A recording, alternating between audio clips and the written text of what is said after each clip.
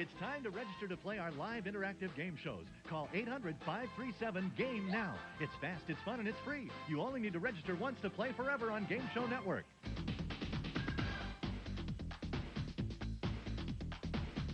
You're watching Game Show Network.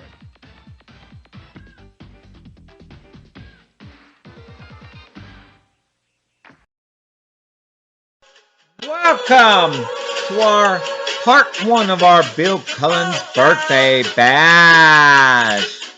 Well, we got a treat for you today and on Saturday's Game Show Fever Chat. So, get ready for today, part one. We're going to have Bill Cullen playing game shows. And next Sunday, oh, we got treats for you. Oh, get ready for him playing I've Got to Take It to the Pyramid. Coming up next.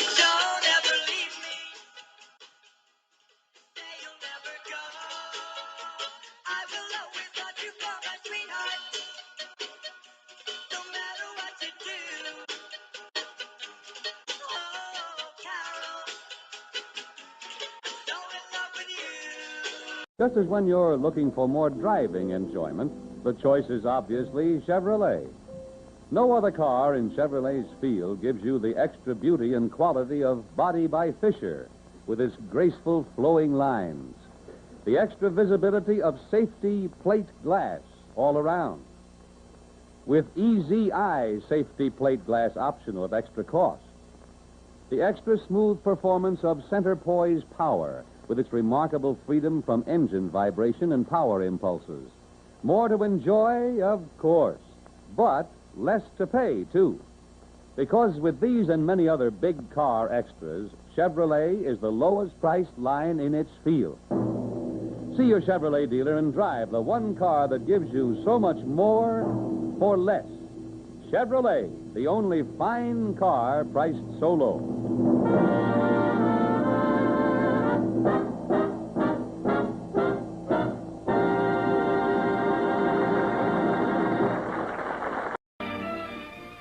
Beauty in color, in soft tones and shadings, and in swift, rippling motion. Colors of the rainbow. The brilliantly new Chevrolet line for 1952 brings enrichment in design, subtle harmonies in color, meticulous perfection of detail, faultlessly combined to offer a rainbow range of personalized selection in Chevrolet's fine car tradition.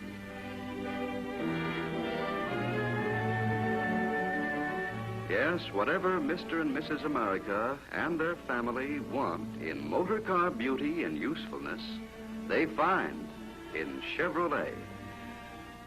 In the deluxe Styline four-door sedan, lots of room for the family and easy to get in and out.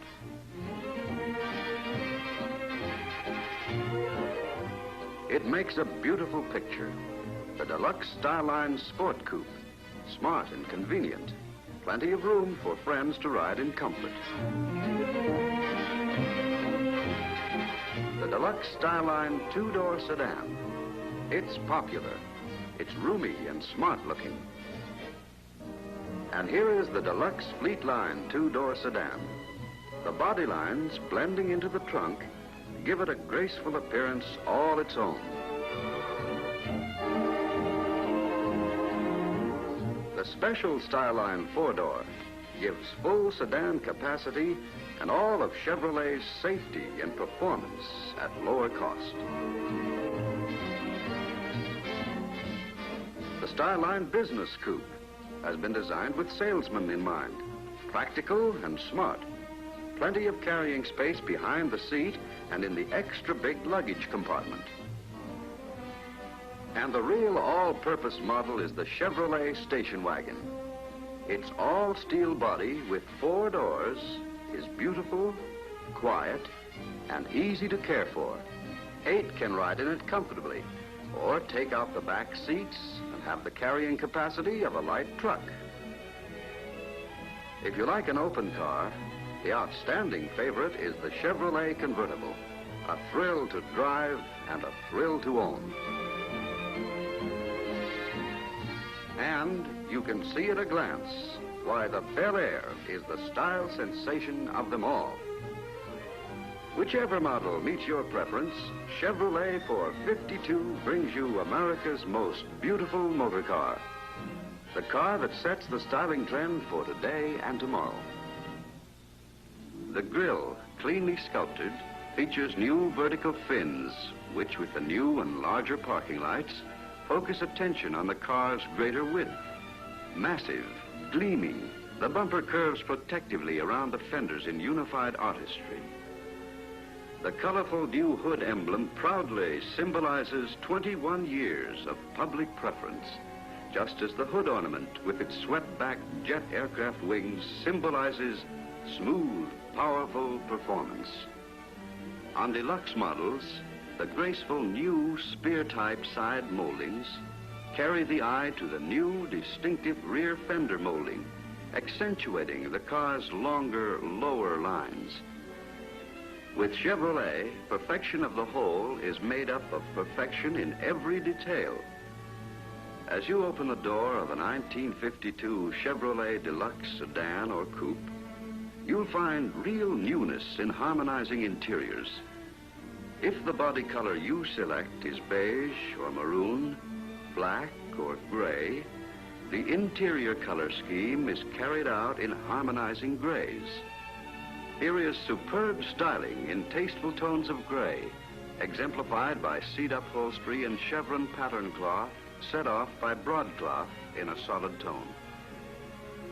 The feeling of gracious, warm color harmony is carried out with impeccable taste in sidewall, floor covering, and every luxurious interior detail.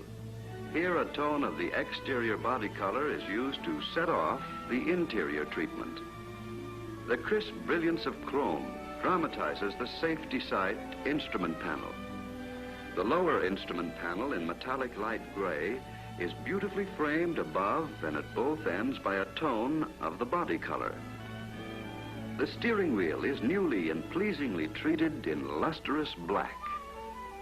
Throughout the car, the classic symmetry of quality chrome hardware highlights the glamorous interior luxury of royal tone styling. For those who prefer any one of the exterior choices in blue, 1952 royal tone styling offers an elegant interior treatment in harmonizing tones of blue throughout, blending into a perfect balance of finest taste.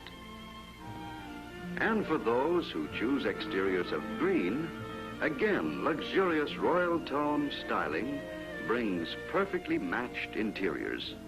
Soft shades of green, light and dark, are used for every detail of upholstery and trim. And in 1952, special interiors combine unusual smartness and exceptional wearing qualities. With sidewalls in durable gray two-tone leather fabric, seat upholstery in beautiful checked gray pattern cloth, luxury at lowest cost. Chevrolet's Bel Air is unmatched by any other car in the striking beauty of its interiors.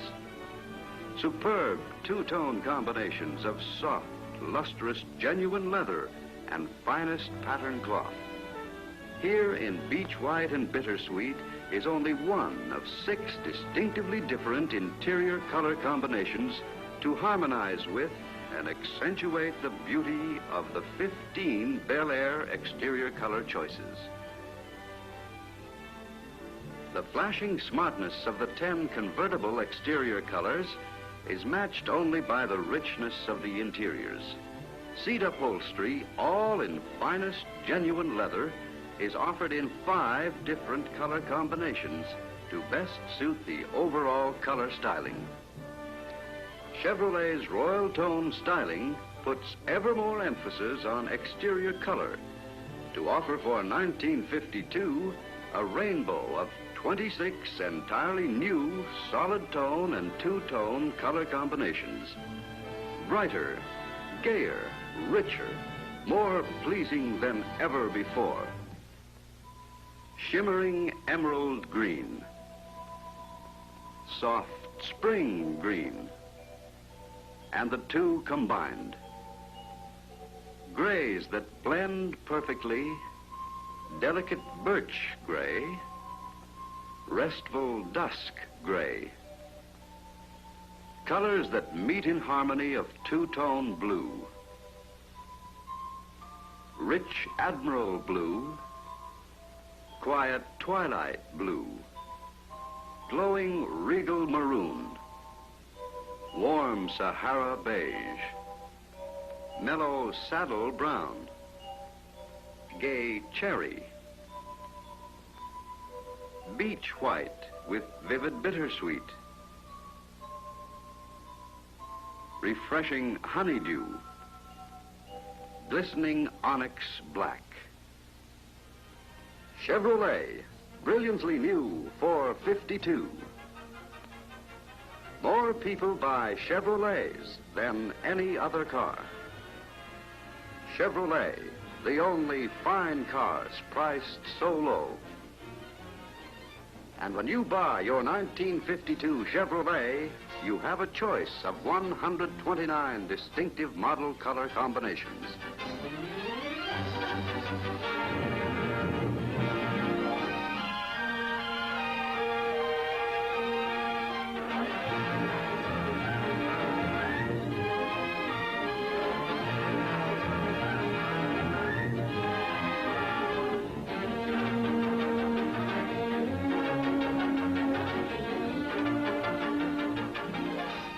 Yes, in Chevrolet, the rainbow is yours.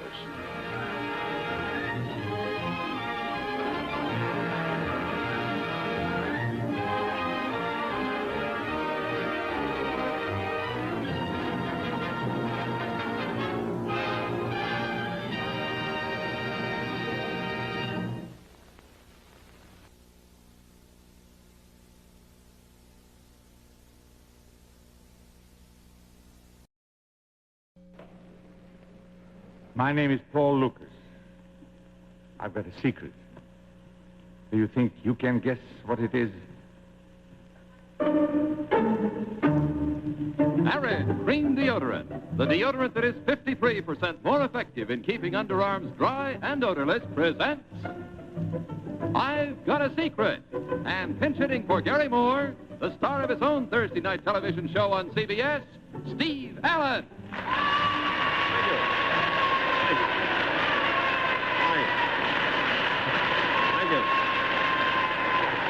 Thank you very much. Good evening. Welcome to I've Got a Secret, in which we bring you the awful truth about some very nice people, but of course it's all just for fun. Tonight we have some information about the private lives of some interesting people, which they are going to try to keep secret from our panel of nosy Parkers. And now I'd like you to meet our panel. First of all, a young man who's MC of his own quiz show, winner take all, Mr. Bill Cullen. The lovely motion picture and television actress, Miss Jane Meadows. Britain's unofficial ambassador of befuddlement, Mr. Melville Cooper, and the author of the Academy Award-winning Gentleman's Agreement, Mrs. Laura Z. Hobson. And that is the I've Got a Secret panel.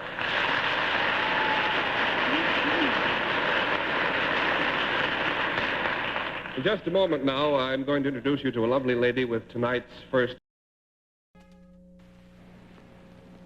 And now we're ready to play I've Got a Secret. Panel, are you all set to play? I guess so, or you wouldn't be here tonight. All right, we'll now meet our first contestant with a secret. Good evening.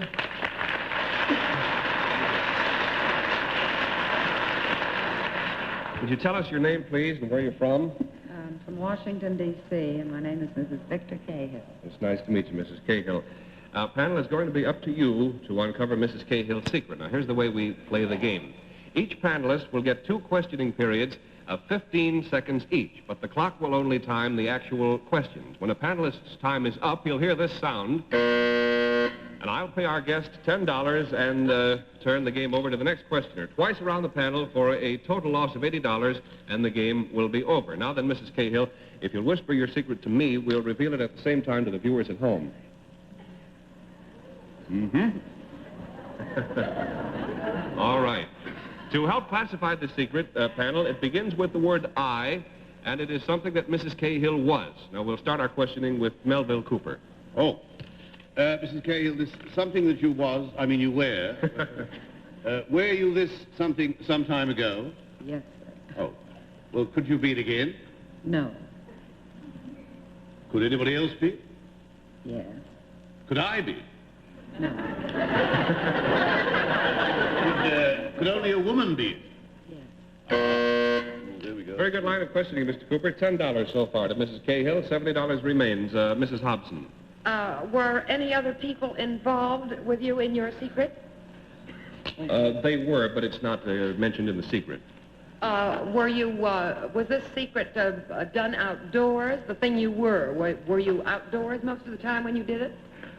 I would say yes, about like that. About like that? Oh, did you do it more than once? Was it something you did only once? Yes. Oh, was it something you won, a kind of award or a prize or something that you won? Total of $20 now, Mrs. Cahill. We turn now to Mr. Cullen. This prize that you won, did a title possibly go with it? Yes. Was the title national in its importance? Yes. Was it American? Yes. Were you possibly at one time Miss America? Yes.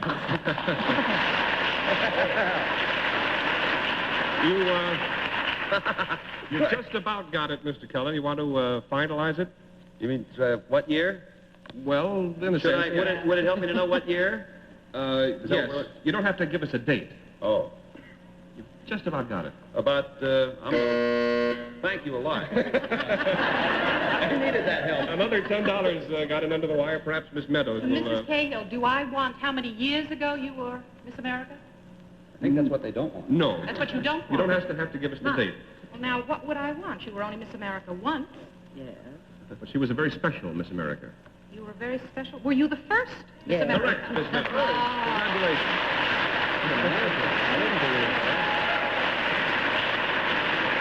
Congratulations, Miss Meadows, and thanks very much to you, Mrs. Cahill, and from the makers of Errors, thanks for playing I've Got a Secret. Thank you.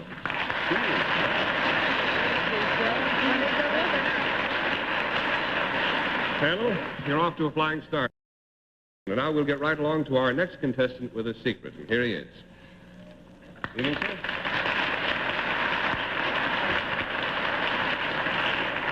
Could you tell us your name, sir, and where you're from? What?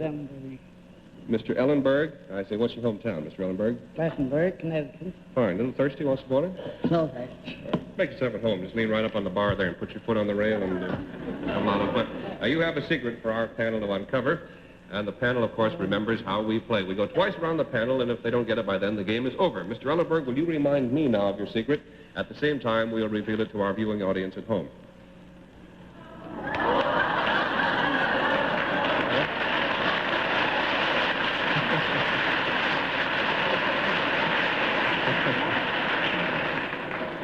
Well, you see, there's a clue already. That's the way it goes. Panel, to help you further to classify this secret, it begins with the word I, and it's something that Mr. Ellenberg is doing. And we'll start the cross-examination off this time with Bill Cullen. Mr. Ellenberg, this thing that you're doing, have you ever done it before? Yes. Yes, Have you done it perhaps more than once before, Mr. Ellenberg? Yes. I believe so. Would you classify this as a regular habit of yours? No. Do you do this thing that you're doing now primarily by using your mind? I mean, as a mental thing. Not primarily, but it's a very important consideration. Would you say that this was then not a form of livelihood as much as a form of recreation or something like that?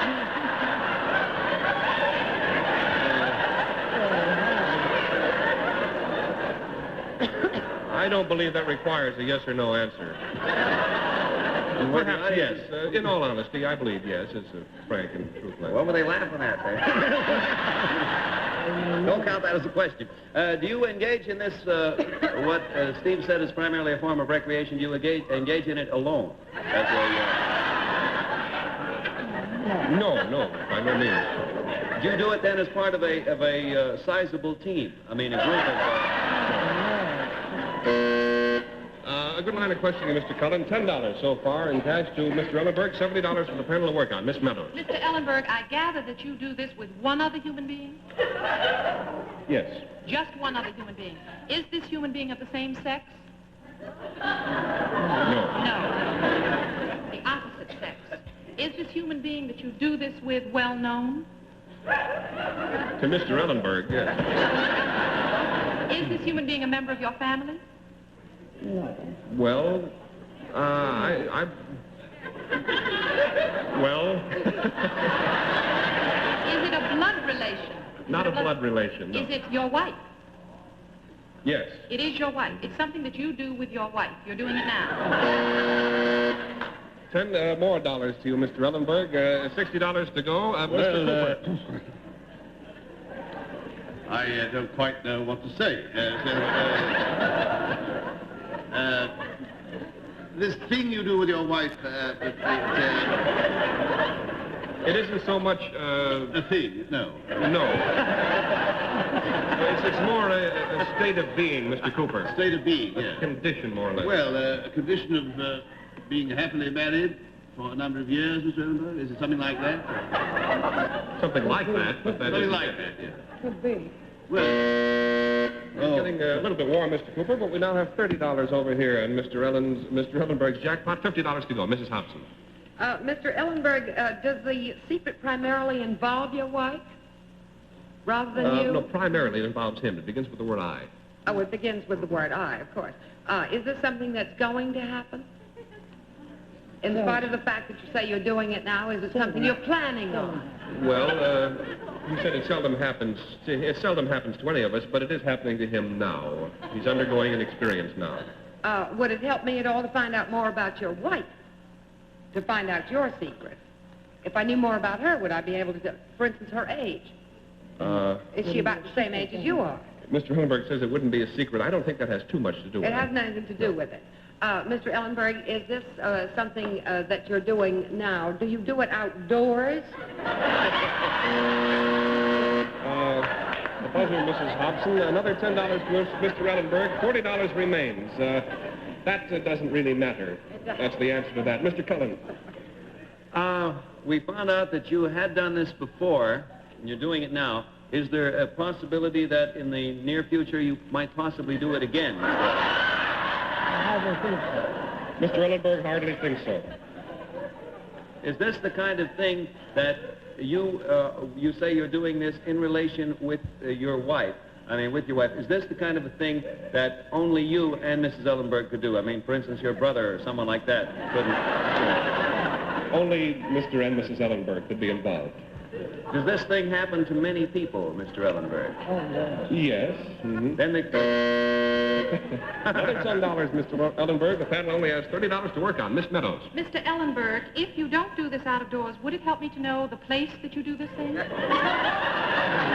as I say, it's more a state of being, rather. State of being. Then the time wouldn't help when you do it. The time help if I knew what time Not of the day. time of day. It has nothing to do with it. But it is a pleasant thing that you do. It's a pleasant thing that he is. A pleasant thing that he is. Something that he's doing with his wife that's pleasant. The stack is mounting, Mr. Ellenberg. $10 more. The panel only has $20 left. Mr. Cooper, can you save any of it? well, I've only got one theory about all this, you know. I think you are going to be a father. It's something to...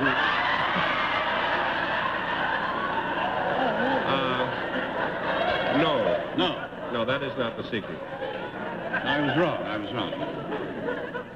It's a state of being with your wife. Well, I mean, so on. The thing is, of course, it must naturally mean that, well, I mean, I'm very sorry. Our time is up on this one. Mrs. Hobson, sorry to cut you off, but the time is up. It doesn't appear that you were going to get it. Mr. Ellenberg, would you like to tell them your secret? No, don't leave. Unless you want to go home and wire it to us. You can. No, Mr. Ellenberg is on his honeymoon.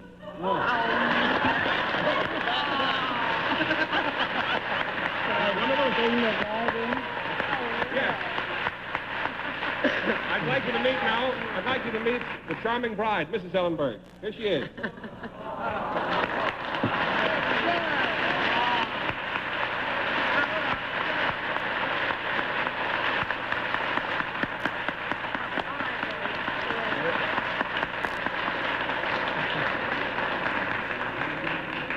They're real sweet. And incidentally, Mrs. Ellenberg is 83 years young, and she's very happy, and she's a wonderful lady. I'd like to thank them both, the makers of Arid, for playing I've Got a Secret. Now we're going to hurry right along. It's time now to have our panel go to work on our special guest. Ladies and gentlemen, the heartthrob of ladies on more continents than you can count, Mr. Paul Lucas. Here he is.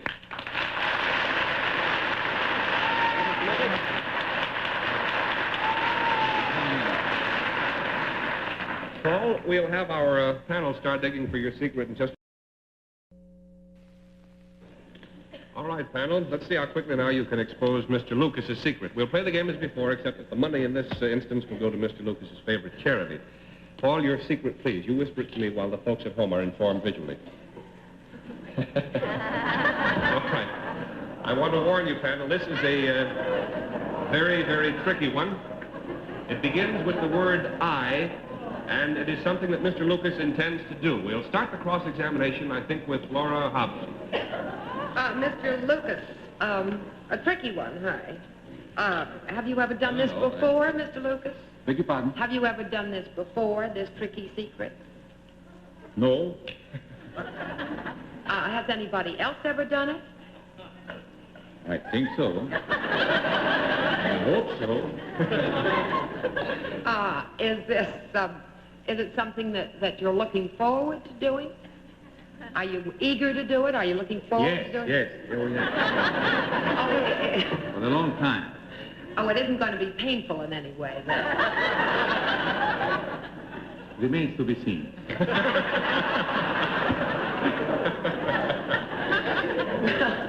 Mr. Lucas, I'm a little embarrassed to ask this, but do you expect to be paid for this? Well, no, but, no, later. No. No, but no. No. Well, are you going to do it for charity, then? No. Oh, these laughs are killing me. No charity. Are you, is it something that you're going to need some special amount of courage or bravery to do? Well, I don't think so, no. However, we now have $10 for Mr. Lucas's favorite charity, $70 for the panel to try to protect Mr. Cullen. Well, Steve, we determined he wasn't going to get paid for it, and it wasn't charity, and there was no bravery. So I wonder, is there any tangible benefits you might receive from this at all? Tangible benefits? Yes, I think so. In a sense? In a sense, yes. Well, that's good, because up to now it sounded like it was going to be a dull thing, whatever it was you were doing. No, to the contrary. Are you going to do this thing within the next 24 hours? Oh, yes. Yes. Are you going to do it tonight, Mr. Lucas? Yes. Is it possible that you're going to do it before midnight, for instance, tonight?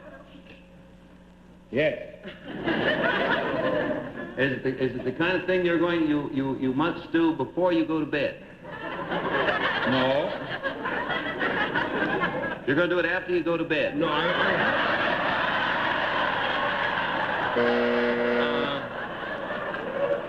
in this case, it's, yes, or whatever you said there. Great answer. Before. $20. What do we have here? I've lost track all of a sudden. $20 to Mr. Lucas's favorite charity, Miss Meadows. Mr. Lucas, this thing that you're going to do, will it involve another person, or will you do it alone? Will it involve another person? Will involve another person. It will yes. involve another person. Yes, but I'm going to do it alone. You can do it. But I'm going to do it alone. You're going to do it yes, alone. Yes, but it involves another person. While you're doing it, it involves another person. Yes. Is this person of the opposite sex? Yes. Yes. Is this person somebody we might know? I think so. A famous person? I'm afraid so. Is this woman in the entertainment field? No. Not primarily. Not primarily. No. She's not known for that. That's right. No, not entertainment. A good line of questioning, Miss Meadows. We now have $30 to Mr. Lucas's favorite charity, $50 to go. Mr. Cooper?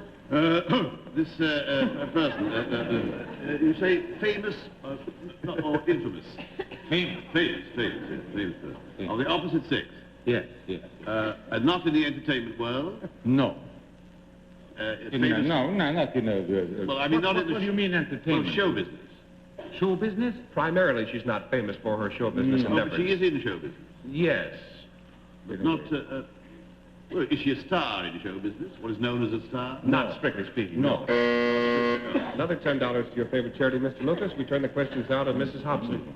Mr. Lucas, this girl that isn't primarily famous in show business, is she primarily famous because her father is famous?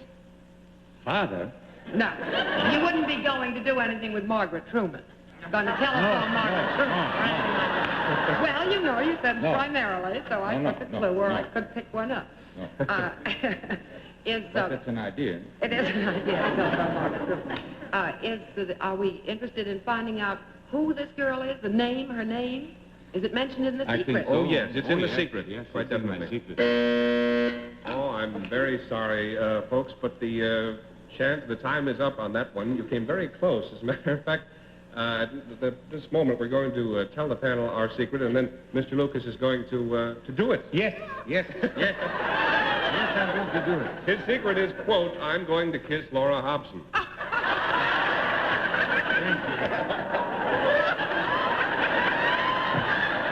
Let's all stand up and applaud.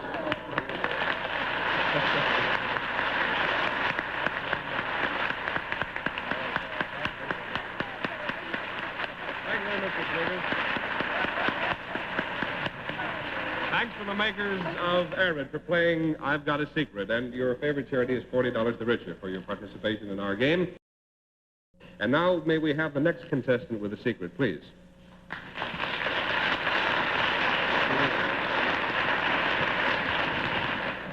We won't give this gentleman's name because it might very well help you, panel, with his secret. He's a gentleman famous for something. Now, sir, will you remind me of your secret? Whisper it in my ear while we let the folks at home know just what it is. All right, panel, to help you...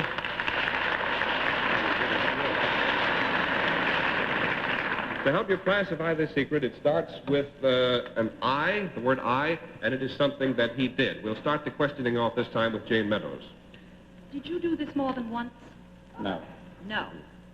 This thing that you did it bring you fame? Did Yes. it bring him fame? It brought him fame? Yes.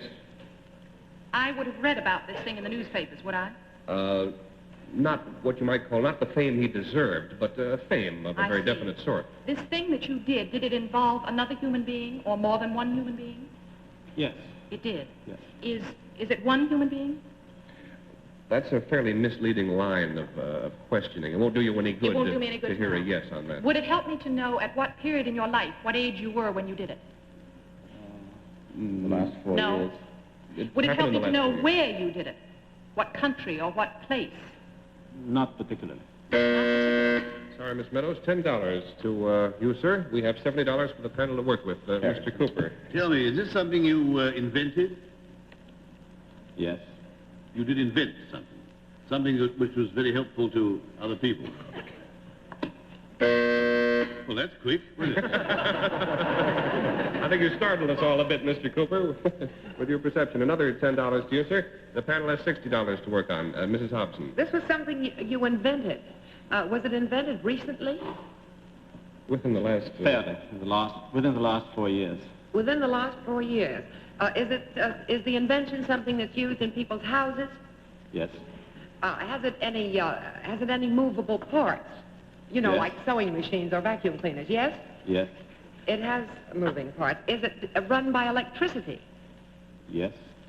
Do you plug it into the wall you're not Betty Furness, are you? Is it something that is used in the kitchen? Very rarely. Another $10 to you, sir. And now, Bill Cullen. Is this thing usually used in the same room all the time? I would say so. Would you say that it's used in the bedroom? Not necessarily. Rarely. Not regularly. In the dining room?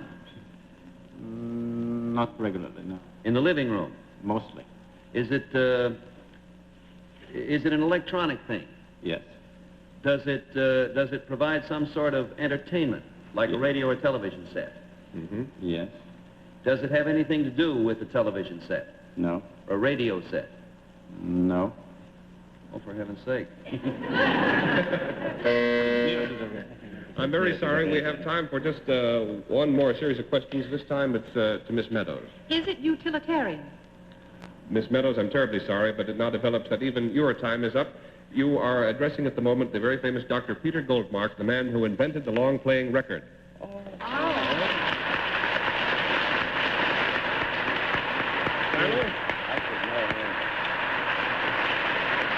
First of all, Doctor, from the makers of Arid, thanks very much for playing I've Got a Secret. Our time has just about been exhausted tonight. I want to thank you for running away from your daughter's birthday party, too. Thanks for helping us out. Folks, that's all the time that we have this evening for guests and for secrets. In just a moment, we'll tell you about the famous celebrity who will be third degreed by our panel on next week's show. But first, here's a message of interest to you. That's about it for now. Next week at this time, your regular master of ceremonies, Gary Moore, will be back here in the chair, and the panel will do their best to discover at that time the secret being kept by Wanda Hendricks. There will be other interesting people to challenge our experts with their secrets, too. Until that time, good night to all of you, and good night to our panel, Bill Cullen, Jane Meadows, Melville Cooper, and Laura Hobson. Remember, Gary Moore will be back next week. Till then, this is Steve Allen. Now it's time to start the bidding with Bill Cullen and The Price is Right. Then get your wagers in. Larry Anderson and Trivia Track are racing your way only on Game Show Network.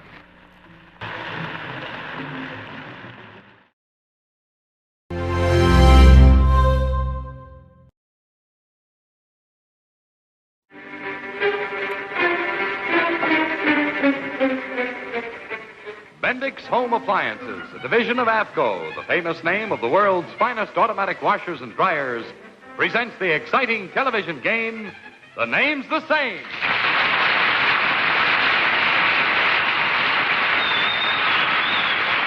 And now, let's meet our panel of famous names. Co-author of the Broadway hit Guys and Dolls, Abe Burrows. Famous radio and television actress, Joan Alexander. Famous radio and television personality and master of ceremonies of his own quiz show, Winner Take All, Bill Cullen. And your host and moderator, another famous name who opens next Monday night at the Seacliff, Long Island Summer Theater in Charlie's Aunt, Robert Q. Lewis. The longest sentence in the world. Hi.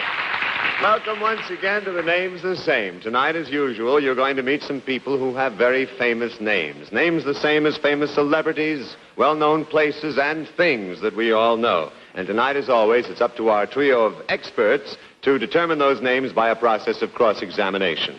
To start things off, let's meet our first guest with a famous name. Wow. Can you get on that? I see we have the telephone book all in place. You all right, young man? Good. Yes. Where are you from? Ventnor, New Jersey. You move a little bit in further, Ken. There you are. Ventnor, New Jersey. You go to school out there, I presume. Yes. All right, now don't tell me your name. From now on, I'm going to call you Master X, so we just don't give away your name by accident. Let's let our home audience see this gentleman's famous name. All right, now this is your name, isn't it? Yes. All right, panel, it's up to you. It's up to you, panel, to cross-examine Master X to determine what his famous name is. Remember, you're competing with one another to see who can guess his famous name first. The losers pay. You have 10 questions apiece, and the panelist who guesses the name correctly keeps his money. If you use up your questions, you lose and must pay our contestant $25. Master X, you may answer yes or no, as if you were the famous person whose name you bear. All right, Joni, ladies first, so you start, dear. Are you a living performer? Yes. Would you be considered appealing to women?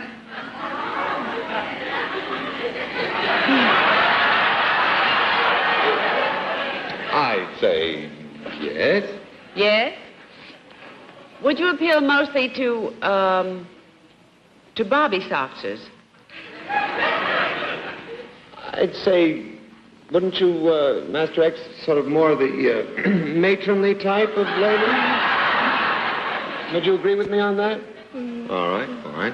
Oh, boy. The matronly type. Pardon? Yeah. You know, what do you mean matronly type? You ought to know. Well, you know. I got it. You didn't have to say anything. Are you handsome in the, well, you know, Tyrone Power type of way? I'd say more in the Max Power type of way. What? I'd say relatively handsome. Well, then are you maybe a kind of a hair on the chest, rough type, you know, caveman fella? What do you think, Master X? Would you call caveman type, would you say? No. No, I wouldn't either. Not much, huh? Gee, do you appeal to women by making them laugh? Yes. In this performance of yours, do you work with... I don't know how to phrase this quite. Want any help? With other performers on a regular basis. I mean, do you work with... Well, yes, do you work with other performers on a regular basis? Yes. You do? Yes. Are these strange, is there something strange that you work with? Some strange kind of... You mean, are the, what do you mean? Well, I was thinking, do you work... I had an idea, it's just crazy. Yes. But do you work with trained animals? Almost. I'm afraid all we'd have to say no to that, wouldn't we, Master X? I thought I was going to get it. No, I passed. All right, Dr. Cullen, would you like to take a stab at this? Well, from what I got so far, he's moderately unattractive,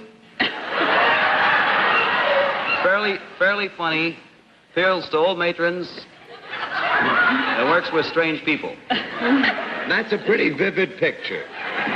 Is this person you are running around loose, by any chance?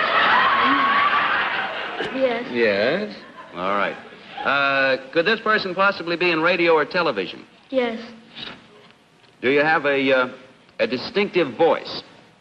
Well, now, before you answer, let me ask, what you have to define distinctive voice a little bit. Well, would I recognize it if I heard it? I mean, would it be... Yeah, I think you'd probably recognize it if you heard it, yes. Did you say that, Master X? Yes. Got a distinctive voice, works on radio or television, and works with strange performers. Do you wear glasses? Do you? Yes. Yes. Uh-huh. Are you Robert Q. Lewis? Obviously, he's not Robert Q. Lewis. Is he? I don't know. What's the answer? Now, just a moment. How could it possibly be? We said moderately unattractive. We said, just a moment now, we said appeals to matrons. That's right. No, I'm very happy to say you're wrong. Yeah. Because, you know, it doesn't fit. You see, moderately unattractive appeals to matrons. He's very unattractive and appeals to old ladies. Well, if it's not Robert Q. Lewis, then I know it can only be one other person. Are you Steve Allen? No. No, sorry. And I can only give you about another minute on this. Are you Dave Garroway? No. I can't think of anyone else. Move it Dave, along. take it. Are you on a show which is called a panel show? Which is what? Are you on a panel show like the one we're on now? Yes. Is it a question panel show? What do you mean by a question? Do people ask questions? People ask questions, Is yes. it, when you said very strange-looking people, there was a very big laugh. Is it this panel show? No. Yes. Sure. Are you Bill Cullen? Yes.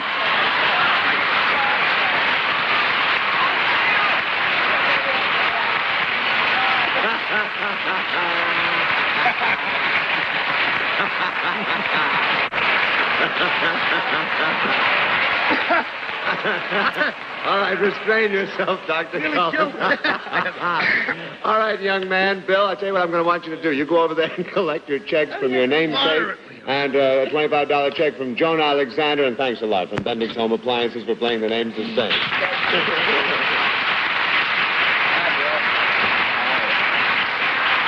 Hi, Bill. All right, let's meet our next guest with a famous name.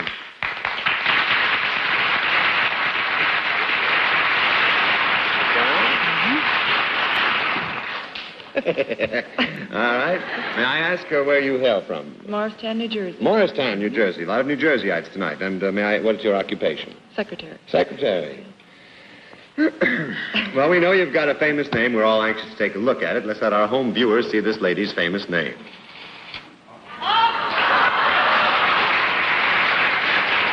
Panel, once again, you know all the rules. You each have 10 questions to which Miss X will answer yes or no. And you may use as many or a few at a time as you like. If you run out of questions, you lose and pay our contestant $25. And now let's see, let's start this one off with Abe. You did so well last time. Bill over here to my left just said she's probably Abe Burrows. Are you connected with the arts? No. No. Are you living? No. American? Yes. Well, I got a yes, I'll pass. Were you connected with politics? I would say in a sense. Yes. In a sense. In a sense? Mm-hmm. Were you most... This is not another question. Were you then most noted for something else? What do you mean it's not another question? Well, I don't know. He said in a sense. Go ahead now. What is your question? Were you said in a sense. Does that mean... Now, make it part of the other one. Does that mean that you were most noted for something else besides politics? Question? Yes. We haven't established... Were you a man? Well, I hope not. No. You were a girl. Yes. I'll pass. Let you out. All right, Bill. So I'm moderately ugly, eh? Well, I knew I'd never hear the end of that. let me recoup my thought.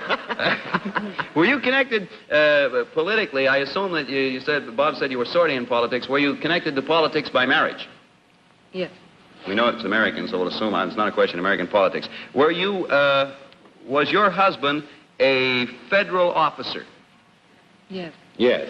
Don't be afraid. Just Are you by any chance, I got two possibilities here. Are you by any chance Dolly Madison? No. Are you older than Dolly Madison? Would you be? Yes. Yes. Are you the lady with all the candy companies, Martha Washington? That's right.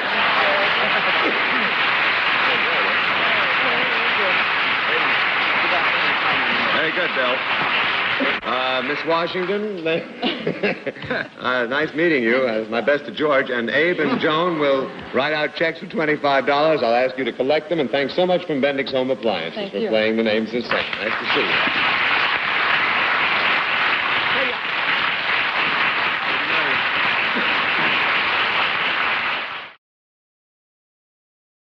And now, ladies and gentlemen, we come to the I'd Like to Be portion of our program. And here to play I'd Like to Be with us is the well-known star of motion pictures and a gentleman we're delighted to welcome to the names the same, Mr. Victor McLaughlin.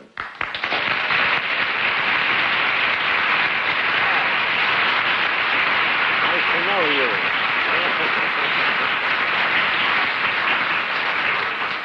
Mr. McLaughlin, your confrère was with us last week, Mr. Fitzgerald.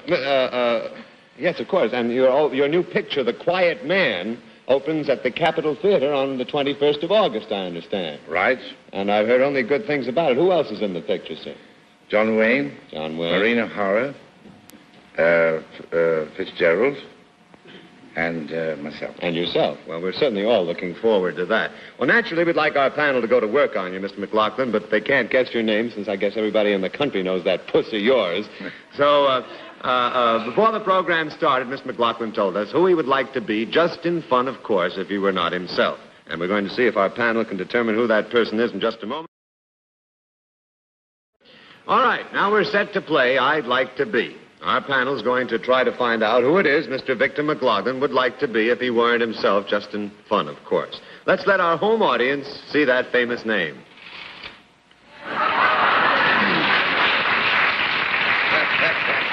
All right, panel, the game's rules remain the same. The loser's checks will go to Mr. McLaughlin's favorite charity. Let's start this off with Abe Burrows. Abe? Is this fella you'd like to be connected with the arts? Yes. Does he look anything like you? No. Is he the kind of guy you would take on in a tussle, an equal fight? No. Is this an opinion of yours? Or is it No. I'll pass. Is this person in movies? Yes. Is he a leading man? Yes. Well, all right. Is he very handsome? No. Me again. He's not very handsome. Shoot. Well, then, does he play character parts? You got yourself into this, kid. No, I wouldn't say character parts, no. Somebody got me into it. No, not character parts, no. Does he play comedy parts? Yes. He plays comedy parts? Yes, I would say so. Is he a young man? A what did you say? Young man. Yes. He's a young man. Well, I'll pass to a young man. Let him go. All right, I'll take it. Go on, Bill. Do you appeal to matrons? What do you say? What did you say? You repeat that again. I said you appeal to matrons, the matronly type. Do I appeal to them? I do, but... No. Yes. Does he appeal to them? Does he appeal to them? I want to ask a question. Do they appeal to you? No, never mind. Very much so. All right, sir. Go on, Bill. Wait a minute. I don't see any change in that card situation. Get out of here. Boy, 9 questions. Go on. Another Bill. one. Take another one off. But I didn't find out if he appealed to matrons yet. No. He doesn't. He's not the type. Well, I tell you, I just don't know so much about matrons that I could answer that The question. person you'd like to be, Mr. McLaughlin. Yeah, but I don't know whether matrons would like the person I would like to be. All right. You see? All right. There's a thing up there. Some That's matrons... all right. An answer. Oh, that's nice. Thanks. This person, does he do anything beside be an actor? I mean, does he sing or dance or anything like that? Yes. Is he primarily, have we determined, I'm sorry, I was wool gathering, have we determined that he's a comedian? Yes. He is a comedian. Does he work usually as part of a team? No. I'm going to pass along to a fellow who also doesn't work as a team, Abe Burrows. That I could, if I don't get off weight, I'll work as a team. Does he? Is he known for? When you say a comedian, does he play comedy situation picture? Or is he known as a comedian? A guy can step up there and really get laughs. Yes. Yes. Does he do anything outside? Abe, I want to help you here, Mr. McLaughlin. I think both. Well, to be absolutely candid, I've seen people laugh at him. Oh, indeed, yes. Oh, so he ain't a real comic. He has played out the things beside being a comic. He has done other things besides. Is he an comic. American? Yes. Is he? We didn't establish the age. Is he over 40? No. Has he appeared on television? Yes. Regularly? No. Is he known very well for his singing? No. You have one question, Abe. All right, John. When I said before he was young, does I'll this have mean to he's restrict in, this now to about in another... another what? Another minute or so. Is in his 20s? Or thereabouts? No, I can help you on that. No. Has he ever been, has he been married more than once? I mean, he has been married more than once. Is he also, I mean, you said he was American, but was he Irish originally? Yes. Does he have, he was Irish, I mean, he is of Irish descent and has an Irish name? Irish name, yes. And does he have... You have one question, Joni. I only have one question. Oh, golly. Well, I was thinking of, has he got red hair? I'll let you take it if it's the one I'm thinking of. Red hair? Well, I don't think he has red hair. No. Oh, I'm out. sorry. I was thinking of Mickey Rooney, and that's... Oh, well, I didn't know he had red hair. Yes, that is right.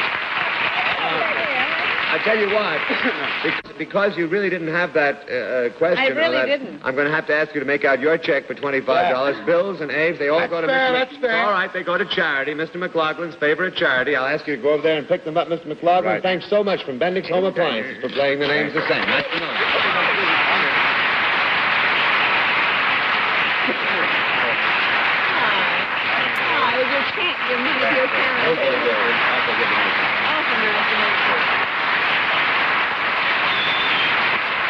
All right, now let's meet our next guest with a famous name. Where's our next guest with a famous name? Come along. Well, hi. I say this is a delightful evening. Do not tell me your name yet. Tell us, please, where you're from. Long Island City. Long Island City, and what do you do? I'm an IBM typist. Are you? Good for you. Well, now, before we play our game, let's let our home audience see this lady's famous name. Panel, the rules remain as is. Let me tell you one thing. Miss X's name is a classification or group of human beings. All right. With that bit of help, let's start off with Joan Alexander. I guess a logical question would be, is a person born into this group? No. No? No. In other words, you'd have to join the group. Yes. Yes, you joined the group. Golly, it's a hard one. Would you join this group voluntarily? I would say in most cases. I mean, this isn't something that you do as a prisoner or a draftee or something. Not exactly. I'd say no to that. Do you gain any benefits from joining this group? Yes, very definitely. Yes, indeed. I've got to make notes, but this is too hard. Benefits. That's spelled wrong. I don't. Would this person who joins this group have the expectation of doing something?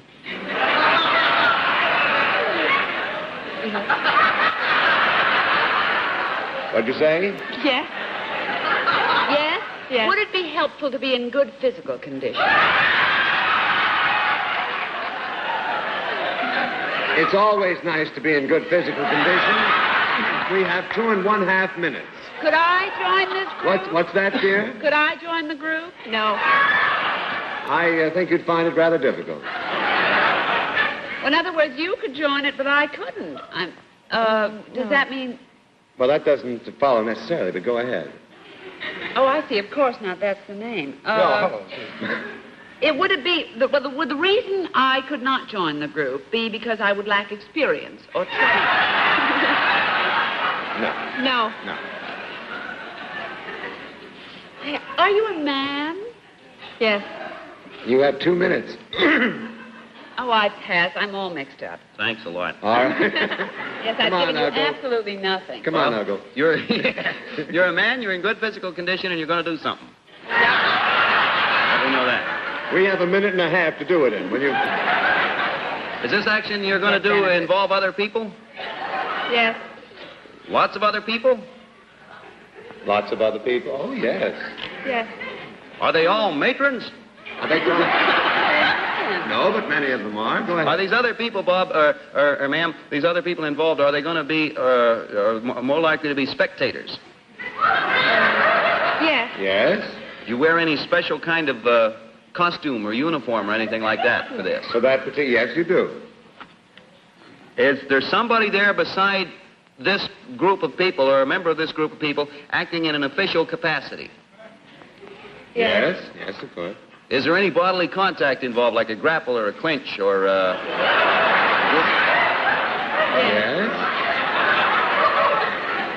Yes. Yes. 30 seconds. This person and his opponent, do they work on a padded mat? Obviously they don't do it. Do they work on a padded mat? No. I'd clarify that, but I'd rather not. Abe? Is this, let me see, is this involves another person? Is this involve a ceremony? Is it a wedding ceremony? Yes. Here I go trying to guess in a wedding ceremony. I've got to cut you off. Is this lady? Yes, go on, Abe, quickly. Is her second name groom? Right, you are. All right. Very good. Very, very good. Very good. I don't know if Very good thinking, Abe. I'd like you to meet A. Groom. Miss A. Groom. Have you got one? Is it Miss Groom? No, Mrs. It's Mrs. Groom. Well, that makes sense. All right. I'll ask Joni and Bill to write out their checks and ask you to pick them up. Miss Groom, thank you from Mednick's Home Appliances for playing the names of the song. Nice to see you.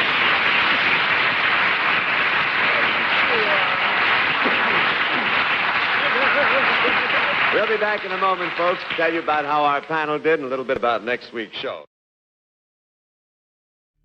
All right, we'll have a little accounting now to see how our panel did this evening. Mr. Matronly Cullen, will you make your report? Yeah, I lost $75, but I'm not worried because most matrons are rich. Good night, everybody. Joan Alexander, how about you? I lost $100, and Bill Cullen just showed us his chest. He only has one hair on it. Yeah. Good night, everybody. And Abe Burrows, what about you? I got the same number of hairs on my head. I lost $50. Good night, everybody. Panel, you did very well.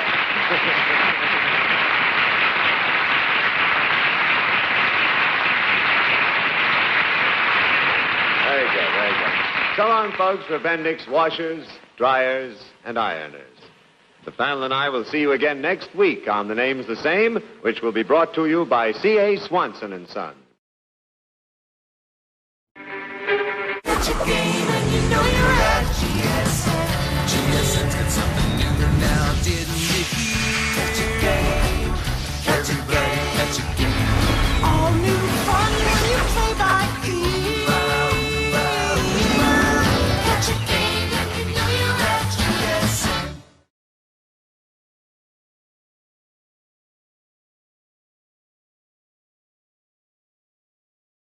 Mr. Jackie Gleason.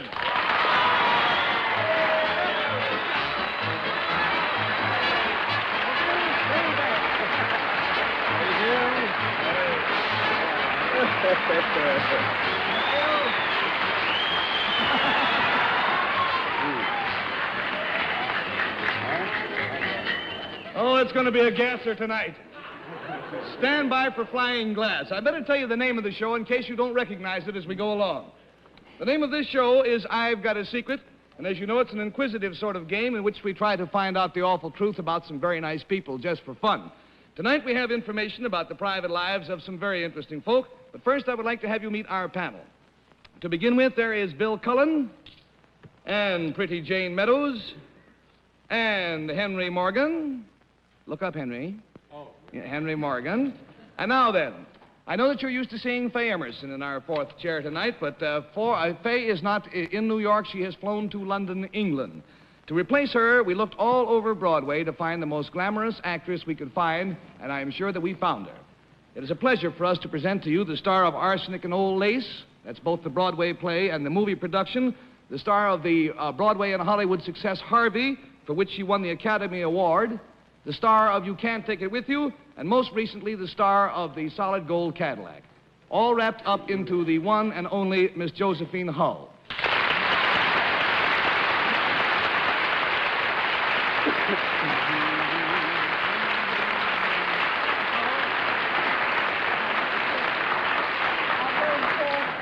I don't know very much about television. This is not I Remember Mama, is it? No, I don't think that's the name of the show, no. Well, perhaps I ought to go somewhere else. Am I in the right place? You're in exactly the right place. Oh, that's nice. And Miss Hull, my wife, is watching the show tonight, but I don't care. I'm going to be rash and tell you that I, myself, and all the panel, we adore you. Oh.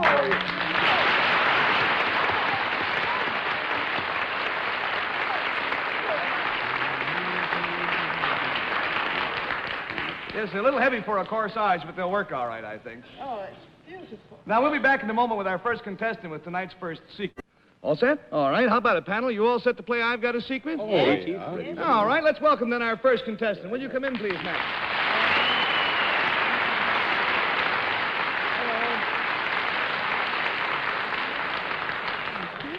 Now, will you tell our panel... Pull in nice and close. That's it. Now, will you tell the panel, please, what your name is and where you're from? Sarah Weiss. Sarah Weiss. Mrs. Weiss, get in real close to the microphone and talk about twice as loud. Weiss. Sarah Weiss. And I live in Ocean Avenue, Brooklyn. And she lives from Brooklyn. All right, Mrs. Weiss. Now, here's how we play the game. As you know, each of our contestants will get 15 seconds of actual questioning time. And at the end of that time, you will hear this sound, and I will pay you $10 and turn the game over to the next questioner. And twice around the panel for a total loss of $80, and you have won the game. All right? All right, now, Mrs. Weiss, you whisper your secret to me. The folks at home would like to read what it is.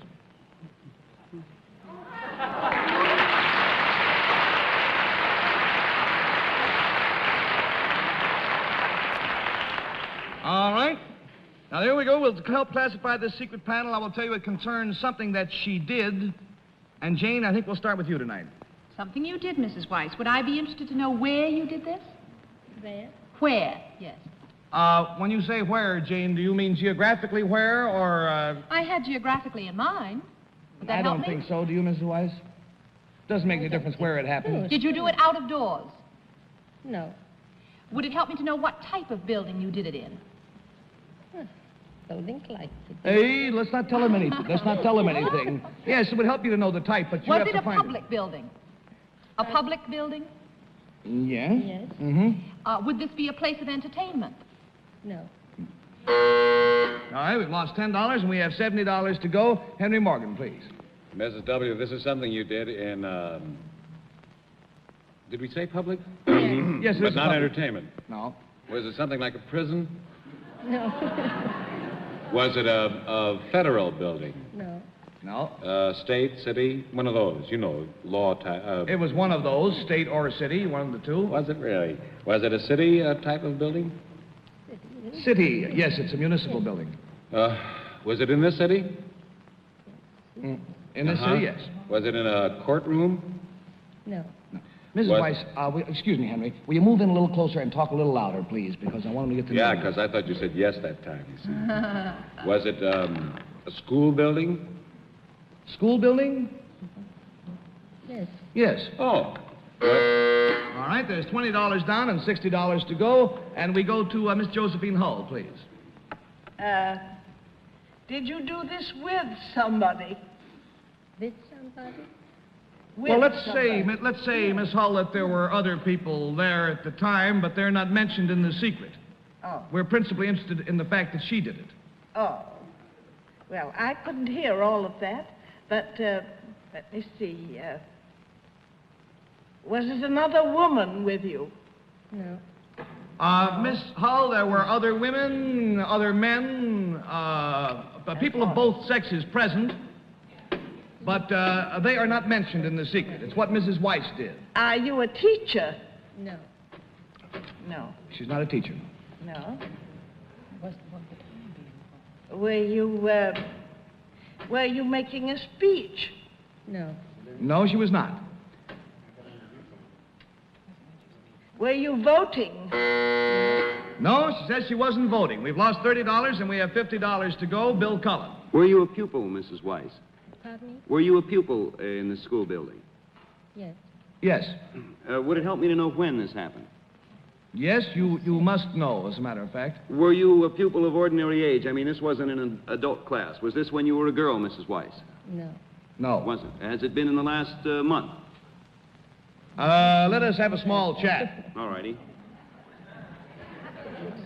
Oh. Answer is yes. Is this very unusual that you did this at this time of life? I think so. Did you just graduate from a school? High school? Grade school? No, wait a minute. You went past it. That's exactly You it. graduated from high school? Mrs. Weiss, you've been done.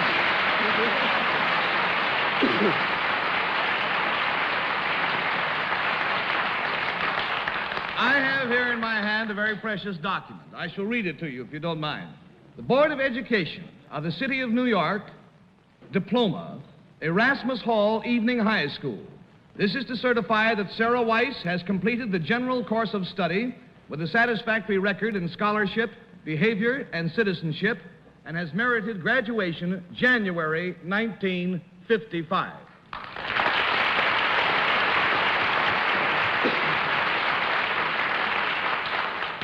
Mrs. Weiss, I thought that I was the oldest boy in high school, but apparently you beat me. How does it happen that you went to high school at this time in your life? And just when my children were small, I didn't have the opportunity to do When your kids were small, you were too busy and to go. I'm always keen about education. Mhm. Always. I liked it very much. And I will figure when my children got married and they have children, I have great-grandchildren, I started. And now do you know that she's going to college? You're attending what? What school now? In Brooklyn College. And I'm majoring economics. Majoring in economics.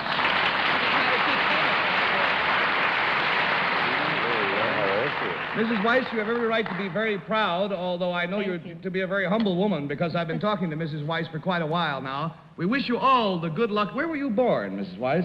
In a small town in Russia, Bessarabia. Bessarabia in Russia, huh? Yes. And you came here as a young girl? A young girl, but I was married. But you were married, huh? Yes, that's right. I was talking to her, and it's funny how it's going to turn out because it'll turn out that when she graduates from college, one of her, is it your grandchildren or My great-grandchildren? great-grandson is going to graduate high school in June. I graduate before him high school. She's got a great-grandson who is just graduating here very soon. Mrs. Weiss, I don't know whether you smoke or not. You must know somebody who does. If you don't, we want you to have this carton of Winston's. And I'll tell you what, you only won $30, but it seems to me that in spite of the fact that the panel was pretty smart, we ought to forfeit and give you the complete 80. And we're just so proud to have you.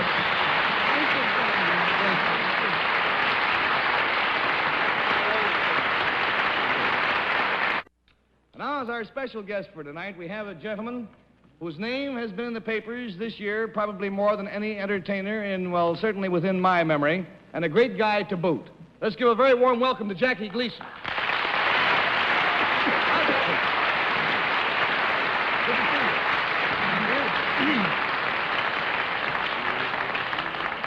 Good evening. First of all, let me wish you happy birthday. Thank you. And would you mind making me as happy as Errol Flynn in the spring? You wanted Winston? I always wanted to know how he felt.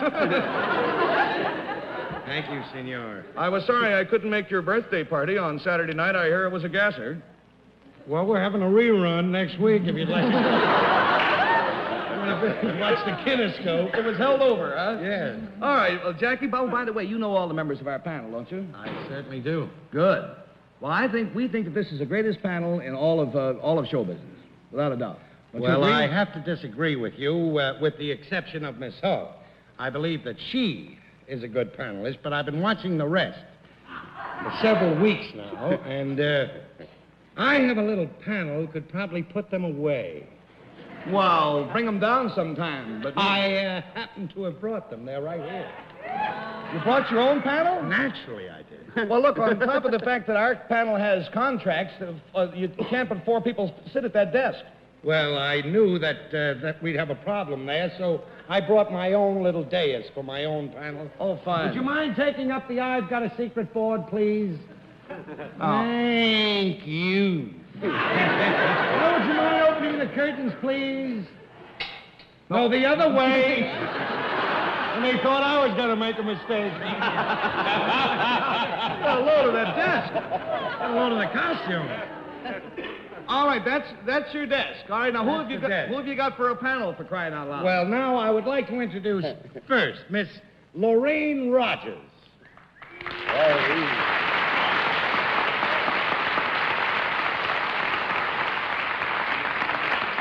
She is the noted atomic physicist.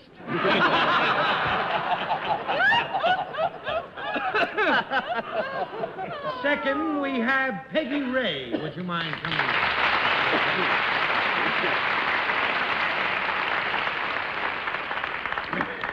She is the chief editorial writer for the New York Times. Then we have Miss Judy Jordan.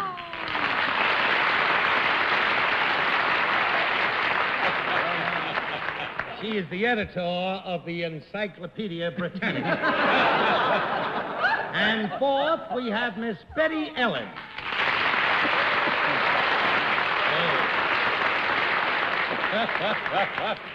Former president of the University of Chicago.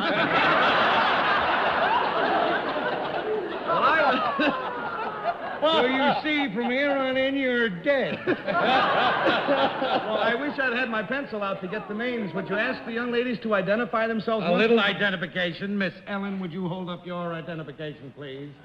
Thank you. Miss Rogers, please hold yours up over there. Thank you. Miss Jordan, would you hold yours up? And Miss Ray. Thank you. That's it. You'll notice that none of these girls' telephone numbers have Bigelow exchanges. Betty, can you get Betty's for us, Jackie? Reach over and get that yeah. for us, will you? This is the one I particularly like here. Yeah. Look at this one. It's on here. It says, say 21098. Say. Let's save that. Say. All right, now, Jackie, so you got your panel, I got my panel. I insist that this be absolutely fair and Above no board. favoritism shown with your no. cohorts, colleagues, and, Acquaintances. Thank you, Mr. Morgan.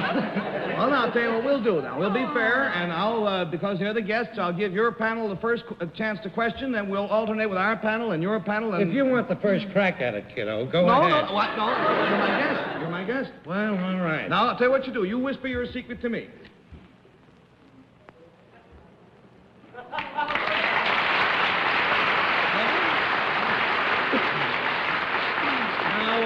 Should I start at this end or the No, other? let's start down at the other end. We'll start with Lorraine Rogers first. And Lorraine, I will tell you only that this concerns something that Mr. Gleason once was.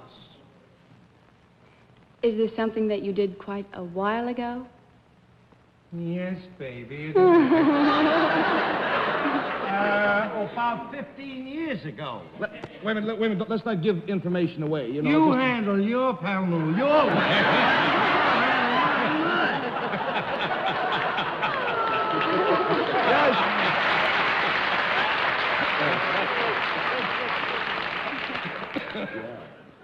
About 15 years ago. Has this got to do with your being a comedian?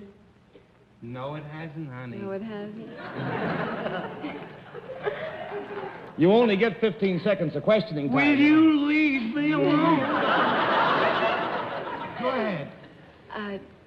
Is there some other particular talent that you do have? Oh, yes. For instance, it took place in Newark, honey. Wait. Buzzer. Ring the buzzer for the next contestant. Oh. A buzzer. Who's got the buzzer? I happen to have it, kiddo. Oh, come on!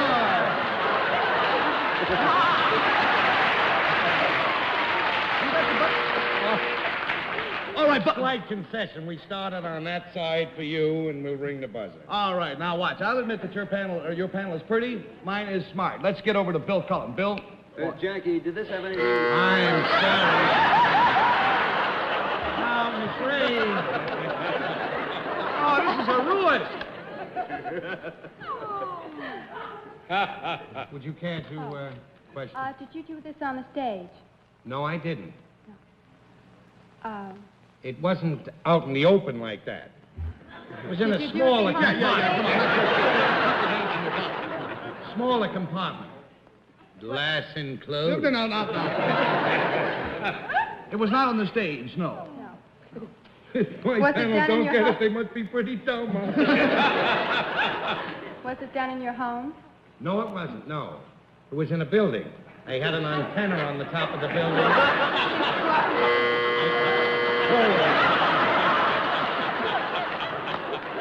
Sneak. And the worst kind of sneak is a buzzer sneak. Yes, they are. Now, let's go to our pretty girl, Jane Meadows. Jane, we know now that it was in a building with an antenna on the top, don't we? Ask Miss Meadows a question. Oh, surely. Did I see you on Fifth Avenue today? No, dear. It was Madison. Madison Avenue? Yes. That's right, I did see you. Weren't you shopping or something? I knew you were walking up Madison Avenue. Was it near 59th Street? No, it was about 63rd Street. I'm sorry, your time is up.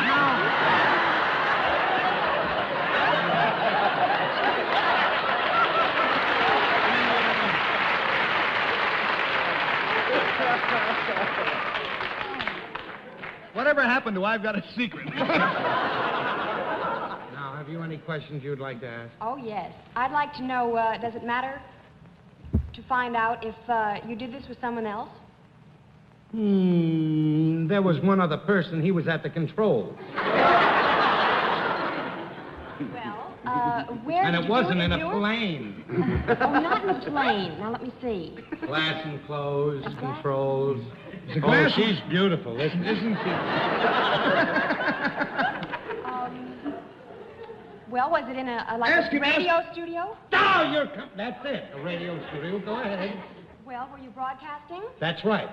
What kind of broadcasting? Let's Well, it hear was late at night. This one we got going good. Sorry, old man, you left it unguarded. Yes. Let's go to Henry. How much we lost to Jackie? $11 million? No, 50. $50 we lost to Jackie and $30 to go. Henry Morgan, please. Jackie, was this before or after you were funny?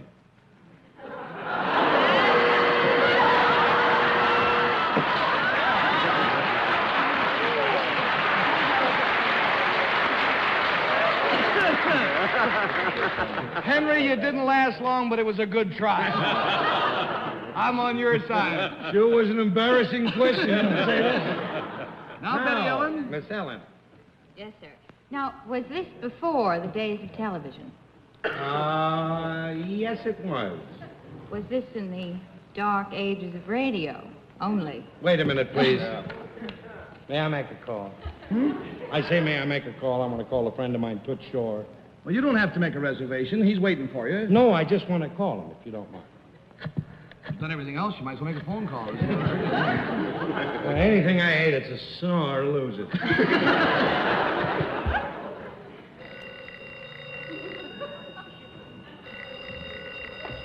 Hello? Oh, come on. Oh. For you, Betty Ellen. How did she know that? Hello. Disc jockey. Disc jockey. What? What are you saying? Nothing. Toots is loaded.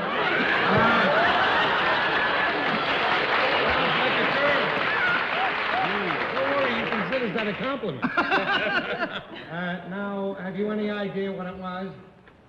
Well, vaguely. Were you a disc jockey?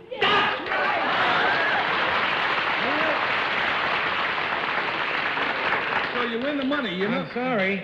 You know you did it crooked. Well, I guess I did, and I have to apologize for my tactics because I honestly believe that this is America's #1 panel. Well, now. Jackie, million thanks to you. I hope that you will take these and treasure them. I want to thank you so much for coming down tonight, and all of you beautiful young ladies. Thank you so much for being with us. You've made it a real great night for us. Thank This is you. one to remember. Thank you. And Jackie will be watching you Saturday night. Thank you very much. Thank you.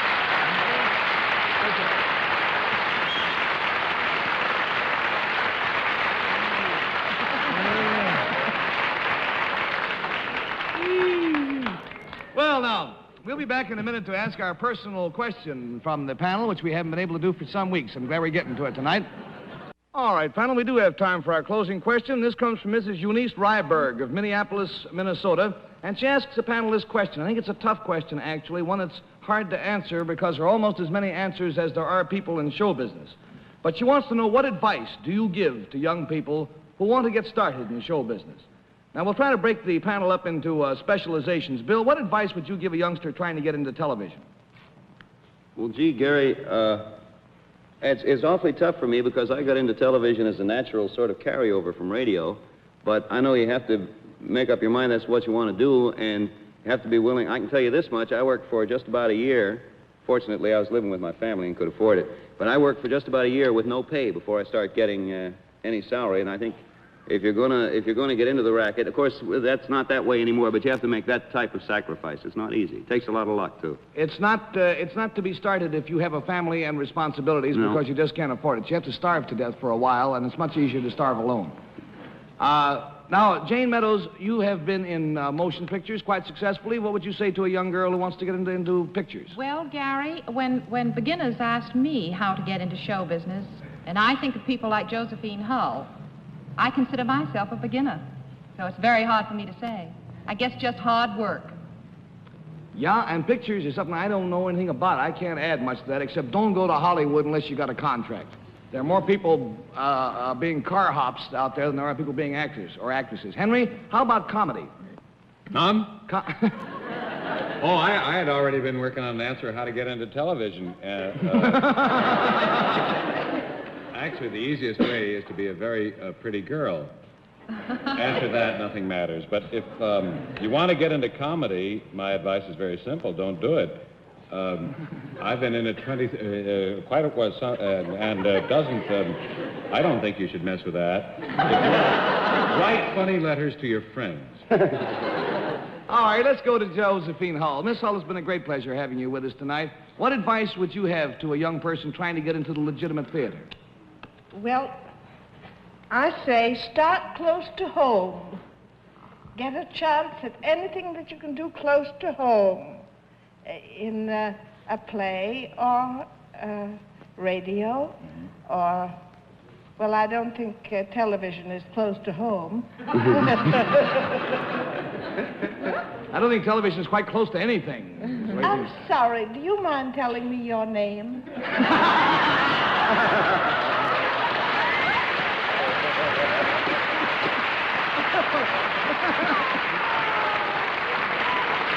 I would be delighted to, Miss Hull. My name is Gary Moore.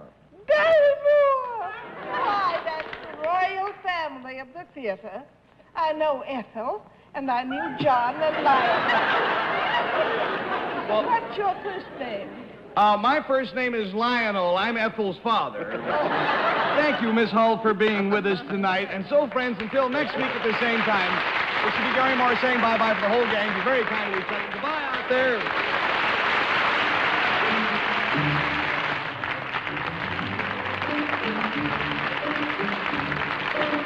Mr. Jackie Gleason.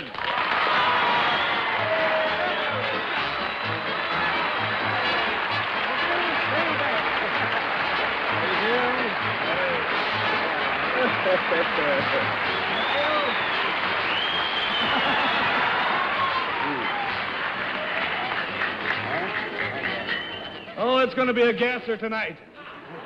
Stand by for flying glass. I better tell you the name of the show in case you don't recognize it as we go along. The name of this show is I've Got a Secret, and as you know, it's an inquisitive sort of game in which we try to find out the awful truth about some very nice people just for fun. Tonight we have information about the private lives of some very interesting folk, but first I would like to have you meet our panel. To begin with, there is Bill Cullen, and pretty Jane Meadows, and Henry Morgan. Look up, Henry. Oh. Yeah, Henry Morgan. And now then, I know that you're used to seeing Faye Emerson in our fourth chair tonight, but Faye is not in New York. She has flown to London, England. To replace her, we looked all over Broadway to find the most glamorous actress we could find, and I am sure that we found her. It is a pleasure for us to present to you the star of Arsenic and Old Lace. That's both the Broadway play and the movie production. The star of the Broadway and Hollywood success Harvey, for which she won the Academy Award. The star of You Can't Take It With You, and most recently, the star of the Solid Gold Cadillac. All wrapped up into the one and only Miss Josephine Hull.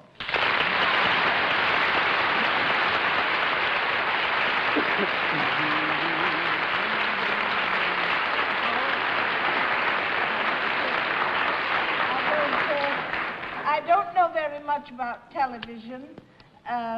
This is not I Remember Mama, is it? No, I don't think that's the name of the show, no. Well, perhaps I ought to go somewhere else. Am I in the right place? You're in exactly the right place. Oh, that's nice. And Miss Hull, my wife, is watching the show tonight, but I don't care. I am going to be rash and tell you that I, myself, and all the panel, we adore you. Oh.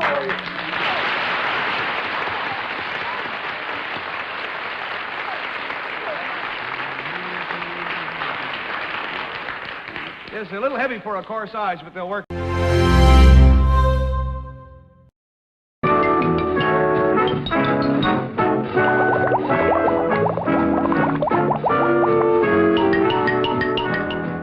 What's My Line?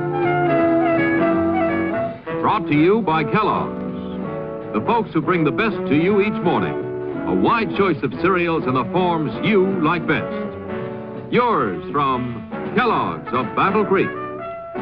Now let's all play What's My Line?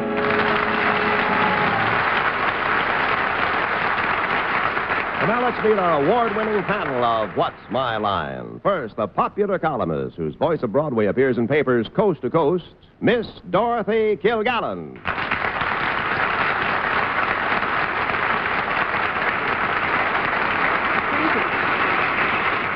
I'm happy to have on my left a brilliant star of television who is starting his own new show on September 27th, our old and dear friend, Steve Allen.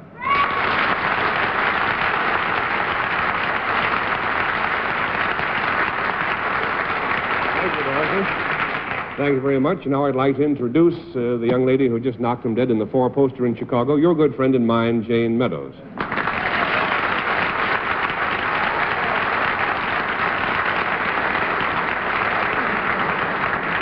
And now next, we have your favorite publisher and mine, the head of Random House, who leaves next week with his family to go to London, Mr. Bennett Cerf.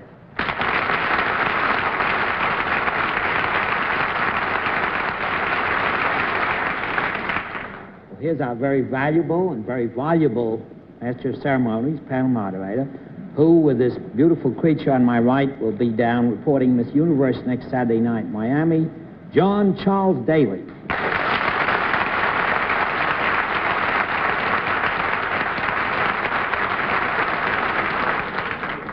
Well, this is, as I'm sure all of you who have known the program for many years will recognize, a fine night for us. We have an old and dear friend back in an old and familiar place, Steve Allen. Steve, it's lovely to have you here, and Jane has been kind enough to grace our panel, too, in years past.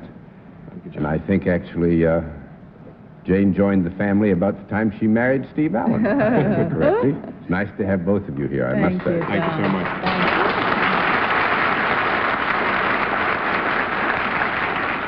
And now we have some contestants that'll make Steve and Jane think that the roof fell in on them, I hope. And we will also have a famous mystery guest before the panel a little bit later in the program. And we'll meet our first challenger.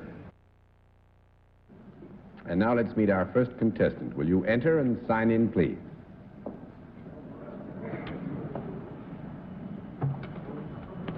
David Gardner, right, sir?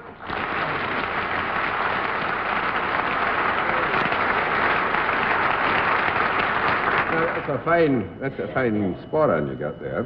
Yes, it is. What is the plaid? Macmillan. The Macmillans? Yes. Hey. Is there a Macmillan in the house? Well, it's very nice to have somebody from Scotland. Where are you from, sir? I'm from Stirling, Scotland. Sterling. Yeah. Would you locate it for us? Because I think Stirling is midway between Glasgow and Edinburgh. Midway between Glasgow. Yeah. So I understand there are a lot of Americans who are seeing a good deal of your country and many of the countries overseas, and I think they'd like to know where you're from exactly, and that's fine to know. Well, they call our town the Gateway to the Highlands. The Gateway to the Highlands. Well, and it's a country worth visiting. So then, I hope the people here listening will go over and have a good look at it. Well, I think they ought to. Yeah. I think they ought to. I have a wee bit of Scotch burr that I got as a boy, because I had a Scotch nanny. And until I was about 10, I couldn't speak American. I had to learn it later on. It's wonderful to have you with us, Mr. Thank you very much. much. May I present our panel, sir? I do. And now would you join me over here? Thank you. Do you know how we keep score, sir? Yes, I think so. All right, fine. If you know how we keep score, we'll let the audience at home and the audience here in the theater know exactly what your line is.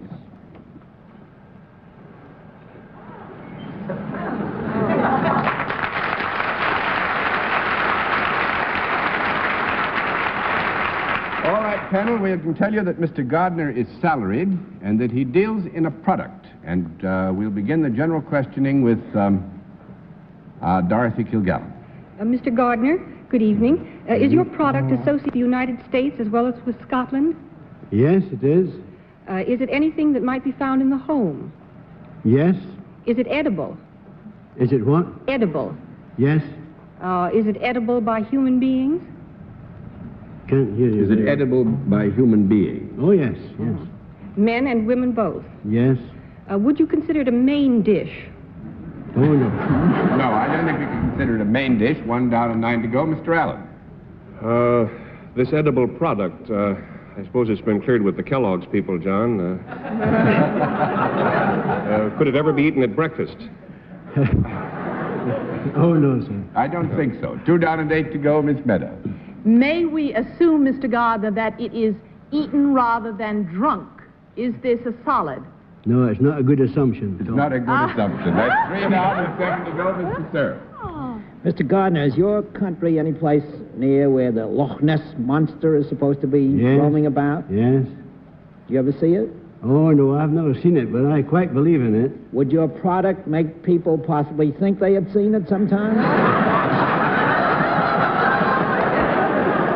I would ask you, Mr. Cerf, because of the difficulties which it raises, to withdraw that question. I will withdraw that question. I would think the honest answer would be no, but that I don't want to fight with you for the next 7 or 8 weeks about whether it should properly have been no. So you withdraw the question. Mr. Gardner, can the potable in which you deal be bought by the bottle? You're assuming it's potable, are you? Well, you said it was drunk. So Oh, I yes, thought it's yes, potable. yes. Mm-hmm. Yes? You buy it by the bottle. Yes. Do you also sell it by the case? Yes, you could. Is there any alcoholic content in this? Yes. Is there a considerable alcoholic content? Now, well, you'd have to give us some standard of measurement. Well, is it in the whiskey family? No. We got it beautifully, didn't we? 4 down and 6 to go, Miss Kilgallen. Is it in the beer family? It is, yes. Is it beer? Do you make beer? That's You're right. a brewer. Operates the brewer. We did it. Now, I think one thing that'll make Bennett feel doubly bad is actually Mr. Gardner did at one time, I believe, have a career in the great traditional tipple of Scotland, the That's whiskey quite is, correct, yes. but he now operates a brewery. Calder, is it? Calder's Brewery in Alloa. In Alloa. There's no advertising over here. Now, I must say this is not a plug. We rushed to say it isn't a plug simply because Mr. Gardner's Calder's brewery product is not sold in this country. Is that right, sir? This is a matter of information. Well, I must say this is a triumph for me, sir. I think you've got some small comfort out of it because we had so much pleasure together answering Bennett. That's correct. We led him up the garden path, and there he was. And Thank thanks you very very much much. for being our guest. Thank you. Nice to have you with us. Thank you.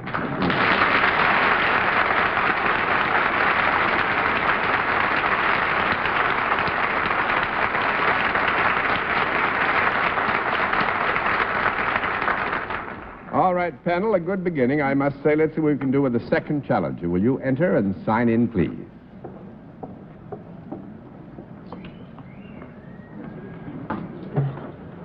Bess Miller. Is that right?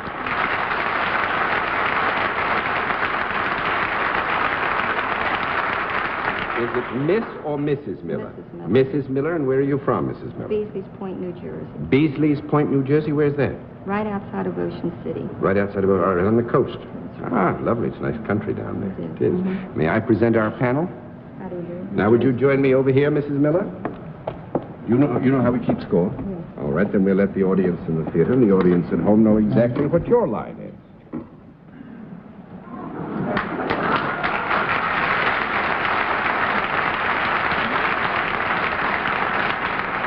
All right, panel, we'll tell you that Mrs. Miller is salaried and deals in a service, and we'll begin the general questioning with Steve Allen.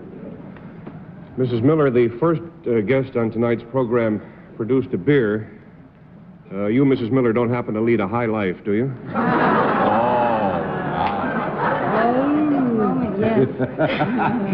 Thought I'd just get off on the wrong foot to start with here. This service of yours, would you come to us to perform it, or would we have to, well, I'll just say, would you come to us? No. No. That's 1 down and 9 to go. Just a moment. Let me have a small conference.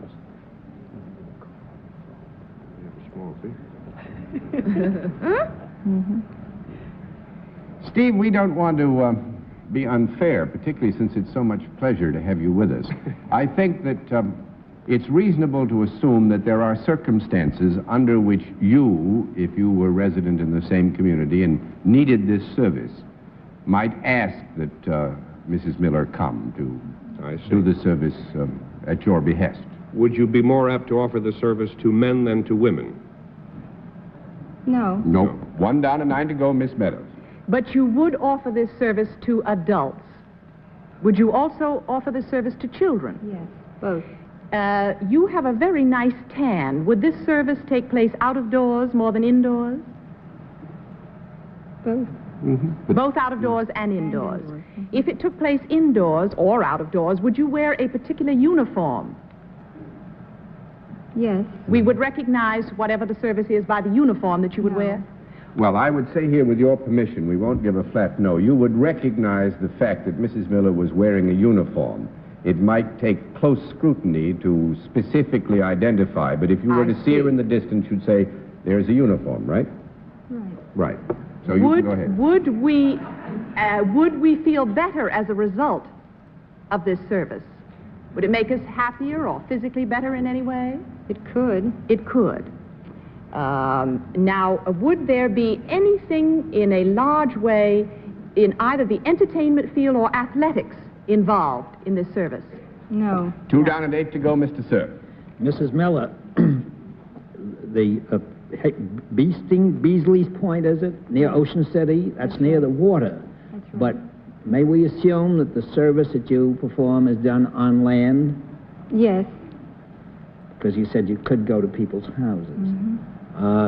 Do you work for a non-profit making organization? Yes. Are you the employee of either the state, city, or the federal government? Yes. Is it the state? No. No. That's very good, Bennett. 3 down and 7 to go, Miss Kilgallen. Is it a local government? Yes. It is then a township or county, something like that? Yes. Do you have what is considered an executive position there?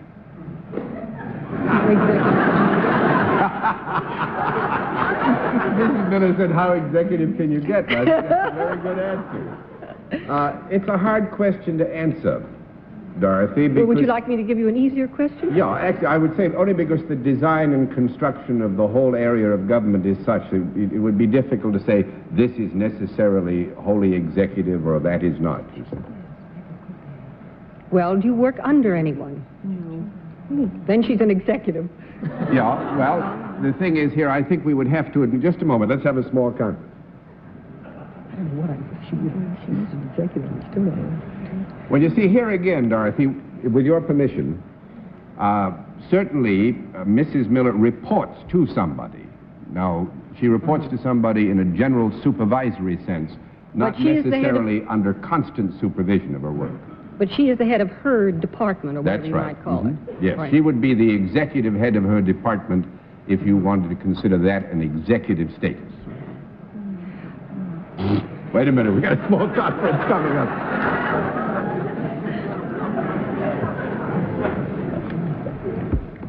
That still stands? Dividing the government of anything into judicial, executive, and legislative, are you executive branch? Dividing this government into judicial, executive, and legislative, I would think we would have to agree that you were in the executive branch of government. Wouldn't you?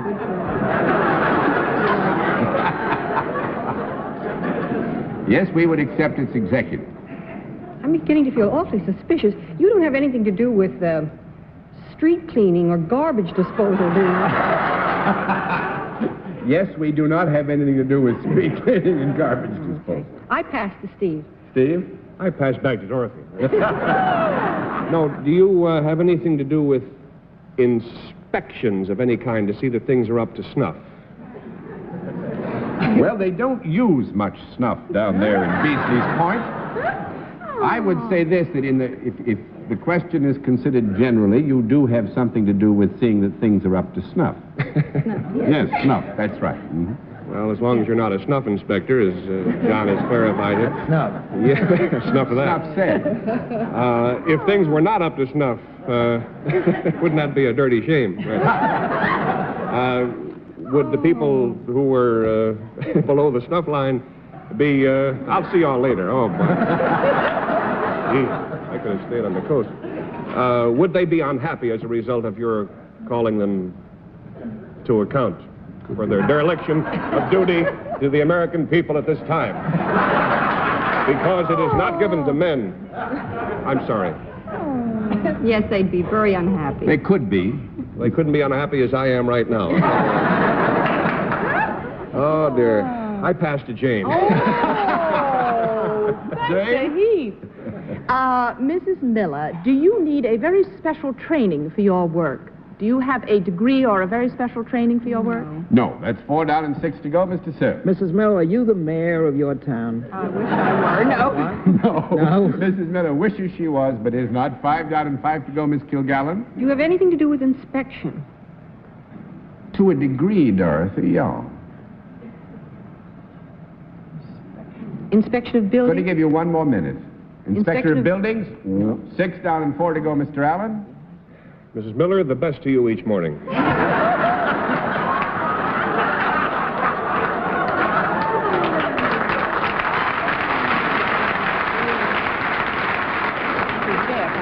Is that, could that applause possibly relate to, was there any double meaning to what I said to you, inspect saloons or anything of that sort? No. No, that's Glad to hear 7 that. down and 3 to go, Jane. Is there anything, are licenses involved in any way with what you do? Yes. You issue licenses? No. Yeah, of some form or another? No. 8 down and 2 to go, Mr. Sir. Have you got anything to do with traffic? No. 9 down and 1 to go, Miss Kilgallen.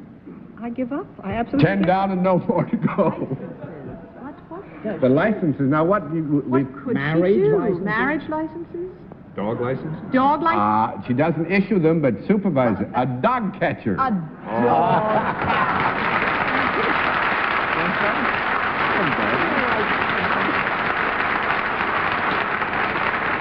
Actually, Mrs. Miller is the dog catcher for the town of Ocean City. Oh. And she is a member of the police department and reports to the commissioner of police, but is in charge of the dog catching part of the executive administration of the police department of Ocean City. And there you are. And that was great fun. Mrs. Thanks Miller, a lot. how's business?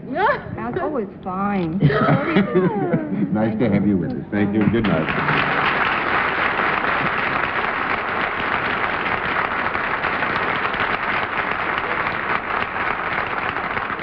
We'll meet tonight's mystery guest in just a moment, but first, here is a word from our sponsor.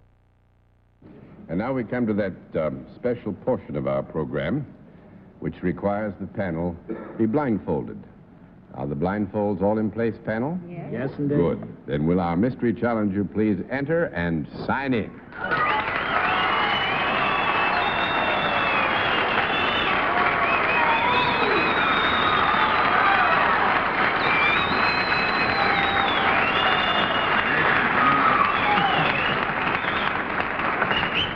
All right. Panel, as you know, we go to a different form of questioning on this occasion, 1 question at a time, in turn, moving clockwise. And let's begin with Bennett Cerf. Are you or have you ever been a motion picture star?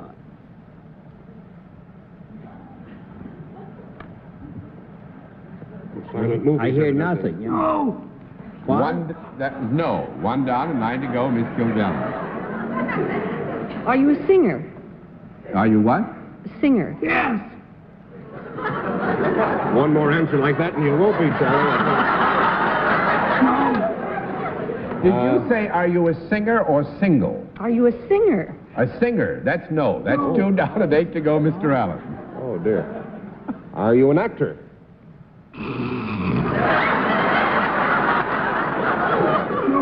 3 down and 7 to go, Miss Smithers. That's no. That's no. Are you a dancer? No, 4 down and 6 to go, Mr. Cerf. I'm nothing.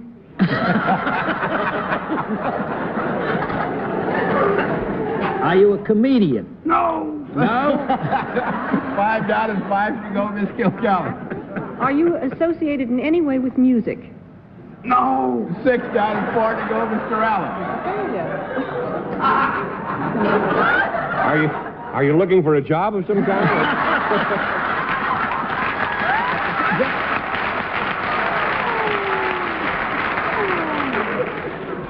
I'm going to take. We won't count that as a regular question, Steve. You go ahead.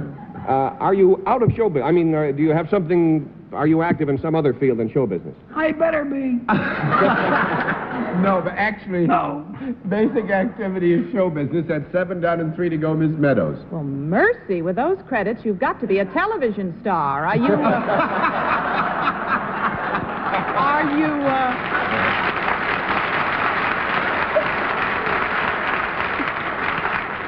You got such a terrific reception from the audience. Do they know you primarily from television? I wonder. Yes. From television. Do you have a regular... Mr. Cerf. Have you ever appeared on, do you appear with some regularity on Jack Parr's show? No regularity. 8 down and 2 to go, Miss Kilgallen. Do you do your work in television behind the scenes?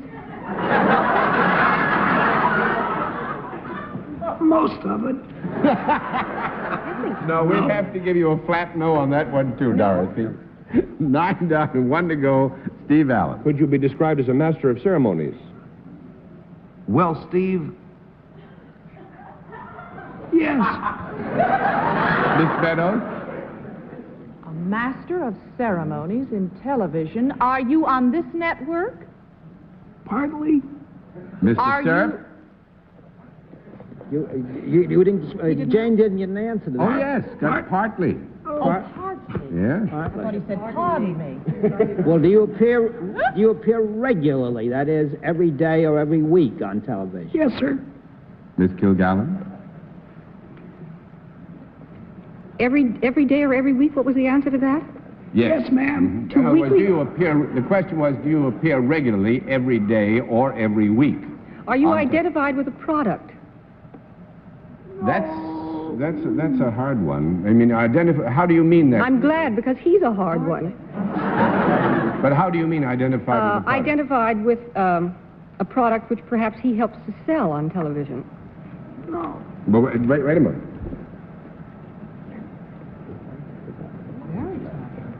But is your question directed to the issue of whether or not our guest, on some occasions, is identified with a product or products, or specifically to one product?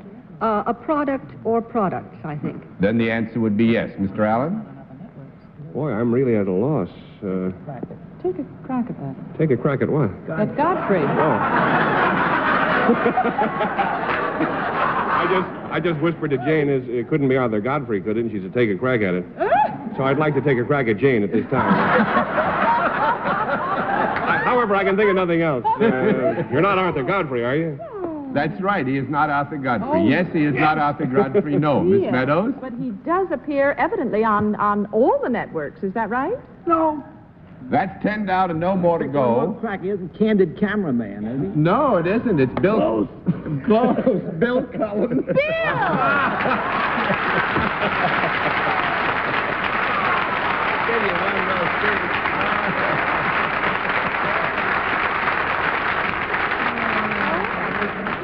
The price is right. I've got a secret. Come 2, take 6, and hit from the left. Everything. He's got a lot of them. You have marbles in your mouth? That was good fun. I almost killed He him. really, but I could you know, it was never wonderful. Do it again. I want to see them. I want to see the pain on his face. I'll never do it again. Never do it again. Well, Bill, you're one of the busiest men in this whole industry, and it's nice of you to stay up this late and to bust into a Sunday to come and visit us. We appreciate it. John, it was fun working on a Sunday. Oh, it was fun having you with us. Thanks very much, Will. Good to see you. Bye-bye. Take care.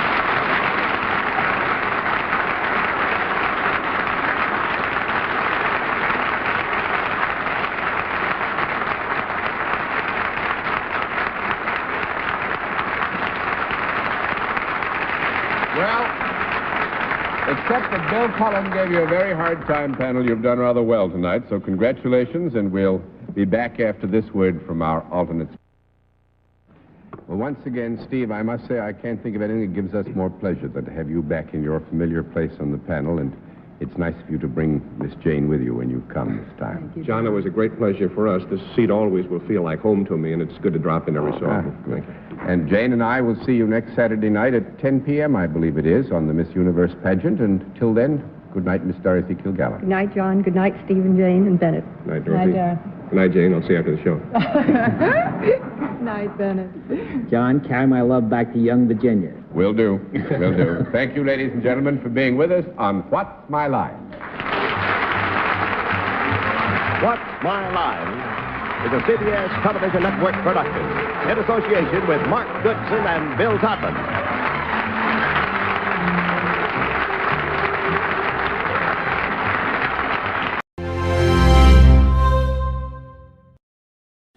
This is the lovely singing star and sweetheart of candid camera, Dorothy Collins. Thank you. And this is my partner, Bob Major from Chicago, Illinois. This is the popular television star of The Price is Right, and I've Got a Secret, Bill Cullen. Hello, and this is my partner, Jane Orth from Atlanta, Georgia. And we're all here to play Password.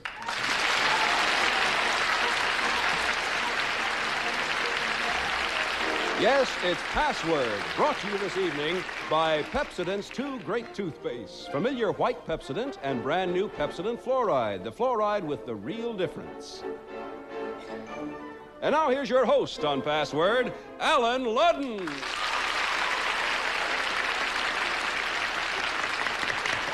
Well, good evening. Welcome to Password. We're very happy to have as our guest this evening Dorothy Collins again. Hello, Dorothy. Oh, delight to be back. How are Nice you? to see you. Bill Cullen. Hello, Alan. How are you, Bill? Fine, it's a pleasure. Good, I'm glad to have you here. Dorothy, tell me something. You know, when you're out playing these tricks on candid camera, don't people recognize you and spoil the whole bit? Rarely. Most of the time, the idea is to get them absorbed in your problem, and I've had some pretty serious problems. And they don't recognize They you? don't even look at you once they get involved. That's fascinating. I think I'd recognize you anywhere, no matter how absorbed I was. You're nice. I'm glad you're here. This gentleman here on your right, Dorothy, by Bob Major by name, is a bachelor. He works for a lighting equipment company, and he spends his spare time as a race car driver, right? Yes. Really? What kind of cars? Dorothy, European-type race cars. Oh, marvelous. They're made there or here? Yes, they're made, most of them are made in Italy. Have you designed any yourself? No, no. Well, let's see how well he is out this contest we're going to have here playing Password, all right? I hope he's... Thank you. Bill Cullen. Yeah. Probably the busiest man on television, very successful gentleman. How'd you get your start? Well, Daddy bought some time on the local station, Alan. I just wandered into it, I think like all of us did. They said I couldn't get the job unless I had experience, and I couldn't get experience without a job. So like everyone else, I worked for nothing for about 3 years. That's very good. That's true. Nice to see you making money. They pay money in this? This gentleman, this lady here on your right, Jane Orth, pretty girl, is an office manager for an Atlanta boat works, right? That's correct. You know anything about boats, Bill? A great deal, and not much that I'd care to mention at the moment, Alan. I always said that a boat was a bachelor's best friend. Well, thanks a lot, Bill. Let's play Password, shall we? Sports cars. All right. Sports cars work out very well. I'll tell you, here's how we play Password. I give a copy of the password to Dorothy Collins and the very same password to Bill Cullen, and while they look at it, you folks at home take a look at it. The password is local. All right, now everyone knows the password except Dorothy's partner, Bob Major here, and Bill's partner, Jane Orth, and we're going to keep the word right up on the screen while I explain the object of the game. It's very simple. Using only one-word clues, Dorothy, I want you now to make Bob Major say the password, and Bill, your object's the same thing. Try to get Jane Orth here to say the password, and the first team that gets the word is the one that scores. All right, Dorothy, first clue's worth 10 points, and it's yours. See what you can make him do. Vicinity. Near. Vicinity, near. No. 9 points, Bill. Anesthetic. Ether.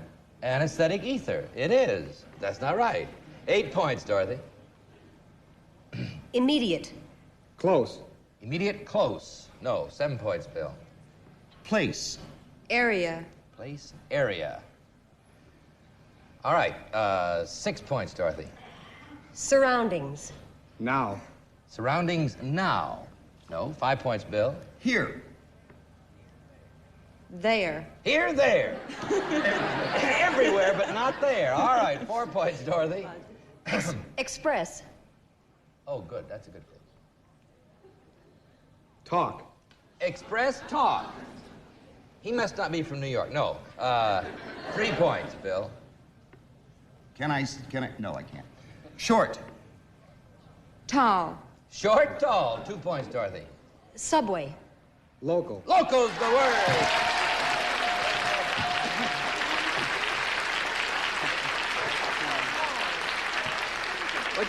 you hate her for 2 points? You hate her? She cheated. No, she But you promised me you were going to.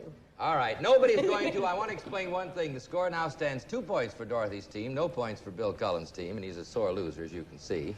Now, the first team to score 25 points wins the game, which is worth $250, and a chance to win even more money in the lightning round, which is kind of a hectic race against the clock, and I think you're going to enjoy it.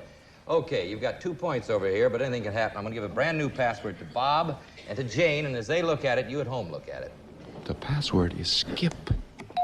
All right, Jane, first clue's worth 10 points. See if you can get Bill Cullen to say it. Hop. Skip. That's it.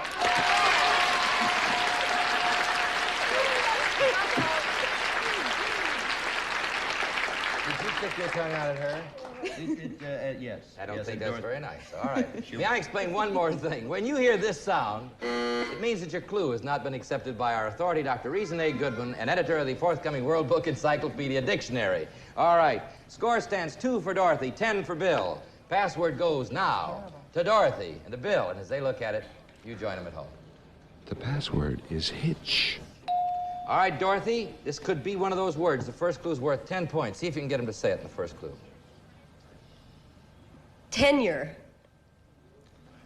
Tenure. Old. Tenure, what? Old? Old. No, 9 points, Bill. I don't even know what tenure means. We'll tell you later. I don't think I do. Hike. Walk. You. 8 points, Dorothy. Thumb. Tom. Tom Thumb. No, 7 points, Bill. Horse. Exercise. Horse exercise. What kind is that? I don't know. 6 points, Dorothy.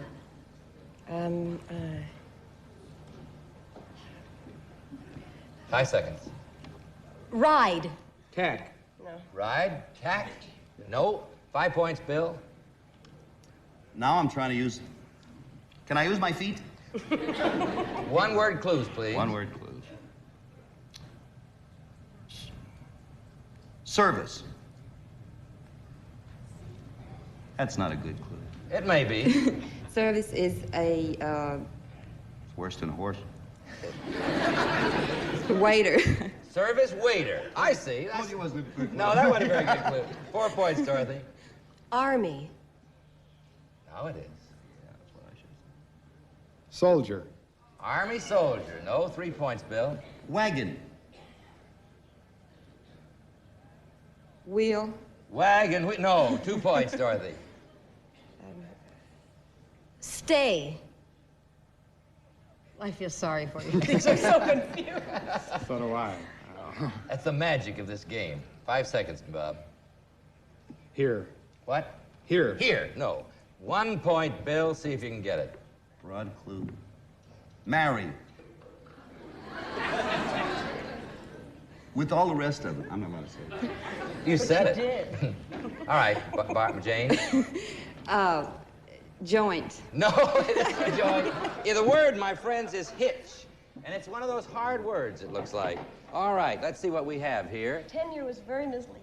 Yeah, would you explain tenure to Bill Yes, for would just you? a What second? does it mean? Well, it's a period of time, isn't it? Yes. And she meant the hitch in the Army, I think, is what Does you... the president have a tenure Of office? I don't know him well at all. Has everything else in my life. I can't understand getting married in a joint. That's the one that bothers me. Bob and Jane have a new password. We'll see how we do with that. As they look at it, you look at it. The password is honey. All right, it's a good word. First clue is yours, Jane. See if you can get him to say it for 10 points. Darling. Darling. That could get me to say a lot of things. Lover? Darling lover. That's sweet, but that's not nice. Right, 9 points, Bob. Bees. Honey. Bees, honey.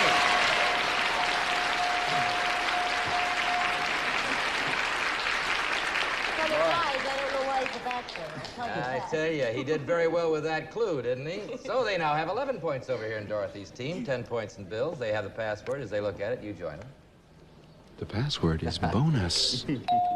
You know about... Are you familiar with this word? Quite. All right. Mr. Cullen, the first clue's worth 10 points, and it's yours. Army. Recruit. Army? You explain that to me later, will you? Me too. 9 points, Dorothy. Present. Here. Present here. No. 8 points, Bill. Extra. Good. Bonus. That's it! Oh. Tell my friends what you meant by bonus. Well, only those of you in our audience who are as old as I am will understand. But in my youth, the World War I veteran, Army veterans, marched on Washington with a fellow by the name of Coxey for a bonus. And you didn't know that? No. Your father must have told you about it. My grandfather. Oh, I see. All right. She's too young. 11 to 18, the score stands. Bonus password goes to Bob and Jane, and as they look at it, you join them. Much too young. The password is business. All right, Bob, this clue worth 10 points could give you 21 if you got it. Management. Office? Management office. No, 9 points, Jane. Oh, you think I you think I have? have it. I think I have it. All right, 9 points, Jane. Important. What was that you said? Important? Principal. Important principle. Is that what you thought you had? No, it's not what I had before. All right, 8 points, Bob. Show. Show. Show. Management. Show.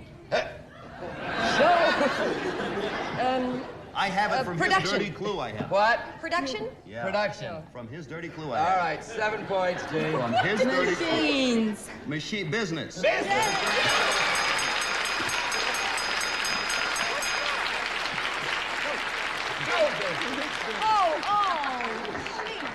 Show business. Oh, Hey, I'm sorry. It wasn't a dirty clue. It was just a little more than. All right. That means, Jane, that you scored 25 points, giving you, Jane, $250, a chance to pick up more money. All right, lightning round. You know what we do in the lightning round? Let's see how much you can get in 1 minute. Your partner here, Bill Cullen's going to give you one-word clues for 5 passwords, and each one that you get is worth $50. But you got to go as quickly as you can. And Bill, if you feel the clues aren't getting through, you move along to the next word, okay? And we never can come back, can we? Never can come back. You have only 1 minute. Here's the first word. Go. Loose. Tight. Right, $50. Tree. Leaves. Washington. George. Tree. Cherry. Cherry's right for 100. Me. I. You. Name. Bill. Right, that's 150. Me. Bill. You. Adjective. Unfair. Unfair. Not right. That's all right. Cards. Plain. Unfair. Crooked. Unfair. Card. You have 15 seconds. A cheat. That's it for 200. A butt. A butt. Cigarette. Feel. Touch. That's it for 250.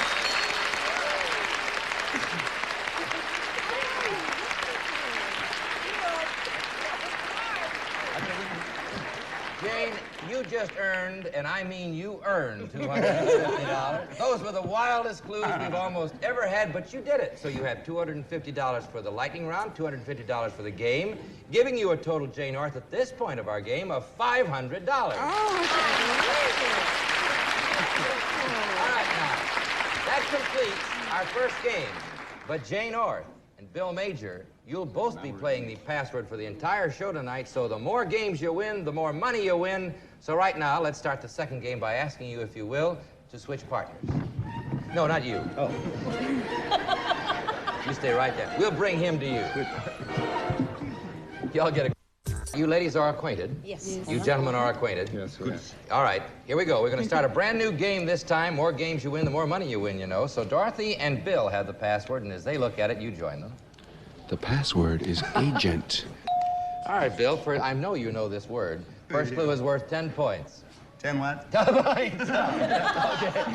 Oh, all right. Percent. Oh. Amount. Serves you right. 9 points, Dorothy. Talent. Scout. Talent scout. No, 8 points, Bill. Spy. I. Spy, I. No, 7 points, Dorothy. We used to play that. Secret. Good. Close. Secret, close. No, 6 points, Bill. Shylock. What'd you say, Shylock? All I right. shouldn't have personal opinions. 6 points. Hyde. Shylock Hyde. No, you wasted that one, I'm afraid. 5 points, Dorothy. Emissary. Good. Ambassador. Emissary, ambassador. No, 4 points, Bill. Representative. Diplomat. Representative, diplomat. No, 3 points, Dorothy. Secret.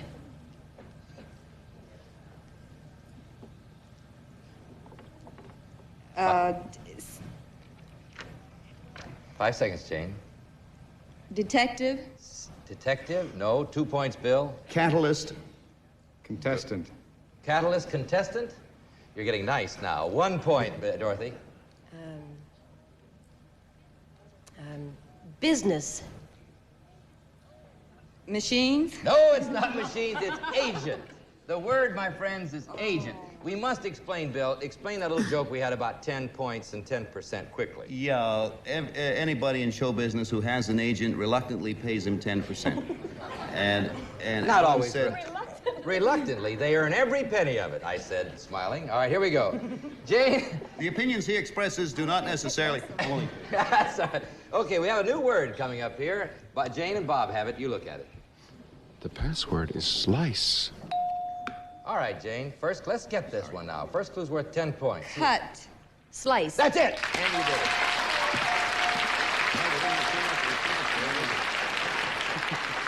How are things over here?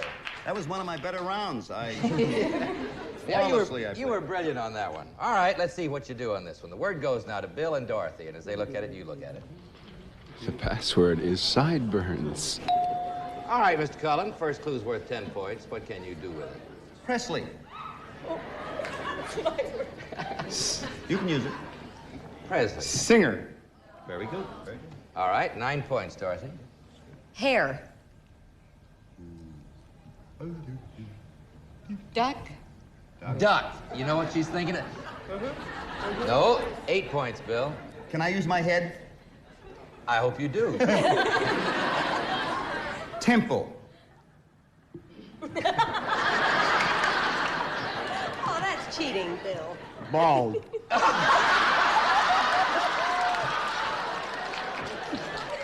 Oh, well, I can only say you deserve it. All right, here we go. Dorothy, 7 points. Face. Skin. Skin, face, follows. All right, 6 points, Bill. Can't think of another word that fits this whole thing. 5 seconds. Hair. Hair. Head. Hair, head. No, 4, 3, 5 points, We're Dorothy. getting there. We're getting there. Yeah. Cheeks. Oh, good. Blush. Cheeks, blush. No, 4 points, Bill. Whiskers. Peach. Peach. Oh, I see. No. It's better than bald. Yeah. 3 points, Dorothy. Elvis. Yes. Shave. Shave. No. 2 points. 2 points, Bill. Shave less.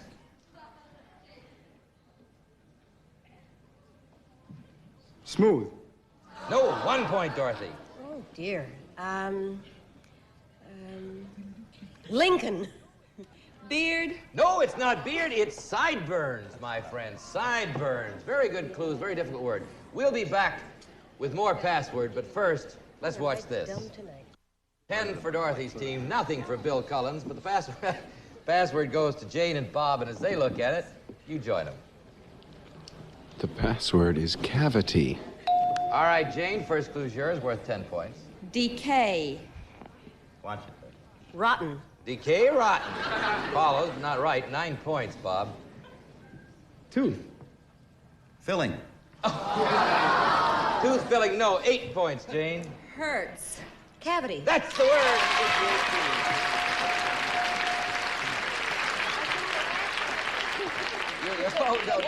Don't repeat. What's the matter, Bill? I thought I filled it before I had it. Story of my life. All right, Dorothy and Bill have the password. As they look at it, you join them. The password is celebrate. All right, first clue's yours, Bill, worth 10 points. Party. Fun. No, 9 points, Dorothy.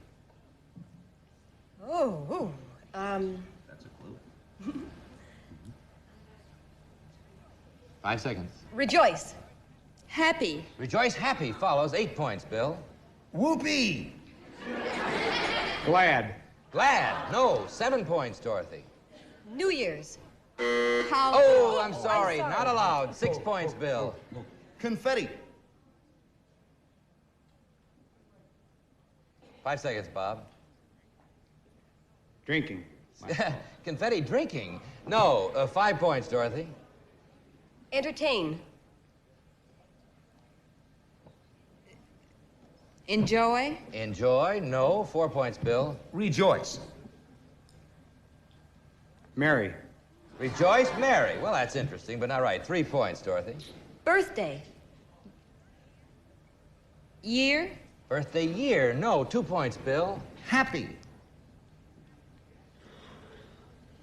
Time. Happy time. No, 1 point, Dorothy. Anything.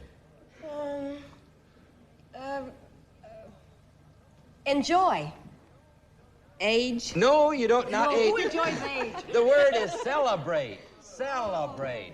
All right, we still have 18 to nothing standing here. I'm going to start right out with another round right now. Password goes to Jane and to Bob. As they look at it, you join them. The password is studio. All right, Jane, first clue's worth 10 points. You could get the game with it. Artist. Palette. Artist palette. No, 9 points, Bob. Here. Here. Singer. Here, singer. No, 8 points, Jane. Quarters. Ooh. Dressing. No. Quarters, dressing. No, 7 points, Bob. Here. Studio. Studio is right for 7 points.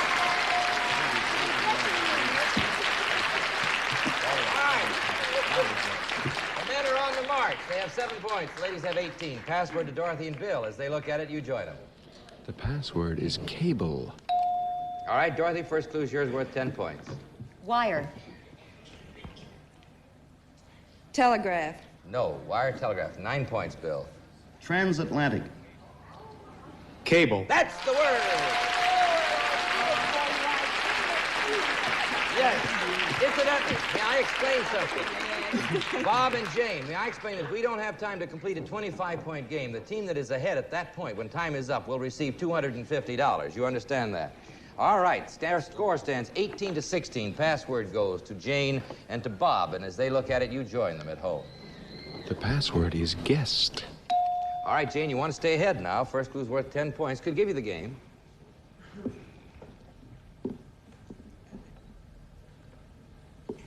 Five seconds. Audience. Audience, all right? Participate. Audience participate. 9 points, Bob. You.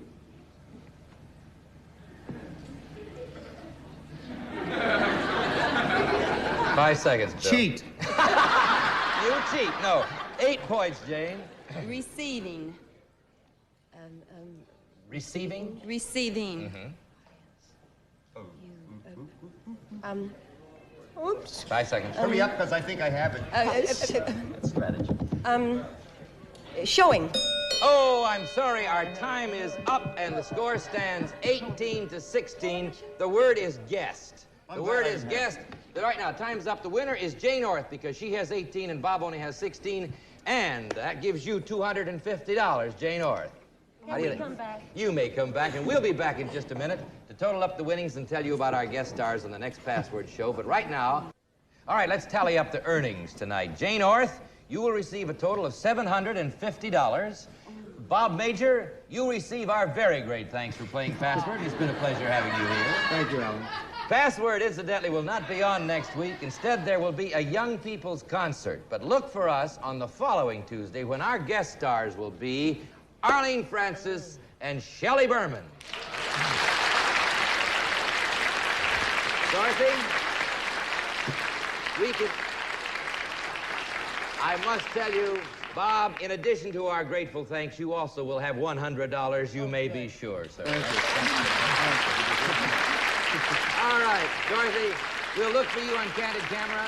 Good. I'll be watching you, too. Good, and we'll look for you on Price is Right and I've Got a Secret, right? I won't be on. I'm going home and sulk. All right, we'll see you in 2 weeks or tomorrow afternoon on Daytime Password over most of these CBS television stations. Until then, this is Alan Ludden saying so long now. See you tomorrow, I hope.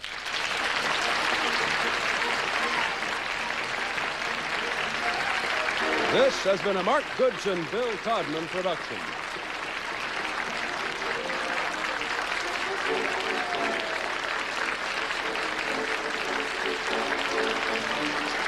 The contestants on this pre-recorded program were selected and interviewed in advance.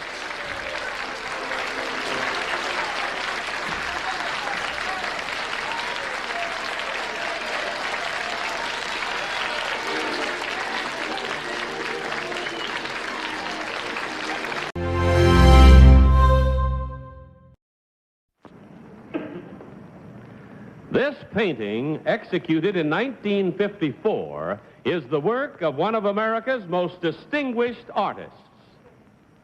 He is one of these three men. What is your name, please?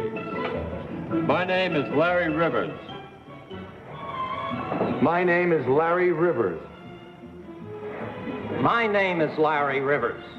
Only one of these men is the real Larry Rivers. The other two are imposters and will try to fool this panel.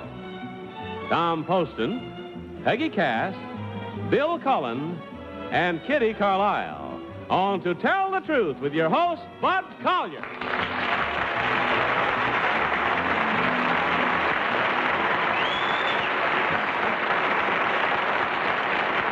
Thank you very much. Welcome once again to Tell the Truth.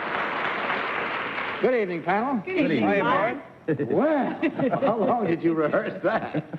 We're very honored tonight to have with us our special, as a guest panelist, our special good neighbor to the north. Yes. I've Got a Secret's Bill Cullen. He's our Bill Cullen tonight. Thank you, I'm Bud. concerned he's always been my Bill Cullen because he's one of my real favorite people. You're sort of mine, too, in a way. But that's our own story, isn't Yes, it? we won't tell it. You're still between two lovely ladies, and Yes. you'll still be asking questions, but the show is quite different. Has anyone told you how the show goes? No, no one has explained it, but I figure I'll pick it up as Don't it worry goes about it. You'll along. pick it up as you go. I'm sure. Panel, please open up your envelope, if you will, please, and follow along with your copies of this story. I, Larry Rivers, am a leading contemporary painter. Examples of my work hang in many famous collections, including the Museum of Modern Art and the Metropolitan Museum. Sometimes I exchange my palette and brush for a musical instrument and indulge in my hobby, jazz. My most recent engagement was at the Five Spot in Greenwich Village, where I played with a group of musicians called the Upper Bohemia Five. Signed, Larry Rivers.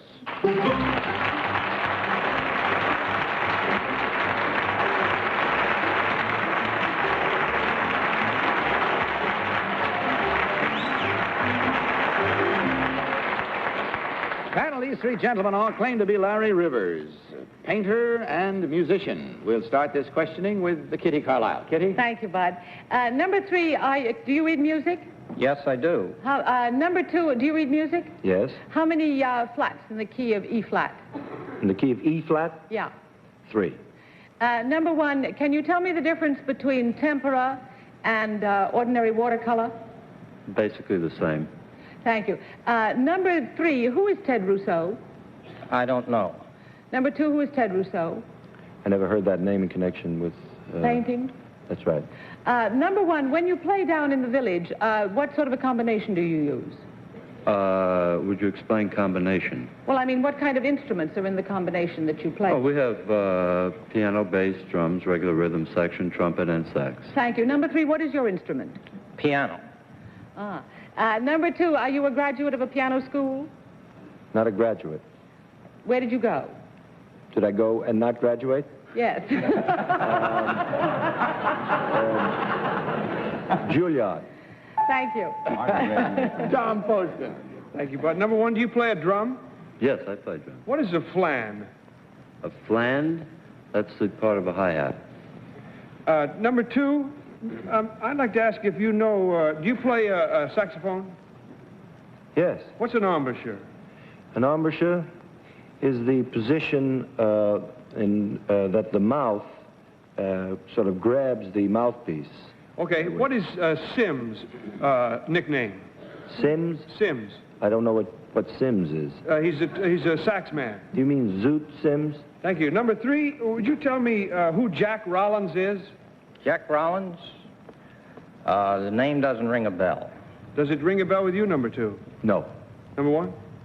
No, I have no idea. Oh, I was quite surprised about that. Well, Number two. Peggy Cat. Number two, who won the Venice Biennale this year? The Venice Biennale? Yes. Robert Rauschenberg. Thank you. Number three, who is Sam Francis? Sam Francis is a modern abstract painter. Thank you. Number one, what artist was made famous first for his collection of paintings of soup cans? Soup cans. I think that was Jasper Johns. Thank you. Number two, what painter is famous for stenciling works and things he's done like eat, live, and die? What painter is that? First part of your sentence was swallowed, if you can... Oh, well, he did paintings, some of which were called Eat, others Live, and another Die. They're a series of paintings. Do you know that painter? Yes, I do. The name of that painter, I believe, is Robert Indiana. Thank you. Number three, who is Alan Solomon? Alan Solomon. I'm afraid I don't know who Alan Solomon is. Thank you. Number one, which gallery does Jim Dine show in? I'm not familiar with the gallery that he's in. Thank you. Bill Cullen. After Peggy, there aren't any questions left. And I want you to know that I had a perfect average. I didn't know one answer to one of your questions. I'm going back to my own show where I can miss with honor. Number one, could you tell me the name of an American, not an American born, but a naturalized American of Chinese ancestry who's a very popular watercolorist living in New York now? I think you might be referring to Don Kingman. I am. Now, I've used up the one artist I know. And, oh, yes, number three, can you tell me the name of a chap who used to lie on his back in Rome some years ago and paint on the ceiling? Michelangelo. Is that right? Peggy said Charlton Heston. Number two, could you tell me the popular movie theme that was later made into a popular song? It made the hit parade. It was written by the famous composer-director Heinz Rehmheld. Can I tell you what about that? The name of the... That's a good question. The name of the song that was originally a theme for a motion picture and now is a popular song, written by Heinz Rehmheld. I can't tell you that. Aha. That'll do it every time. Can I say the name of the song? No, the time is all gone. I mean, I'll just give the answer? You want to go ahead? It was Ruby, and Heinz Rehmheld's my father-in-law. Oh, there you are.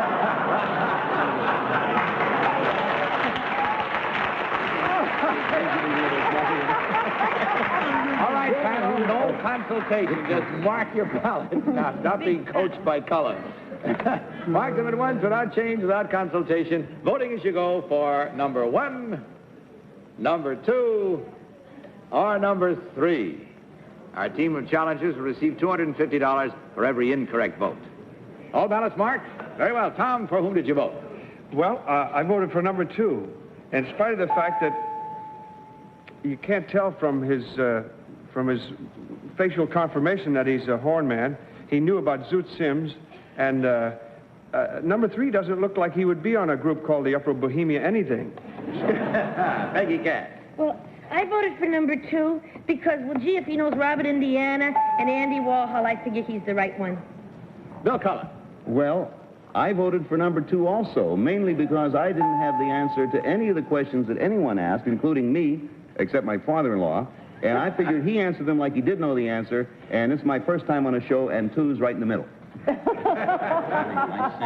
And Kitty, are you making it unanimous? I'm making it unanimous. Well, if I go down, you won't go down. I voted for number 2 because number 1 said that tempera and watercolor was the same, which I don't believe to be true. Number 2 knew that there were 3 flats in the key of E flat.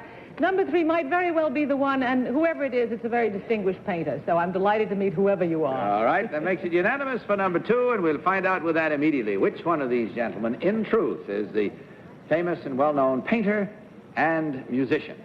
Will the real Larry Rivers please stand up?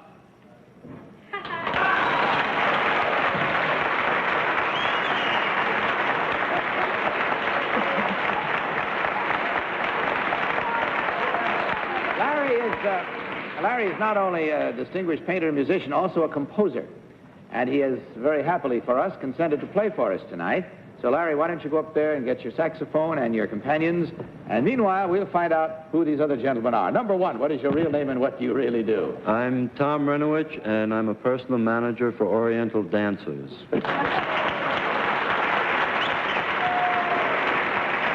And number 3, what is your real name and what do you do? My name is Don Cox. I'm a lecturer and an author of books in outer space, and my latest book is Islands in Space.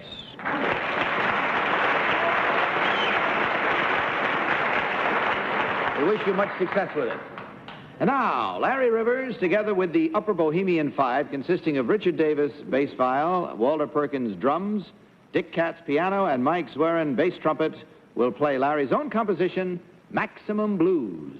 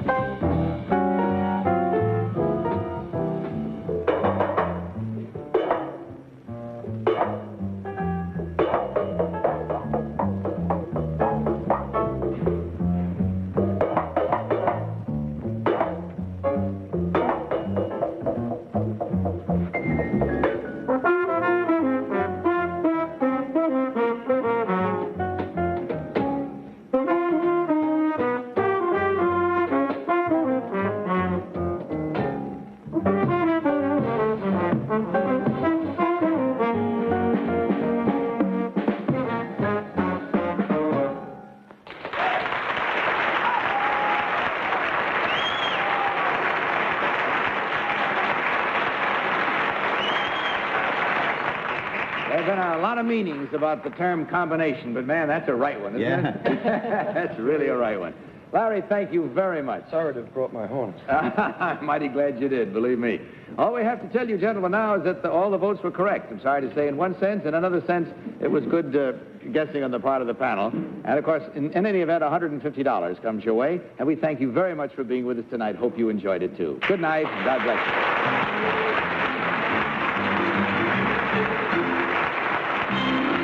We'll put the panel back to work in just a moment. Meantime, here's something. And now let's meet our next team of challengers.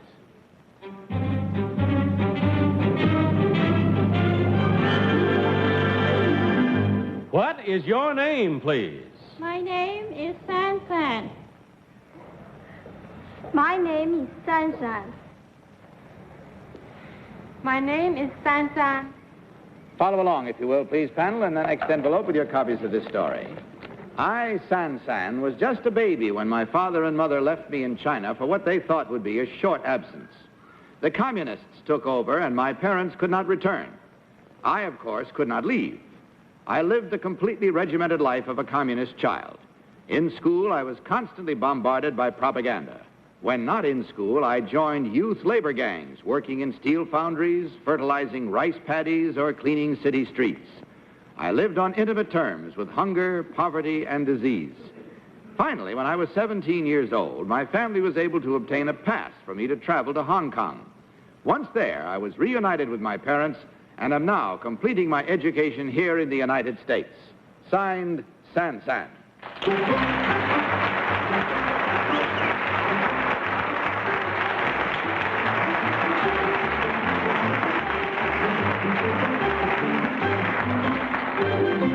As you heard, panel, these three lovely young ladies all claim to be San with a very interesting story. Let's start the cross-examination this time with Peggy Cass. Peggy? Hi. Well, no, 1, 2, and 3, you're all absolutely beautiful, so it didn't seem to hurt you too much, but I'm glad you're here. Number 1, whom did your family leave you with? With my uncle. With your uncle? Yes. And number 3, did you go to, at what age did you start school in China? I went when I was 5. When you were 5. Number 2, do you have to volunteer for these work gangs? Yes, we have to. Oh, you have to. Number 3, did your parents live in the United States or in Hong Kong? They lived in the United States. I see. Thank you. Bill Cullen. Number 3, how many flats in the key of E flat? Too late, Bill. Oh, it was a good question, though. It was, yes. Number 1, where were you born in China? Canton. And where were you left in China when your parents left? Canton, Shanghai. In Shanghai? Yes. How far is it from Canton to Hong Kong? Oh, I would say it about 500 miles. How far would you say, number 2? I think 500 miles is Chinese miles, I think, in English. Chinese miles? Yes. Good. Kitty Carlisle. Number 3, where is Kowloon? Kowloon is the opposite of Hong Kong. Thank you. Number 2, what is Chiang Kai-shek's wife's name? Sung Mei Ling. Thank you.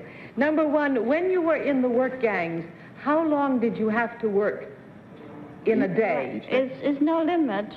There's no limit. No limit. Sometimes we have to work 16 hours or even 18 hours. Number 3, what were you promised if you worked so hard? Tom Poston. They were promised Tom Poston. That'll make them work harder. Tom? Thank you. Number 3, where do you go to school now? I go to Juilliard. How many sharps in the key of E? Where do you go to school, number 2, please? Teaneck High School. Where, pardon me? Teaneck High School, New Jersey. High School. Ah, yes. Number 1, where do you go to school? Caldwell in New Jersey. Also in New Jersey. Well, I'll ask number 2, if you know where Macau is. Macau. No, I don't. You knew where Kowloon was, number 3. Where's Macau? Macau is the small island next to Hong Kong. That's all we have time for. But with all of the wealth of information you have managed to acquire, suppose you mark your ballots. Mark them at once without change, and of course, no consultation. Simply vote. Vote for number 1, number 2, or number 3. Are all ballots marked? I see 2 that aren't. All right.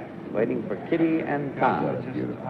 Kitty's is marked, and so is Tom's. All right, Tom, for whom did you vote? Well, I was a victim of the mysterious East. I voted for number 2 because I didn't know which one it was, but they certainly are pretty, aren't they? Mm-hmm. Peggy. Well, I really don't know very much about China. I voted for number 1. I love the way she sits up so straight, my dear. That's why I'm doing all that work with bundles on her head. Bill Cullen. Well, I guess, but I took the negative approach because of what I thought were, to me at least, seemingly incorrect answers or not accurate from 2 and 3. I didn't get a chance to talk to number 1, but I hoped that she would have them, so I voted for number 1. Also, I make a very good one. Yes, you do. I'm a whiz on a what? And Kitty. I voted for number 1. Number 3 gave very good answers. I don't think that number 2 knew where Macau was. I wasn't sure myself, but I should think if I came from that part of the country, I would know. And number 1 does look like my idea of a beautiful young Chinese girl. Well, the other 2 do too. Oh, dear. Oh, yes. Very well, there we have it with the votes all in and the minds made up and good solid reasons given. Let's find out immediately which one of these lovely young ladies, in truth, is named San San. So will the real San San please stand up? It'll be number 3. It's number 3. You always get it, don't you?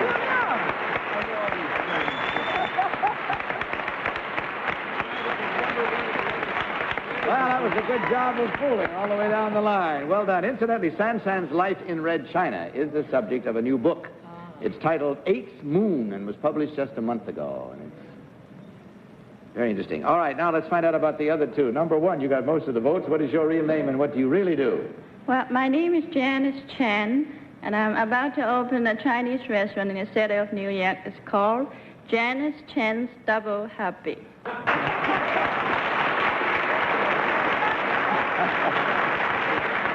Janice Chan's Double Happy. We wish it double happy, believe me. Number 3, what is your real name and what do you do? My real name is Helen Chow. I'm a pianist, and I just graduated from Juilliard School of Music.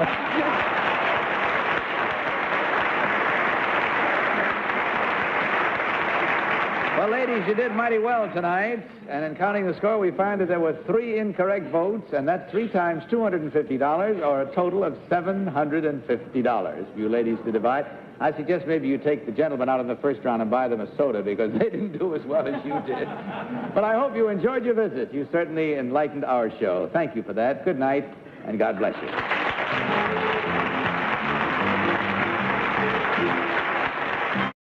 Make your vote count. You vote and the choice is yours. Fail to vote and the choice is theirs. Above all, register to vote or you have no choice. Bill, I hope you had fun tonight. I never had so much fun in, I don't know. Great pleasure. How long's the Chinese mile? We'll see you in about 5 minutes, and I've got a secret. Good night, panel. Good night, Bud. Good night for Winston, and don't forget to join us at the same time next week. I'll see you, of course, tomorrow on the daytime show. In the meantime, don't you forget to tell the truth. Bye. To Tell the Truth is a Mark Goodson, Bill Codman production.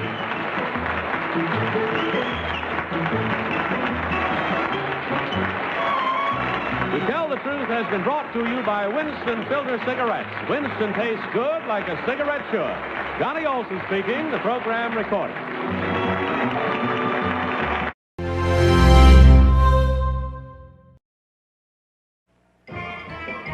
Live from New York, here is I've Got a Secret, starring Steve Allen.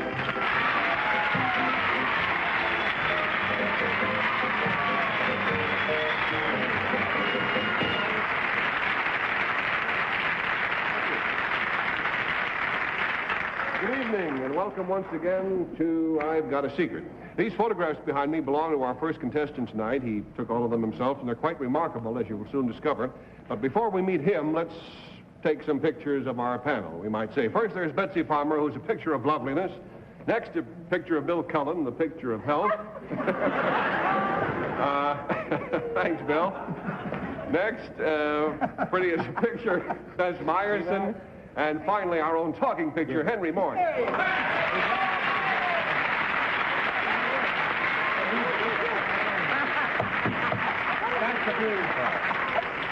Now the panel's all set. We'll take a picture of our first contestant. Here he is.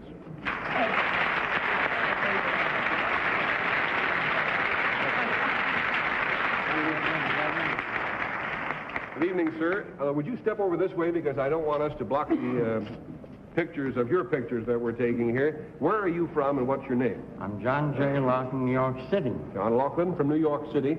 Now, panel, Mr. Laughlin is a brilliant amateur photographer, and as you can see from this sampling of his pictures, he's very gifted. Over the years, he has won close to 50 important prizes, and his photographs have appeared in every important publication in the country. Besides this, there is a remarkable secret connected with the gentleman's work. So, Mr. Laughlin, if you will whisper that secret to me, we'll show the people at home and in our audience here just what it is. With the birds. There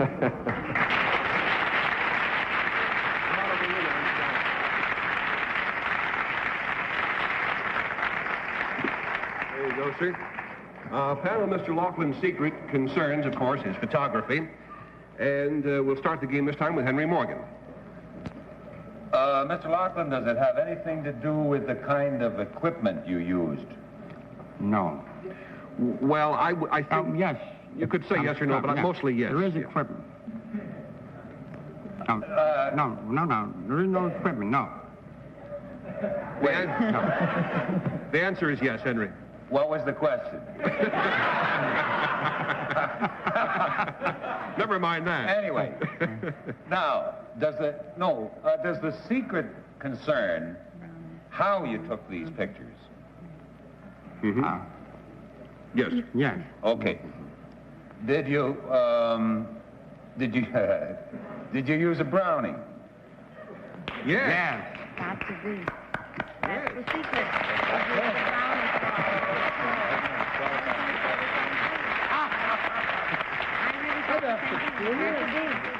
Yeah, we could, sandpaper it a little bit more, but substantially, All right, you got all it. right. No, you don't have to. You really was do. Was this the first camera you ever bought? Yes. Yes. Okay. Right. More? No, that's good enough. That's good enough. I think it's fine. You know what's interesting? During the past year, in just this one country, the United States alone, people have spent $1,899,165,710 on cameras and photographic equipment. But what is of more particular interest tonight is that very little of that money came from Mr. Laughlin, because all he ever buys is film. The only equipment, as Henry has discovered, that he has used and has ever used to take all of these fabulous pictures, photographs, is this old $1 box camera that he bought in 1919.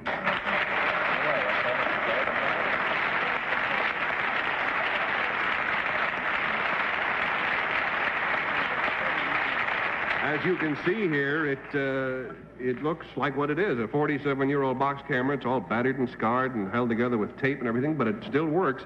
Have you added any special equipment to it? No special equipment whatsoever. I see. All he uses, I understand, is just a tripod, which is within the rules. One of the reasons that a tripod is very important, by the way, for you photographers out there, especially the amateurs who don't know this, is that if you want to take a time exposure, you have to have a tripod. A tripod. Something stands for a tripod. And Mr. Laughlin is so good that he doesn't have to bother about light meters. He just has been taking pictures so long, he knows about how long to leave the shutter open, which is one way of controlling light. I'd like to show you a remarkable example of one of his time exposures.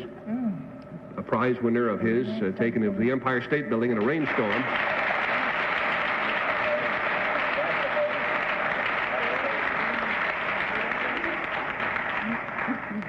Could we, as we maybe put another question or two to Mr. Laughlin, maybe see a little bit more of his pictures there, Paul, especially some of the Lincoln things. I think they're just great. Any particular reason, sir, why you like to take Abraham Lincoln pictures? Well, I have the likeness of Abraham Lincoln early youth, 9 years old. And I, in New York World's Fair, took a honorable mention, and it was through the Lincoln photograph, a moonlight night, a long exposure. That started me on my Lincoln careers throughout the country. Well, it's a very remarkable career, and the 50 important prizes that you won certainly testify to that. Thank you very much, sir, for joining us tonight. Nice to have met you. Mr. Locke.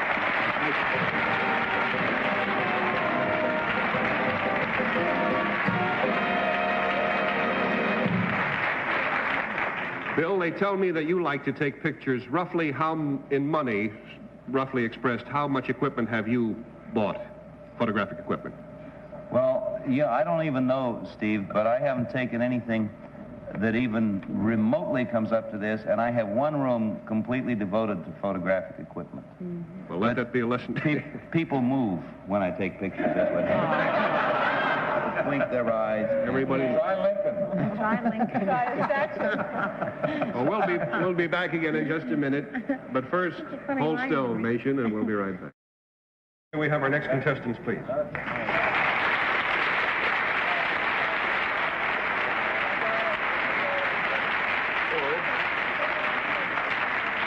to have you folks with us. Just sit yourselves in there and make yourselves comfortable. And at the same time, tell us your names and where you're from, please. Mr. and Mrs. Lester Twitchell from South Paris, Maine. That's Mr. and Mrs. Twitchell from Maine, panel. And before we proceed, I'd like to explain that congratulations are in order because Mr. and Mrs. Twitchell are in New York right now to celebrate a very sentimental and special occasion, their 50th wedding anniversary.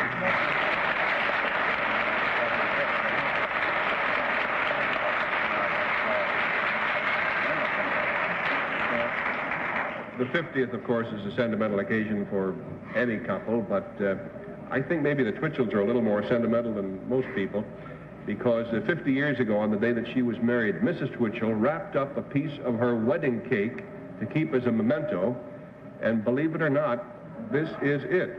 It's still hanging around. In saran wrap. It's in saran wrap now, but of course it's been rewrapped. How did you preserve it all these years? I kept it in a tin box. In a tin box, I see. Well, they're not making cakes like they used to. Probably has something to do with it. And if you think that's unbelievable, Mr. Twitchell is observing the happy anniversary in a way that I don't think any of the rest of us could. So, Mr. Twitchell, if you will whisper the details of that secret to me, we'll let the audience at home know what we're talking about.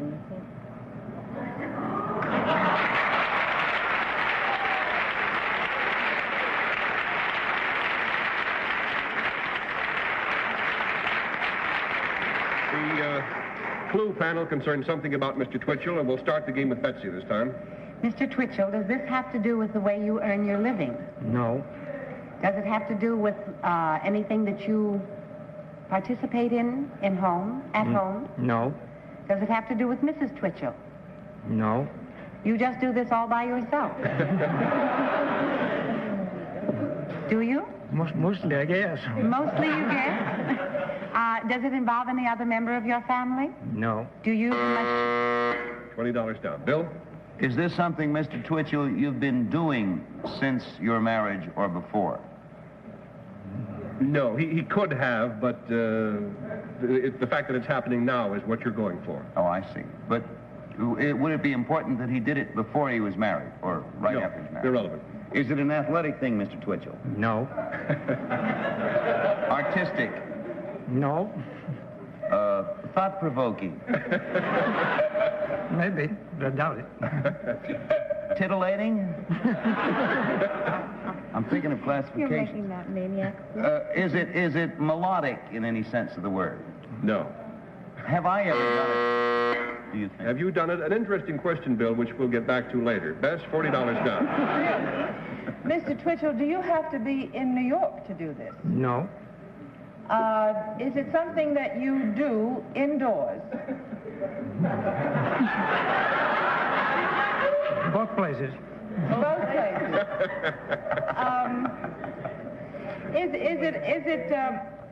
Do you make something when you do this? No. Does it have anything, is it a mental thing rather than a physical thing? No. This is a tough one. Henry, $60 down. Did we... Oh, boy.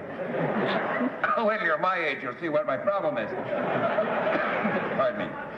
Does it have anything to do with athletics in any way? No. Does it have to do with reading? No. I'll give you a little hint, Henry. Let's get back to things like that wedding cake and that wedding ceremony and that sort of thing. Does it have anything to do with baking? Not that close to the cake, Henry, but just back to the old wedding and all that. Does it have a... Oh, we forgot a whole thing. Is it a sentimental thing? Yes. Oh, I wonder, because you said it only has to do with you and not with Mrs. Twitchell. Yes. Are you...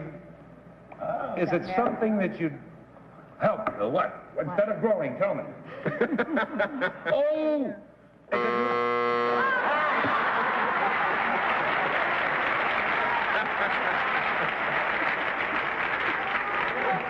Just for the heck of it, Henry, when the buzzer hit you right in the mouth, what were you going to say? Bill and I put our three heads together and guessed that Mr. Twitchell may be wearing his original wedding suit.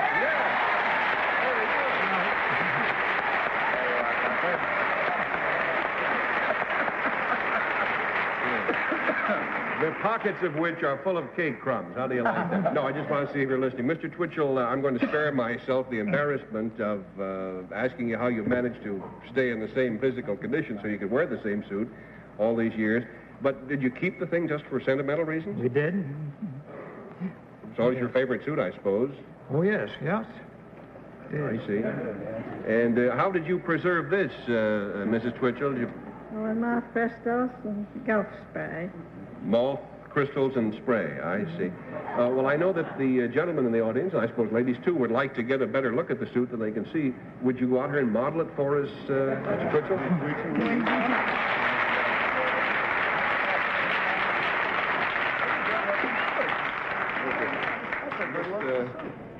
It's a good-looking suit. Now, the interesting thing is, you tailors will bear me out. My tailor bore me out the other day. Anyway, this has come back now. The same kind of lapel, see, and the two, see the 2 or 3 button treatment here. Like your suit. I like it better than yours. It is better than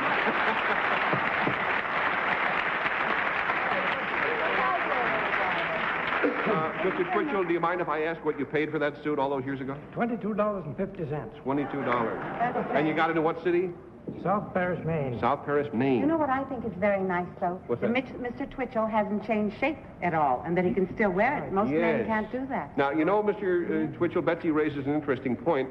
And there's one other man that I know of who hasn't had the heart to part with his wedding suit. Bill, would you just stand up and take off your jacket for a moment? Sorry to shake you up like that. Come on, Bill, get out. Now, with the help of your wife, Bill, we sneaked into your clothes closet last week. Mine hasn't come back yet. Remember all that noise in your closet last week? Well, that was us sneaking in there.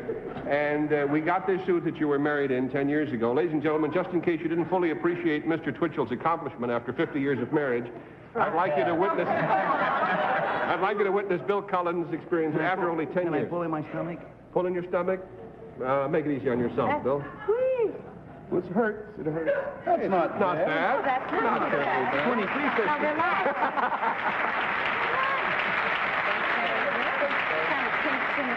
Well, I had it made tight. How much more do you weigh now than you weighed then? Do you remember? I have a room full of avoirdupois. Would you take no, actually about 15 pounds. That's not bad in 10 years. But it's not here, you see. It's home? No. No. Front, you know. All right. Thank you very much, Bill. And thank you so much, Mr. and Mrs. Twitchell. It's a pleasure to have you with us. Many happy returns.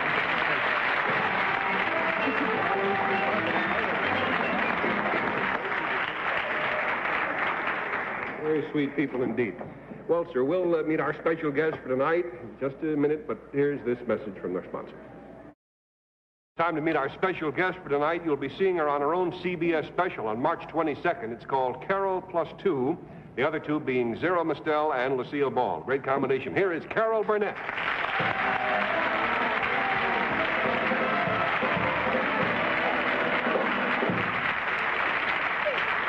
Hi, Carol. Carol, you seem to be doing a show called Carol Plus 4. Who are the fellas? Introduce us, will you? Yes, I'd like you to meet 4 students from Columbia University. The first is Richard Taruskin, who is a graduate student and a winner of the Woodrow Wilson Fellowship. And then there is Alan Joyce, a political science major and a senior at Columbia College. And there is Richard Pashley, also a senior majoring in English. And finally, William Heinbach, a pre-med student who, with Alan Joyce, was winner of the Intercollegiate Trivia Contest.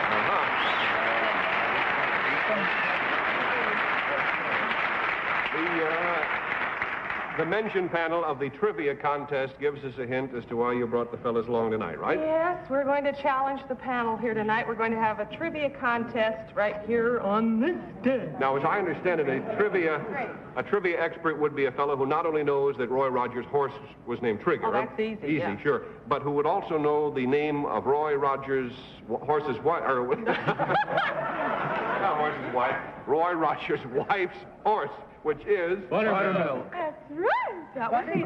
What's the name of his horse's wife, now that I ask you? That's a real trivia. Anyway.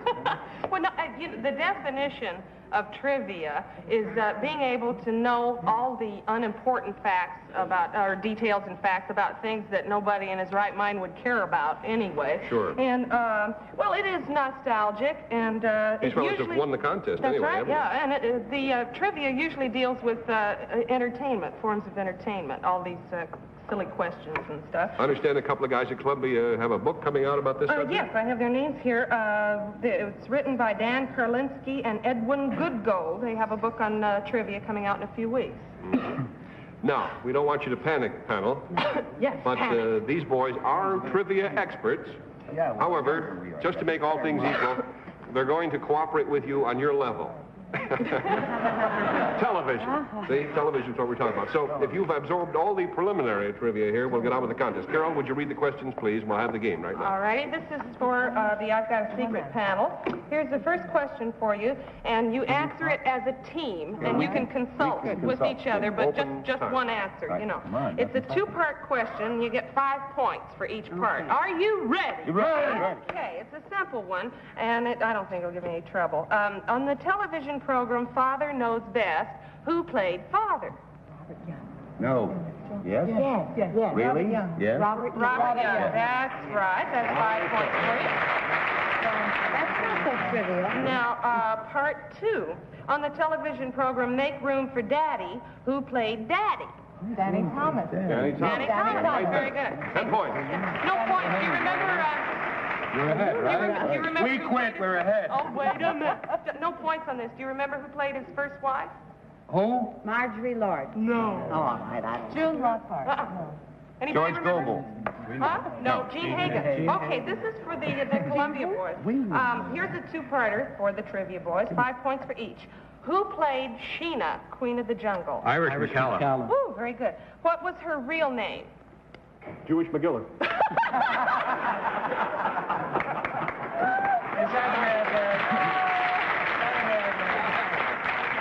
I'm sorry, I loused up the game. Now I'm back What's to her it. real name, do you know? Irish McCallum, that's a good one. Okay, this is for the I've Got a Secret panel. Now, we all know William Bendix originally played The Life of Riley on radio. Who played Riley originally when it switched over to television in 1949? William Bendix.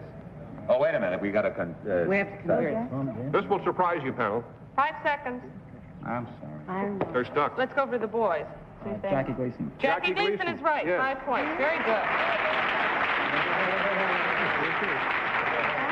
This is for the Columbia boys. Pinky Lee was the star of a program called Those Two in 1951.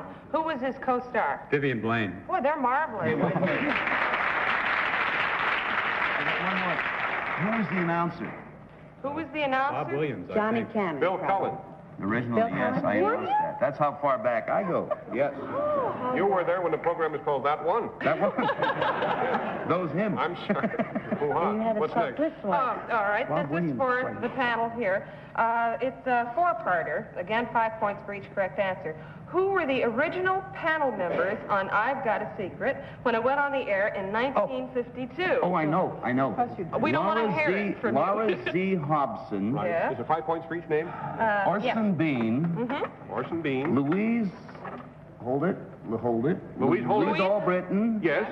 And Melville Cooper. Correct. Very good.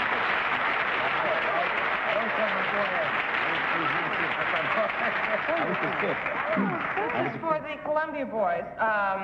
You should all know about Howdy Doody, so here's a 4-part question on that program. Each part is worth 5 points. 1. What was the name of the clown on Howdy Doody? Clarabelle. Right. Who was the first man to play that part? Bob Keeshan. Right. He's now Captain Kangaroo. What was the princess's name? Summer, fall, winter, spring. And what was the villain's name? Mr. Bluster. Now, can y'all sing the Howdy Doody song for us? Howdy doody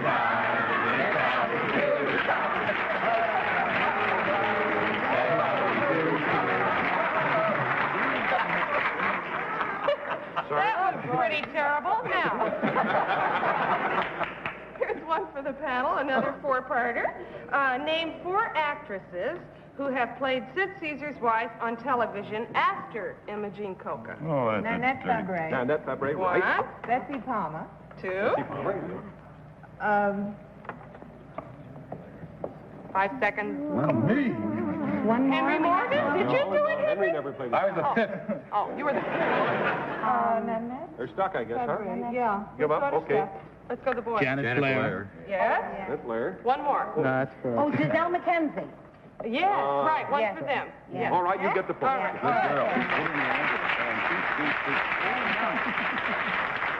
Here's one for the panel, 5 points each. Give us the names of 4 puppets, not counting Kukla and Ollie, who made up the Kuklapolitan Madame Players. Ogleput. Yes. Beulah the Witch. Yes. Rabbits, or what was Mr. Rabbit's Dewey, name? Dewey. That's What's Bill. his name? It's Bill, Joe Tui Tui. Oh. Tui Tui. Tui Tui. I never liked him Let's anyway. give him that How about anyway. Rabbit?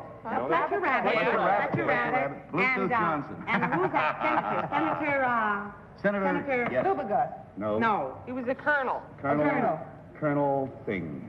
No. Okay, they're stuck. Now, Columbia. Boys, Columbia. Isn't that Dolores Dragon. Dolores Dragon. Oh, Dolores the Dragon. Oliver Dragon. Oliver No, but Dragon. Dolores the Drag.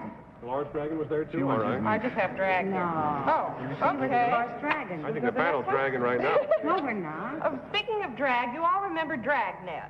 Now, what was Jack Webb's name in this series? This is for the panel. No, They don't get any credit. Did you remember last more? time. You We haven't owe asked them anything. It's our turn. Yeah, it should be their Oh, turn. I have. Oh, well, I'll get a blue card then. Okay. You got a parking ticket. I'm sorry.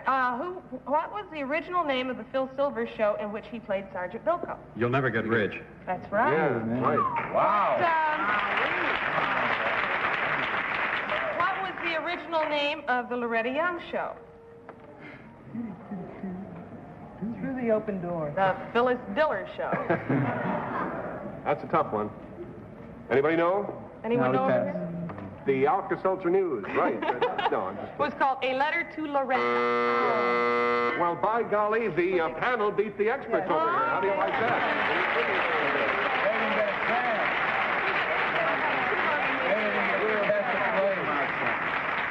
We're running a little behind time, but why don't we just all stay here in the theater till about 3 in the morning doing this back and forth just till our little hearts burst with glee. Well, let's done.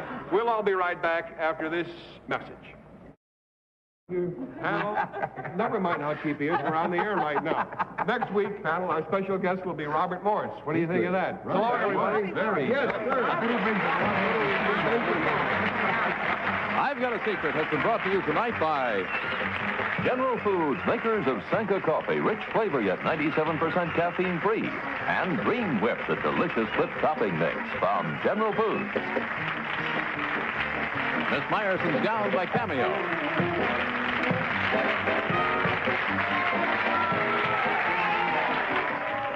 Join us tomorrow night when Clarence the Cross-Eyed Lion and Judy the Chimpanzee take part in a daring rescue on Doc Tari in color. And Wednesday night, be watching for another exciting story, Lost in Space. That's Doc Tari and Lost in Space for top adventure.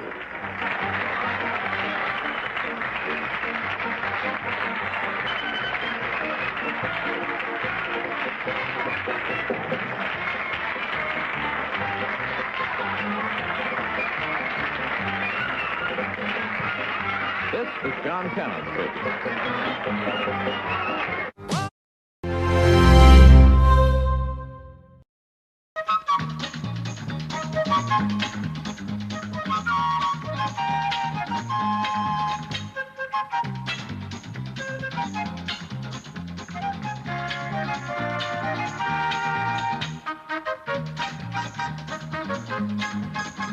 Let's all play What's My Line? And now, let's meet this week's What's My Line panel. First, Motown Records' Pride and Joy and What's My Line's All-American Boy, Soupy Sales.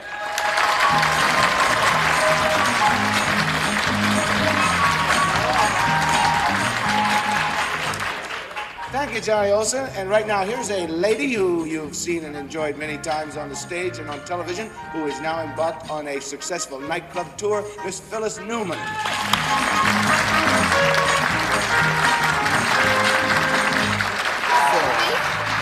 Thank you. And now I'd like to introduce a very talented, handsome actor who will soon be seen in Front Page, Mr. Bert Convy.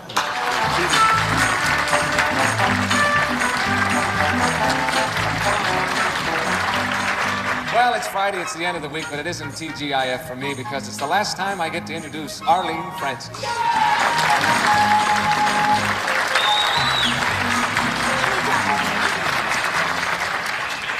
Now here he is, the mastermind of What's My Line, Wally Bruner.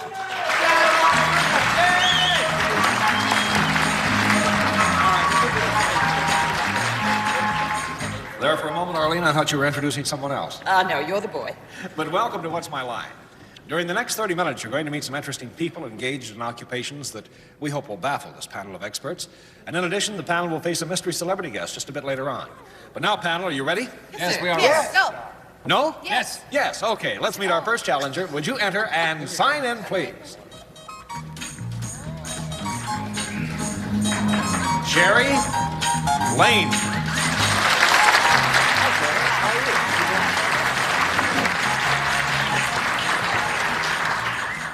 And Miss Lane, where are you from? Massapequa, New York.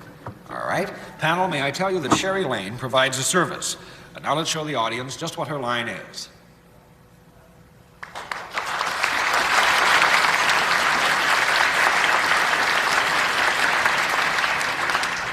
And may I remind you, please, may I call you Sherry? Yes. All right. May I remind you, panel, that Sherry is salaried, deals in the service. And let's see, shall we begin with Bert Convy, huh? All right, thank you, Wally. May I call you Sherry as well? Yes. Sherry, could I make use of this service? No. I don't believe you could, Bert, so that's one down. I don't know if I like the way you said that. Miss Lane, you have an athletic gait. May I guess that you may have something to do with the sports world? Yes. Is it an outdoor sport? Yes. Is it a sport that requires something other, either a equipment or of some kind? Yes. Is the equipment an animal? Yes. Are you a girl that does something with horses? Yes. Is it, now, I don't think you, may I rule out a jockey? Yes. Do you do anything about handling the horse? Yes. Do you work as a stable girl? Do you walk horses, cool them? You know, I don't really know the terminology, but I would think in layman's terms that would be it, because she is a groom for racehorses.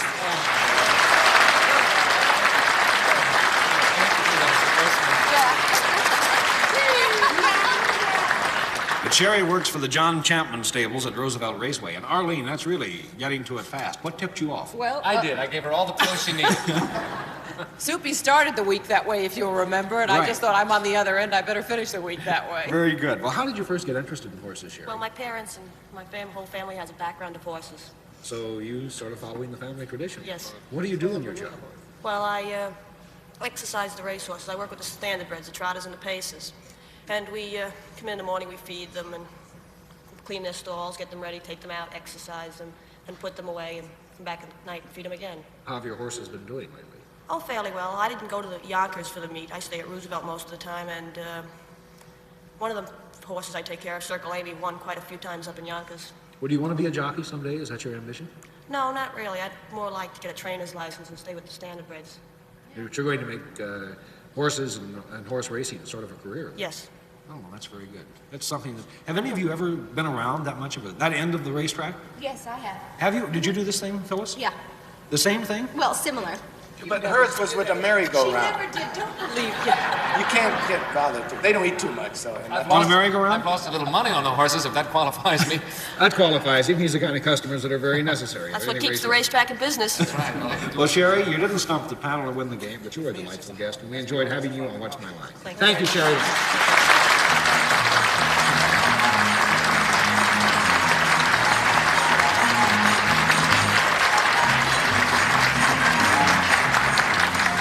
We'll be back to meet another challenger as What's My Line continues. Well, we're off to a great start, but I bet the next one stumps you. Let's see. Will our next challenger enter and sign in, please? We're ready.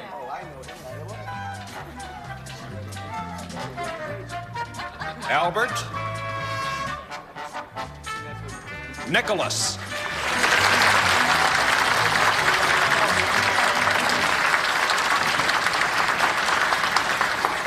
Mr. Nicholas, may I ask where you're from, sir? St. Petersburg, Florida. All right, panel, may I tell you that Albert Nicholas is concerned with a product. Now let's show the audience just what that product is.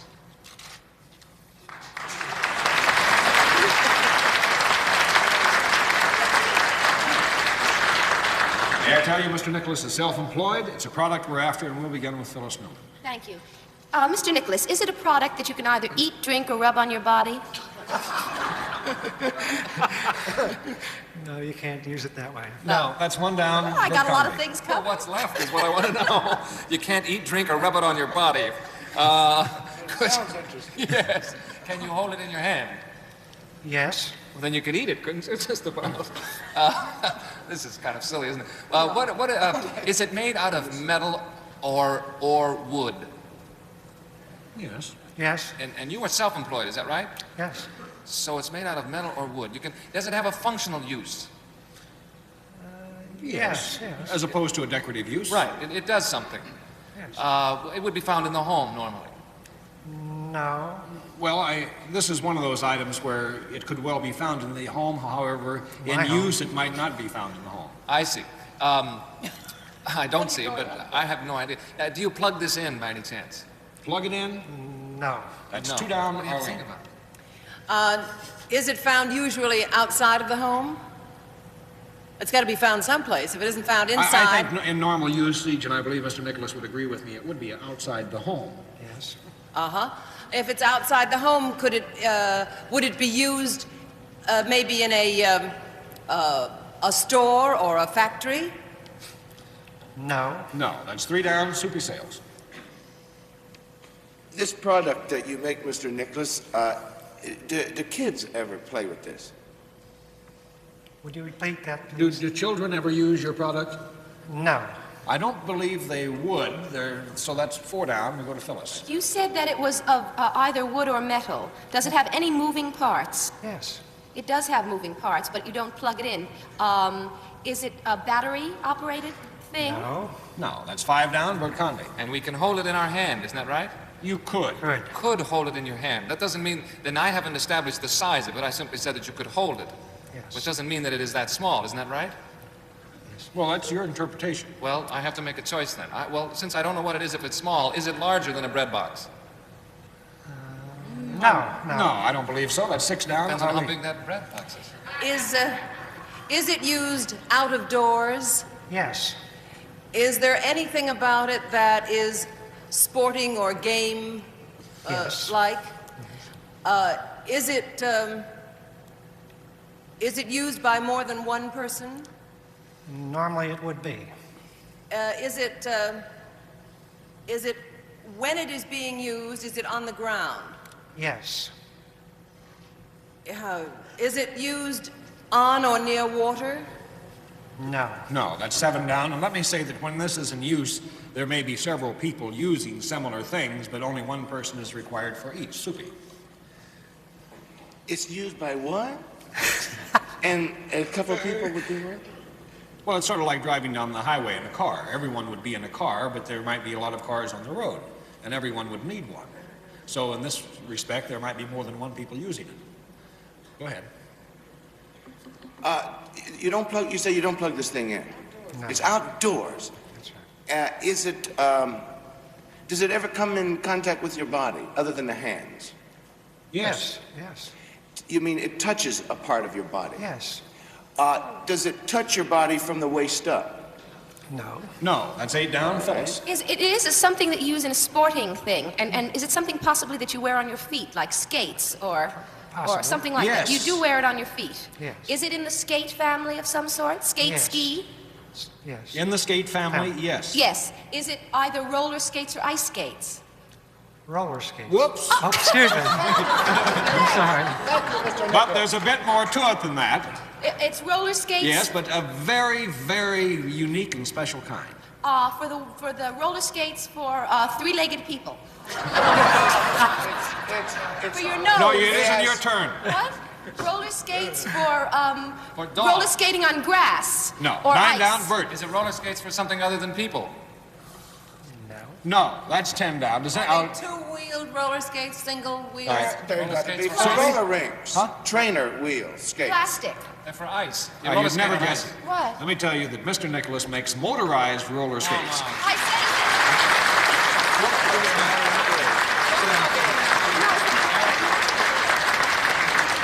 Panel, let me tell you that Mr. Nicholas invented and manufactures motorized roller skates, and he's going to show us right now how to use them. And this is going to be something to see. So I'd like you to come up to center stage with me, and let's get into the skates and see what happens. Isn't there a battery in them? Nobody listens. Now, panel, as you can see, they actually have a gasoline engine on each one. And how fast can you go on these things? So possibly run around 45, 50 miles an hour. 45 to 50 miles an hour. Well, who do you sell them to, Mr. Nicholas? These are mostly for exhibition now, but they were originally designed for racing. As you can see, this isn't something that children would ordinarily use. Now, this is, a regular industrial gasoline engine that you have hooked up to each one? Yes, they have automatic clutches, and I have a hand control here. I see. Isn't it a little dangerous? I mean, if the throttle sticks or something like that? Yes, if you fall, you can expect some damage. Now, you're going to operate them right here on stage, right? Right. And you start them like you start a chainsaw or a gasoline lawnmower or something like that, I guess. That's right. All right. Is there anything I can do to help? No, just stand back out of the way. Huh? Just hope everything turns out. Okay, here we go. Now we're going to start.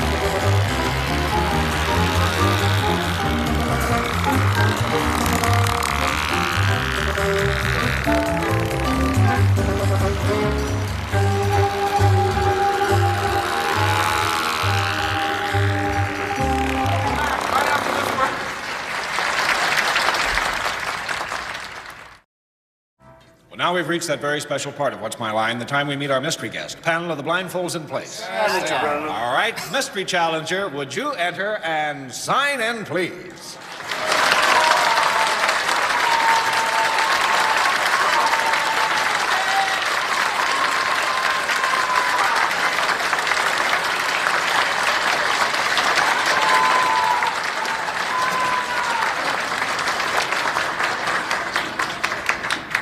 Our mystery guest has arrived and is seated beside me. I'll remind you it's one question at a time. I'll give you 2 minutes to try and establish the identity of our guest, and let's begin with Soupy Sales. Those are wonderful ovations. I take it that you're in show business. Yes. Phyllis Newman. He was in show business, is what it sounds like. Are you a singer? No. Bert Convey. You'd never be able to sing with that condition, sir. Are you appearing in New York now? Yep. Arlene. Starting to lose his voice. Are you best known for your work in television? Yep. Soupy. I'd like to take a guess. All right. Is it Rodney Dangerfield?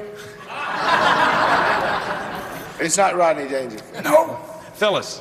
Do you appear regularly on television from New York? Regularly? Boy, do I appear regularly. That's a yes. Bert Convey. Did Phyllis say from New York? Did you say from? Yes. And he said yes, from New York, regularly. Are you on in the daytime? Yes. Arlene. Would your show be one of the game programs on television? What else? Soupy. With a voice like this. A game show. Is it a Goodson-Todman package? Not at present, but it has been. Phyllis. It will be again. Not at present, but it has been and it will be again. General de Gaulle. I have no idea. Bird? If it will be again, and it has been before, is it Bill Cullen? It is indeed.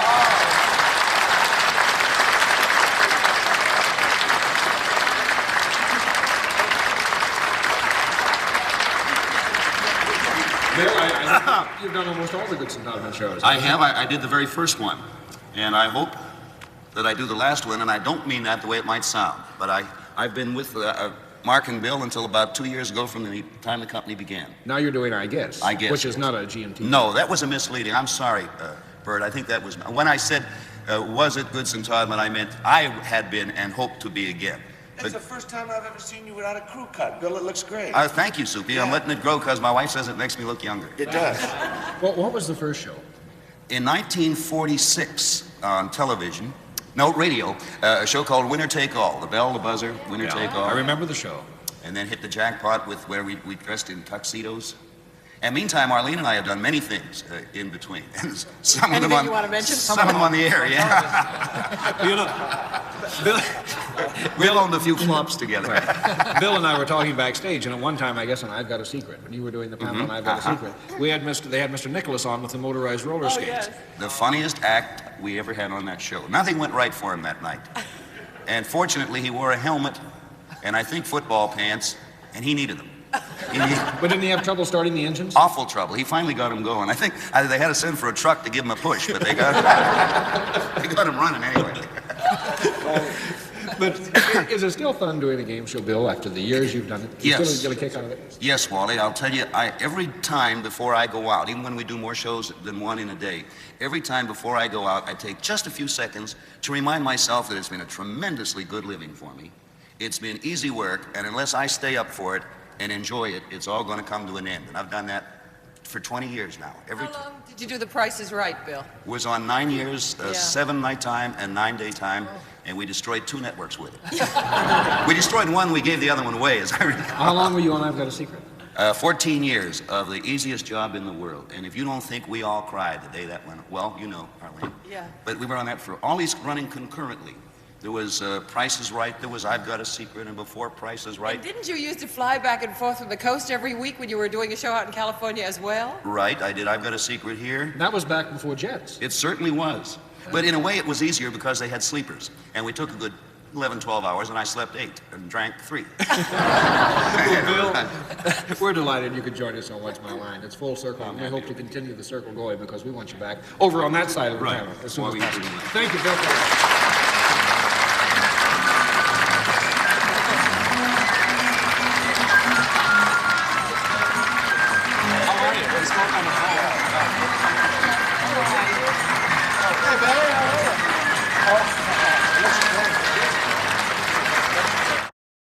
And now, panel, it's time for honest answers to questions submitted to the studio audience. The first one from Harold Guest of Newmarket, Virginia, to Phyllis Newman. Oh, Your album of folk songs is terrific, and I agree.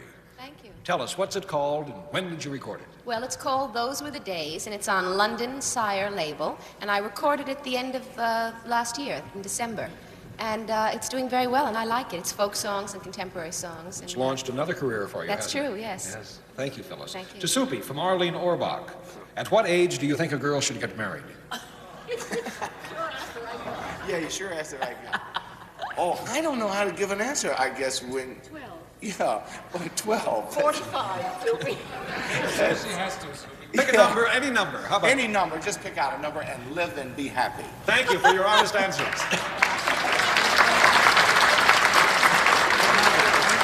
Live and be happy and forget marriage. Well, that's it for another week. We had a great time, and we hope you enjoyed yourselves, too. And won't you join us next week?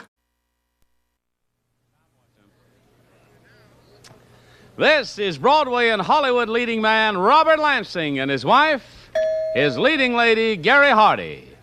This is intensely emotional and sentimental Haywood Hale Broun and his wife, Jane. This is President Nixon's favorite guest, Orson Bean, and his wife, Nixon's most beautiful guest, Carolyn. And this is the one and only Bill Cullen and his wife, Anne. These 4 celebrity couples are here to play He Said, She Said.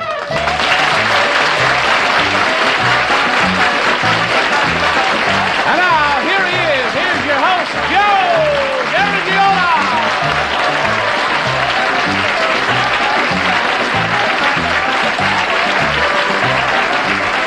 Thank you. Thank you. Let's go. Hey, yeah. Oh, keep it up. Go.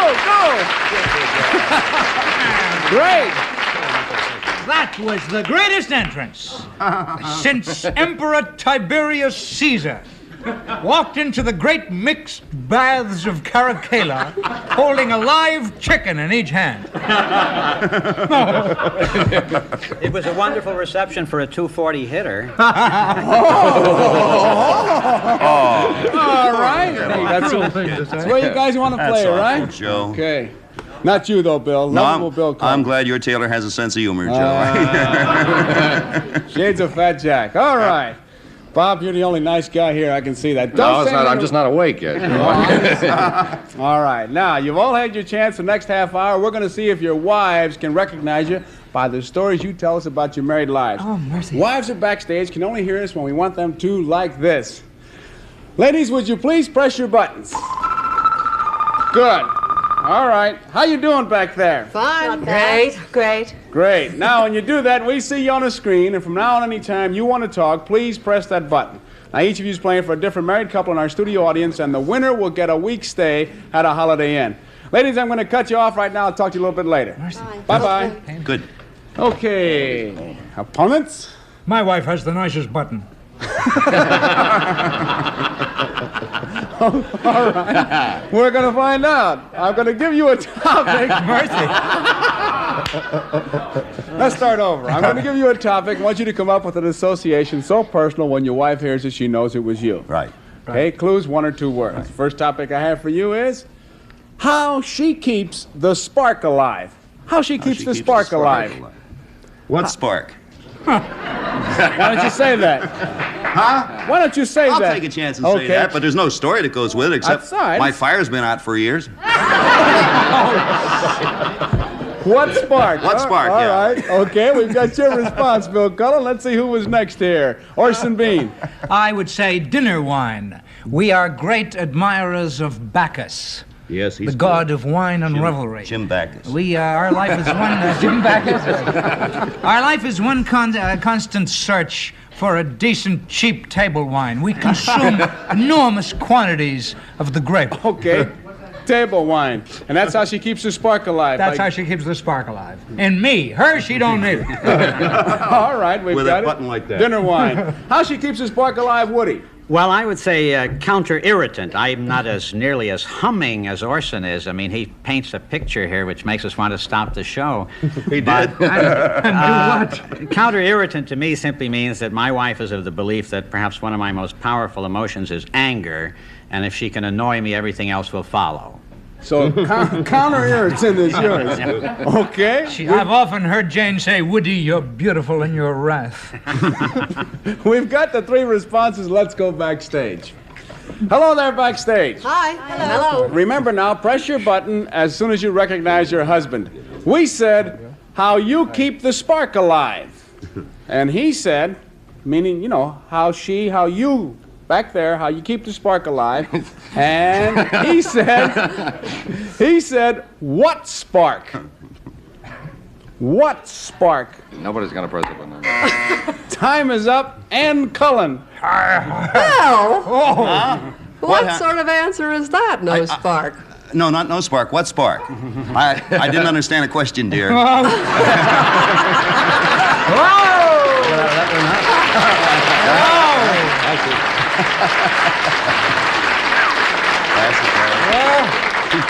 Welcome to divorce court. And I'll have to take 10 What did he points. say, Joe? He said, what spark? He said, That's right. You tell her, Bill. Well, and he asked me if there was a story. I said, there's no story except my fire's been out for 15 years. That's all. That's not true. Thank you, dear. Is that why you keep the... Never mind. I'll take the 10 points from you, Ann. We said how she keeps the spark alive, and he said dinner wine. Oh, we've got a couple of ladies with the dinner wine. Let's see who was first. Carolyn Bean. very sweet of you to say ladies with the dinner wine instead of winos. I figure you live have a little more, you live a little better. Right. We recently switched over from Italian Swiss colony to Roma. So we can afford to drink more of it. That's... You want to add to that story, Carolyn? What more is there to say? About the time the chicken fell in the vat of wine. You know the story. That's pretty much what he told us. We're going to give you the 25 points, Carolyn. Just never know when to stop with you two. They'll applaud anything. How she keeps the spark alive, and he said counter-irritant. Counter-irritant. Jane Brune. I don't know why. I just have a feeling that was be something Woody would say. Was it? Why do you think he said it? Well, I don't know. He likes to use big words like that, and then I have to say, what do you mean? And then he gets to explain it. Would you just kind of give her a hint? We're going to bend the rule a little bit, Woody. Well, I think the reason I said it was that you didn't understand the question. You are of the belief that I come alive when angry, and therefore, let's see if we can't make him sore. Oh, you're explaining why I annoy you sometimes? That's what he was explaining, Jane. We're going to give you the We're going to give you the 25 points because it was Woody who said that. Okay, more of he said, she said it. Right now, this message.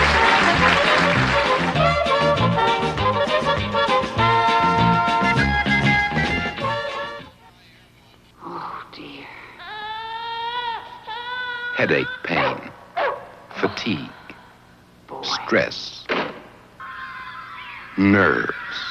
Pain grows. Its tension builds until your head really hurts. Fatigue, stress, nerves. Yes, there can be more to a headache than just pain. Anacin has more of the pain reliever doctors recommend most. That's right. Although the other leading extra-strength tablets contain additional pain relievers, 2-Anacin contain more of this specific ingredient than 4 of the other extra-strength tablets. While 2 of the other is the recommended dosage, 2-Anacin contain more of the pain reliever doctors recommend most than is contained in 4 of the other extra-strength tablets. For fast, strong pain relief, reach for Anacin. Ever wish a door wouldn't open? I used to, when I had to go in and clean the bathroom bowl.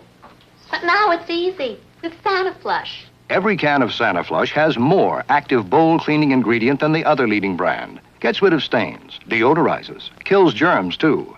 SaniFlush with more active bowl cleaning ingredient than the other leading brand. The job's so fast and easy with SaniFlush. It cleans like crazy. SaniFlush, powder or liquid. When you have a bad cold, stuffy, runny nose, red, watery eyes, choose the #1 nasal spray. Choose Dristan Nasal Mist. Dristan Nasal Mist has a special antihistamine other nasal sprays don't have. First, Dristan Mist helps dry, runny nose. Then, Dristan Mist shrinks swollen membranes. Even watery eyes improve and breathing's easier. Get the #1 spray, Dristan Nasal Mist, with a special antihistamine other nasal sprays don't have. If you would like to be a member of our studio audience and have a chance to win a stay at a Holiday Inn, just send for your tickets. You write to He Said, She Said, Post Office Box 750, 30 Rockefeller Plaza, New York, New York, 10020. Do they have a Holiday Inn in Staten Island? Sure, they got them all over. I want to stay in the one in Staten Island. Well, we're going to buy you a vat of wine and send you out there. That's what we're going to do. Hey, I got a new topic for you. Okay. The new one. Something you won. Something you won. W-O-N. Something you won. W-O-N. Something you won.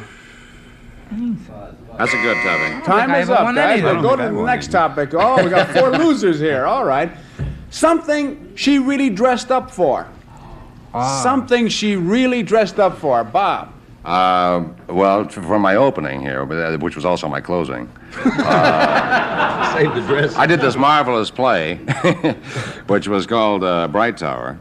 And it was Gary's first Broadway opening night, and so she really put it on. She put on the dog. What can be our clue? Opening night? Opening night. All right, we've got your We're response. going to get 4 answers for that, right? Let's see who was next. Orson Bean, something she really dressed up for. I would say dungaree party. Dungaree She made, there was a party that we were invited to, a socialite friend of ours, Christina Palazzi Bellin, a beautiful Italian countess who posed nude for a well-known magazine. Invited... Really? Yeah, she did. Yeah, Vogue or something. I got a really. copy of it right Oh, here. have you? Yeah, I'd like to see that. Okay. That's a very dog-eared copy. I got a better one here. I carry it around. She invited us to one of those crazy socialite parties. The ladies were supposed to be in evening gowns and the men in dungarees. She made an evening gown out of dungaree material, cut 3 inches above the navel. This is from the floor. It elicited such cries from the attendant males as, makes you proud to be an American, and you'll never drown, things like that. What's your clue then? Dungaree party? Yeah. Okay. Other cries I could give you.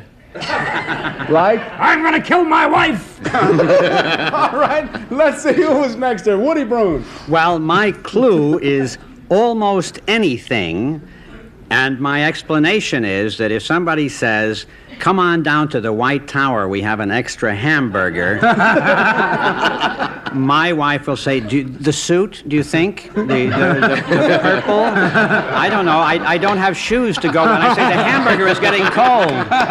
Can't we just go down with whatever? Oh, no, I couldn't go out like this. So what you dressed up for is almost anything. Almost anything. Okay, let's go backstage and see what happens. Hello, ladies. You all set to play? All set. All right, press your button now and you recognize your husband. We said something she really dressed up for. And he said almost anything. Gary Hardy.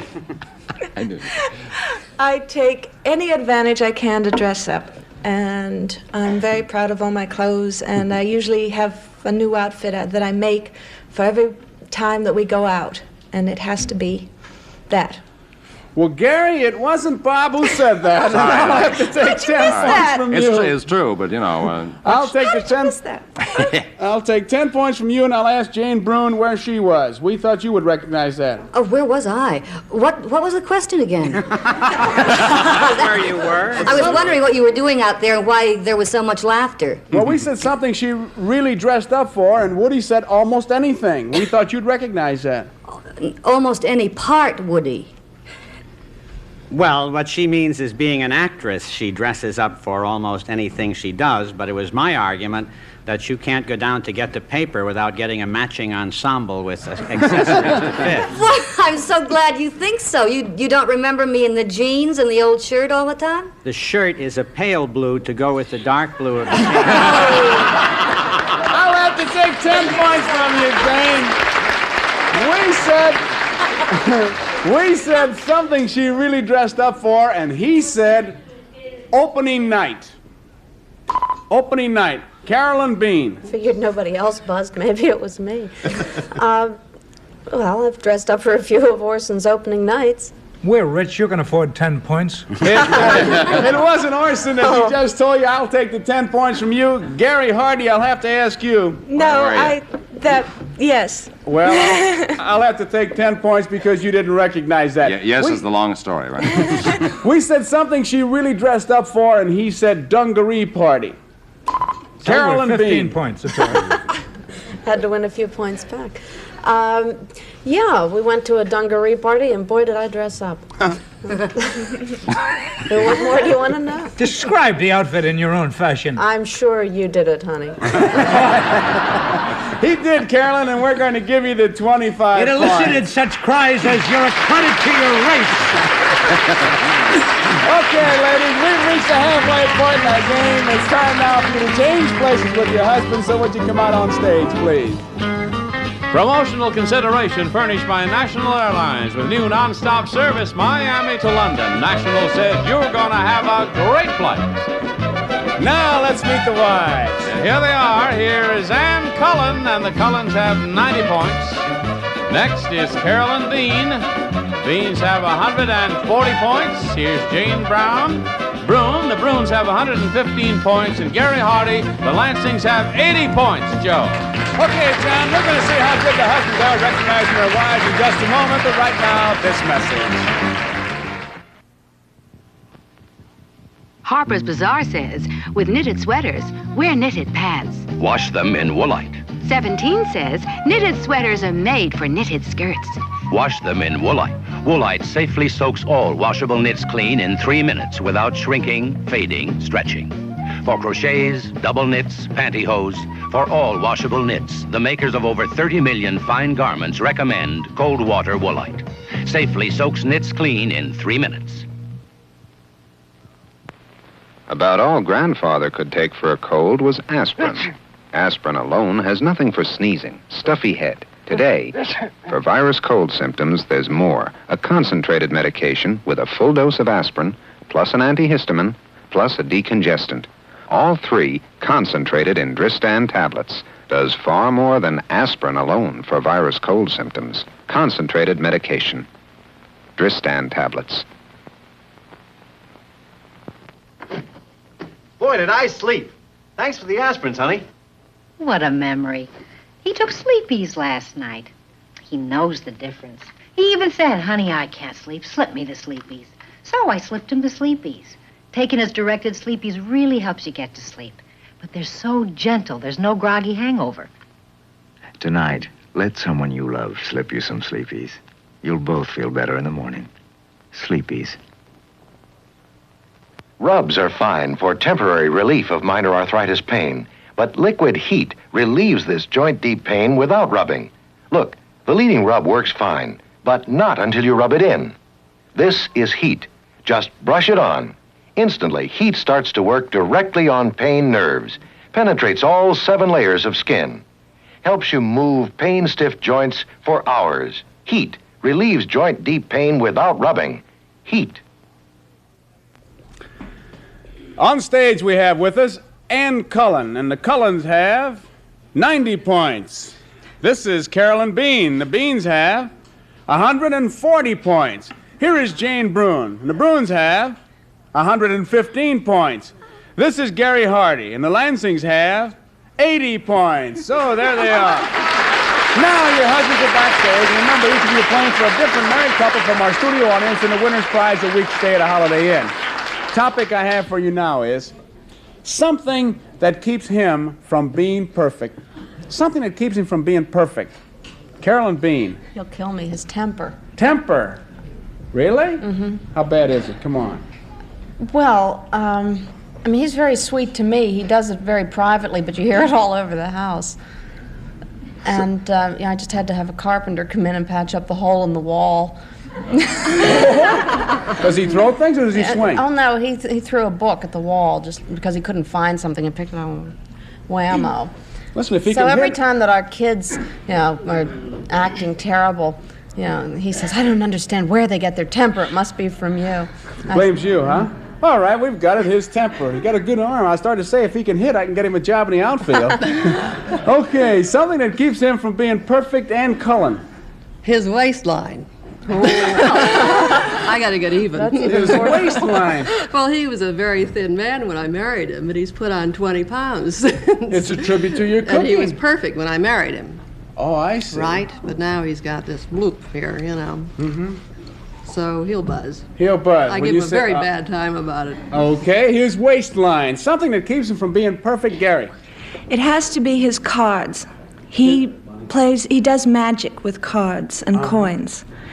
And it's fine, except he enjoys doing it at dinner when we're out.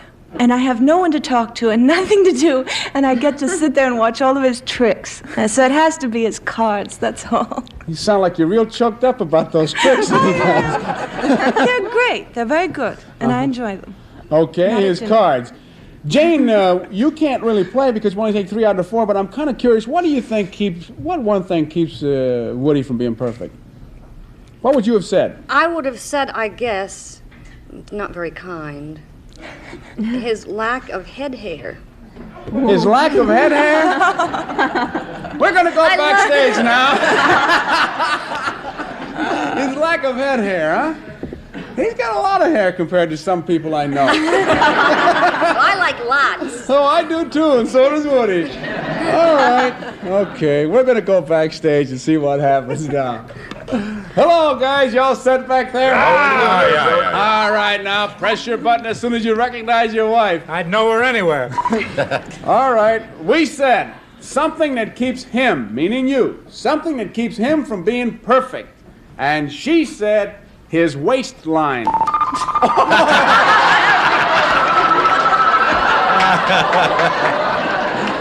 Man, we had the bells of St. Mary out here.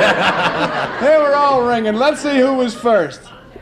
Well, Bill Cullen, you were first. I think he deserves it. I do, too. I think what she's doing is getting even with me for the wet spark crack. Actually, Joe, as you know, I'm a physical culture nut, and I constantly exercise. I have, oh, that's a lie. I don't do anything, and I eat too much, and my waistline is now the same as my chest size. And I'm working on my hips at the moment, but I think that was Ann who did That's what she told us, Bill. We're Thanks, going to give sweetie. you the 25 points. We said something that keeps him from being perfect, and she said his temper. Oh, we got two of them on our screen. Who was first? Orson Bean. Yeah, I'm sure it's me. I must admit I have the foulest temper since Attila the Hun.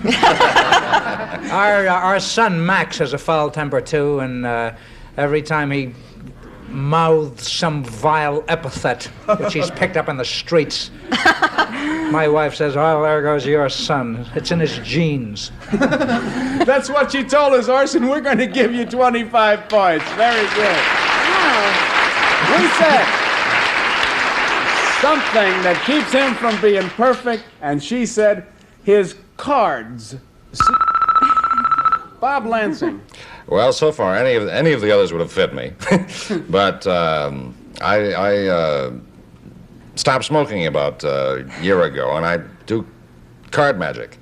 And it's become sort of a nervous habit, and which drives my wife a little batty, I think. Tell him when you do it. Bob? What'd you say? I'm not going to Tell him when you do it. Wouldn't tell him when I do it at all. I'd tremble in my seat to tell him when I do it. What did you have in mind? Dinner. Oh, dinner, At right. dinner. Oh, yeah, or at the table and at the, and friends. And then friends think that I'm terribly bored with them because I sit there and, flip cards and things. Why would they think that? We're going to give you the 25 points, Bob. Very good. I'm going to take two responses. There's two of you. The topic is massage. Massage. Gary. He always bothers me about giving him massages, and I always promise tomorrow, because today I've got too many things to do. And so it's got to be until tomorrow. Until tomorrow. Sounds like a hit song. Okay, until tomorrow. Massage, Carolyn Bean. I'll say loves foot. Loves He foot. particularly loves to have his feet massaged. And he has me and the three kids all trained to rub his feet. Three kids and you, that's four. Yeah, right. And we, take turns rubbing his feet. And line up at the bottom of the bed while he stretches out and sighs. That's got to be Loves something. it. Yeah. Okay. Loves foot. We'll go backstage and see what happens. Hello, guys, you set? Yep. Yeah. All right, now remember to press your button now and you recognize your wife. We said massage. And when we said massage, she said until tomorrow. Until tomorrow. Orson Bean. Well, I figured no one else is going to ring, and I could afford the 10 points, and it might be me. I could be massaged until tomorrow if you started a week ago Thursday. Well, it wasn't Carolyn who said that. I'll have to take 10 points from you, Orson. Bob Lansing, we thought you would recognize that. That's like, the temper. I figured 4 people could push on that. I could be massaged until tomorrow, and Gary, I suppose, could be massaged until tomorrow. But I keep telling you until tomorrow. You ask me and I say tomorrow. Oh, put it off until tomorrow. Yes. That's right. Yeah, she cracks my knuckles instead, We'll have to take 10 points from you, Bob. We said massage, and she said loves foot. Oh. We've got a couple of guys on our screen. Who was first? Bill Cullen. Oh. Joe, I love my wife's feet. No. She has the prettiest foot in the world. One's not so hot, but the other one is beautiful. No, I realized that was not me. I'm just trying to make up for the other one. Well, I'm sorry, dear. It wasn't Ann. I'll have to take 10 points from you. Orson, I'll take 10 points from you because you didn't recognize it. You knew it was Carolyn. You were just late. You meant I lose 10 points each time? That's right, Orson. That's the way it goes. Sorry, Orson, you ninny. Now it's time to get our final scores, meet our big winners, but first this message.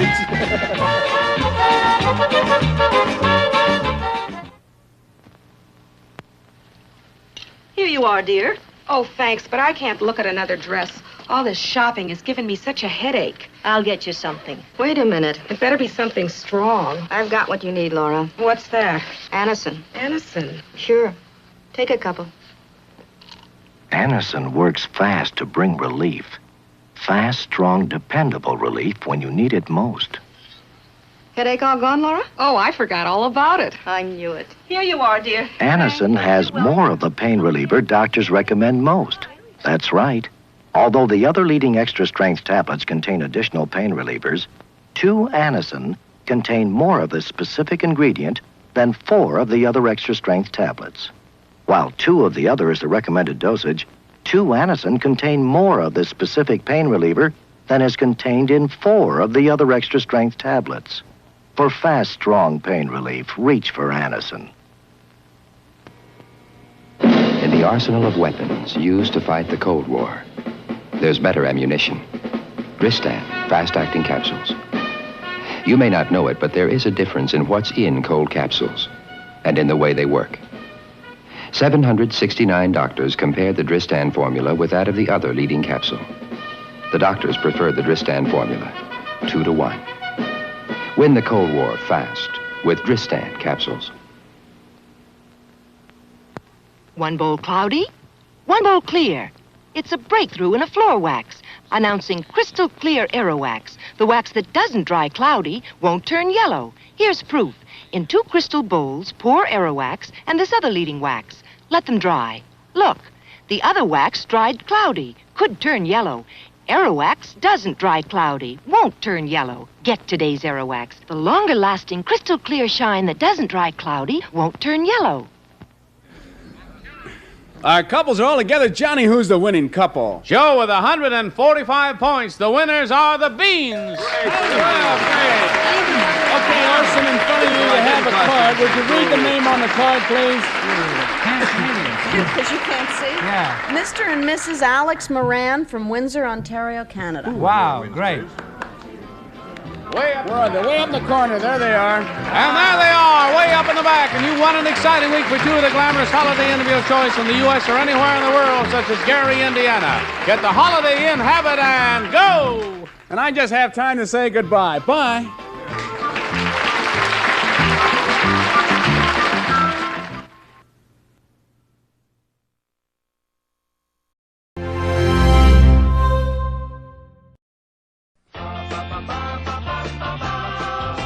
Ladies and gentlemen, Gary Moore.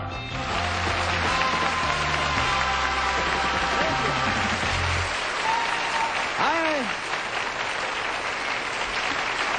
Thank you very much.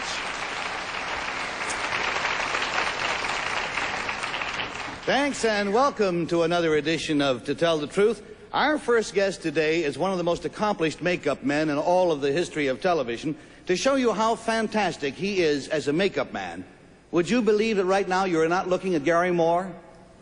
I am Raquel Welch, made up to look like Gary Moore. You don't believe that?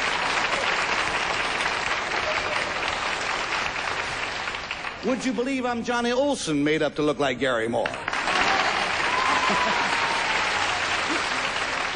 Well, in any event, the gentleman who is going to be our first contestant is responsible for the way that hundreds of famous people look on television, including the President of the United States. And we'll meet him as soon as we've said hello to our panel right here on To Tell the Truth. Bill Cullen. Peggy Cass. Orson Bean. And Kitty Carlisle.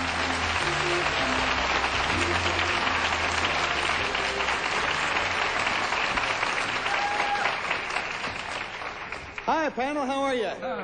Happy Monday and all like that. Thank you. Our first subject today is makeup. Bill, I know for sure. You don't wear any makeup on TV, do you? No, nothing helps. Nothing helps. And Orson, I don't believe you do either. No, as the winter goes on, I start to get as green as a pool table, and I should wear makeup on the street with maybe a little beauty mark over here, a powdered wig. I don't wear... this is the only show I know where the guys don't wear makeup. I used to, years ago. Yeah. I finally gave up. I figure I've been around so long, who am I fooling? You know? All right, let us meet our fantastic TV makeup man. Number 1, what is your name, please? My name Ray Voci. Number 2. My name is Ray Voci. Number 3. My name is Ray Voci. All right, now all three of these gentlemen claim to be Ray Voci. Listen to the story. I, Ray Voci, am a television makeup man, and at one time or another, I have done makeup for Kitty Carlisle, Orson Bean, Peggy Cass, and Gary Moore. I also make up the guests on The Tonight Show. And in 1967, I applied powder and paint to one of that show's most illustrious guests, Richard M. Nixon. He liked what I did. He asked me to work for him during the campaign, which resulted in his election to the presidency. I am still on call. Whenever the president has a major television appearance, I fly down to Washington to help him put his best face forward. I have not only met future presidents on The Tonight Show, I have done makeup for some of the most glamorous figures in the world of entertainment, such as Della Reese, Dionne Warwick, and Ella Fitzgerald. Because of this, I have recently written a highly specialized makeup book. It is called Beauty Secrets for the Black Woman. Signed, Ray Voci.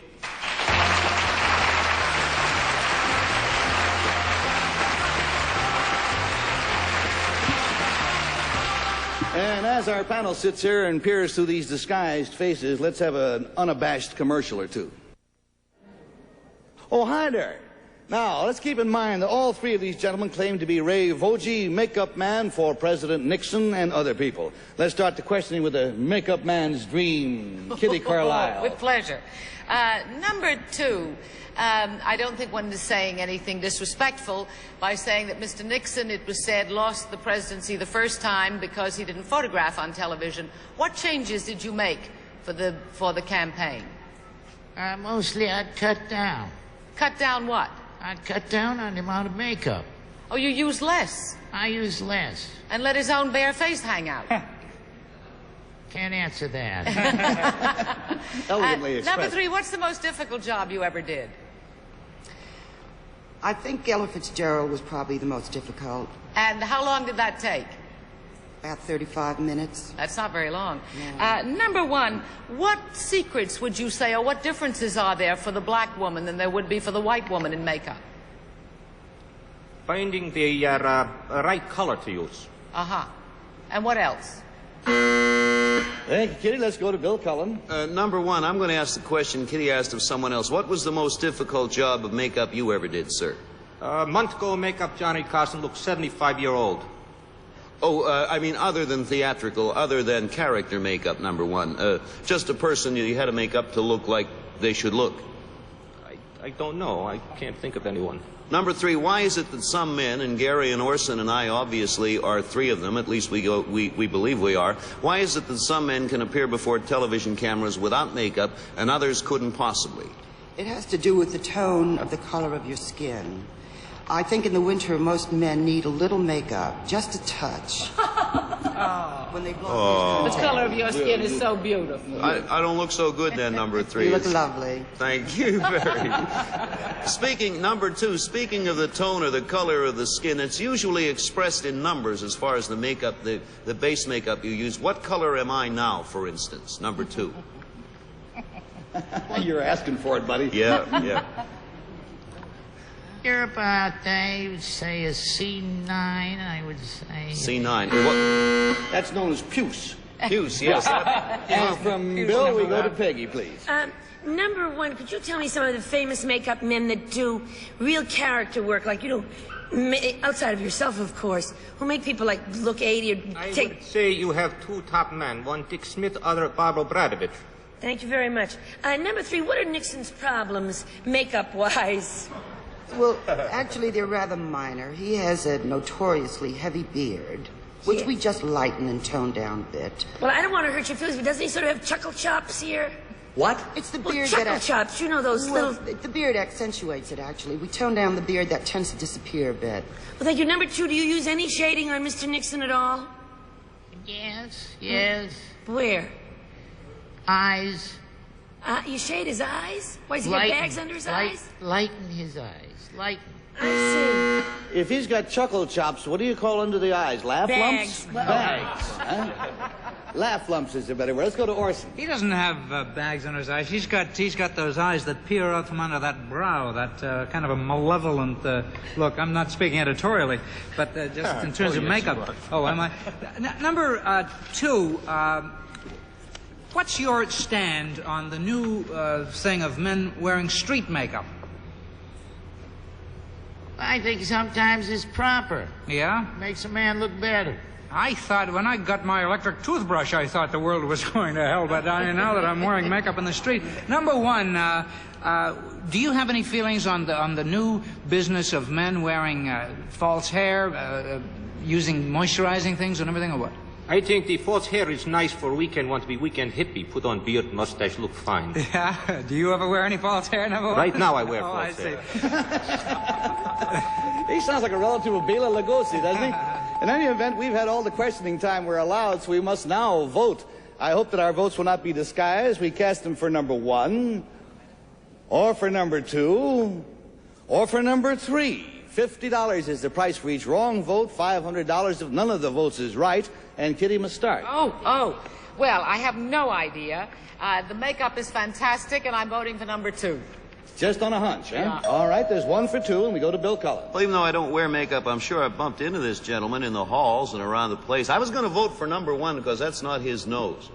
And I figured, I hope it's not his nose. You're going to be awful embarrassed when this is over. Yeah, I withdraw my... Anyway, I ended up by voting for number 3. I don't know why, I just voted for him. All right, there's 1 for 2 and 1 for 3, and how about Peggy? Oh, it just couldn't be 3. Absolutely not. The voice is wrong.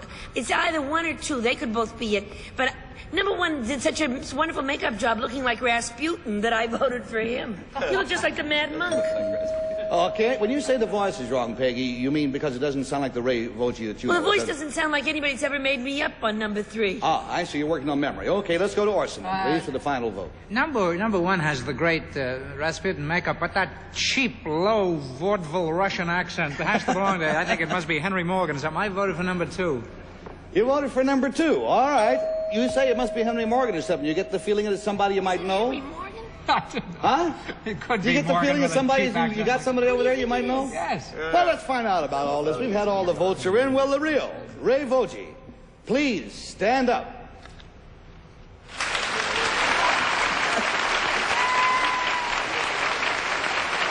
There you go. Nifty job, Ray. We'll be back to you. Now, number 2, who got 2 wrong votes. What is your real name, please, sir, and what do you do? I'm your director of this show. My name's Paul Alter. Paul Alter.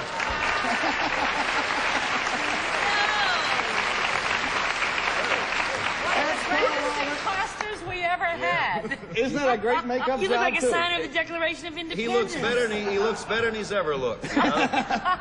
Now, number keep it, 3, Paul. I Peggy, can't you... believe it now after he tells it. Well, we're going to bring him back with his real face in a little later on. But, Peggy, you said that number 3, the voice was wrong? Yeah. Number 3, sir, what is your real name, please, and what do you do?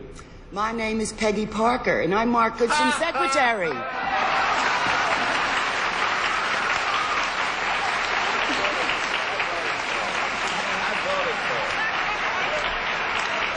Peggy Parker, secretary to Mark Goodson of Goodson Todman Productions. Nifty job, everybody. We thought you were a sissy. I thought it was a sequin thief from Fire Island. I thought that you were a big sissy. Well, Peggy is coming back a little later in the show with her real face, and so will Paul. By the way, Paul's makeup and Peggy's makeup were done by the CBS staff, and we're quite proud of those makeup jobs. They're really, really good. Ray, you said that you do President Nixon. Have you ever done Mr. Agnew? Yes, I have. What, any particular problems there? No, he usually has a pretty good coloring, usually a nice suntan.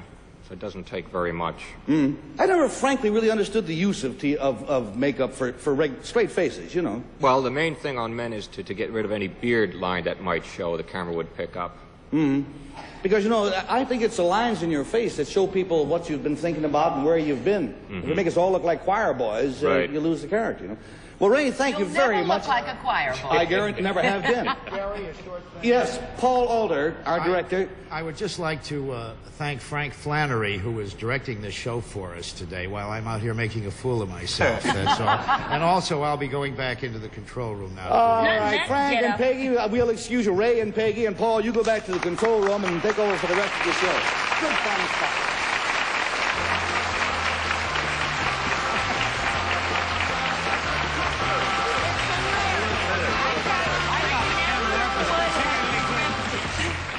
All righty.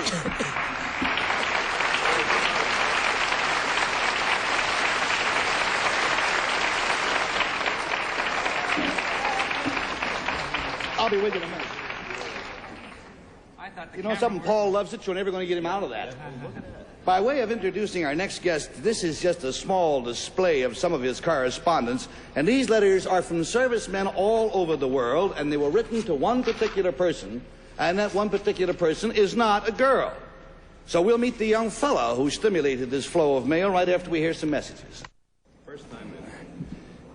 Hey there, now let's meet the fella who keeps those cards and letters coming in.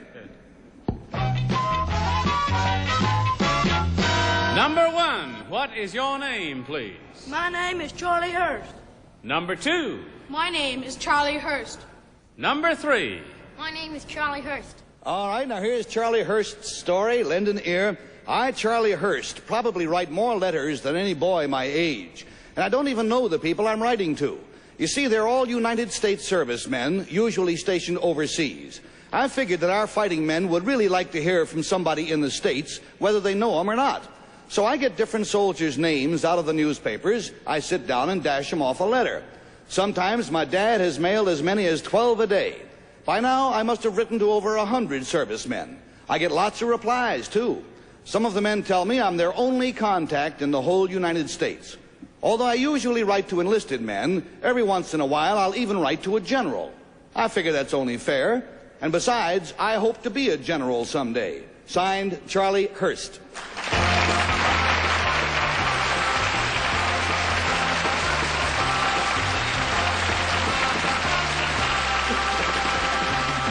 Okay, and we'll go to a lady who believes that the pen is always mightier than the sword, Peggy Cass. Thank you. Number 3, did the general answer?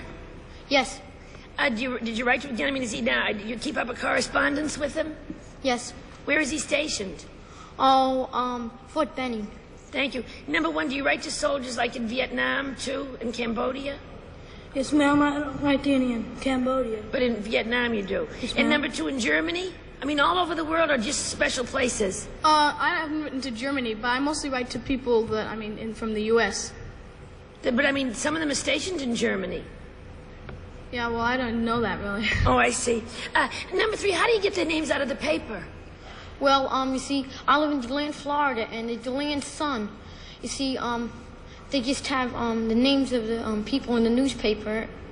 Sometimes I call them up on the phone book. I find their names and I call them up on the phone book, and then I ask them, the people, I see. Well, number... Yeah, you understand that? Let's go to Orson. Thank you. Now, I want to pin something down. Number 1, it sounds to me, statistically, as if you could run up about $3 a week in stamps. Who pays for that, you or your old man? Well, me and my father and my mother pays for them. You all kind of split it up? Yeah. Number 2, do you agree with that, what one said? Do you pay for some of the stamps or all of them, or? No, I only pay for some of them. How do you make the money? Well, I sing in a Allowance? choir. You sing in the choir, you get paid for that? Yeah. Hey, that's great. Number 3, do you ever get writer's cramp? Well, my mother, she has a typewriter, and sometimes I dictate the letters to her. Oh, great. Number 1, do you do the same thing? No, ma'am. No, sir. What do you do? I write it with a pencil. What kind of just a pencil? Number 2? Thank you, Orson. That takes us to Kitty. Number 2, what do you say to these fellas in general? Well, I tell them how we're doing and what the weather is and, like who's winning and in basketball and things like that. I see. Number 3, where do the letters come from that say that you're really their only contact with the people in the States? Could you restate the question? I don't really know what you mean. Huh? Could you restate the question? Oh, I mean, where do the letters... What soldiers, where are they stationed when they write you and say that you're their only contact with the United States? Well, some of them are stationed in Vietnam and at Pensacola, naval base in I see. Florida. I see. Number 1, how did this start? Well, I started writing to my brother first, and then... And where was he? Fort Jackson. I see. Thank you, Kitty, and that brings us to Bill. Number 2, we've determined that number 3 sometimes dictates to his mother at the typewriter, and number 2 uses a pencil. Number 1 uses a pencil. Number 2, how do you go about physically writing these letters? With a pencil or a pen. Number 1, do you really enjoy writing letters? I mean, not that enjoy the good you're doing. We know you're doing a great deal of good, but do you enjoy letter writing? Number 1. Yes, sir. Number 3, do you write to other people besides servicemen? Do you have a normal correspondence that you keep up with fellows your own age here in the States? Well, not usually, because I think I get a lot of fun doing it to the soldiers. And then they send me souvenirs like Vietnamese hats or pictures or maybe even medals, but, you know, that they got or something. Number 2, how old are you? All right, that's all the time. The bell rang in time to save us him having to reveal his advanced age. It's time for us to vote. And we vote for number 1, or we vote for 2, or we vote for 3. $50 for each wrong vote, $500 if none of the votes is correct. And Peggy Cass starts, please. Well, number 3 knows an awful lot about DeLand, Florida, and Pensacola, and number 2 looks like a choir boy. But I think it's number 1. He's very serious about it. Okay, it's 1 for 1. And Orson, do you agree? I voted for number 2. He has the look of the budding American businessman who's going to go on to become a millionaire as a result of his... can you let me have a buck, number 2? What? A real correspondence school. Kitty? Well, I think they're all lovely, and number 1 could easily be the one. Number 2 does look like a choir boy, but number 3 in the affidavit says that he wants to be a general someday. So I voted for number 3 because it looks to me like he's dressed as though he's getting ready to be in the military service. Well, the votes are spread out all over the place. Bill, you're going to have to break the tie. That's a good point. Well, I went along on the basis that he wants to be a general someday, too. And number 2 looks like, to me, not the way he's dressed, but he looks like a future West Point appointee. And for that reason, I voted for number 2. He also looks rich, as Orson said. Okay. The die is cast. Will the real Charlie Hurst please stand up? Who had it? Where you came in?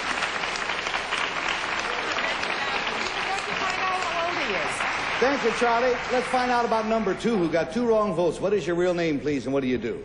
My name is Britt Byrne. I'm a student of the Alexander Robertson School in New York City.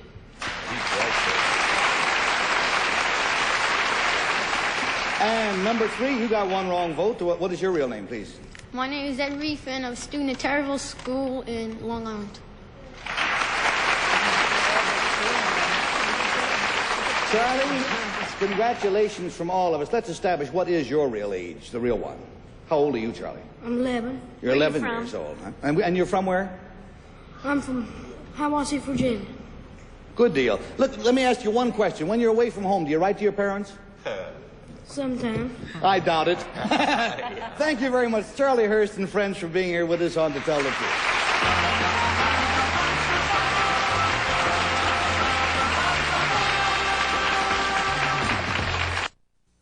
Now, in the first spot of today's show, we had the 3 people from the makeup spot. Ray Voci, I think you ought to see Ray first. He is the makeup man. Let's find out what Ray really looks like. Oh. Here's Ray Voci. There you go. That's it.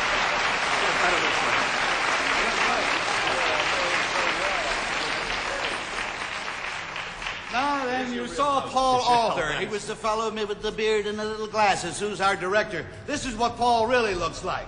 All scrubbed up.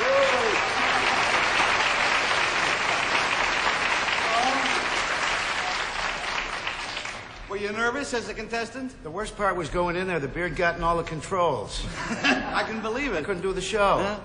Well, you did the second half, all right. And this is the one that'll really kill you.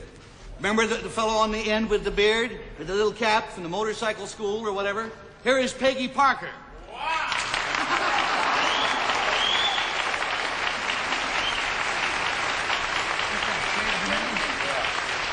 Peggy said before the show that she was afraid this was going to cost her boyfriends. I have a note here that says, Dearest Peggy, maybe the beard may lose you a few boyfriends, but you'll always have me. Signed fondly, Johnny Olson. Ray, Paul, Peggy, thank you. Donald, see you tomorrow, everybody. Take care.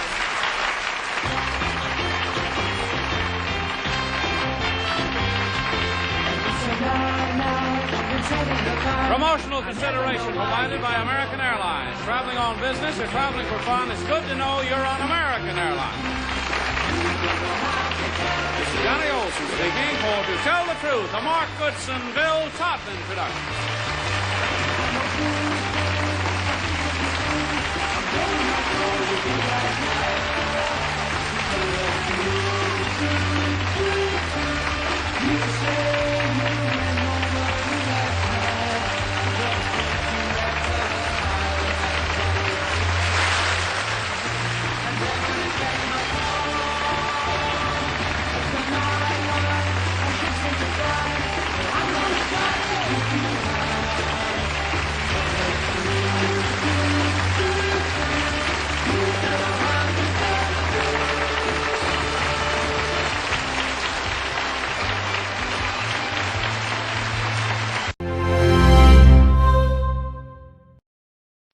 Get ready to match the star.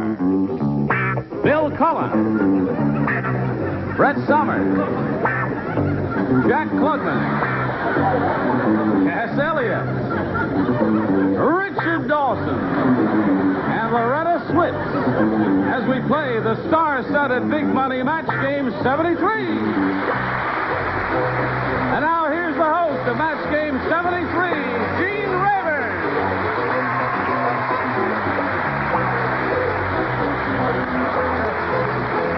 Hello there.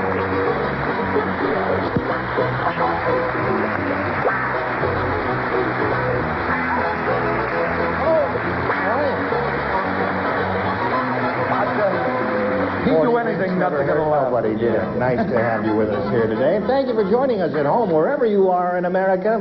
And thank you for joining us because you're a splendid, talented bunch of people. I mean, aren't you? Yes. Yes. Yes. Are you all ready? No. Yes. Good. Would you like to greet our two players, Antoinette Osborne and Bill Goldstein? No, thanks. No? All right. Yeah. Bill is the current champ. He's won $5,600, and he did that in only one game. And last time we were together, he was being challenged by Antoinette. We started that game, got halfway through round one. Antoinette scored one match. We were about to get to his question when time expired, and we're going to pick up there today, right after this message. You played from yesterday. Okay. All right. I came here to play. That's right. That's right. And you're going to play. Okay. You're going to get ready to... I'm ready. This is it. Batman said to Robin, please don't ever tell anyone I wear blank. Batman said to Robin, please don't tell anyone ever that I wear blank. Now, Batman said that to Robin. Batman said that to Robin. He's the older one. He's not the kid, right? Right. Yes, Robin is the kid. My God. Right along. Presto. Oh. Now. Did you hear the question loud and clear? Batman said to Robin, please don't ever tell anyone I wear. Okay, all set over there? So we'll get a response now from Bill Goldstein. Please don't tell anyone I wear... Pantyhose. Pantyhose, he said. Pantyhose? Pantyhose. Actually, he said pantyhose, you know. What's wrong with with that? You always thought it was that blue suit you... It's pantyhose, really. They're very good. Yeah, that's... I'm a garter-built man myself. Yeah. So I wrote longies. I'm sorry, but they're sort of like pants. No, longies? No, we can't match that because longies have no feet in them, and pantyhose do. What do you say, Brett? Well, one of the reasons I was so curious about whether it was the younger one or the older one, you noticed I asked that question earlier on? Because he wore lace underwear. Oh. Lace underwear? Yes. There's nothing wrong with lace underwear, dear, as long as you stay out of Portland, Maine. Right? Right. There ain't nothing wrong with it. She bought me 6 lovely pairs. Lace panties. Well, that's the way it is with Batman, eh? What do you say it is with Batman? I say pantyhose. Pantyhose gives you a match. You say... Bananas, and you say bananas. No, tomatoes. I know that everyone knew he wore pantyhose. What he was worried about was the fact he wore lipstick. That was carrying it a bit too far. I don't think so, but some people do. The commissioner particularly. Yes, of course. He had a terrible ego problem, and he didn't want anyone to know that he was getting older, and he had to wear false teeth. Oh, I see. Okay. So you asked Robin to keep that a secret. You're going back to so at the end of round one, 1-1 is the score, and we go to round 2. Antoinette, what is your selection? B. B it is for Antoinette. Last time out, you matched Cass Elliott, so you will not participate in this. What if I take a short nap? Thank you. Take a short nap or count your gold bracelets or do something like that. Myron said, I was at Lawrence Welk's house the other night, and I actually saw bubbles coming out of his blank. I'm glad Myron said that. I was at Lawrence Welk's house the other night. I actually saw bubbles coming out. I heard you the first time. Oh, all right. That's enough already, then. Jack is ready. Always first, Jack. I'm ready. You can't understand his writing. Now, what do you want, class or speed? There we go. Now, Antoinette, how do you respond to this? Myron said, I was at Lawrence Welk's house the other night, and I actually saw bubbles coming out of his... Ears. Bubbles coming out of Lawrence Welk's ears. It's a neat trick if you can do it, Bill. Can you do it? Bubbles had been invited to the party, and she was coming out of the bathroom. I see. All right. What does Lawrence Welk play? The accordion. Oh, well, coming out of his instrument. I didn't know what he was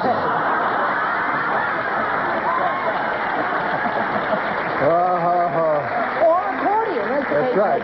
Accordion, right. Okay. Once he removed the accordion that came out of his navel. Out of his navel. No ears yet, Antoinette. Let's see if we get something down here from Richard Dawson.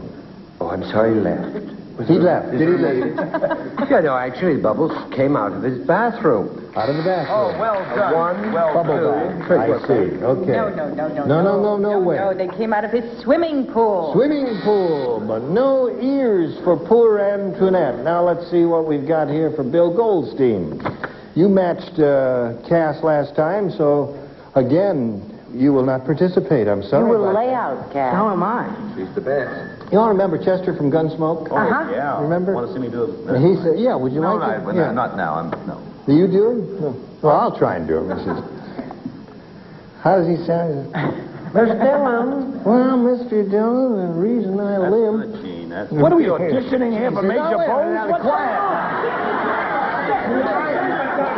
You got a job. What do you want to put? You want to put Frank Gorshin out of work? Shoot it, then. You were saying. It's my show, and I'm going to do it if I want to do it. Okay. He's the Well, Mr. Dillon, the reason I limp... Get back up there, Jack. Get your stick, Gene. Well, Mr. Dillon, the reason I limp is because I got my foot stuck in a blank. That's all. What? He said, well, Mr. Dillon, the reason I limp is because I got my foot stuck in a blank. Chester, not Chester. I got my foot stuck in a blank. In a blank. You didn't write. Okay. Stuck in a... I got my foot... All you need is one to win the game. I got my foot stuck. Brett is not finished okay. What is that thing? Business is concerned. Right. What are those things? I Okay, now she's ready. Ready? Not ready. Yes, now I'm ready. Now ready. I'm ready, brother. Coming ready now. Okay, Bill. Well, Mr. Dillon, the reason I limp is because I got my foot stuck in a... Door. In a door. Rotten answer, huh? Is that what you're telling him? Okay, that's what they're telling him. He's already depressed. No, I won't do Chester again. give us your answer. Can't do Paul Lynde. No, I won't do Paul Lynde either. Give us your answer. Speaking from experience, Gene, it'll do it when you get stuck in a cuspidor. In a cuspidor, yeah. All right, one door will win the game for him. Brett, what do you Actually, think? this isn't my answer, but I couldn't think of what my answer was. So I put sawhorse, but you know what I meant. But it didn't match yours anyway. Doesn't match yours. Thank you can't worry about That's enough. Okay. What happened when a guy turned to him and said, "Are you Chester from Gunsmoke?" And he got his foot caught in the urinal. Okay. All right. Aren't you glad you're not playing? Yeah. Richard, what do you say? That's enough of that, then. Yeah, beg your pardon. What was the question? The question was... no, the question you asked me. May I have your answer, please? The answer is no. Got his foot caught in a bucket. In a bucket. Last chance here to win with a door. Let's see if we get it from Loretta's club. All outdoors and everything. It was outside in a gopher hole. A gopher hole. What do you know about gopher holes? So at the end of round 2, it's tied up 1-1, and we'll tell you what happens. And when we get a tie, we wipe the slate clean, and we push the button. We go to a tiebreaker. One question. The one who has scored the most matches will be the winner. All right, challenger, make your selection. B. Here it is for Antoinette. Everyone plays. Steve was surprised when Stella got blank sooner than he expected. Steve was surprised when Stella got what, dear? Blank. Sooner than he expected. Did you hear that, Antoinette? Steve was surprised when Stella got blank sooner than he expected. All right, folks. They're all set. So now we'll call on Antoinette. What do you say when Stella got blank sooner than he expected? Pregnant. Pregnant. I guess the audience is with you on that. Let's find out if the celebrities are with you on that. Are you with her on that, Bill? Pregnant is her answer. I'm with her every inch of the way. You asked me. Yes. All right. Brett, what do you say? Well, Stella was married to Arthur, and Stephen and Arthur were best friends, and he was surprised that he... I don't know. Pregnant is good. That's another match for you, Antoinette, and He Jack. sure was surprised since he claimed he never put a finger on it. Right. Pregnant. All right, that would not be the way to do it, but Jack, we'll go on to your answer. When Stella got home sooner than Just keep it to yourself. Still, really, she means it. I know her. Yeah, that's why I was surprised, because it was the other lady that got preggy when she got home. All right, up to 3. Let's see what you have, Loretta. Yes, no, you're all wrong. All wrong. No, she got drunk. Drunk? And then she got Than pregnant. expected. Really? And then they went home. See, she didn't... All right. No need So to now draw on you're your up own to personal 3. experience. And we'll see how Bill does with this. Listen carefully, Bill. You have no score at all there. Only his hairdresser knows for sure that Melvin is blank. Only his hairdresser knows for sure that Melvin is blank. Everybody plays. I love you when you smile like that. All right, Bill Cullen's the first one ready, isn't he? Put it in the slot there. That'll indicate that you are ready. Okay. Show off. They're all ready, too. Now, Bill Goldstein. Only his hairdresser knows for sure that Melvin is... Bald.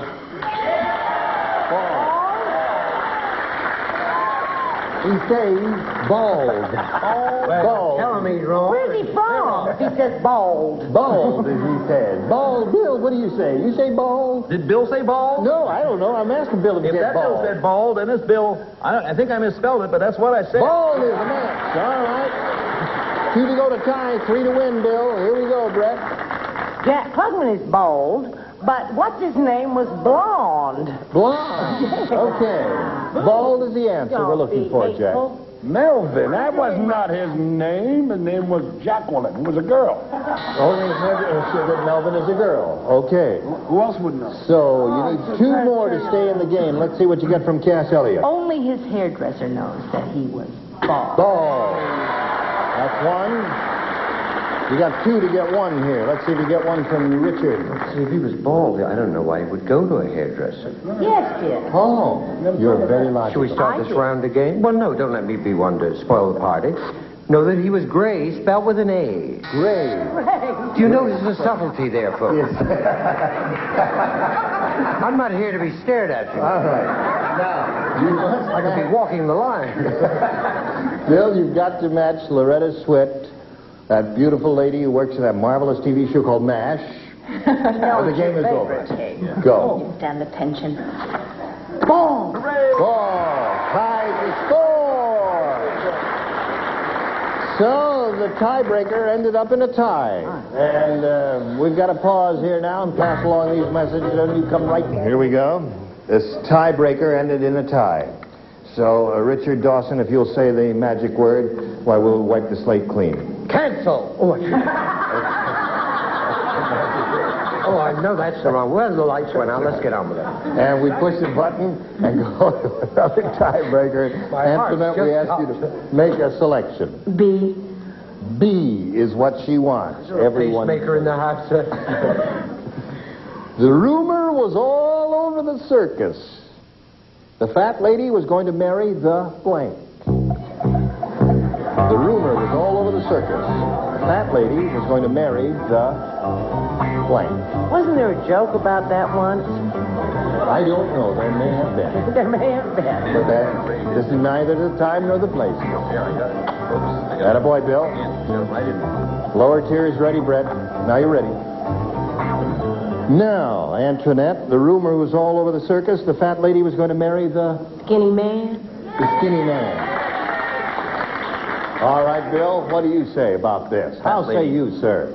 And he was never seen again. The thin man. Okay, there's one man. Brett? Does midget fall into the category of thin? No. A lot of fat Could be a midgets fat running midget, around. yes. Jack? Thin man. Thin man, another match over there. Cass, what did you say?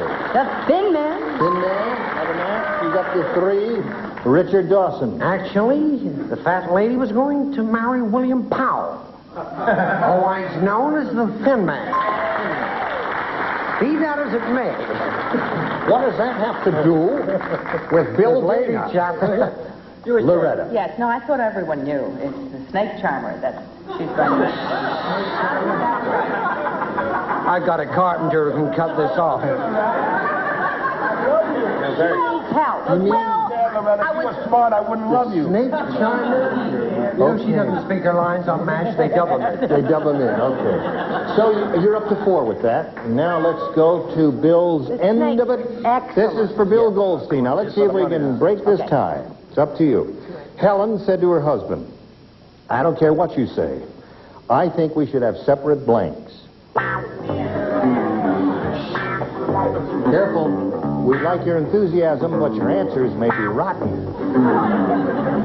Helen said to her husband, I don't care what you say, I think we should have separate blanks. Now, Bill, we should have separate... Beds. Beds. You like the audience's answer? All right, let's see if that happens. Bill, what did you say? Beds is here. They weren't getting along very well at all, but I went along with Helen. Separate beds, okay. Brett? When you've been married 17 and a half years to Jack Klugman, honey, it goes a lot further than separate beds. It goes into bedrooms. Bedrooms? No match there. You cannot try to get separate countries. I said rooms, too. Rooms. Okay, you must match the remaining 3 to stay in the game and achieve a tie. Cass? Separate checkbooks? Separate checkbooks. Well, Antoinette is the winner. Congratulations. Come on down. Okay. So, you've got the $100, and we'll tell you what happens right after we have a word or two with Bill Goldstein. He's going to leave us now, but he's not too unhappy about that. Hope you've enjoyed it here, Bill, have you? It's been great, really. Well, it's been great meeting you. You're gonna be leaving here richer by $5,600. Goodbye, Bill. Thank you.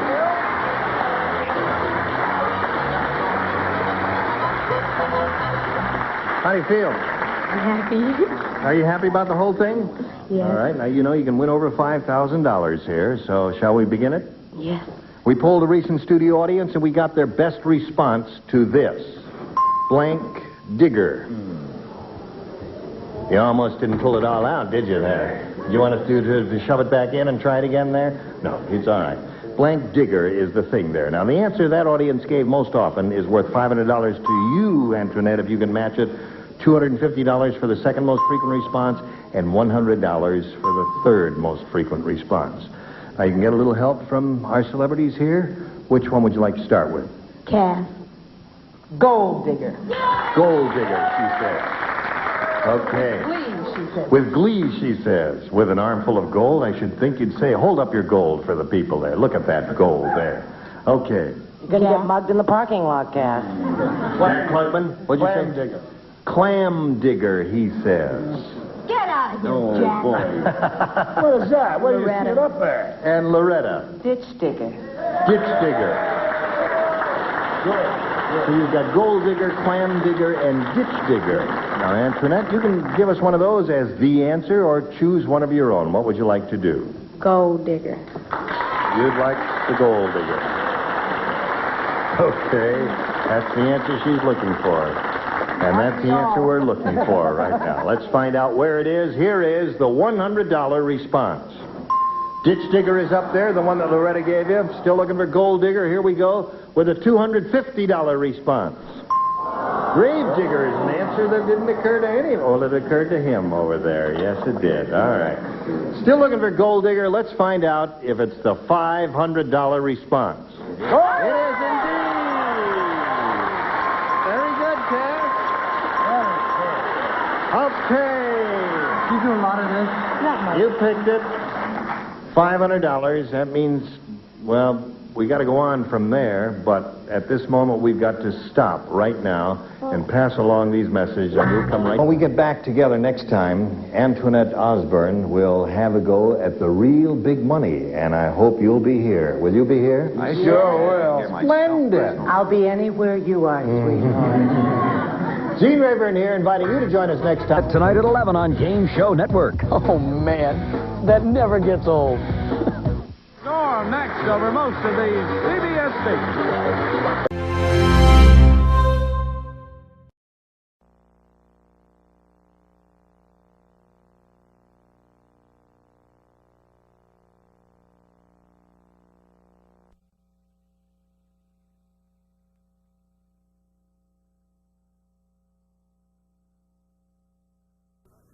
Here it comes. This is production number 0029, Tattletales, Air TBA, VTR 31774, take one. Don't look down till we get off the ground.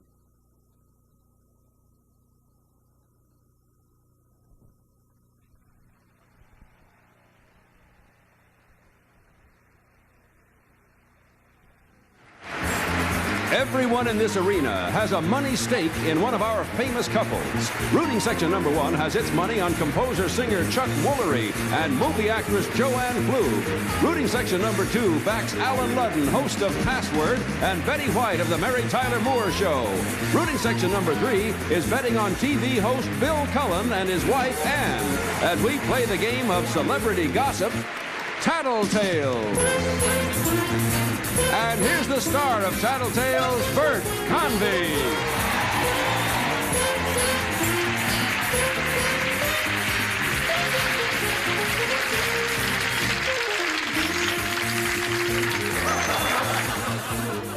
Two minds with but a single thought. Thank you. Welcome to Tattletales. It's nice to have you with us at home. Nice to have our studio audience. Nice to have our celebrities. Nice to have me. Aren't we all happy and having a good time? As our studio audience, of course, divided into 3 sections, each one backing one of our celebrity couples. And every time one of our stars wins some money, it is divided among their rooting sections. So, ladies, if you will, have a seat with me. Fellas, step to the rear, and we'll get rolling with Tattletales in just a moment after this message for you. Here, ladies. Promise to control yourself, Henry. This time when you see the new improved gravy train, don't go crazy, okay? Since we switched to new improved gravy train, Henry can't wait to get at it. Henry, you promised. It must be that new beefy tasting gravy. It's rich and thick and so much darker than before. It must be better tasting. Henry says it is. New gravy train. with better tasting gravy. Ordinary pantyhose are okay under funky clothes, but gentlemen prefer Hanes. If your pantyhose are only fair, your girlfriends wouldn't really care, but gentlemen prefer Hanes. Ooh, Hanes will make you smooth and silky, shapely, sexy. When that someone comes to call, remember underneath it all, gentlemen prefer Hanes. Okay, we're back, ready to get things rolling here. The ladies are having a seat here with me. Of course, first here on my right is Ann Cullen and her husband, Bill Cullen, in the box. And you look lovely today. Those people don't like him. They don't. Those people are clapping for my husband and they're like Oh, that's all right. They'll pick sides. They know who to root for. Bill, you look lovely, too. Thank you very much, Bert. It feels sweet. Yeah, didn't mean to slight you there. Next to Ann and Bill is Betty White and her husband, Alan Ludden.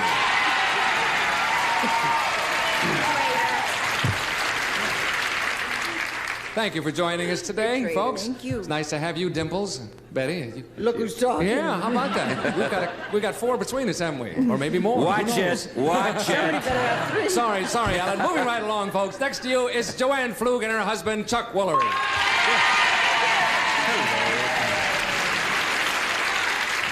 All right, gentlemen, you know what we're going to do. We're going to cut you off so you can't see or hear what we're doing out here, but we'll be back to you in a moment. Bye.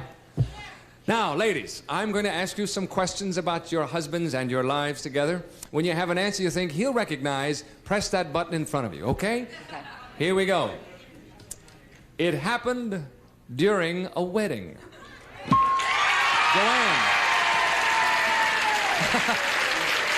I think we just lost Joanne. You were fast, Ann, but it locked in quick enough, and Joanne was I just first. fell off the stool. I'm in anticipation of this terrific story you're about to tell us. I know, and I am too. It happened during a wedding. Don't look at me. We're not even engaged. I guess it would have to... See, my stories aren't very funny, but they're true, okay? That's what counts. All right. What was that? Does that mean too much time? Oh, okay. We'll move right along. Next question. Here we go. Same question. It happened during a wedding.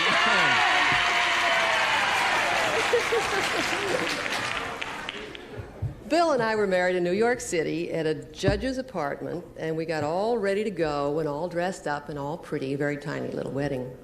And we arrived, and there were fire engines all up and down the street. We had to crawl over hoses to get up to the elevator, to get up to the apartment to have our little wedding. That's not very funny either. No, it's not. That's a lot of What, what was burning? But we never did see a fire. But the fire hoses were spread all over the lobby of the apartment building. So if I say hose, He'll know. He'll a know. one-word clue where the $100 to your rooting section, and it is hose. I think it's my Okay. Let's bring on the gentlemen. Hello. All right, now, fellas, we have asked the ladies a question. We have a response. When you think you can match your wife's story from the clue, sound your signal. Okay. Anything you say, Bert. We got it all straight here. Here's the question first. It happened during a wedding. And the clue is... No, I haven't given a clue yet. Did you accidentally bump that? Yeah. Was an That was an accident. Was an accident? Yeah. All right, here's the question again. It happened during a wedding, and the clue is hose. Bill. Who was first? Who was first out here? Yeah. Bill, you were first. You were up first. Well, we had decided to be married in a very romantic setting, and we went to the judge's apartment, which was down on 5th Avenue. And as we were on our way in, there had been a fire in the apartment right next door. Oh, it was his. And the hoses are there, and all the way in, I kept stepping over the hose, and the fireman kept saying to me, "You're going to be sorry what's going to happen to you up there at the judge's house." But anyway, That's what she said. The fireman in the hose. Okay, that's worth $100. Thank you, Bill. It's about Thank you, time. gentlemen. We'll see you in a minute. Okay, ladies, get ready. Question number 2 coming up. Here it is. It happened while shopping. It happened while shopping. Joanne. Okay. Chuck Jack is a very compulsive buyer. And he's always bringing home funny antiques, which I love. But this one day he arrived home with all these goldfish. And we didn't have an aquarium, so he proceeded to fill up the guest bathtub and put all the fish in there. And they're still there. He brought home goldfish? Yes, because we was going to have these visions of building an aquarium, you know, as a divider with all the lights and things. And then we decided to remodel the house, and so that all the fish are still floating around. How long have the they been in tub. that bathtub? They've been there for about 2 months. Oh my it goodness! seems like forever. You can borrow our shower if things get really Yeah. wrong. No, we have a tub. This is Oh, the I'm guest glad to hear bathroom. that. Whew. Okay, now we need a 1 or 2 word clue that Chuck's going to recognize. Tub. Tub? Tub. It happened while shopping, and you'll say tub. What? Goldfish is 2 words. Goldfish is 1 word. Goldfish is 1 word. Tub. So you want to go with tub? Yeah. Okay, she knows what she wants. Shh, let's not talk. All right, let's bring in the fellas. Gentlemen, we have another question. We have another clue. Here is the question first. It happened while shopping. And the clue is tub. Chuck!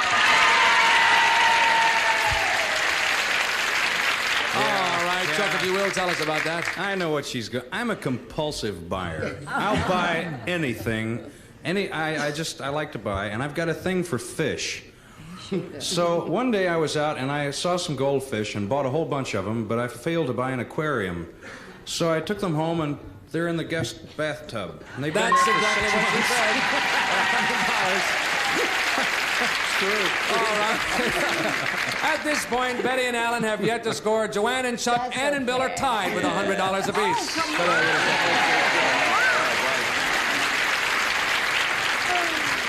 Okay, we're going to play a tattletale quickie now, and reaching over, I find it. Here it is. Gentlemen, I'm going to ask you this question.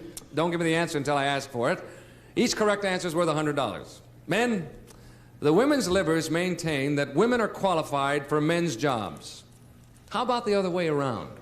Which of the following jobs, usually performed by a woman, would you pick for yourself if you had to?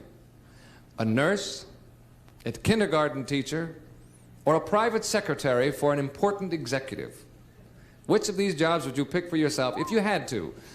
A nurse, a kindergarten teacher, or a private secretary for an important executive? Think about that. We'll get back to you in just a moment. And good fishing.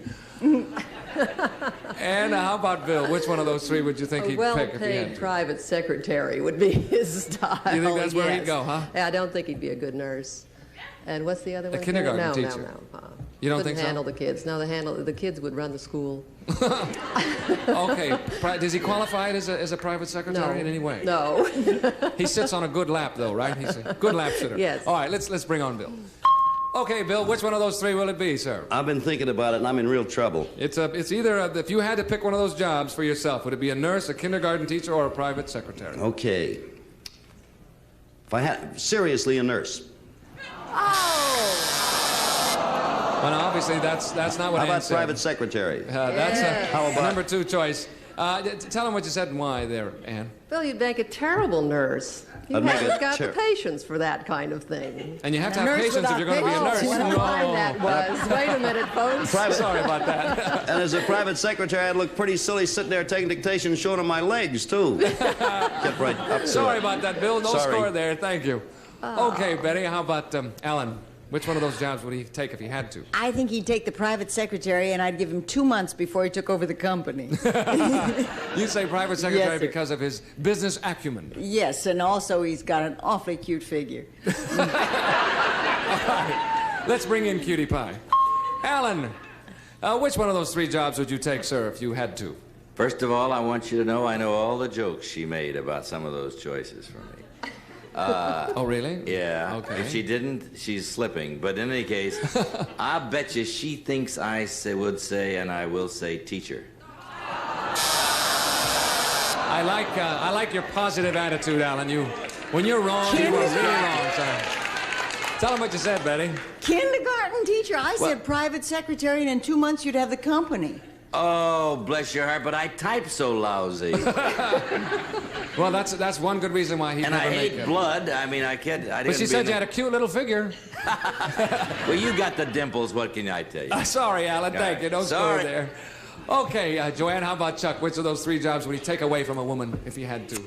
There's no question. He'd be a nurse, because when I'm sick, he takes good care of me. He always brings me home banana splits. That's taking good care of you, all right? It's great, and he's got good legs, so it'd be nice if he showed them. He'd be a nurse. He'd be a nurse. All right. He better be. Oh, shh. Quiet now. Let's bring on Chuck. Chuck, Yes, wake yes. up, Hi, wake Bert. up, wake up. Are you still with us? Oh, yes. Do you remember the question? Yes. Which one of the 3 jobs would you take? I adore children. I would be a kindergarten. Yeah. See, I don't think... that's not what Joanne said. Joanne, tell him what you did say. What did you say? I said you'd be a nurse, because when I'm sick, you always bring me home banana splits. A nurse? Well, of course. Well, no. Now that you hear it, it doesn't sound And bad. I said you had cute legs. I'm sorry, true. no score there. At this point, Betty and Alan have yet to score. Ann and Bill, Joanne and Chuck are tied with $100 apiece. And it is now halftime. We're at the halfway mark. Ladies to the rear, if you will. Fellas, come on out here. And while we're changing places, we'll break away for this message for you, but we're coming right back.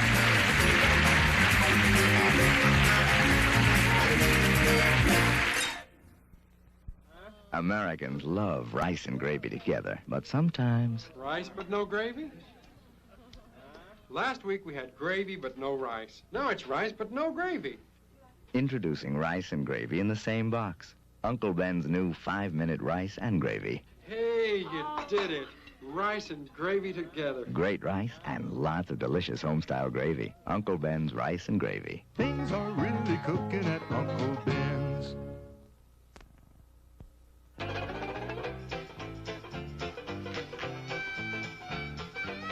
Clap hands, here comes chili. Hormel, the good time chili. Clap hands for Hormel chili now. Clap hands for Hormel flavor. Great taste you're bound to favor. Hormel's the good time chili now. Hormel's the good time chili now. Homemade something? In addition to cash awards, a member of the winning rooting section chosen at random will receive Charm Glowette, the completely portable gas grill that goes anywhere. Instant flame without starter fluids or charcoal. Charm Glow Products, Antioch, Illinois. And Foster Grant sunglasses, featuring the unsurpassed protection of genuine polarized Foster Grants. The looks, the lens, they've got it all. We'll be back to more Tattletales in just a moment. Every home has its motto. Here's mine. I hate housework, but I love a clean house. So I let Big Wally do the house cleaning for me. Just spray. Big Wally foams, penetrates the grease and grime, takes the dirt and leaves the paint. I use Big Wally on everything washable. Counters, bathroom, even garden furniture.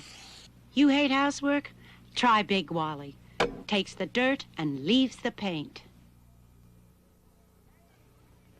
Hey, look at the table I found at the auction. Oh, Hank, for a guy who runs a natural food store, you sure don't know what makes wood look clean and natural. Try Favor. New formula Favor. What's wrong with my polish? Yours just takes off surface dirt. Favor really cleans. Cuts through dirt and old wax. Favor picked up more dirt. Now that's a clean shine. And a clean shine is a natural shine. New Favor for a clean, natural shine. Okay, we are back. As you know, our studio audience is sharing in the winnings of our celebrity couples, but let me add this. If your rooting section is backing our winningest couple at the end of today's show, we will add as a bonus $1,000.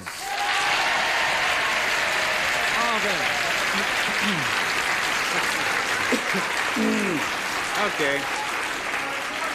All right, the gentlemen are here with me. Let's see if your wives are tuned in back there, all right? Ladies, can you hear me okay? No. No, you can't hear me? Are you sure you can't hear me? Can you hear his dimples?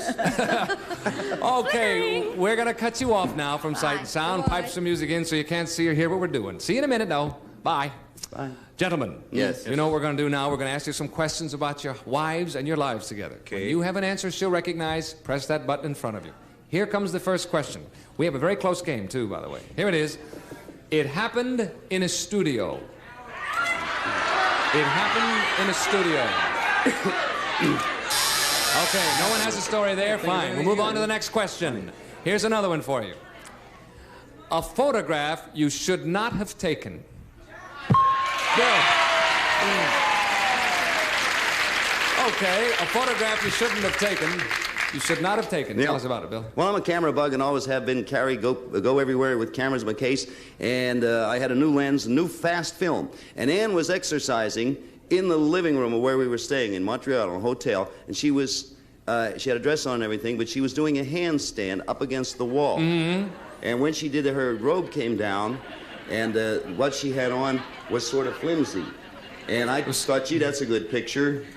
Yeah. And I took it, and the fellows at the drugstore loved it. When they But I would say you have to use 2 words for this, because I know this is something she wants to put out of her mind. You want to use 1 word? How about naked upside down? No, you'd have to say. Well, that's certainly graphic. Is headstand 2 words? Headstand is 1 word. 1 word, headstand. That's got to be it. Okay. I hope she remembers. That's a 1-word clue worth $100 to your rooting section. Okay, let's bring on the ladies. Ladies, we have asked the fellas a question. When you recognize your husband and can match his story from the clue, sound your signal. Here we go. Here is the question first. A photograph you should not have taken. And the clue is headstand. You're up, Ann. Tell us about that. My earphones. Well, you don't need them now. Or yes, you do. Can you hear us all right? Yeah, I can hear you fine. Okay. Yeah, I didn't know Bill had his camera, and I didn't know he could take pictures indoors. And I did a headstand, and my skirt sort of... Sort of? Yes. And we have that picture. Yes, that's right. You have that picture, and the drugstore probably has 200 copies, too. That's what he said. I saw it in a magazine the other day. Yeah. All right, thank you, ladies. We'll come back to you in just a moment. Did I get a credit? Gentlemen, are you ready? Here comes the second question. All right, we're going to get this, kids. Here we go. What really turns her on? Chuck is first. You were fast, Alan, but Chuck was faster. Tell us about it, Chuck. You know, it's really strange. What really turns Joanne more on than any single thing is candlelight. She just goes to pieces in candlelight. What does she do? Is that right? Goes to pieces. You can put your own emphasis. I don't care. Okay. But that's a very short story, but it's true. Well, that's what turns her on. So now we need that clue from you. Yeah, I would say candlelight. Is that 2 words? I think candlelight is 1 word. Candlelight is 1 word. Candlelight. Yeah, sure. Okay, 1-word clue, and it's candlelight. Let's bring on the ladies. All right, ladies, we have another question, and we have another clue. Here is the question first. What really turns her on? And the clue is candlelight. Joanne, you are up, my dear. I love candles, even before the energy crisis came in. I had candles all over the place. And whenever I come home, when Chuck has candles all over, well... That's what he said, and that's $100. Absolutely. Okay, at this point, Betty and Alan have 0. Ann and Bill, Joanne and Chuck are tied so far with a score of $200. See there? Okay, we'll be back with more Title Tales in just a moment after this message for you. Hang on.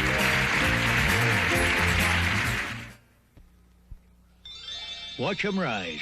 They're Pepperidge Farm's frozen turnovers. Layers and layers of flaky puff pastry with luscious fruit filling waiting inside.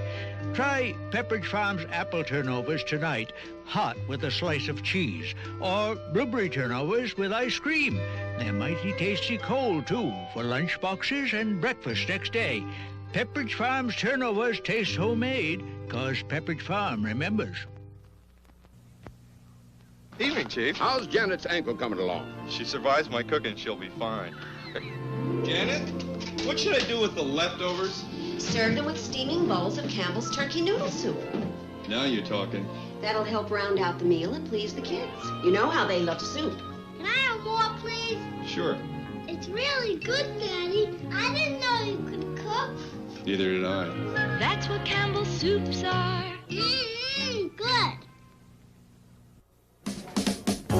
If you want to be in our studio audience and share the winnings, write for tickets, enclose a self-addressed stamped envelope, and mail to Tickets, Tattletales, CBS Television City, 7800 Beverly Boulevard, Los Angeles, California, 90036.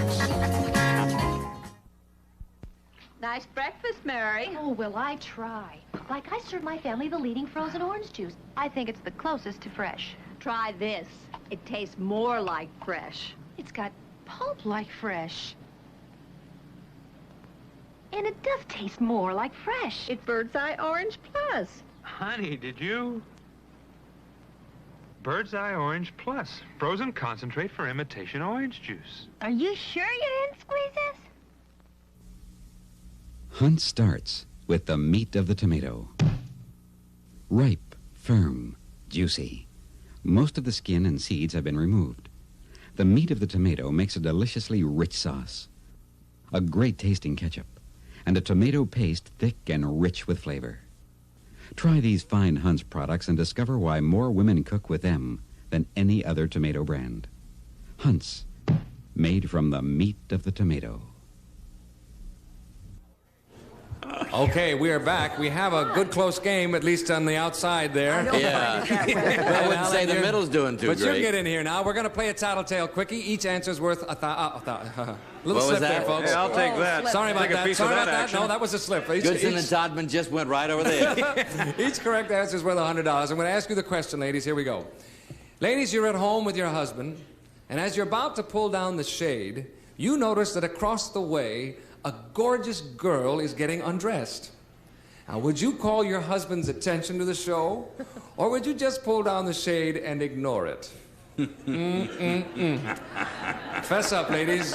If you saw that gorgeous girl getting undressed, would you call your husband's attention to the show, or just pull down the shade and ignore it? Think about that one, ladies, and we'll come back to you in a moment. We're home free, Easy, gang. kids. Oh, wait a minute. Now, wait a minute. I don't know about them, but I Now, know that's at what- least you've got $100. Isn't that interesting? They all Oh, three yeah. are sure they know this, Yeah. right? Yeah. Positive they know No this. question. Bill, let's Piece start of- off with you. How about Ann? Now, what's she going to say? now there's a beautiful girl across the way. She notices, does she pull down a shade or does she tell me? Or does she call you over to admire the view? This is a piece of cake. Not only does she call me over, she hands me my telescope. I can tell you right now. That becomes a piece of cheesecake. Now, I think I almost have to say why is that? Well, because at my age, it's about as much fun as I can have anywhere, but I don't know why. Yeah, silly. Sorry. No, she's a nice girl, and she knows that she can stand up to the competition. Oh, well, that's a sweet thing to say. The right time. All right. Let's bring on Ann now and see what she would do. Ann? Yes. Now, what would you do if you saw that gorgeous girl? Would I'd you? tell him. That's what he said. And you're right for $100. Thank you, Ann. Okay, Alan, how about Betty? How would she Betty is handle the that? kind of gal who, when we're on a beach, will call my attention to a good-looking lady walking down in a bikini. Betty is the kind of wife who, when we're sitting on a plane, points out to me the stewardess with the short skirt who is she's leaning over the seat opposite us. Is that right? Yes, she is. Terrific Betty wife? is the kind of secure lady who wants me to enjoy whatever I can so long as she is there. Yeah. There's the catch. So in this case... And in this case, she would by all means call me over and hand me the telescope or whatever. Okay, let's bring on Betty. Okay, Betty, what would you do if you saw that gorgeous girl over there? Oh, that's easy. I'd say, come on over here, honey, and eat your heart out. That's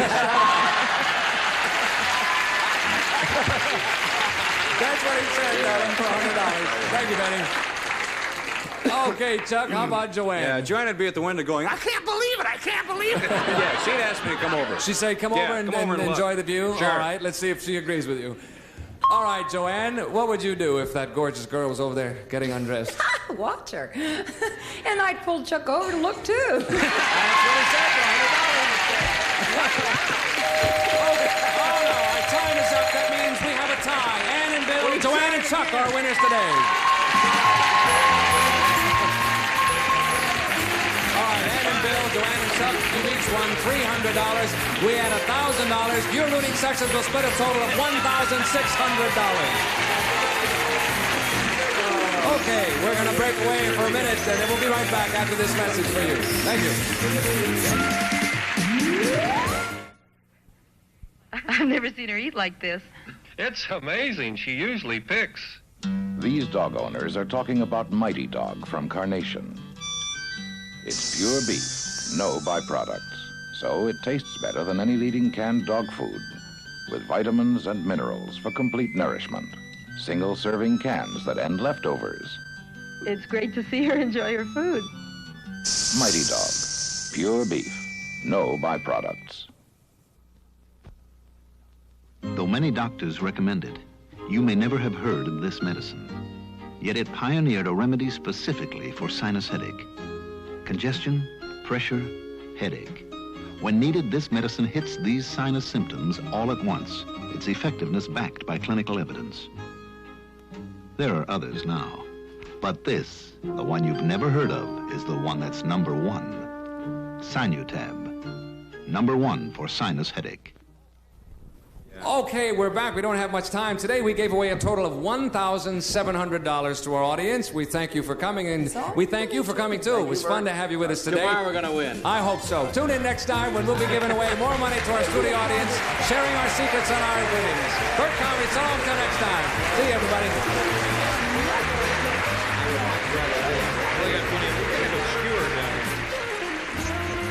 This is Jack Clark speaking for Tattletales, a Mark Goodson, Bill Todman production.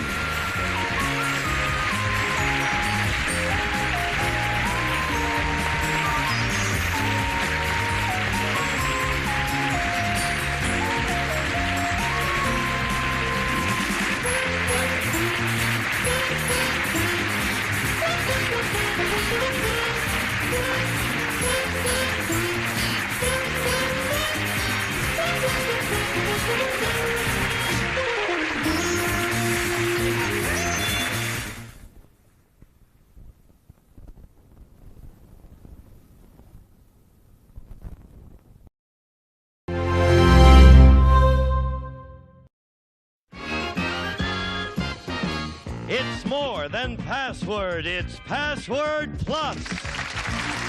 Our guest stars, Mary Tyler Moore and Bill Cullen. And here's the star of Password Plus, Alan Ludden.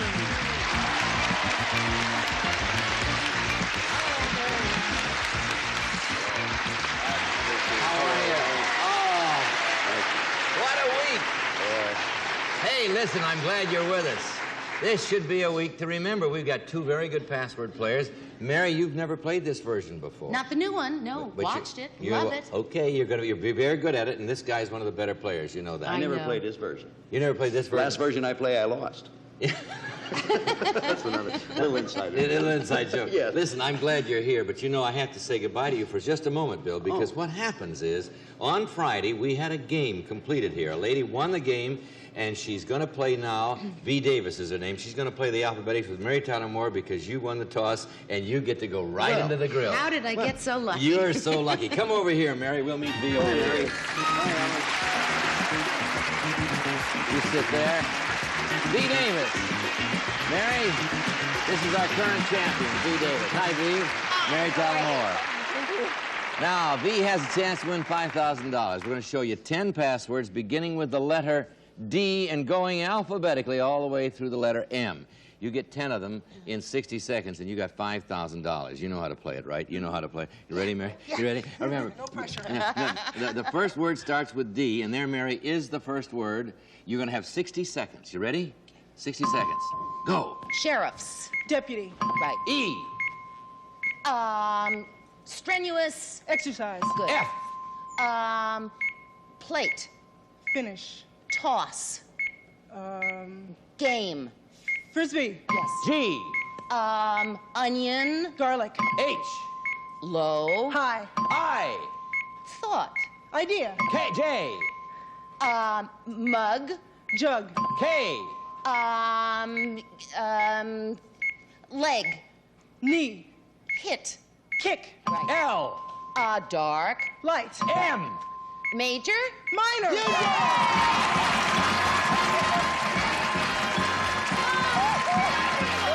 what you have. $4,000. With 21 seconds left. What? you had 21 seconds left. Good clues. Oh, it was your good response and good clues. Really good. Okay, would you like to know how much money you have? You had 300. Now you got 5,300. $5,300.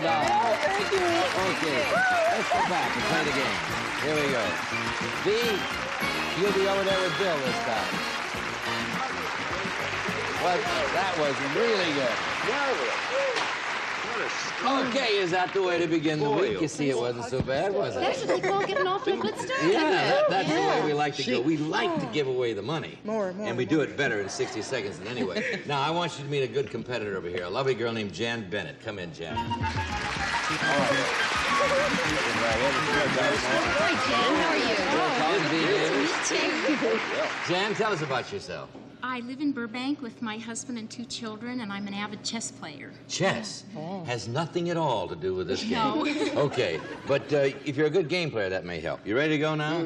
Here we go. This is the first password of the first puzzle. There you go. Mary has the option since she has a new player. You're going to pass or play, Mary? I'll pass. Bill, first clue.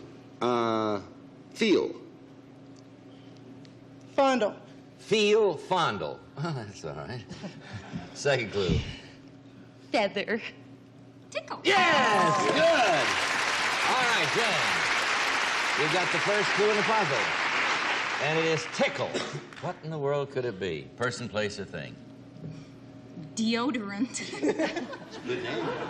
Oh, yeah. Is it a deodorant? No, it's not a deodorant. Good sound. Yeah, all right. Good sound for a deodorant.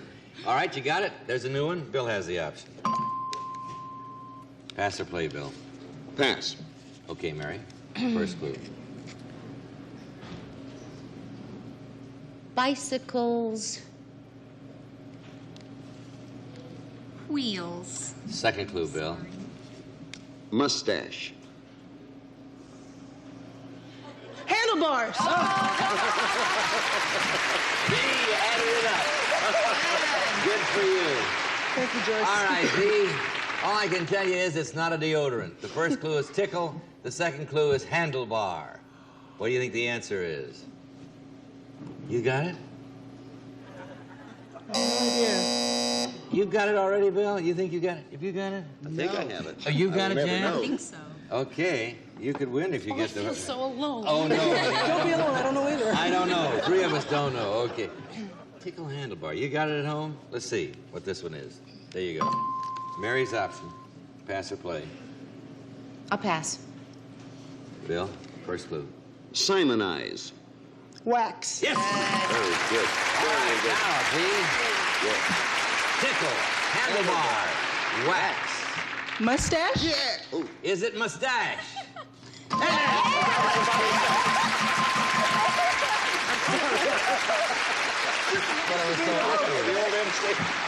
Now that you see it, we used it as a clue. Okay, the second was, the fourth was lip, and the last was hair. I might have got it about hair, I think. Okay, that's it. We got $100 over here, but we got a lot more going, so don't go away. We'll be right back. Buzzer's doubling the fun with an all-new schedule of double plays. I want to play. All your favorite shows. Betty's ready? Betty's always ready. Back to back. All day and all night long. Now playing on Buzzer.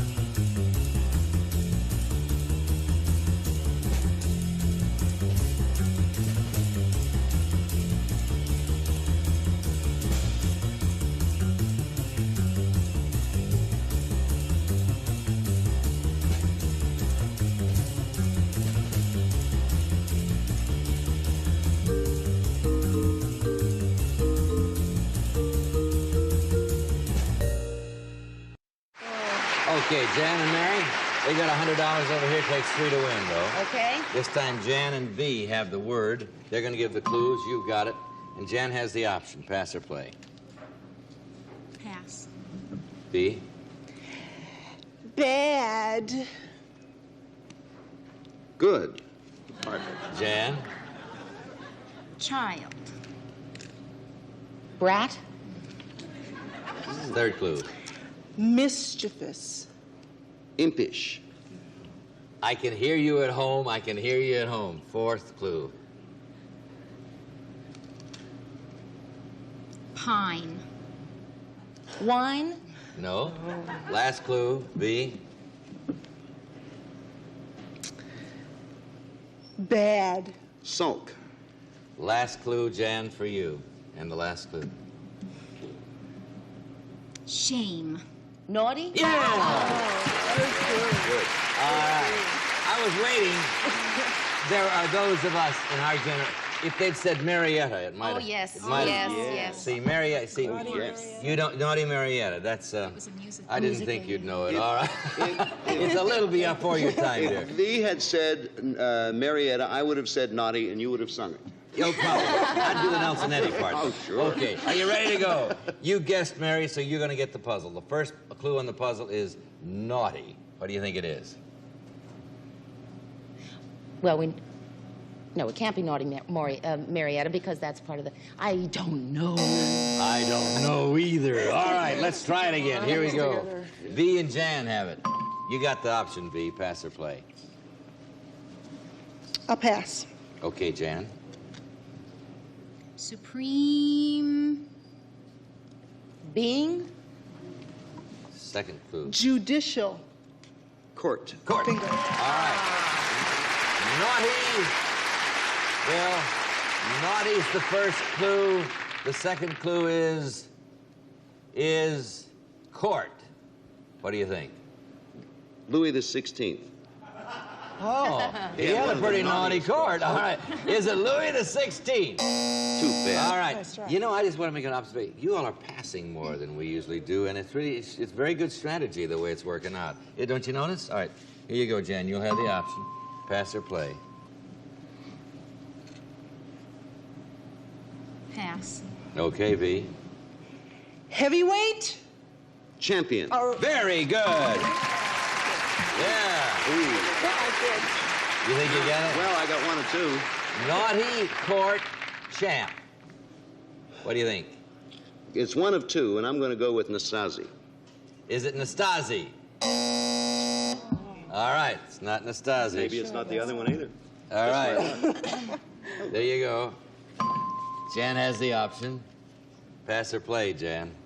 I'll play. Okay. Righty. Lefty. Yes. All right, Mary. Naughty court champ lefty. My husband is going to kill me because I can't think of his name. And I know who it is. We will point out that Grant is a great tennis player, and Mary is learning, right? Yes, still learning after 6 years. Yeah. I thought of his name, though. Yeah, Grant Tinker. She can think of that name. Boy. Okay. All right. Here you go. V has the option. I'll pass. Okay, Jan. Thanks a lot. Anytime. Too long, so we V get gets 2. 2 clues. Oh, boy. Sacramentian. Californian. Yes!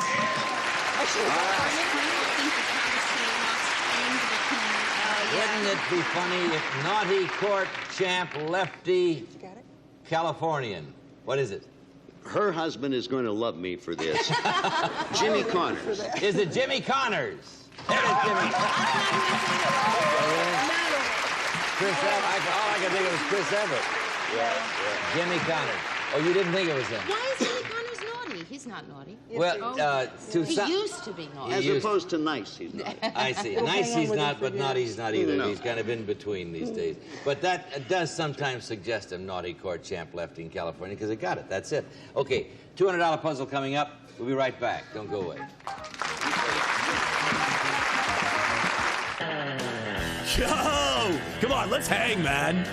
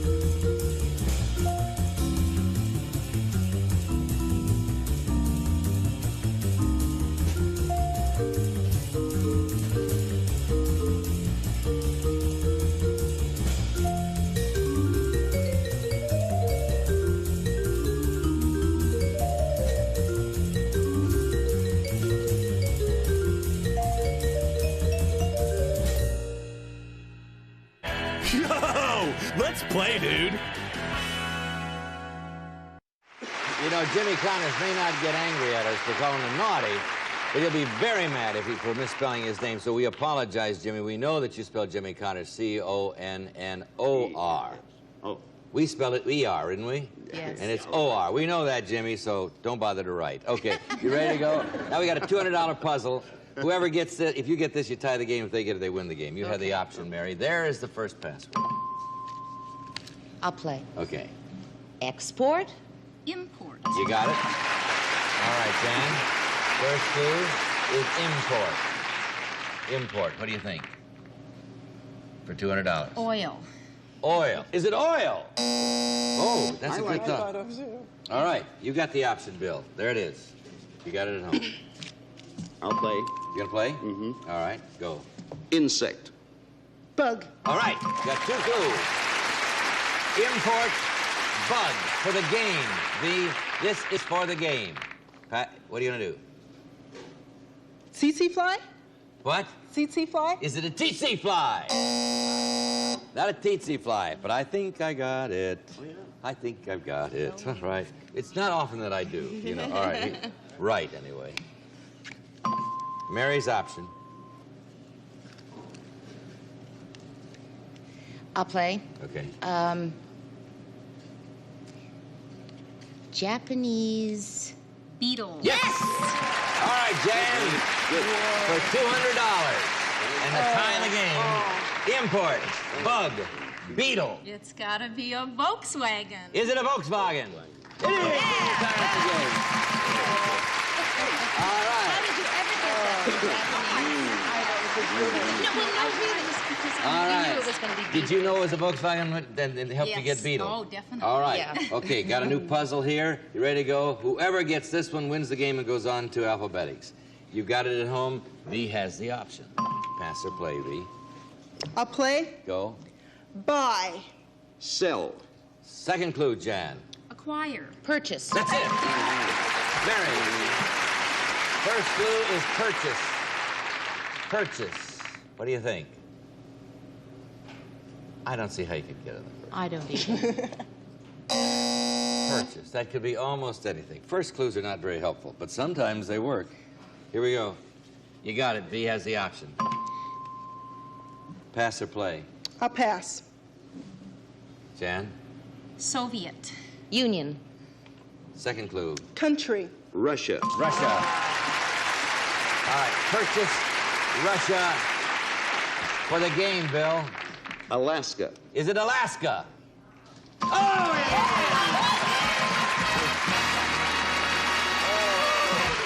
Great. Pipeline and escalator. Did you have it, Alaska? No. All right, Jan, we have to say goodbye to you, but we do so with $200 and our thanks for playing very well. Thank you very much. I enjoyed it. Nice having you here. Okay, we're going to go to a commercial, and when we come back, Dee's going to play her second alphabetics. Will she get another 5,000? Stick around, you'll find out.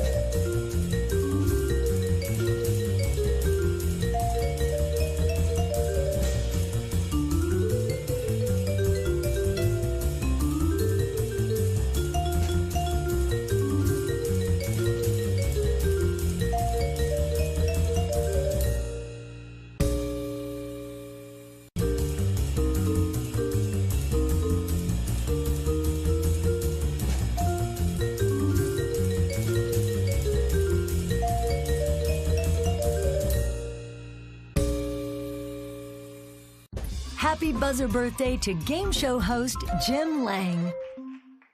Okay, V, we got $5,700 so far. What'd you say you were going to do with it? Go to graduate school. I said you got $5,700, and she said, graduate school, here I come. Where are you going? Hopefully to Immaculate Heart. And to study in? Marriage, family, and child counseling. But you could use another 5, couldn't you? Oh, anytime. All right, this is where you get it. Got 10 fast words beginning with the letter B and going alphabetically all the way through the letter K. Now, you get 10 of them in 60 seconds, you got another $5,000. You know how to play it. The first word starts with B. There is the first word, Bill. Are you ready? You got 60 seconds. Ready? Go. Pork. Beef. Bacon. C. It's not up. C. T. Coffee. D. Up. Down. E. Motor. Engine. F. Automobile. Flat. Mudguard. Fender. Yeah. G. Storage. Garage. Right. H. Undertaker. Mortician. Vehicle. Hearse. I. Baseball. Inning. J. Commercial. Jamboree. Jangle. Jingle. K. Japanese. Korean. Bathrobe. Kimono. You did it!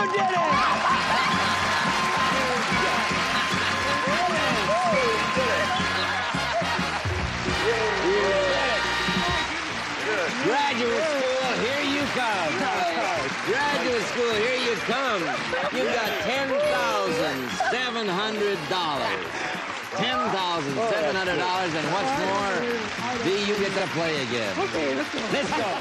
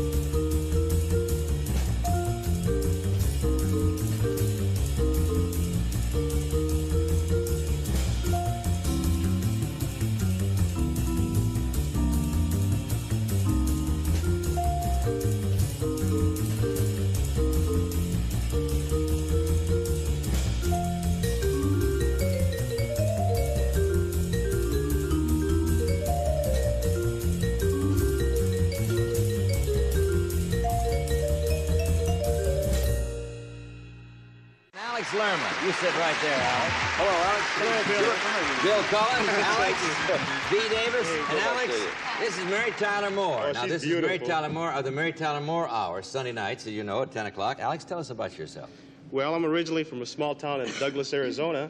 I'm a singer, songwriter, composer, and I'm here to enjoy Password. Want to do it? Oh, yeah. Why don't we do it? Congratulations. Nice to have you here. Bill has the option. New password, new puzzle. You've got it.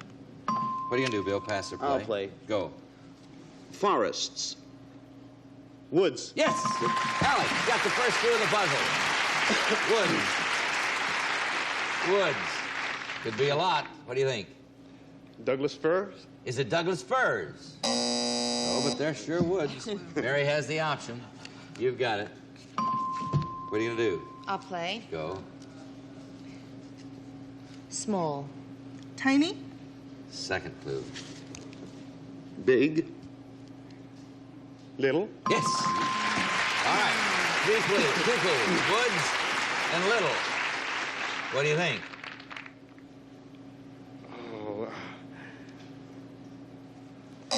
Okay. Well, here we got one right here. Don't worry. We got another one right here. And you've got it. Mary's option. What do you think? It's my option? Yes. Pass or play. I'll pass. Okay. Thanks. Bathroom. Tile? Only Cullen would have thought of that. All right. Second clue, Mary. Okay.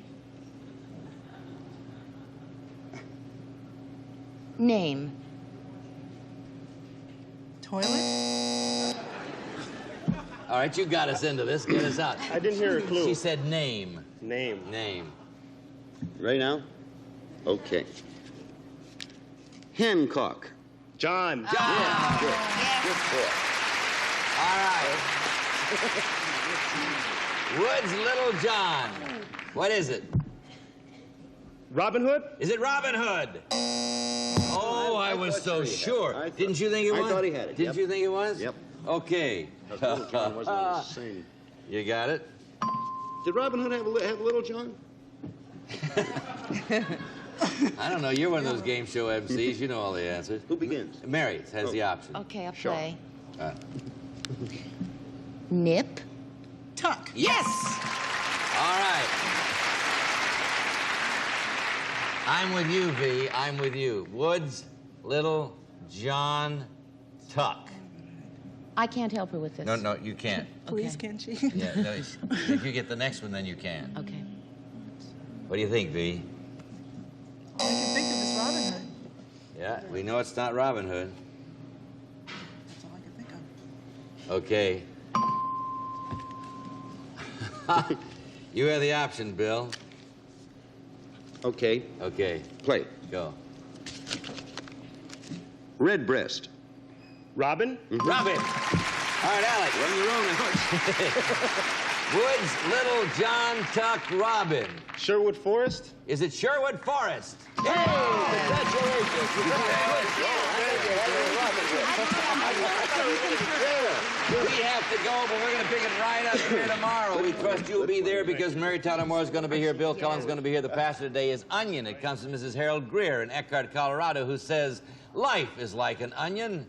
Peel off one layer at a time, and sometimes you weep. Think about it. See you tomorrow.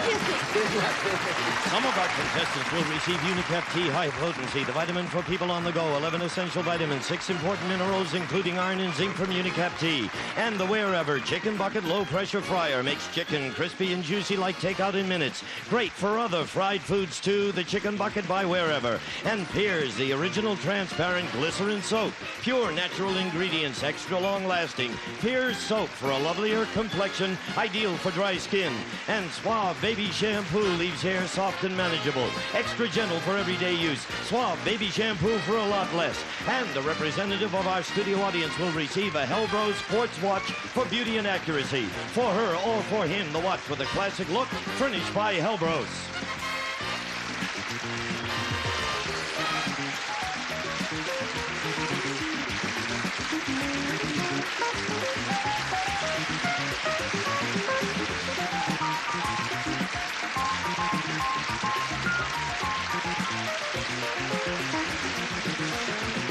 This is Gene Wood speaking for Password Plus, a Mark Goodson, Bill Codman production. Due to an inadvertent misreading of a clue, a new word was substituted in the second alphabetics round, and the program edited.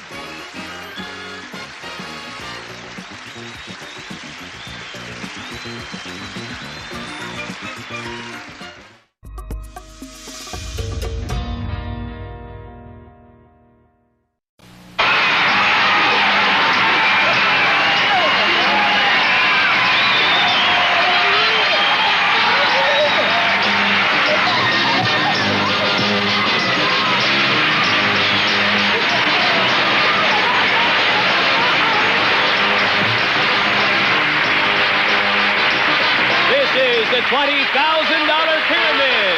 Today's special guests are Lois Nettleton and Bill Cullen. Your host is Dick Clark. Thank you very much, Steve O'Brien. As always, it's a pleasure. $20,000 Pyramid, and away we go. With Lois Nettleton and Bill Cullen, and you got to promise to win. Every round must be a win today. Absolutely. Right on. Janice Goldberg, how much money did you win yesterday? $300. Well, that's peanuts, Janice. Yeah, well, you know. Win $15,000 before this day is over. Okay. I hope so. Talk me into it. All right. Now show us your shirt, Bill, and just so you don't get... Oh, it's lovely, lovely. Mary Lee Fox, we're not usually this crazy, but this is a special day for us. What do you do, Mary? I'm in printing sales. Do they call you Mary or Mary Lee? Mary Lee. Mary Lee, it shall be. We're very, very happy to have you with us. Bill, we're going to start the game with you. Is that all right with you? It is perfectly all right, Richard. Anything you want to do is okay with me. On this day, anything is all right. Yes. Take a look at these subjects here. We have a touch of glass, nightlife, pay attention, passing fancy, anything's an improvement, the age of Aquarius. And Mr. Cullen, what is your choice? We don't like any of them. All right. Clear the board. We'll start over again. Anything's an improvement because that best describes my endeavor through the years. I should point out there's a 7 in this game somewhere. It might be in the next one, but somewhere today. Describe these things that improve the appearance of other things. You'll have 30 seconds. If you read the answer, give the essence of it, the cuckoo will sound. These are things that improve the appearance of other things. Ready? Go. A wig, another name. Wig, a toupee. When you are too heavy, you go on a... Diet. You put this on here. Lipstick. On an automobile, the center of the wheel are these chromium things. Fenders. No, in the center of a wheel. In the center of a wheel, Chromium thing. chromium things. Skip it. People steal them. Hubcaps. On a cake, you put this shiny stuff. Icing. Yes. On a bed or a chair, you put something over it. It's called a... slip cover. Yes, good. You go like this. Fix your hair. No, clip. All right. Haircut. You got hubcap. Mary Lee, it distresses me to point out that you didn't know what it was until he said people steal lamps. Then you came up with hubcaps. Automatic. Your misbegotten youth is catching up with you. 6 out of 7 here. And what will it be, please, Lois? We're going to take nightlife. All right. Describe these things associated with the night. Things associated with the night. Ready? Go. Where you go to dance. Disco. Discotheque. When you can't sleep. Your insomnia. When you have a bad dream, it's a... Nightmare. On 4th of July, you set fireworks. Little star, how I wonder... What you are, twinkle, twinkle.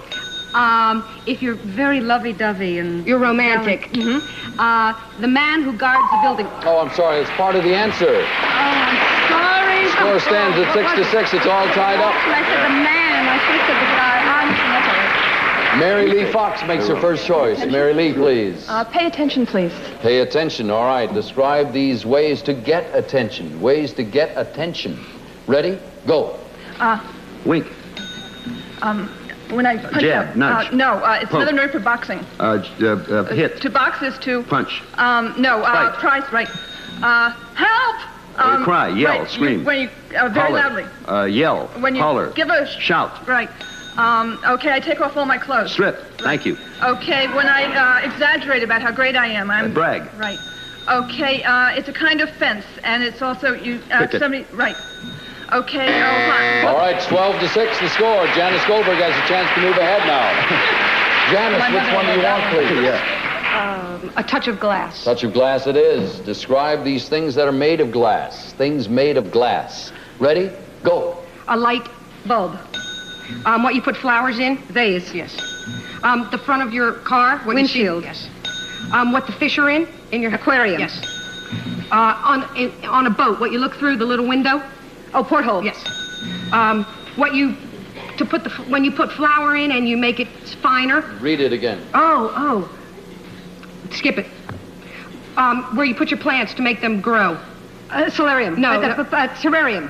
It's hot. It's hot. It's a color. Sorry, greenhouse. Snifter. Oh, the greenhouse. Brandy in there thing, yeah. Oh, snifter. Yes, I read sifter. She had shifter, or what do they call it? Sifter. Sifter is what you had in mind. 12-11 the score. Janice and Lois is passing in fancy the age of Aquarius. What would you like? Age of Aquarius. All right, is there a 7 under that one? Maybe under the other or in the next game. Lois is to give? Yes, sure. Yes. Describe these things associated with the 60s. Things associated with the 60s. Ready? Go. So you won't get pregnant. Birth control pill. The man who led the blacks and he died. He was assassinated. Malcolm X. No, he was assassinated. Martin Luther King. Right. Where there was the war. Vietnam. The skinny little model. Twiggy. A bunch of people lived together in a commune. The people who wrote the books on sex did all Masters and Johnson. Where they had the big jazz festival. All right, Woodstock was the last one. 17-12 is the score. Woman again?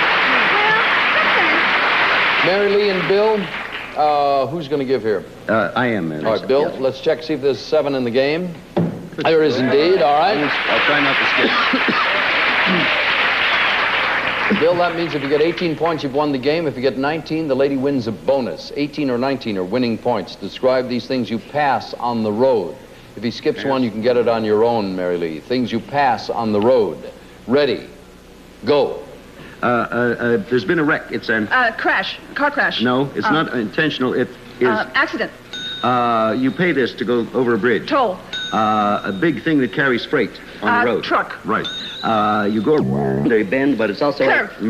a state Trooper. Right. A sign, thing that has a big sign on the side of the road. Highway. My name is Bill. Billboard. Right. This is stuff they use to catch the speeders. Radar traps. Right. You got it. That's the bonus and the win. So much. $500 win and the bonus. Janice, you pick up $300 for your visit. Mary Lee will be playing the winner's circle round right after this.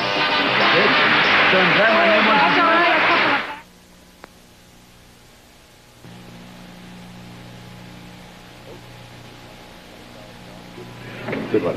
Folks, we're going to try to win $10,000. Mary Lee, you've won $500, which is nice and comforting, but pay attention to this man. You'll have $10,000 in 60 seconds if it all happens together. Here's your first subject. Go. Harrisburg, Albany. Cities, capital cities. Capital of the United States. Silent Night, Noel. Hymns. Happy Christmas New hymns. Year. Yuletide Auld Lang songs. Syne. Happy Holiday songs. Good. Papers, magazines. Things you read. Periodicals. A man behind a man. Things you save. Cigars. Things you burn. Go on to the next one. We'll come back. A play. A television program. Things that a movie. Things that you watch. Things that an you view. excuse. Things that you make up. A play. Things that are fictional. Things that are. Let's go on. Try another one here. A diamond pin. A valuable things. A necklace. Things you wear. Things that are anniversary Let's gifts. go on. Try to get the next one. Employees. Time ran out on us. Mary Lee, you picked up $100. Things on the newsstand, things that are rehearsed, things that are classed, things that are dismissed. We'll play again right after this. Things on the newsstand are different. I want to say the man...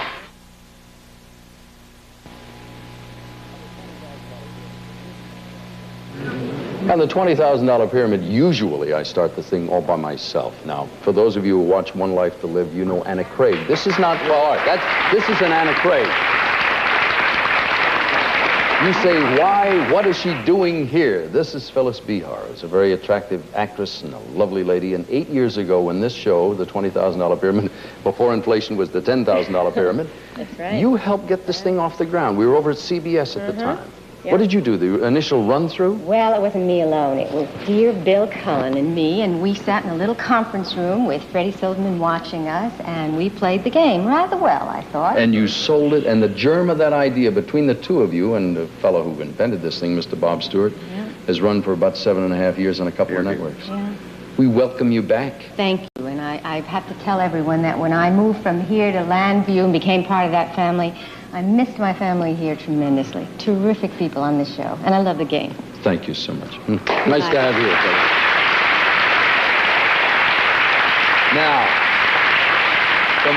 the moral of the story, after she went and sold the show, we in the morning we run through so the cameras get rehearsal and so forth, and we use stand-ins for the people, and Phyllis worked here, and then she got the job on One Life to Live, so she has many more lives still to go. Let me introduce everybody again. Mary Lee Fox, you got $600. You're trying for $15,000. You are partnered with Lois Nettleton. Bill, your partner's name is Andrea Heston. What do you do, Andrea? I'm an insurance broker here in New York. Oh, got something to sell today. Bill, you ready to go again? I am ready to go if I ever was. All right, sir. Take a look over here. We have the subject. You can't miss it. SOS, it takes pull. Soak it up. The big day. Long time no see. William, what would you like? In honor of the days before I quit, we're going to do Soak It Up. Soak it up. All right. I should point out something. It just occurred to me that somebody might not have watched this week and do not realize that this is the very last time for this go-around that we'll play the $20,000 pyramid. So let us win. Oh, yes. All right. Bill, describe these things that absorb. Things that absorb. Ready? Go. You put it under a drink so the table doesn't get... A coaster. It's round, has a hole in, you dump it in coffee, dunk it in coffee. Oh, donut. These are the things the plant sends down into the soil to get... the hard part around a slice of bread. A crust. You use it to sop up ink. A blotter. It's what they make a towel of, a kind of fabric. Terry cloth. Right. This, when you go this with wood, the stuff... Sawdust. That's right. All right, 7 out of 7. I almost said saw. Lois Nettleton makes her first choice now. Good game. Lois? We'll take the big day. The big day is the choice. Describe these special events. Mary Lee, these are special events. Ready? Go. When two people get married, wedding. The first night of a play, opening night. The president, when he swears, the inauguration. The big football game. The Super Bowl. The runners in Boston. They run marathon, the Boston Marathon. The big horse race in one of the states. Kentucky Derby. A baby when it's baptized. Christening. That's it. 7 up. All the way tied. Ball game goes over to Andrea now. Okay, it takes pull. Okay, describe for Bill these things that pull other things. Things that pull other things. Ready? Go. Okay, the red-nosed reindeer. Rudolph. Okay, this holds you to the earth. Gravity. Right. This pulls a train. A locomotive. Right. This is a Siberian dog. Siberian. Husky. Right. This is a farm equipment. Plow. Big one. A tractor. Right. This pulls other boats in the harbor. A tugboat. Oh, okay. He has a thing over his back. An oxen. Right. That's all we have. Got them all but tugboat. Almost perfect score, 13-7. Mary Lee, please. Long time no see. All right, describe these words used when a divorced couple meet again. Let's see if we can get all these words on television here. Describe these words used when a divorced couple meet again. Ready? Go. What one pays the other. Alimony. Right. If you're not married, you are single. Right. Another name for children, the slang word for children. Kids. Right. If you're not younger, you are older. Right. If you're not sad, you are happy. Right. If you don't live in a house, you live in a place in the city. Apartment. Right. And boy, did I make a big when I married you. Mistake. Right.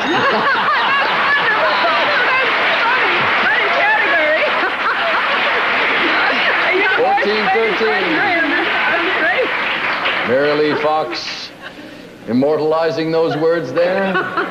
Bill and Andrea, you can't miss it in SOS. You can't miss it, Dick. All right, who's going to do what, please? Andrea wants me to give. All right, describe for the lady these things that stick out.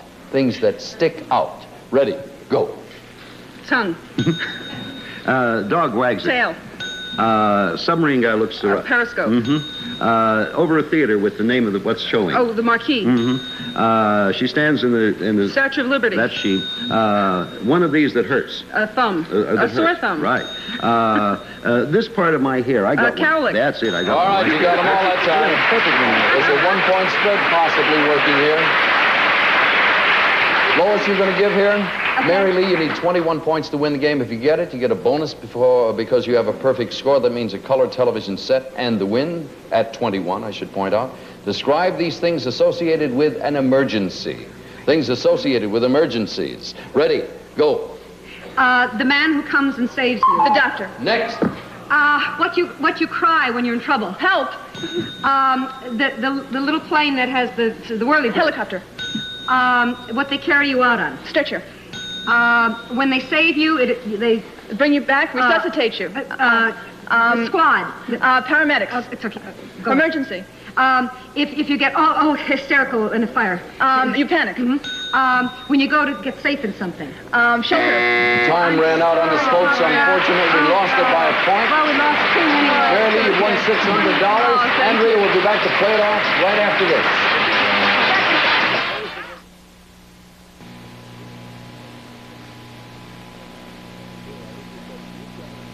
Just a full taffy. Bill, I hate to tell you, you've done this twice this week. We are on the air pulling taffy and all of that. Oh, my. Are you going to be there on the 4th? Atlantic City? Yeah. 4th of July. We open on the 3rd. Yeah. The important part is we will be there for a week with good old rock and roll, but she wants to win $10,000 because this, Andrea, is the last time. It's our last show. You've got to win the money. I'm going to do it. I mean, for us. Let's do it. Let's everybody make it happen. Here is your first subject. Go. A football. Game. A soccer ball. Things you kick. Hi there, my name is, then I give my name, and I wear glasses, and I'm a cute kid. Hi there, this is me. Oh, use your hands. Oh, hi there, I am me. What Bill Cullen would say? That's right. Potato chips, fresh pretzels. Things that are crispy, salty. That's good. Shoes, socks, things shorts, on your feet. shorts. Things made of cotton. Horses, trousers. Jack and Jill, shoes. Things that come in pairs. Yeah. A room, China. Things that are... Berlin. Things on the walls. Right. This program. Things that are taped. This, things, the last things. Final things. Things, things that are over. This, yes, this program. The world one day. Things that will come to an end. Yeah!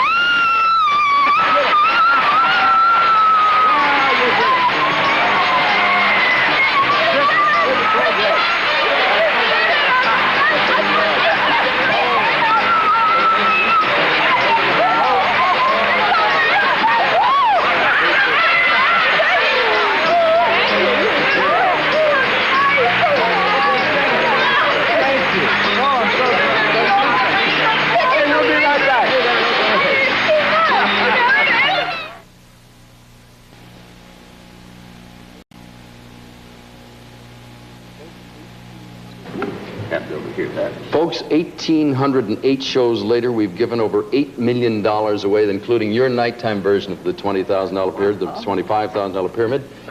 People say, is the game tough? Do you make it tough? I'm going to show you how tough it can get.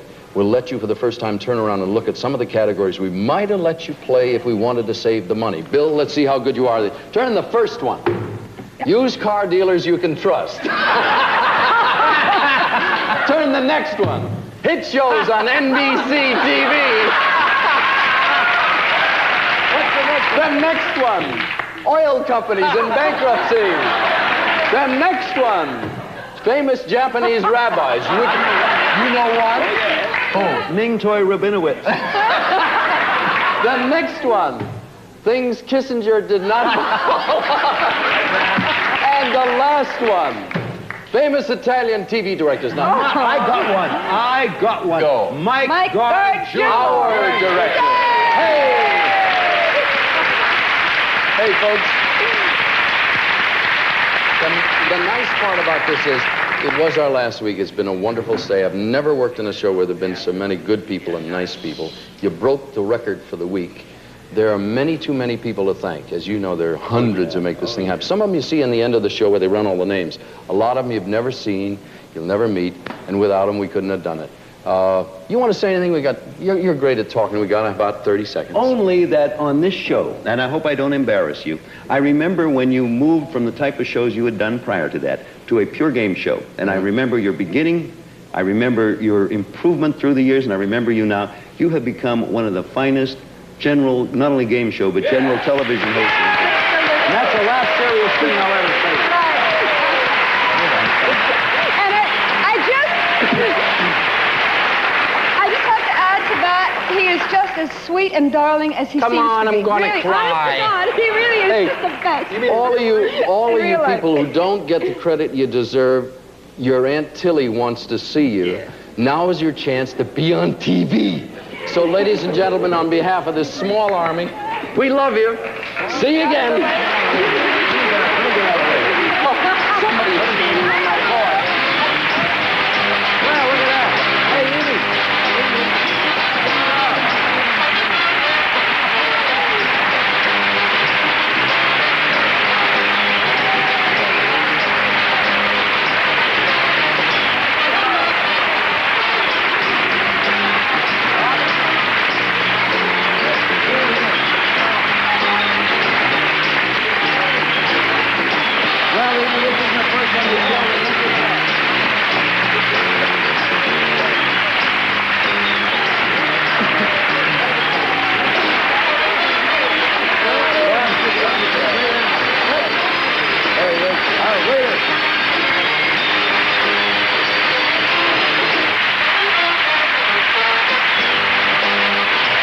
Today's consolation prizes are from Mr. Coffee, a gift pack featuring America's #1 coffee maker and genuine Mr. Coffee accessories, including an extra decanter and Mr. Coffee filters, and a Grease shampoo cleans deep down on the scalp where the greases begin, so hair stays clean longer. Use a Grease shampoo. Plus, from Paradise Jewelry, a $100 wardrobe of jewelry from the 1980 Artisans Collection. Exquisite designs created by Paradise. Also, Pure, unsweetened pink grapefruit juice from Texan. Naturally delicious and loaded with vitamin C. Texan.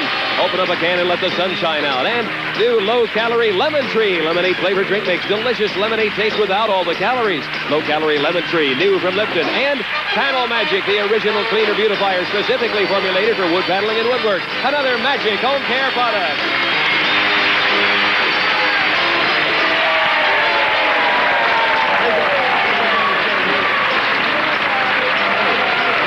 I meant that. I wasn't saying.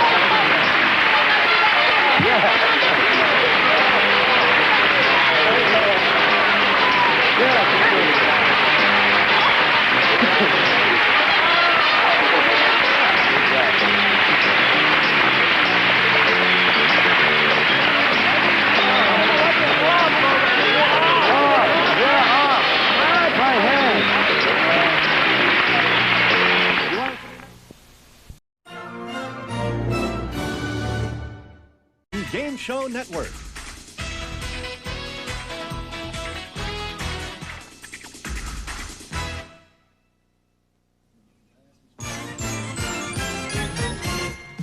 Number 1, what is your name, please?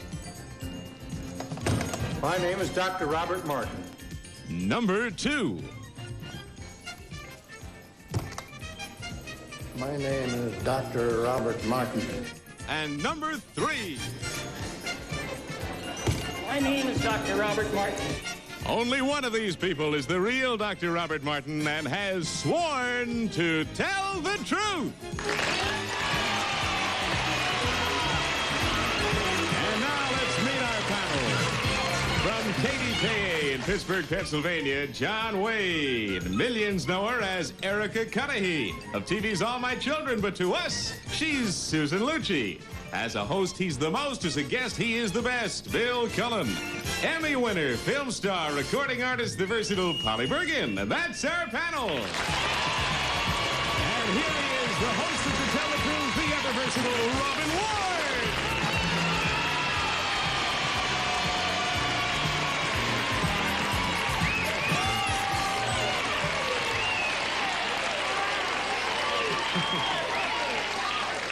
Well, good evening or good afternoon, whichever it is. I don't even know at this point. How are you Welcome. feeling I'm today? feeling sensational. How are you feeling? I'm just Are you going to wonderful. win today? Are you going Oh, no, I'm guessing all of them today. You've been great lately. Should we play the game? Certainly. Should we face the problem presented by our first team of challengers, all three of whom claim to be Dr. Robert Martin? And panel, you may now rip open your envelopes and follow along, please, as I read. I, Robert Martin, am a physician, a surgeon, an osteopath, and a chiropractor. I specialize in back problems. On any given day, more than 8 million Americans are in bed with bad backs, and I think I know why. In the customary positions of standing and sitting, gravity pulls the organs and tissues downwards.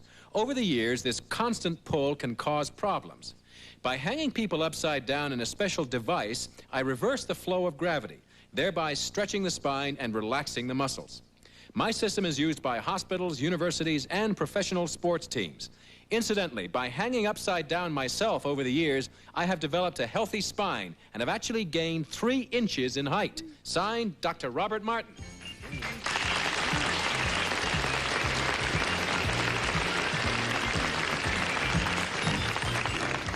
Well, personally, I think you got to be bats to hang upside down, but let's... They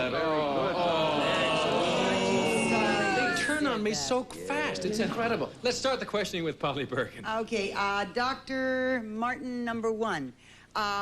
Is that the apparatus, the one that we saw that you... That is correct, yes. Okay, now, wouldn't it be just as easy to have one of those rods that you hang up between the doors and hang by your knees, upside down? Theoretically, yes, but actually it would be very, very dangerous. You cannot possibly slip off this apparatus that we've designed. But I mean, if you're poor, you could do that, right?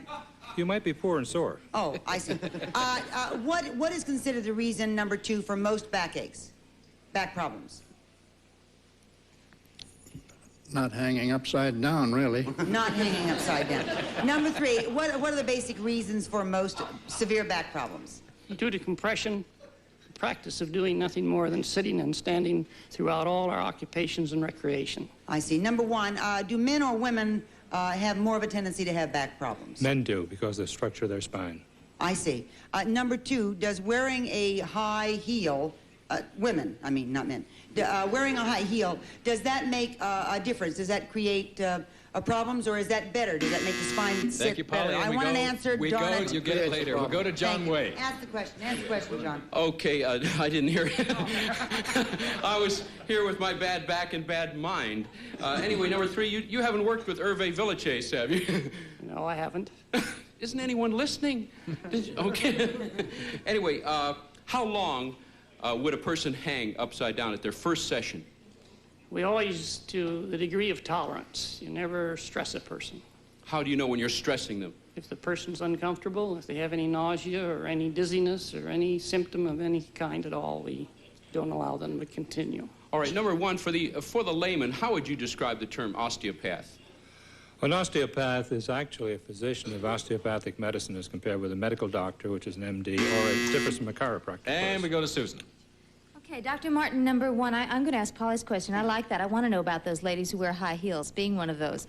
Does it hurt your back to wear high heels? Yes, it does, because it's throwing your body forward. It's even if you've worn high heels since you were 4 years old? Yes, because it's not a natural form.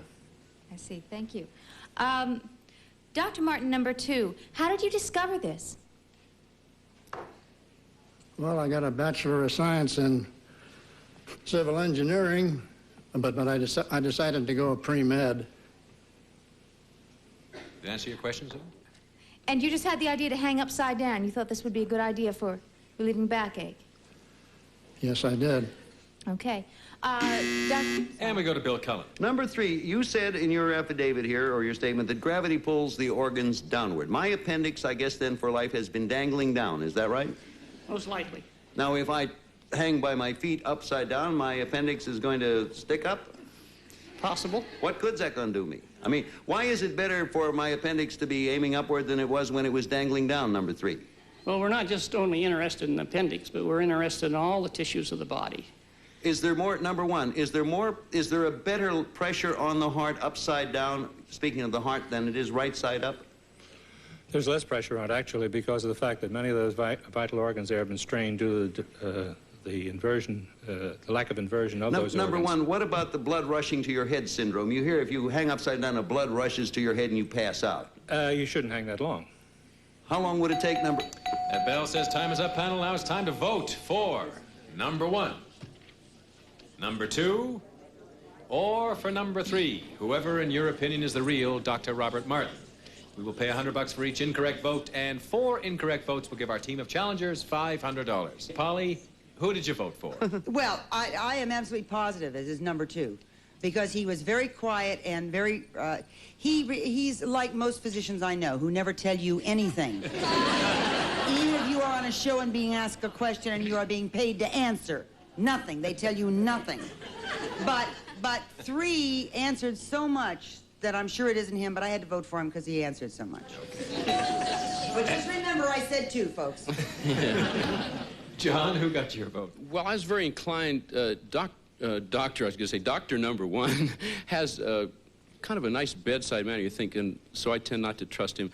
2 really seems like he has had back problems in his life and has overcome them slowly. And Susan, who got your vote? I voted for Dr. Number 1. I thought he was giving a lot of information. I probably have a lot less knowledge than you do. Also, I thought he seemed to be trying to simplify his answers for us dummies. Okay, and Bill Cullen, who got your vote? Well, number 2 is a typical doctor. You ask him a difficult question, and he gives you the answer to a question to which he knows the answer, whether it's yours or not. My doctor's been doing that for years. Okay. Yeah. Okay, now we're going to find out who the real upside-down back doctor is. Will the real Dr. Robert Martin please stand up?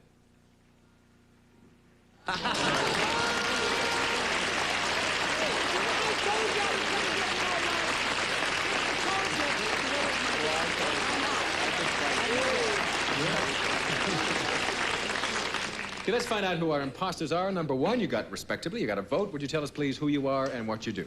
My name is Jack Casey. I'm a marketing consultant.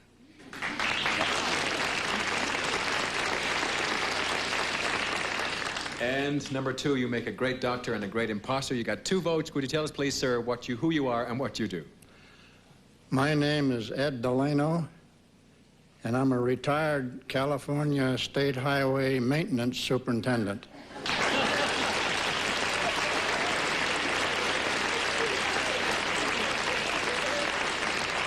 Dr. Martin, so that we don't leave our audience with any misinformation, was there anything that our imposters said that you can recall? It's probably a really stupid question.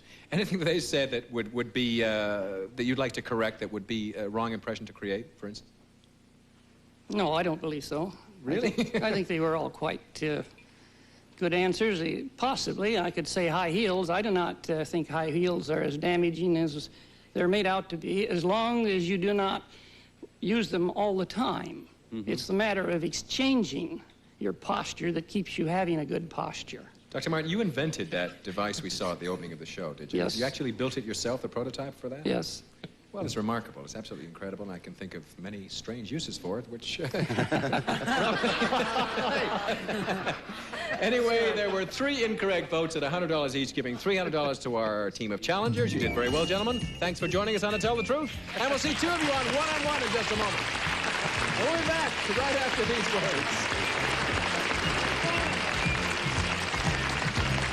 these words. We're back, and let's meet our next team of challengers. Number 1, what is your name, please? My name is Victoria Vanderkloot. Number 2. My name is Victoria Vanderkloot. And number 3. My name is Victoria Vanderkloot. All right, panel, once again, would you rip open your little envelopes and follow along, please, as I read. I, Victoria Vanderkloot, am a professional stunt woman. I've appeared in more than 40 feature films and television shows, including many soap operas. For Ryan's Hope, I leaped off a 60-foot tower.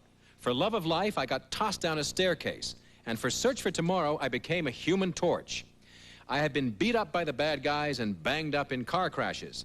Despite what you may think, I'm really not a daredevil or a lunatic. I'm just making a living as part of the normal crash and burn business. Signed, Victoria Vanderkloot.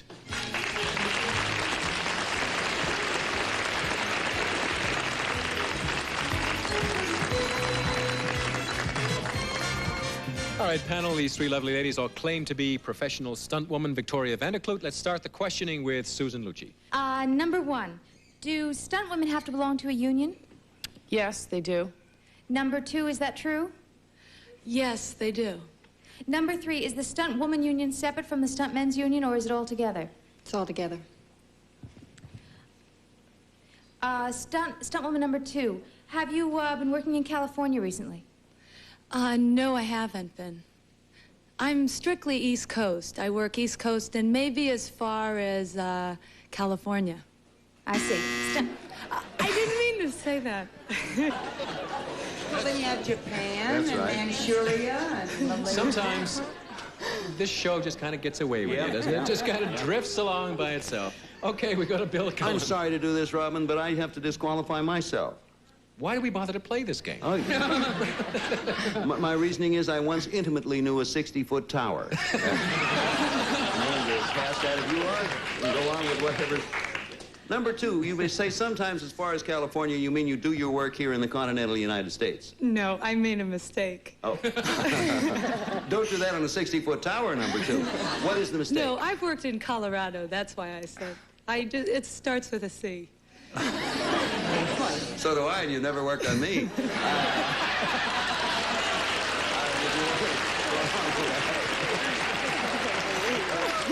Oh, my goodness. That's the story of my life and a little bit of Colorado's. Number 3, are you in... Well, I threw it up for you. Thank you, Bill, for that incisive questioning. And we go to Polly Bergen. Intellect will out, you know. Number 1, there was a television show done about a stunt woman, a very famous stunt woman. Do you know of a very famous stunt woman whose life story was done on television? I think I do know what you're talking about. I can't think of the name. I'll get back to you. Number 2, do you know? Of the name of the actress? Or the stunt name woman? of the stunt woman. The stunt woman, Kitty O'Neill. Right. Number 3, is there anything unusual about Kitty O'Neill as a stunt woman? Her father. Number 1, anything unusual you deaf. know of? I beg your pardon? I believe she's deaf. Right. Number 3, what would be the average fee for a stunt? Standard $250 a day. All.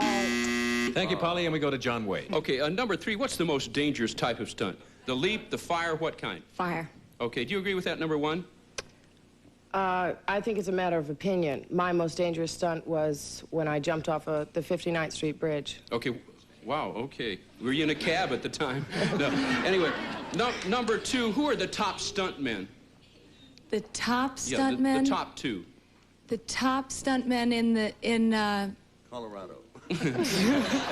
Well, Hal Needham is a great big stuntman. Oh, well, okay. Number 3, what's As Al says, time is up, and I, for one, am very grateful that time is up. It's time now to vote for number 1, number 2, or number 3. Whoever, in your opinion, is the real Victoria Vanderkloot. And the ballot's all marked, panel. Susan, who did you vote for? I voted for number 3 because I think she stood in for Delia on Ryan's Hope. And Okay. she has long blonde hair, and I think there's a resemblance. Bill, who got your vote? Number 2 has the personality of someone in the business. She spent the entire time pulling my leg, which is why I'm going to give up dancing tonight. But in any event, I voted for number 2. And Polly, who'd you vote for? Well, I voted for number 2. Number 1, she knew about Kitty O'Neill, but of course, number 1 knew that also Kitty is deaf. But she also has a lot of color. Like she spent a lot of time outdoors, which I think stunt women would probably do. And number 3 is too pale. And anyway, I think it's number 2. Okay. And John, who'd you vote for? I also voted for number 2 when they first gave their names. She just looked stronger than the other 2, and I appreciate the fact that she has not worked on Bill Cullen. Okay, the votes are all in. Now we're going to find out which of these ladies is, in fact, the soap opera stunt woman. Will the real Victoria Vanderkloot please stand up?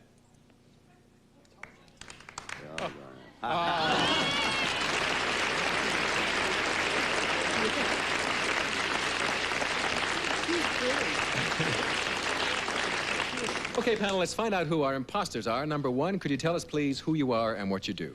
My name is Kristen McDonald, and I'm a tour and travel account executive at the Berkshire Place Hotel in New York City. All right. It's a very beautiful hotel. And number 3, could you tell us something about yourself, please? My name is Catherine Gerald. I'm a secretary for my father at a funeral home in Whitesville, West Virginia.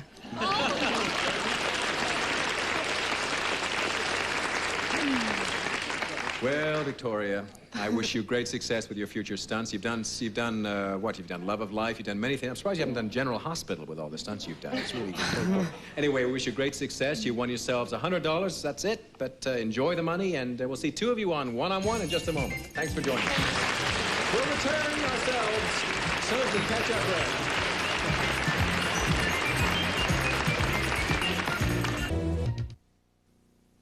Panel, if you've pulled yourself together, we are back to play one-on-one. And here are 4 people that you have met before.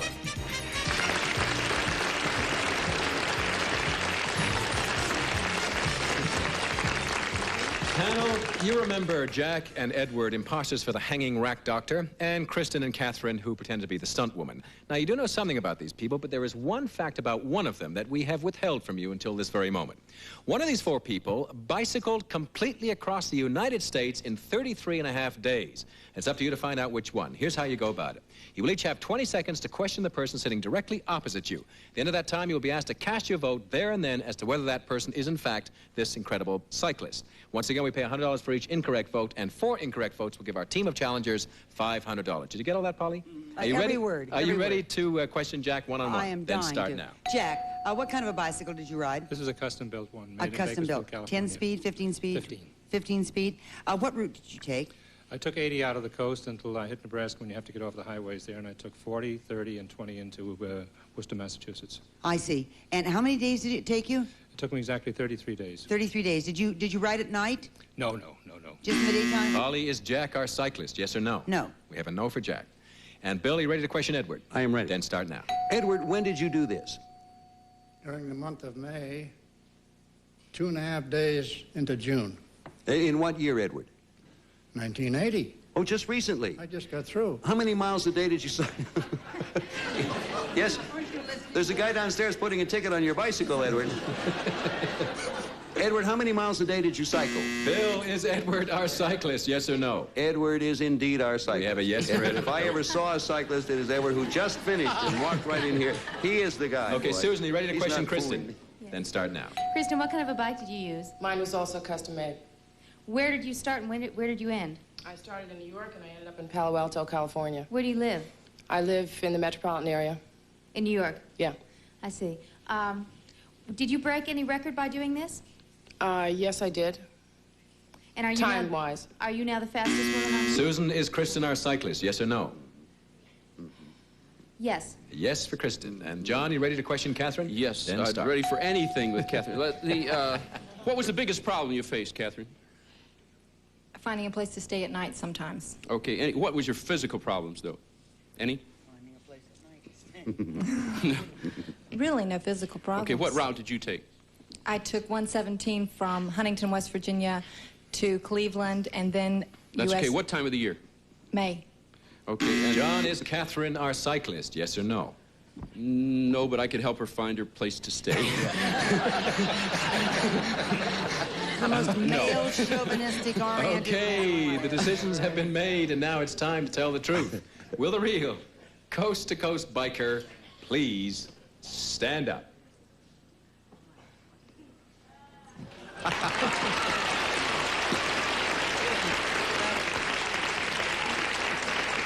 Now, panel, we have a picture of Mr. Delano at the finish line of his cross-country trip. If you watch the monitor, where is the finish line? It was on the campus of the Worcester Polytechnic Institute, Worcester, Massachusetts. Do you mind, sir, if I ask you a very personal question? Could you tell us how old you are? 75. Oh.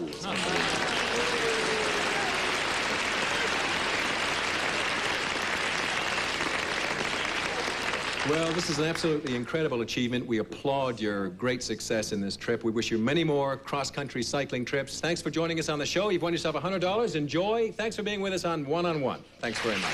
And we'll be back right after these magical words.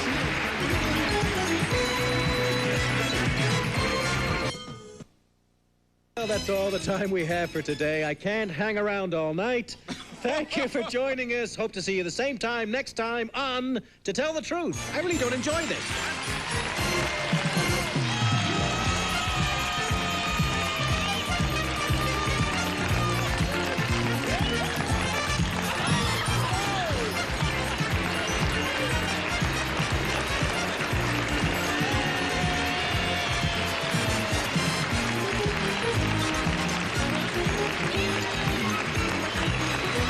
Occupational hazards may be coming your way. What's My Line with Larry Blyden is next, followed by married folks talking it up on the Newlywed Game, only on Game Show Network. To register to play our live interactive game shows, call 800-537-GAME now. It's fast, it's fun, and it's free. You only need to register once to play forever on Game Show Network. Your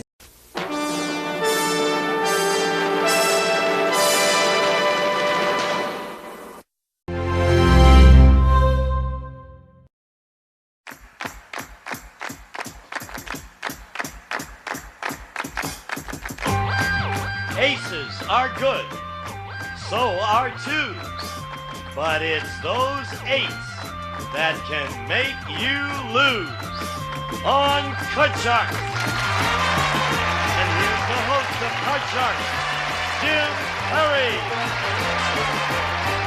Thank you, Lois. Thank you very much, and welcome to Card Sharks. Nice to have you here. Thank you. Thank you for joining us at home.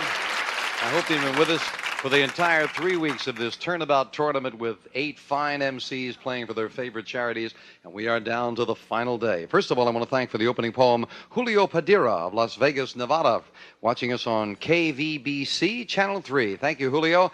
And now, as we left off yesterday in the consolation round, Jack Clark won over Gene Rayburn, and as we go to the top of the show, he's going to go for the big money right now to finish up the consolation round, making a little more money for his charity. Let's bring back Mr. Jack Clark.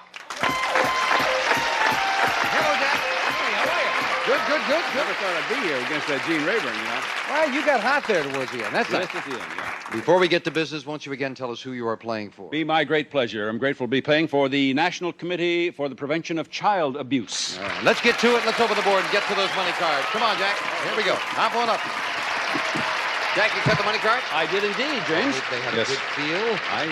Well, here we go. We're going to give you my mind straight for just a minute there, straight James. there for a Yes. moment. We're going to give you $200 of new money and 3 cards to bet as you will on the bottom line. Up to the second level, we add another $200 of betting money and 3 more cards.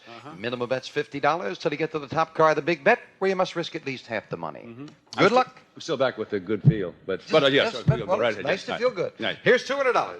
Got you out of that one, didn't I?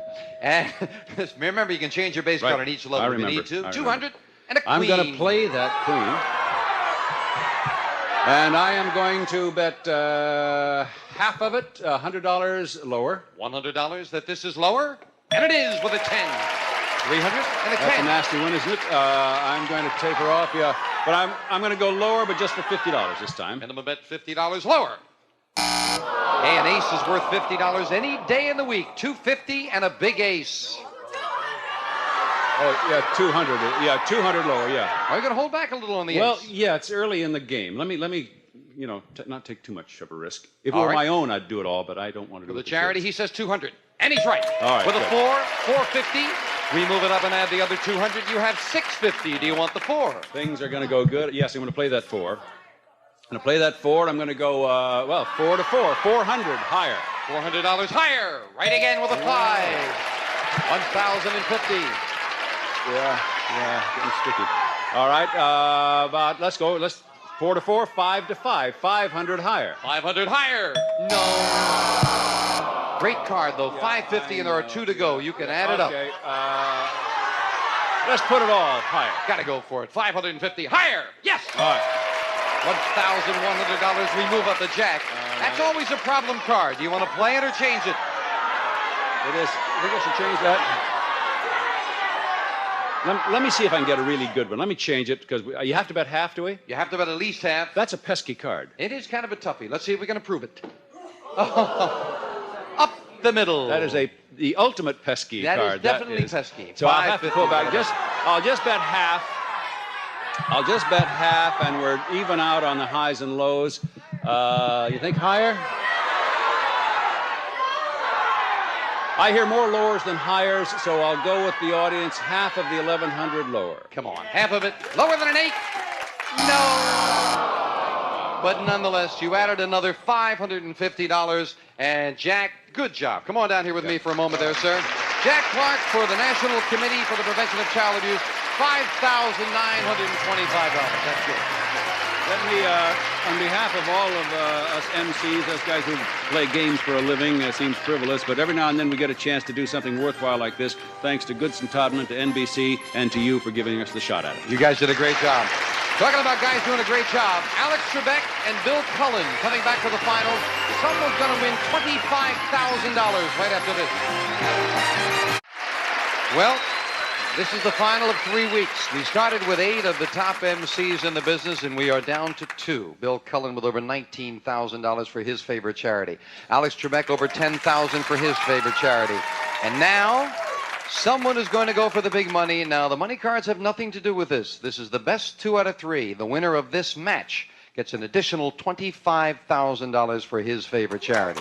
The cards are dealt out. Let's say hello once again to Alex Trebek and Bill Cullen. Hey. Down to the finals, gentlemen. Scared.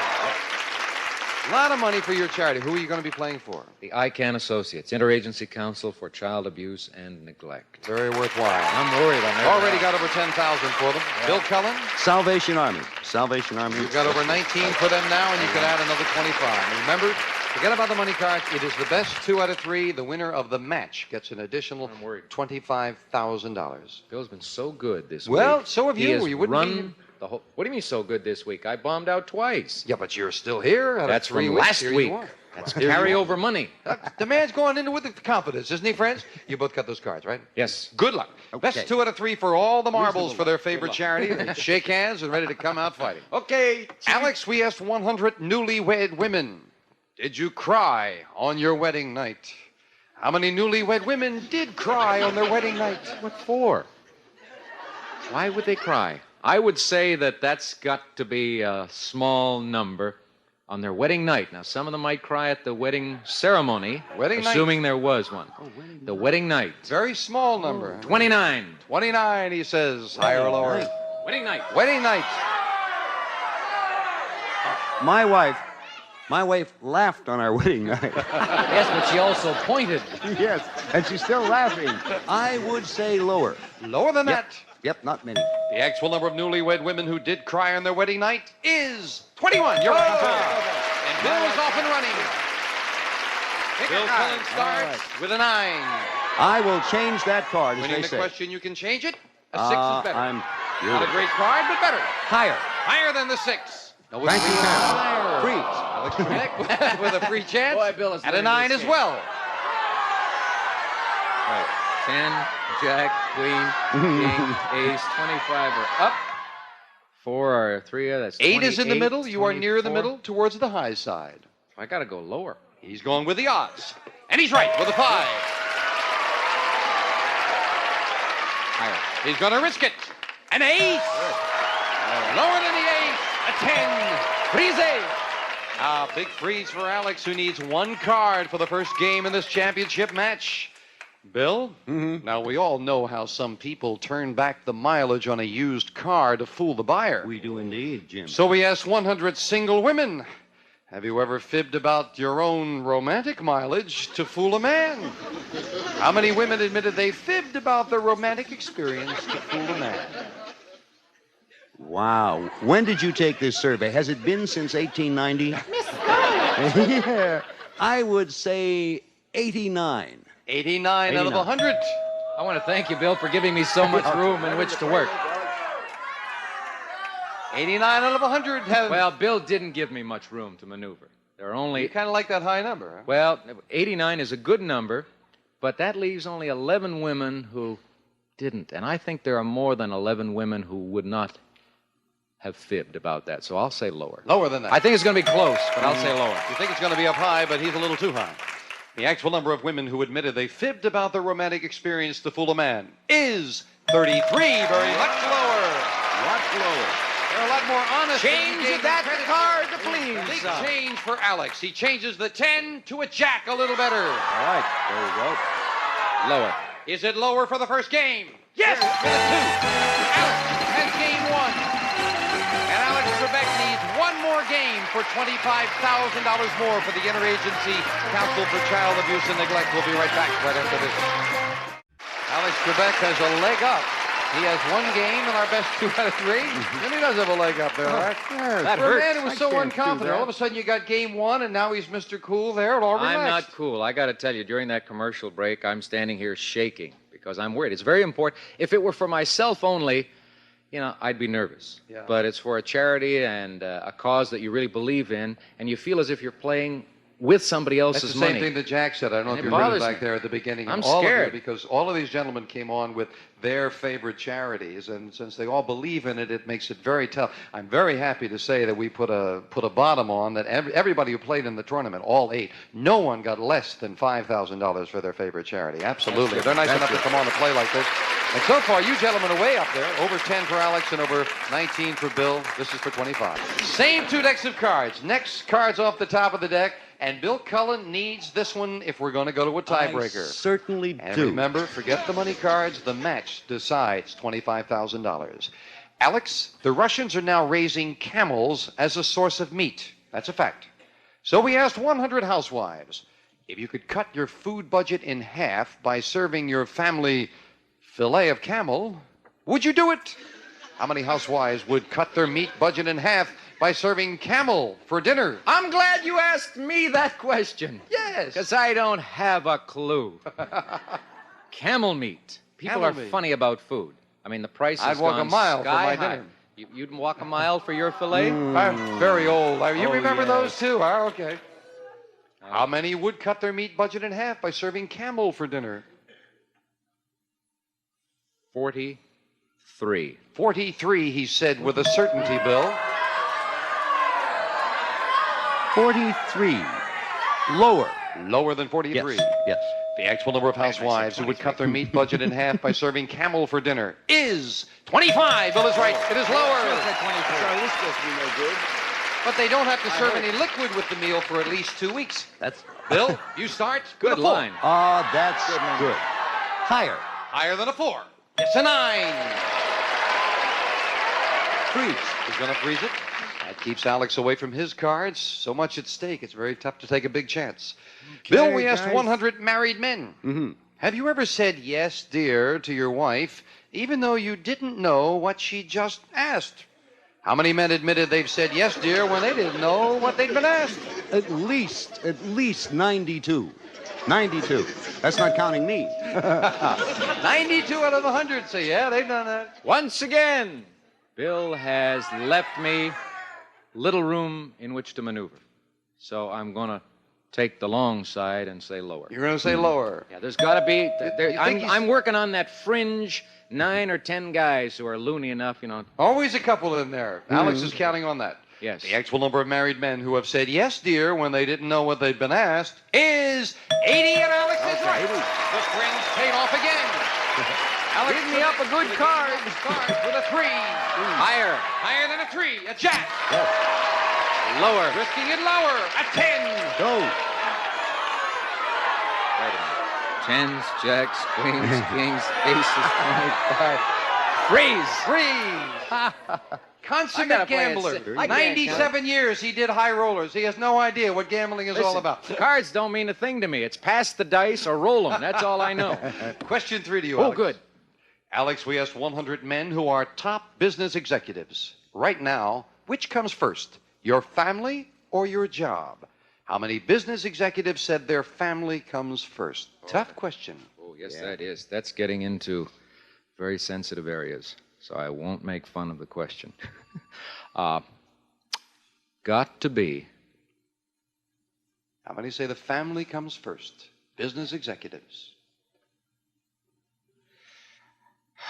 I hate to be a fence sitter. How many? 47. 47 out of 100 say their family comes first over the job. Business executives. Assuming they didn't lie, and most business executives do, I would say higher. Even higher. Yep. The actual number of business executives who said their family comes first is 81. Bill has got it. Bill needs this game. He's got a 9. I'll change that 9, please, Big Jim. change. The 9 becomes That's a queen. good. I will go lower. I'm not Lower going than to the get any queen. better than A that. 5. I will go higher. He's risking it. No. I didn't do it. Back to the base card goes Bill, and Alex has a free chance to call up the 10. Okay. Lower. Lower than a 10. Yes, an 8. One You're more. up the middle. He's going to freeze. He's going to freeze it. Now, Alex needs 1 card. Bill needs 3 as we fill in the spaces. Sudden death. Someone has to win this game on this play of the cards. Bill, in the lyrics of a hit song in Japan, a man tells his girlfriend, keep quiet and stay behind me. And that's exactly how they said it. So we asked 100 American bachelors, would you like to find a woman who would keep quiet and stay behind you? How many bachelors would like to find a woman like that? It's American. I don't think that many American guys would like a woman like that. Or they'd all be in Japan touring around, where the doors are too low for them to get through. So I would say the average American, I'd go 41 for that. 41 out of 100 would like to find a woman like that. I love the way Bill vamps until ready. Doors. 41, huh? 41, Alex. American men. How many men would want a woman like that? I think it's got to be a little lower. Lower than that. The actual number of bachelors who would like a woman who would keep quiet and stay behind them is 35. Alex is right. It is lower. Alex, sudden death. Before you change it, let me explain. You could change it and try to turn over the 1 card. Bill has a better base card, a queen, but he needs 3. You've got control of this board. Play it or pass it. The last time I passed, I got blown right out of the match. I'm going to change the card, and I'm going to do it. You're going to try to do it yourself. Then this is a very big change. It could be a $25,000 change to a 4. Very good. Higher. If this card is higher, the Interagency Council for Write out Child the check. Abuse and Neglect is $25,000 richer. Is it higher Yahoo! All right. Alex Trebek wins the tournament. Oh, yeah. Come down here for a second. Bill, why don't you come down here with it? Gotta tell you, it is super the way you guys have finished up here with money. Now, Alex, how much interagency counsel for child abuse and neglect with that other 25? $35,350. Oh, okay. Yeah, you got the other 100 for the other game. Well, I was giving myself the whole. Oh, we keep adding it up. Commission. And Bill Cullen, $19,575. We are down to the wire with two good players. I think a terrific idea would be after this break, let Bill have a chance to add a little more with some money cards for his favorite charity. Isn't that a good idea? We're going to do that right after this. Alex, all right, a little bit of time for the Salvation Army, the money cards. You cut them, and they're dealt out. Ready, Bill? Yes, I did. All Here's right. $200. Okay. See if we can pick up some more money for the Salvation Army and add to the total. 200 and a 3. I will bet $150 higher. $150 higher than a 3. Yes, a 9. 350. I will bet $300 lower. On a 9, 300? On a 9, right, 300. Ooh, a big bet. All Is he right. right? No. Okay. Tuffy. $50 higher. And an ace? Gotta go lower. I'm all right. Trying for 100. Lower. Yes, That's it's better. lower. Now I got $100. Now you've got 100. You've got 300 when I move this up. Do you need it? I will bet. You don't have to play that. I can change it. Change it by all means. Oh, that's a near middle Let's try. get I that don't think I change want out that. of there. That's better much at 3. The whole 300 higher. So it's all or nothing now. Come on. Wait a minute, 6. just so the show times out better, 250 higher. 250, I'm thinking of timing, Jim. Isn't that a 250? 250. Higher. There Yes. we go, okay. 550 and a 10. Now, how are we for time? $50 lower. He doesn't like that one, so it's a minimum bet lower. Huh? Held back and got a better card. Okay. 2 to go with a king. The whole 500 lower. Trying for $1,000 lower. Yes. There we are. With a 9. Now, when we move it up, you don't have to play that either. I don't want it. Put me a new Big card change. up there. Come on. For the big bet and the Yes. Salvation Army. A 5. That's much better. Got to bet at least 500, Bill. You've got 1,000 and a 5. What? May I ask a question? What is my total winning to date? What Because is your total winnings at this point, sir? I won it $19,575. $575.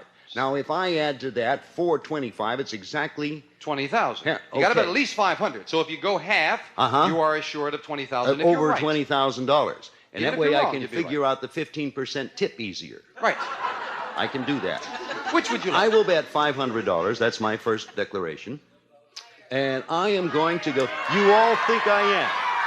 I am. Higher, $500 higher. $500 be there. Higher than a 5, don't let me please. back out of it. That's Yes, big eight. $1,500 for Bill Cullen and the Salvation Army. That's how we've done. I like that. I'll tell you how we are. Yeah, how are we? Alex went over $35,000 for his favorite charity, and Bill finishing second did very well. $21,075 for the Salvation Army. We'll be right back with all 4 of our finalists right after this.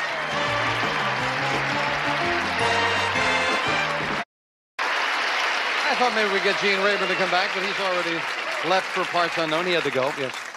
First of all, I want to thank not only these 3 gentlemen, but all 8 of the fine MCs, and they are 8 of the nicest guys you'd ever want to meet for taking part in this tournament and playing on behalf of their favorite charities. I mean that most sincerely. Jack Clark, thank you so much. And Bill Cullen, great job with the Salvation Army. Alex Trebek, the big winner, over $35,000. Nicely done. And I just want to say that the lady who's responsible for the charity, my wife, Elaine, is in the audience. Got to say goodbye. And over the last 3 weeks on the tournament, we've given away $94,725. We'll be back with regular Card Shark. Bye-bye.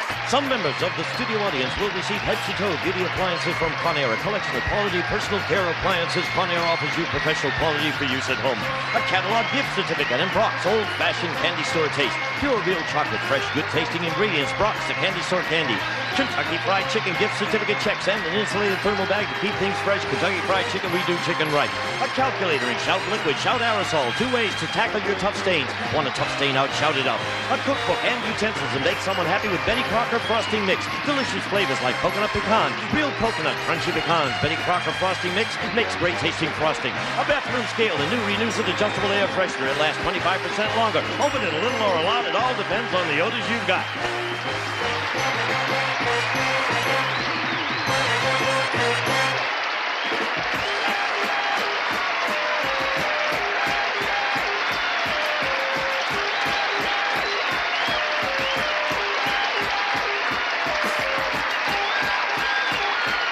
This is Gene Wood speaking for Card Sharks. A Mark Goodson, Bill Todman production.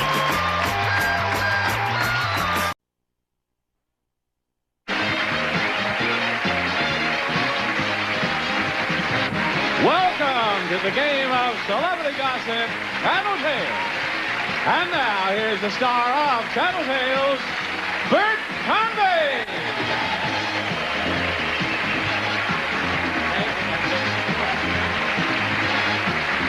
Hello there. And welcome to our show. Thank you for tuning us in. We appreciate that. I also appreciate the people that are in back of me who have been with us the last few days. If you've been watching, I think you've enjoyed yourself enormously. One more time, shall we? Here they are, winning money for the blue sections today for the Mandrell Sisters Show. Early Mandrell and Rick Boyer. Winning money for the yellow section, Maria Grimm, and from Mork and Mindy, Conrad Janis. And winning money for the red section, Ann Cullen, and from Blockbusters, Bill Cullen.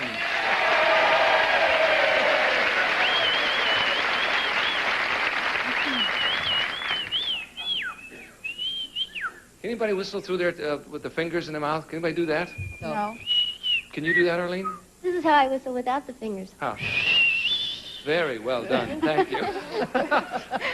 Okay, if you're all ready to go, I am ready to go. We're going to wind this up in a blaze of glory. And Ann said you are going to win today, Bill. We better win. I can whistle with my fingers in my mouth. Can you? Oh, dear. Oh, my. Whistle ran right down my sweater. Yes, I saw that. We're going to win today. Here we go, guys. The first question is for you. Well, we're going to win. Sure, we're going to win. Oh, boy. With $150 to your section. Men. Steady, Bert. Okay, listen to this. Elsa Maxwell once said, sex is the most tiring thing in the world. Do you agree, yes or no? Off you go. Elsa Maxwell, eh? Of course, for her, maybe it was. Yes. Who knows?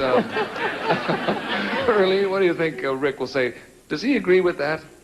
Well, for him, he might. I don't know. I don't. I want to say I would think that there would be things more tiring. I say no, it's not. He would say no.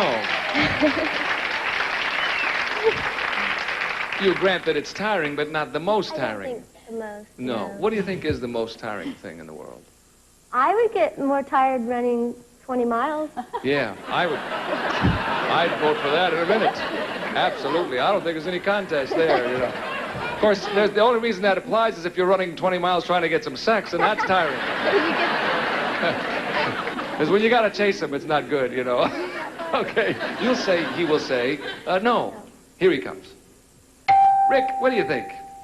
Do you agree with that supposition of Elsa Maxwell's? I think she had it mixed up with relaxed. It's not tiring, it's relaxing. Yes. I would say, no, it's not tiring. No, that's right. You're right.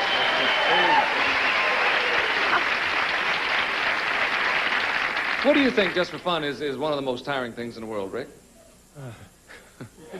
Sitting back here waiting. Yeah. Thank you, sir. Maria, what will Conrad say? No, absolutely not. No, he doesn't think it's tiring. No, he doesn't. No, absolutely not. What does he think is tiring? I don't know. I really don't know. I mean, nothing seems to tire us right now. Yeah. Yet. He has boundless energy. I've always said that Yes, he about doesn't Conrad. stop. He jumps all over the place. Yeah, I that's one get of tired quicker than he does. You do? Yes. I'm sorry to hear that. But Okay. not about that. Here comes Conrad. What did I say? Conrad, do you agree with Elsa Maxwell? I think sex with Elsa Maxwell might have been very good. But I don't know how you can say it's... You get to lie down, you get to sit in the back. I don't see how you can say it's tiring. That's right, you're right. Yay. You get to lie down. How can it be tiring? Absolutely right. What a perfect logic. Elsa Maxwell was wrong, I think. What do you think Bill will say? I think maybe she meant boring, not tiring. No, Bill is not going to say it's tiring or boring or anything. No. What tires him out? What is he? Well, he starts on an exercise program in the summertime with swimming, and he'll do 100 laps in the pool. 100 laps? And that's, yeah, not all at one time. Oh. 2 in the morning and 3 in the afternoon. Takes him a week, but he does 100 laps. But I'd say that's tiring as opposed Oh, to... okay. So, You'll say he says no. He doesn't agree. Here he comes. Bill, do you agree with Elsa Maxwell on sex? Yeah. I always cough after. You do? Actually, Bert, as the years march by, steadily and resolutely, I find I tire more and more easily. For instance, buttoning my pajama tops is tiring. Very tiring, yes. My first introduction to sex was 1939. I didn't really feel rested until midway through the Korean conflict. By that time, it was too late to do anything about it. I hope I don't lose for the red section, and I hope I don't have to go home alone tonight. Yeah. But it is. It truly is. I never... Oh, it's terrible. It's good, but it's tiring. Yeah, I know. Maybe Elsa Maxwell knew what she was talking about, after all. Elsa did. Elsa did. Sex with Elsa Maxwell was... Very tiring, yes. That's not what Ann said, however. She thought you'd say no, and she was wrong, of course. And Maria and Conrad and Erlene and Rick are right. They split the first question in twain. I will come back in a moment with question number 2. Won't you come back to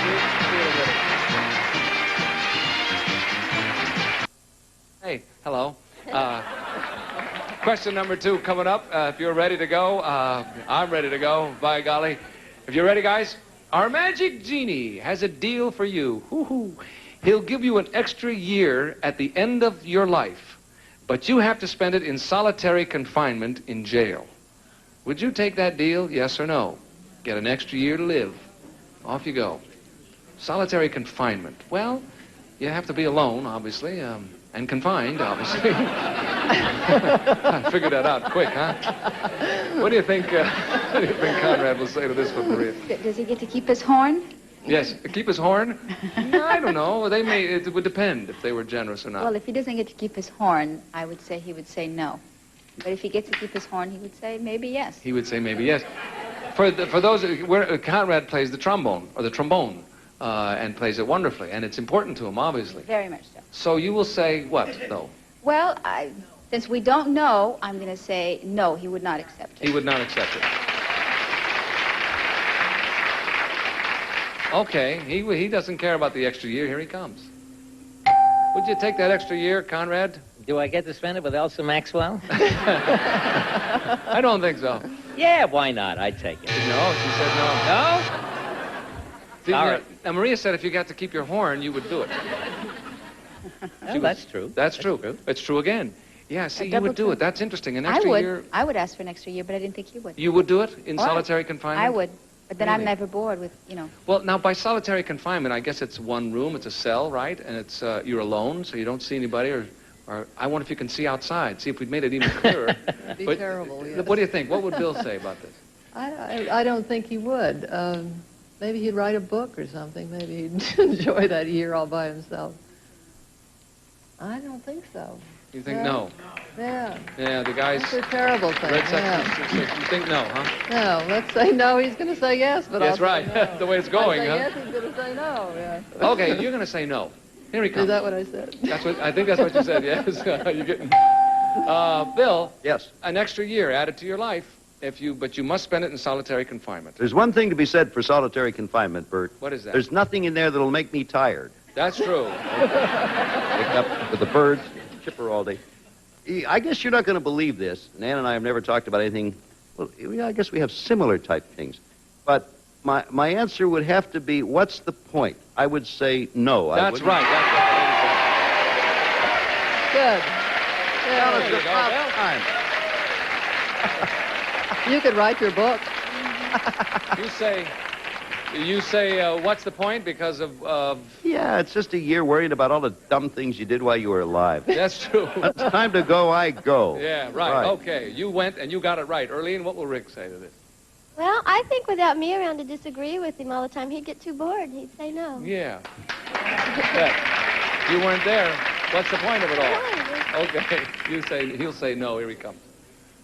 What will it be, Rick? A year of solitary confinement and one more year of life, or no? I couldn't live like that. Couldn't live a year without Arlene. That's what she said, and you're right. Oh, you covered yourself with glory. Arlene and Rick and Ann and Bill are right. They split that one in half, and it's halftime, ladies. Kindly step to the rear. We'll bring the gentlemen out front. We'll continue with the second half of Battle Bills after this message for you.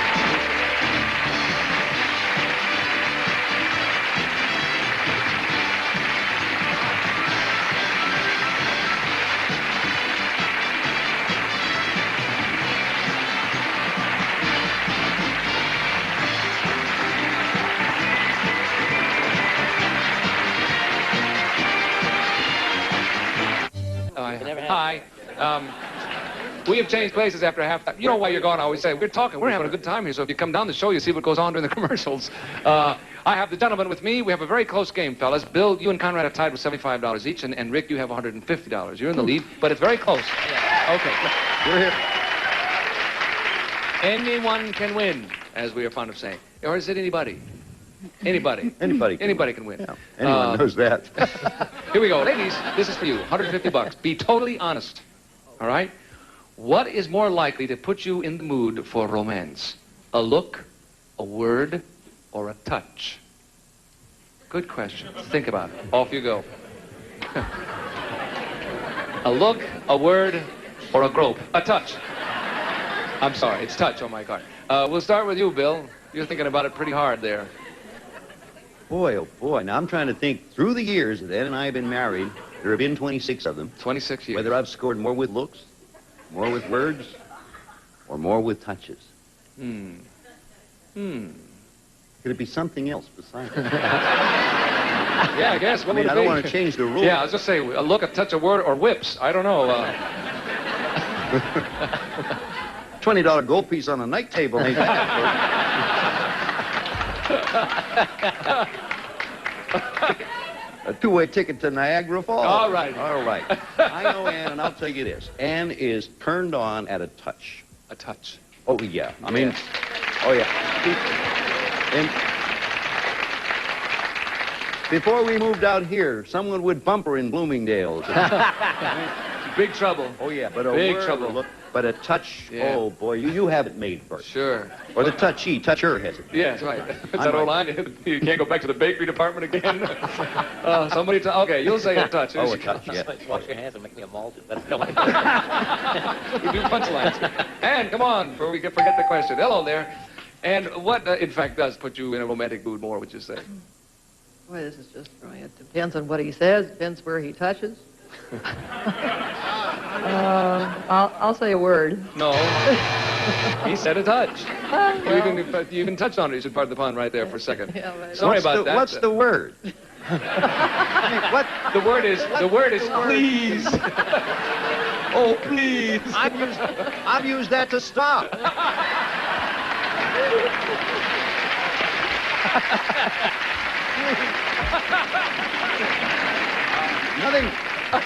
Nothing ages a guy faster than fun, Bert. Rick, what will Arlene say? Oh, boy. I was trying to think, too. All of them work with Arlene, boy. I think probably a touch. A touch, you think? Yeah. You see, that would have weighed very heavily in its favor. We'd said a caress, but we said a touch. But you're going to go for that. Yeah. A touch. Here she comes. Arlene, you know your choice is to put you in a romantic mood. A look, a word, or a touch. Well, at different times, I guess it's been one or the other. But to say most of the time, a look. No. Tell her what you said. I'm going to give her a look, boy. Yeah. It looks could kill. I'm thinking. What is It seems like it's always been a touch with me, huh? Oh, with you. I'm sorry.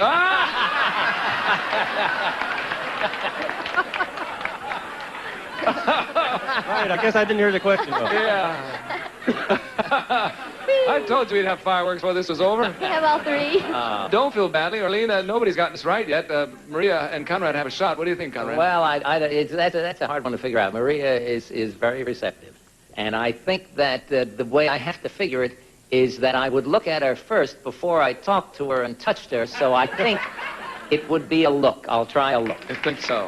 I'll try. Do us a favor. We get a nice big close-up on Conrad and give us a look that would... Yeah, let's do it. That's it. Well, I just want to see if it turns the bananas on. We'll see. Of course, hello turns the bananas on, you know, so...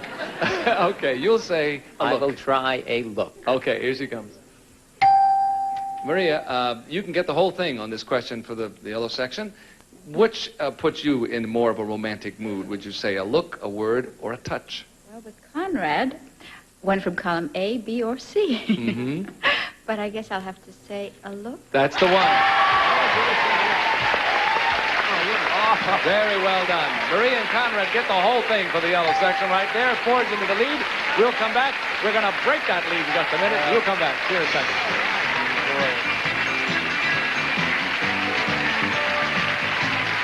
Sooner or later, you... Back. This question is worth $300, and this will decide it. Got a good close game, too. Watch this. Oh, what close game. Well, with one notable exception, we do, yes. You've come from behind and lost a couple of times. I mean, you've gotten very close, Bill. That's what I do. I come from behind and touch, but it doesn't work. Waiting for a word. Okay, here we go. Listen to this. This one's worth $300. You can still win this, Bill. Okay, Bert, I count on you. All You right. can do it. Here I go. Ladies, are you more of a follower or a leader? That's a simple question. Hopefully we'll get you in trouble with that. Off you go. There are other implications, I would think.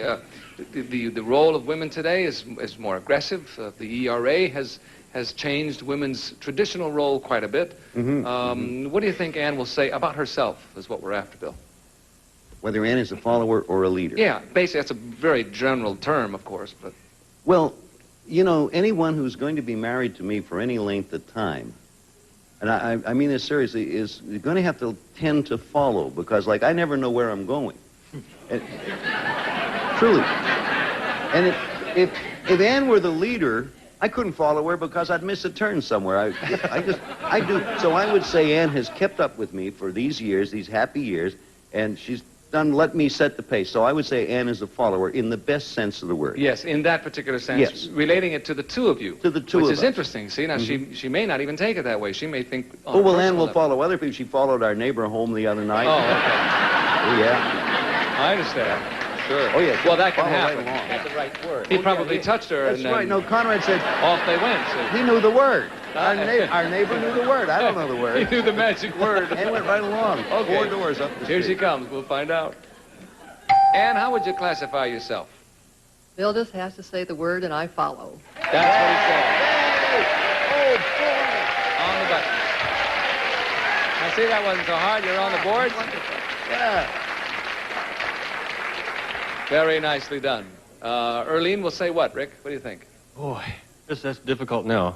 She surprised me so many times. I think she's changed quite a bit, you know, in the past. She's more of a leader now than she was, but I'll have to say that I think she's a follower. Basically. Yeah, basically. You think she will say that about herself? Yeah, I think she'll say that. Yeah. Okay.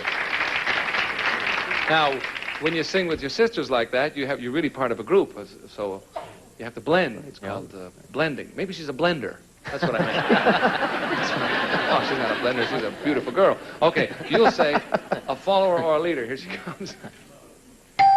We're asking you to categorize yourself a little bit, Earlene. Would you say you are more of a follower or a leader? It's a hard question when you come from a family and you're the youngest of 3 girls, but I'm going to stray outside of that and say, in this life, I think a leader. No, he said a follower. Are you in trouble? Whoa, you're in trouble, Rick. Boy, I am disgusted in you, Earlene. I'm completely disgusted. No. No.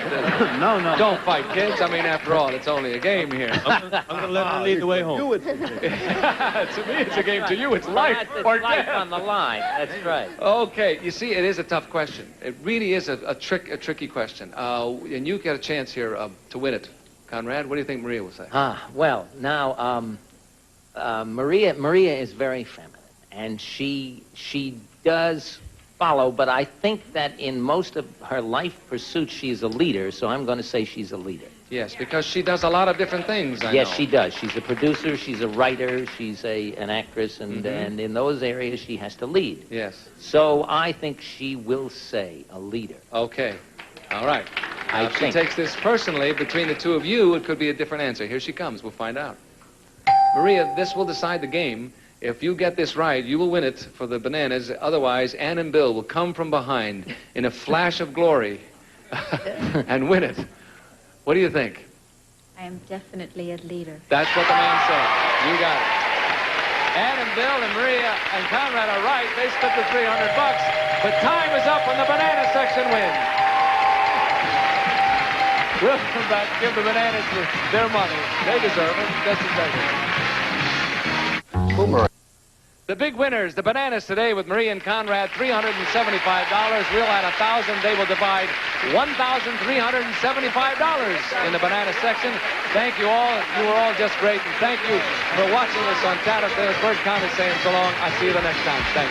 Bye. In addition to cash awards, a member of the winning rooting section selected at random will also receive Hamilton Beach's 2 to 12 cup automatic drip coffee maker. Bruce Coffee heats water for tea or soup from Hamilton Beach, Scoville.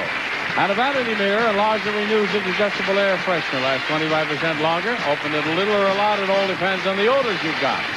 And easy-to-use 12-inch pre-pasted wall covering squares. Dip them in water, slip into place. Tough, washable clear squares in 24 colorful patterns.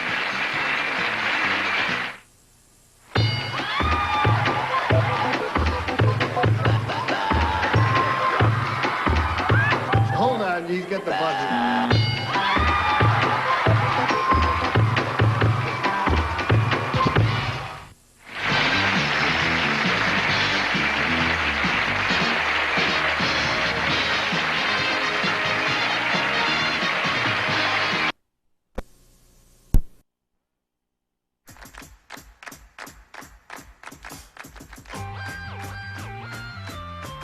Seven and eights cause you to freeze.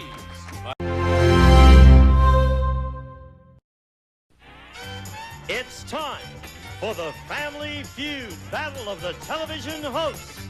Introducing the Heavenly Hosts, Peter Marshall, Leslie Uggam, Bert Parks, Tom Kennedy, and Jim Lang.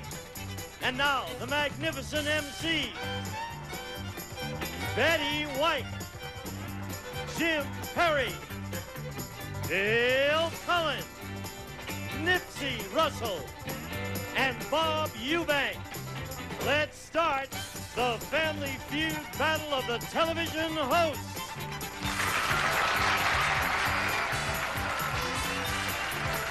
With the star of Family Feud, Richard Dawson.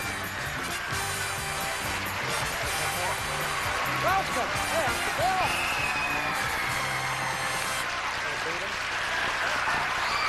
Thank you. Thank you. How are you, big dog? Thank you. Thank you. You know what a thrill this is for me? Because these people know what every host dreads.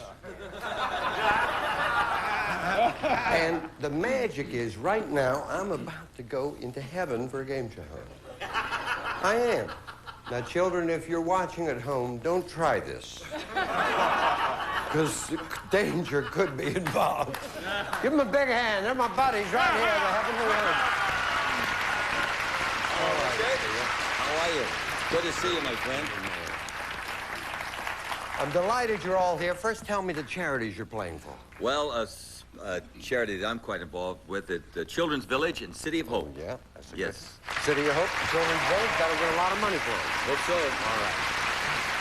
Let me meet everybody, please. I know them all, but I want you to introduce them to America. Oh, first of all, a young lady who's won, in fact, she beat me out for the Emmy this year. Right. Yes. And she's won a Tony, and she has co-starred on many things, but she is my co-star on Fantasy. This is Leslie Uggam, who I love very much.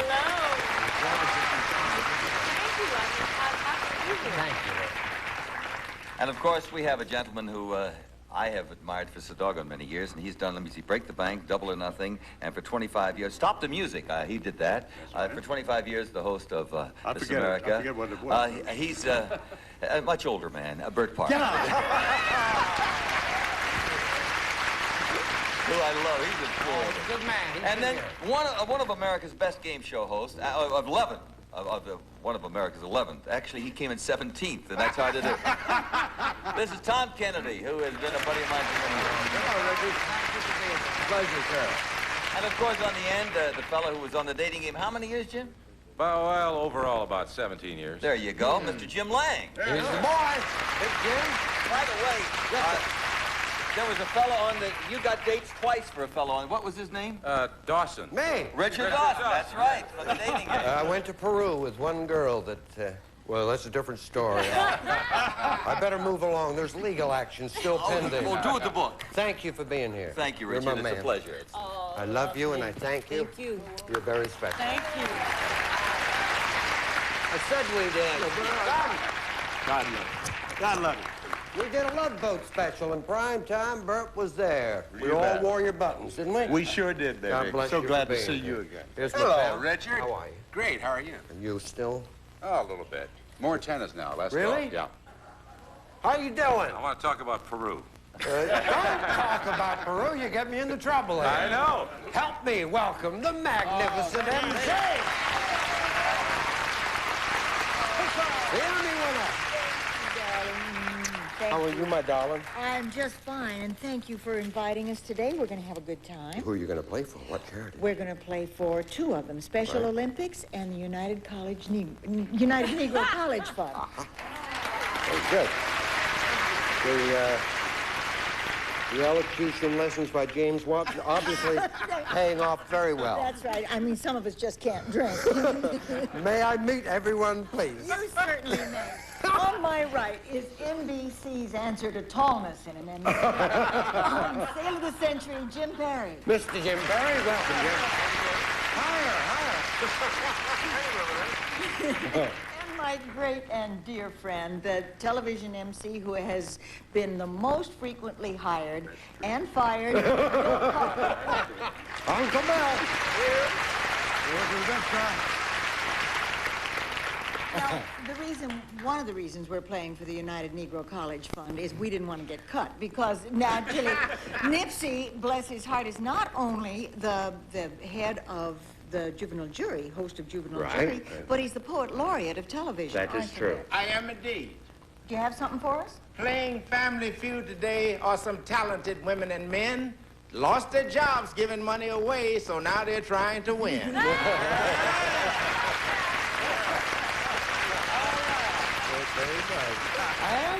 And after 14 years of doing the newlywed game, it Right. just stands to reason that now Bob Eubanks would do Dream House. Giving away Dream House. Giving away Dream Heist. Yeah. Nice big hand, Mr. Bob Eubanks. This is a very important part of Mama's family and my family, too, and I thank you. Thank you, darling. Higher. Hi, Richard. How you doing? Good, sir. Good. My buddy here. You doing well? Trying, yes. Yeah. Well, you like us all. You're a survivor. Uncle Bill? Hello, Richard. Haven't seen you for a little while, but yeah. All is well? I'm out to kill. Really? Yeah, anyone. Nipsey, Jim. We'll have a good time. Okay. What do we do? Match game? Masquerade party? Yeah, I would kiss you, but there's a little talk going around about me now. Let him talk. Let him talk. Could you get us on Dream House? We're Hello, looking for- Richard. Nice to see you. Nice to see you again. Thank you for being here. Thank you very Come much. on, we're going to play the feud. Let's go.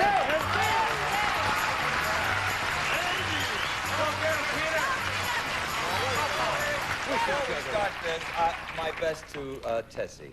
Oh, and my mother and my best to Jeannie, your mother. Our mothers are very close, They and really so they're are. rooting for the two.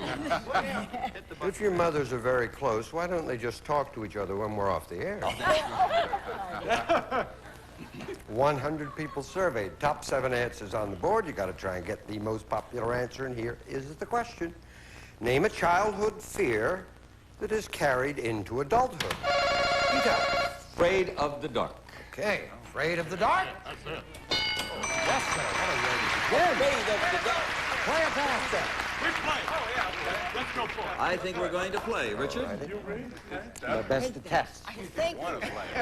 Yeah, the way your captain started here. Oh, childhood fear is carried away into adulthood. Afraid of falling. Fear of falling. Fear of falling? No.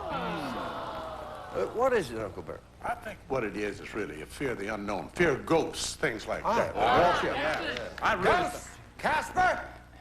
Oh, no! Don't like this. Now, Tom, we have 2 strikes on Well, us. I remember this very well What is it? because I'm probably one of the youngest on the panel today. I know you are. Excuse me. But when I was a young one, I was always afraid of being alone or left behind. Okay. All righty. If it's there, okay. If not, 3rd strike. Fear of being alone. Not that. $45. Take a look, though. We got 6 answers unrevealed. Dentist. Dentist. Pardon? Dentist. Well, I thought you said dentist. Dentist. Dentist, the mentist. The dentist. Fear of dentist. Dentist. If that's it, you get the $45, and if not, Peter and his mom will get it. Dentist! What else did you think? Now, America, watch this now. We've got 10 of the greatest. They gave me 1 reveal. This is not the way it's supposed to go, folks. Number 2, please. Fear of heights. Wilt Chamberlain. 3. Thunderstorm. 4. Fear of dying. 11 of us are going through that right at this moment. 5. Fear of snakes. That's called agent fear. And 6. Claustrophobia. Fear of Santa Claus. And 7. The fear of dogs or blind dating. 45 to nothing. Let's go. Come on. All right. Walter and Jim, wish each other luck. Very good. All right. 100 people surveyed. Top 7 answers on the board. Here's the question. Name something you do that makes you feel really good. Listen. Take a bath. Take a bath? Why not? 2 answers repeated. Play sports. What? Play sports. It could be there. No. Try that. Play a pass. Play a pass. I think they're crazy. Something you do that makes you feel really good. Baby, look, eat a good meal. There you go. Have a nice meal. Oh, no! How is that possible? I hope this is a different survey than the last one. Yeah. Say it again, would you please, Richard? Yeah, name something you do that makes you feel really good. All right, to give someone something that makes you feel good. All right. To give a gift. Yes. We had the wrong studio. We had the fear of being alone. Yeah. Just a second. Jim? Fear of dying. Let's see. No, that was yesterday. Oh, yeah, that was the last one. Come along now. Taking a nap, relaxing, just Taking a nap. resting. Little Resting when you're nap? tired. Well, I've got 2, but I better go with the one I think is the best. Something really bad. I like to work out, and feels good. I run, Work out. work Yeah, sports, don't you give me know. lots of answers. Yeah. Work out. Work out. Only because you may say something. Oh, that's true. I don't want you to do that. Well, making love always makes me feel real good. Yeah. Making love? Okay. How about a nice massage? Okay. How about it? All right. Massage? No. Something you do that makes you feel really good. 2 strikes. Drink. Don't drink, you feel good. They're all right. If not, 3rd strike, drink. No. $67. Betty, Betty, Betty, Betty, Betty. See how quick she is to recognize her name? Yes, here, Betty. You're the only Betty here now. That's right. Oh, win money. Win money? Remember him? Because there you get $6, $7. If not, a big leap for the heavenly host. Win money.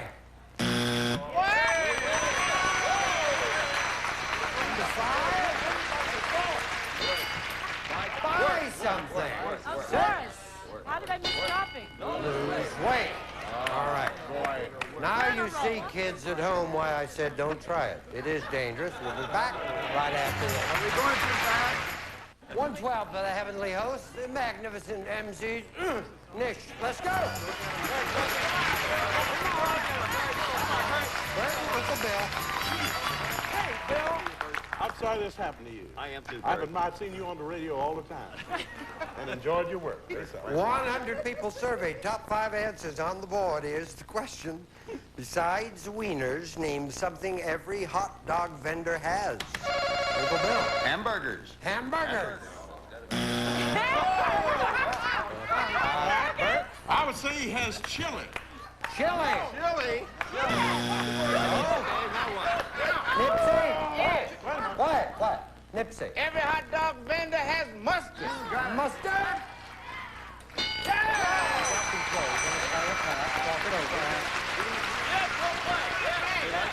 We're going to play. They're going to play. You go back and explain chili. That's the end of He'll you. explain hamburgers, and everything going to be great. Well done. Proud of you. The hot dogs. Besides wieners, name something every hot dog vendor has, Bob. The good-looking ones have buns. They do indeed. He's lost none of his risque humor. Boom! You got it. Well, sweet Betty. Ketchup. Ketchup, yeah, a little ketchup for Betty, please. You got it. Uncle Bill? Mustard and onions. Onions, all right, onions. Not there. First strike. Back to Hamburger Hill. Sauerkraut. Sauerkraut is all big right. on this. Yeah. Bill would like some sauerkraut. Sauerkraut. No. It's your warmer. Oh, okay. Here's the hot dog vendor man right here. Nipsey. A hot dog vendor would have relish. Yeah, of course he would. Little relish, is it there? You got it. One more. Polish it up, Bob. Besides wiener, something every hot dog vendor has. Oh, I guess something to drink, huh? Coke? Right. Little cold drink there gets you all the money. Cold drink? You got it. 112, 85, let's go. Come on.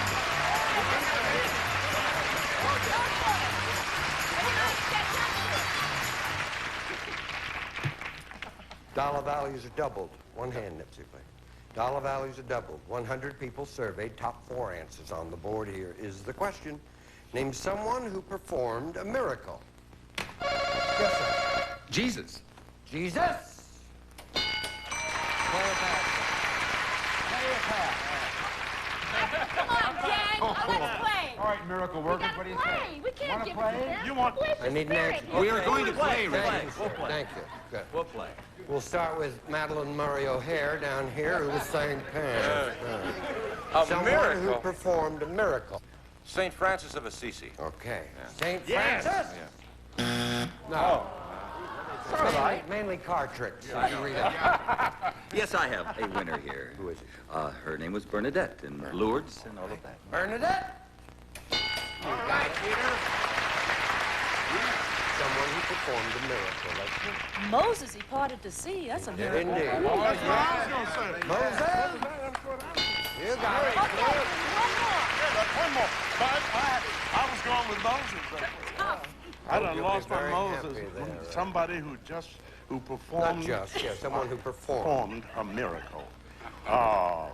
Who's the fellow that turned into the rock? It turned to salt. Job? Job? Job. Take a look. Was it Job? I had some of his daughters here the other day. Lot. I'm sorry, it's Lot, isn't it? You gave me Job. I got Job Lot, okay. How about a whole lot of Job? Lot! Come on, Tommy. Yes. So you said, okay, a miracle would be Mother Cabrini. I know her. That's the miracle. That's it. Mother Cabrini. No. Would you like to give me that number 2 answer, Betty? Someone who performed a miracle. Okay, God. I would think so. That's what I Yeah. God. Yeah. 229, 112. This ship decided. Let's go.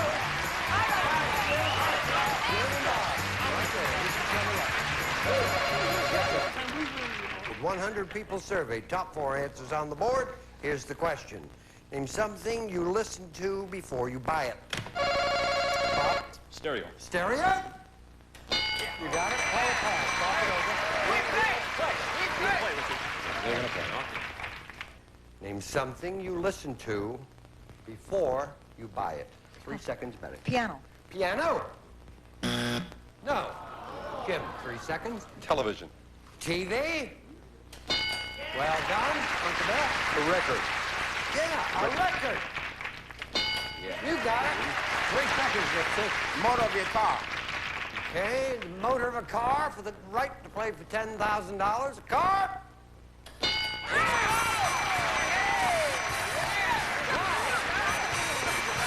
Who will play for money? Will you read them? Who will play? Who's going to play for? Come on out, play. Who will go first? All right. Jim and Betty play for $10,000. Who wants this? Well done. All righty, 15 seconds, please. Name a specific food that you give up to lose weight. Potatoes. Any room in the home. Living room. A mean-looking breed of dog. A German Shepherd. An occasion when people go out to eat. Saturday night. A state with palm trees. Hawaii. Turn around. Good food, you give up, lose weight, potatoes. Survey said 12. Any room in the home. You said living room. Survey said 12. A mean-looking breed of dog. German Shepherd. Survey 18. An occasion when people go out to eat. You said Saturday. Survey said state with palm trees, Hawaii. Survey said. Okay. If it's over 50, it can be done. You go stay right next to Bill. We're looking to Betty.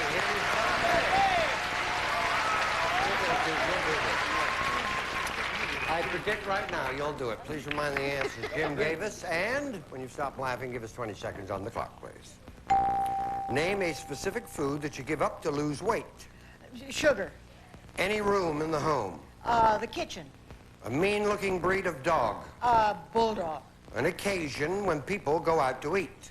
Anniversary. A state with palm trees. Hawaii. Try again. California. Oh, okay. Specific food you give up to lose weight. You said sugar. Survey said. What? Candy. Chocolate, number 1. Any room in the home. You said kitchen. Survey said 20. Bedroom. I just didn't want to say that. I got you. Mean-looking breed of dog. You said a bulldog. It was number 1. Survey said. On occasion when people go out to eat, you said anniversary. It was number 1. Survey said. You wanted a state with palm trees. You said California. Florida was number 1. If California's worth 29 points, you have $10,000. Survey said. 188, $5 every point, total out. We will return.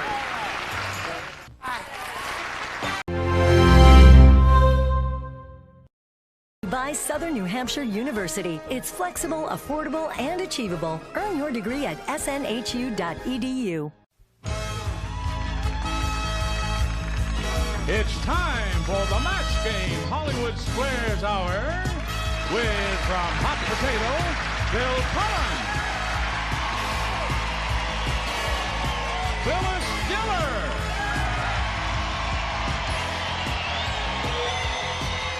from Three's Company, Richard Klein,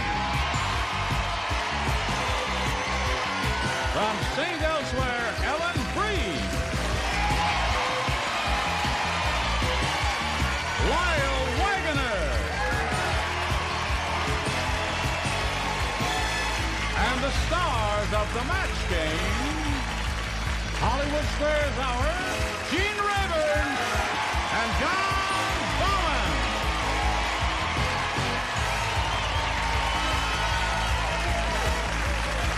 Those keep blowing your nose. That's good.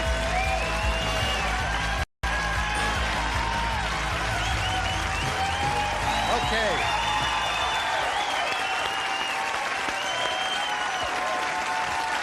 Hi, Joe. Puck. Are you a homogenous group? They don't even What do they know? They don't know what you're talking about. They'll cheer anything. I mean, are you all from the same organization? You're all one. What? I'll find out.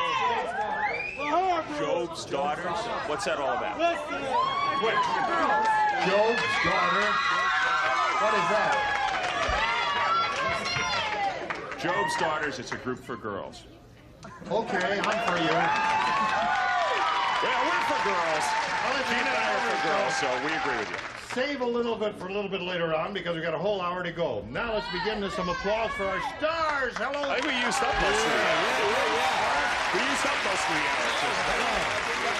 We have only part of an hour left. I have a song for them. What'd you say? I have a song for Job's daughters. You have a song for Job's daughters. What is your song? Hold everything you can't sing the song if you're screaming. Yip, get a Job. Sorry, my apologies to John Bauman. Whoa. How many birds died to clothe your body? Many, many. I laid the egg myself. Oh, really? Yeah. These are ostrich feathers. Huh? Yes, you're right. Oh. They're the dummies that put their head in the sand. Right. You're blowing on me. Funny things happen when you blow. Yes. Ostrich feathers. Is it turning you on? Oh, that's... Getting the feathers in her mouth. Yes, you blew a feather in her mouth, Gene. Hey, listen, how's Hot Potato going? It is not yet, but it's going to be starting next week. We follow Monday. Oh, good. On this very network. Well, we're going to all tune in, aren't I we? hope Hot so. Potato, Bill Cullen. Show. All right. Now, here's Marty Dean and John DePinto.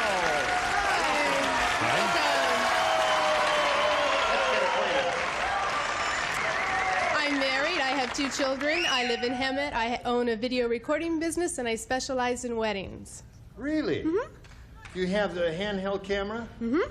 And the thing on your back? Uh-huh. And you do weddings. Uh-huh. That's a very enterprising idea. I enjoy it. Do you do household inventories? You can do that, I can do that. I do birthday parties. And... Right. Does anybody need her services?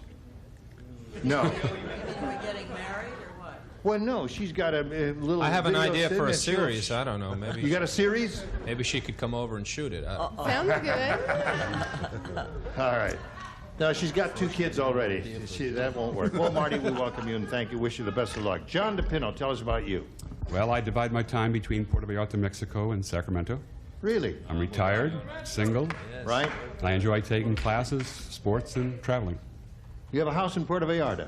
No, I just stay downtown in one of the places. Stay downtown, walk the streets. It's a very charming village. It is. I've only been there once, but it's quite a place. All right, good luck to both of you. Remember, it's 3 rounds here in the match game. The winner will go on to meet our returning champion on Hollywood Squares for a chance to win up to $30,000. All right, here we go. Marty, you won the toss. You go first. We'll go with B, please. Anything you say, Marty. You're in charge. She thinks she's in charge. Murray said, when I was a kid, my parents kept me in a glass jar. For years, I thought I was a blank.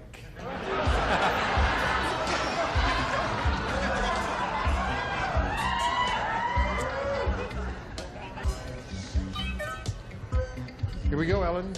Marty. When I was a kid, my parents kept me in a glass jar. For years, I thought I was a blank. A fish? A fish? I'm A sorry. fish. Well, when you don't have any money, you put your little fish in your jar. You know, a fish jar, sure. What if, may I ask the judge in advance to start thinking of this? Suppose someone says pickled herring. Will that be a match? You don't know. The judge says he doesn't know. All right. Support for you, Gene. Let's find out. Ellen, what came to your mind? Well, I have a glass jar with a pickle in it. A pickle. Pickles come in glass jars. All right. Marty, is that who answered? Marty? Marty. Marty, I wish this pickle could swim. I'm sorry. Me too. Maybe in billions of years of evolution, it will. Hello, Lyle. A glass jar, yes, I thought like they did. Pickled. All right. So we have 3 pickles up there. What do we got down here, beginning with John Bauman? For years, I thought I was a... Marty, you are in a pickle. You are indeed. And now let's find out what Phyllis Diller has to say. Good God. Hey, it's Friday. As the host of the match game, I'm glad I didn't say that. What do you say? Well, I was thinking in an academic way. I was thinking of a laboratory frog. A frog, right? They come in glass jars sometimes. Bill? I, too, was thinking in a laboratory sense, Gene. Couldn't think of frog, but came up with specimen. Aha! Of course. All right, John, the field is wide open for you. Here we go with your first round question. Old Man Periwinkle said, "Oh, little girl." You got it. You got it. Kiss your hand, that's about all I can do.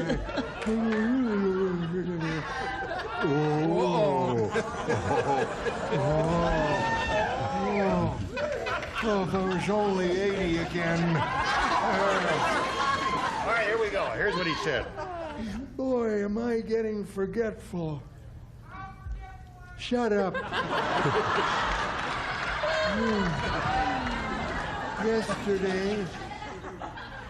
Yesterday, I even forgot to... I forgot what I forgot to.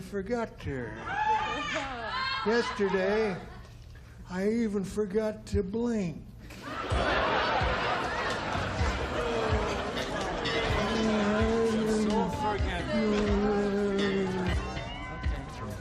Ready? Here we go. John. Old Man Periwinkle said, boy, am I getting forgetful. Yesterday, I even forgot to blink. Wake up. Wake up. Okay. Are you a nurse or a doctor? I'm a nurse. You're a nurse. Yes. You're pretty cute. Well, thank you. Where do you nurse? So are you. On St. Elsewhere. On St. Elsewhere? Yes. Mm-hmm. In St. Eligius Hospital. Meet me in the emergency ward. All right, Ellen, may we see yours, please? Yes, I like Wake Up, but I had Breathe. Breathe is good. Wake Up and Breathe are both good responses. Do you have one of those? Thought. Ouch. Oh. Breathe. All right, Lyle? Oh, I'd like to match one of these people one time. I think I did. Oh, wait.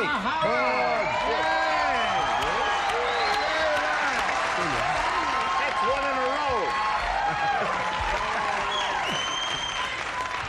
Okay. Wake Up is what John DePino is looking for. It ain't heavy, but it's breathing. All right. Okay, John, let's see what Phyllis has for you. Well, I didn't know I was supposed to match John. I thought I was supposed to match this John. Aha. Breathe is what you have. And What I do you- wasn't matching anybody, just eat. Eat. All right. Well, So there we are at the end of round one. It's 1-0 in John's favor. Round two coming up in a moment or so. But first, we got this for you.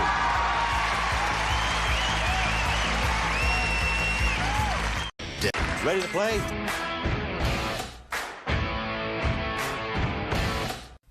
Okay, here we go to round two.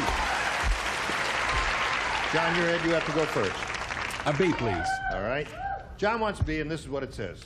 Little Nellie said, I think I got a counterfeit Cabbage Patch doll for Christmas. Instead of coming with adoption papers, this one came with blank papers.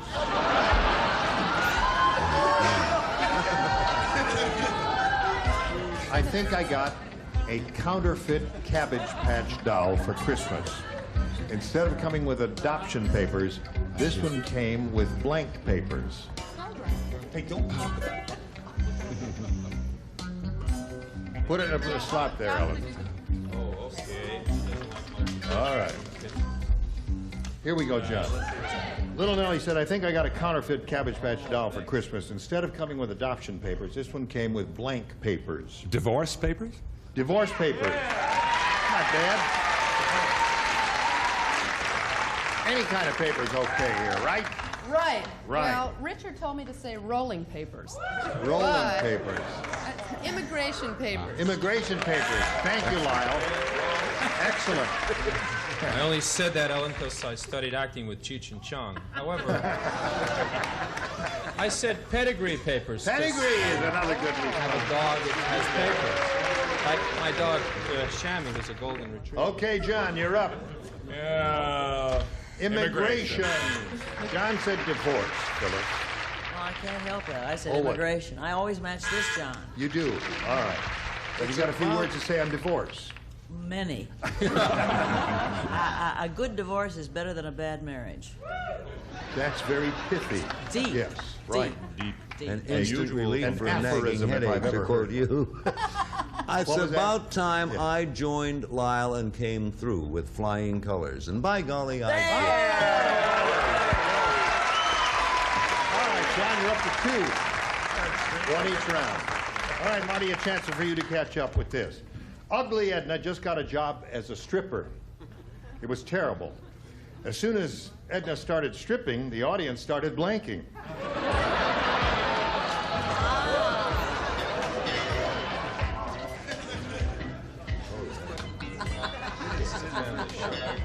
Alan, are you ready, my dear? Yes. Would you put it in the slot so that Oh, light I'm lights sorry, up, there. and then I know you're finished. Okay, Marty Green.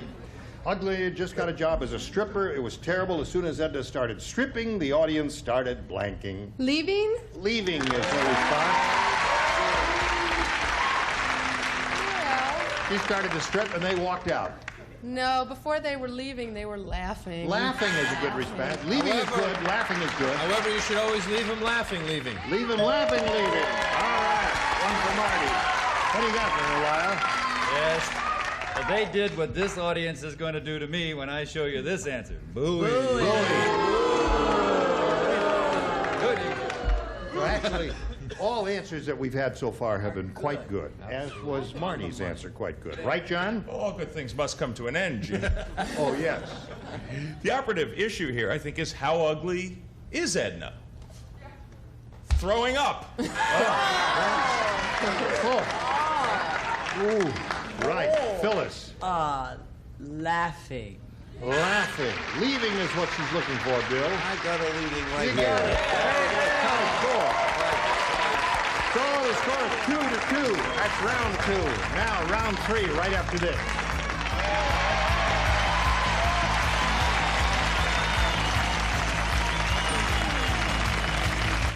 Sting. Up, Sting. Now, the score is tied. John, you went first last time, right? Yes. So therefore, Marty, you'll go first this time. You want A or B? B. B. Okay. Anything you say. Hey. Hey. Hey. Hey. You know that new rock group called Men Without Hats? Yes. You're familiar with them, right? Safety well, dance. Weird Wanda started her own group called Women Without Blanks.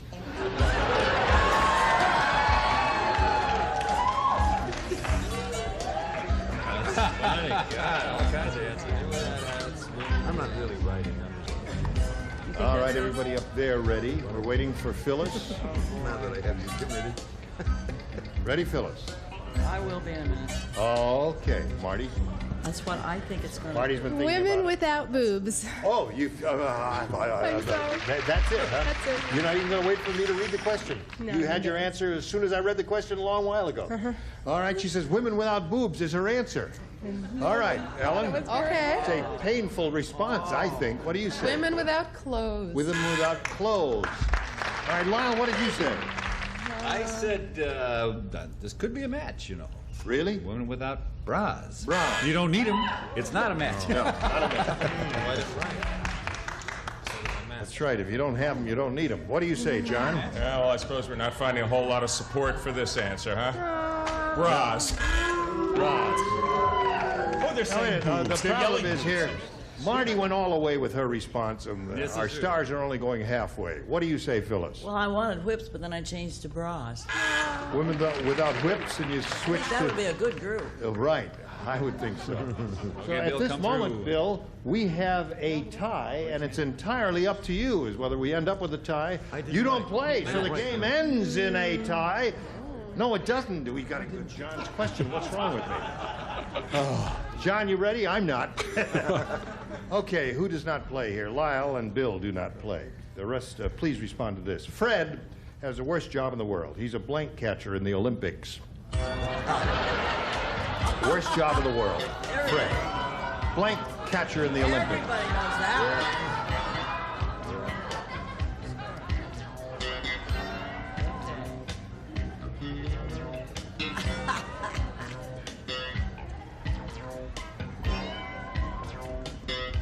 Now, John, let's see if this is going to end up in a tie or not. Fred has the worst job in the world. He's a blank catcher in the Olympics. Javelin. Javelin catcher. Now, the way it is, John, one javelin will win the game. All right, Ellen. Ball. A ball. That's just a round javelin. That's javelin. Frankie Javelin. Javelin. Javelin.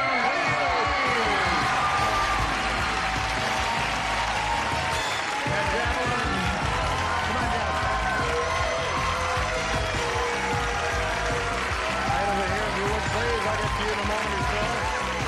Marty, it's a pleasure to meet you. Oh, nice meeting you too. I had a lot of fun. Thank you. We're going to send some gifts your way. Many thanks, Marty Green, for being on the match game. There she goes. Well, we congratulate you, John. Now we're going to switch to Hollywood Squares. There's the rest of the set coming in here. Our three stars will be emerging in a moment or so. I'll switch with John Bauman here. We've got lots more excitement coming your way. Don't go away. We'll be right back. A member of our studio audience will receive Quasar's stylish video cassette recorder that combines the convenience of front loading with the performance of a true track flowhead system furnished by Quasar. For more of the match game, Hollywood Squares Hour with, from Trapper John M.D., Brian Mitchell.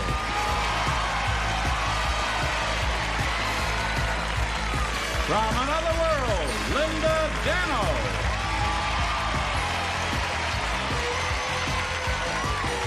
Jay Leno.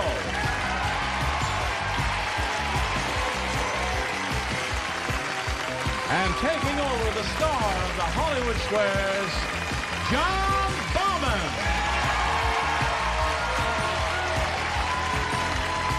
Okay, we'll be right back right after I throw this javelin.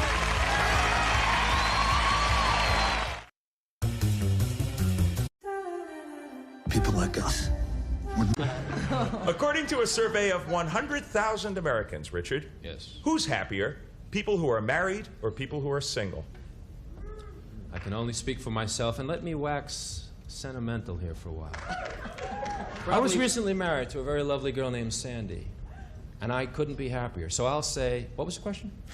I'll say people who are married because they have a relationship that's, you know, there, and they're not searching out in those singles bars wearing gold chains and leather jackets. Hurt me. Agree or disagree, Liz? He says people who are married are happier. I agree. People who are married. Yeah! And you get this one.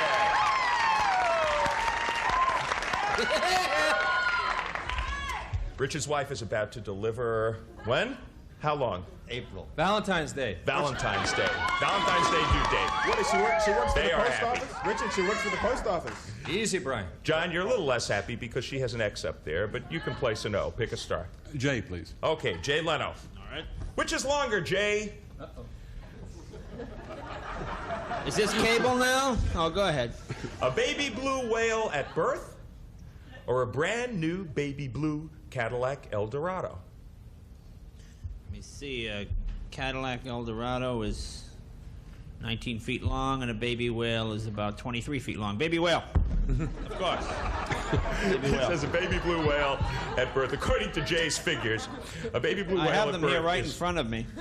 is longer than a baby blue Cadillac Eldorado. Agree or disagree, John? I agree. A baby blue whale it is. Didn't I say that?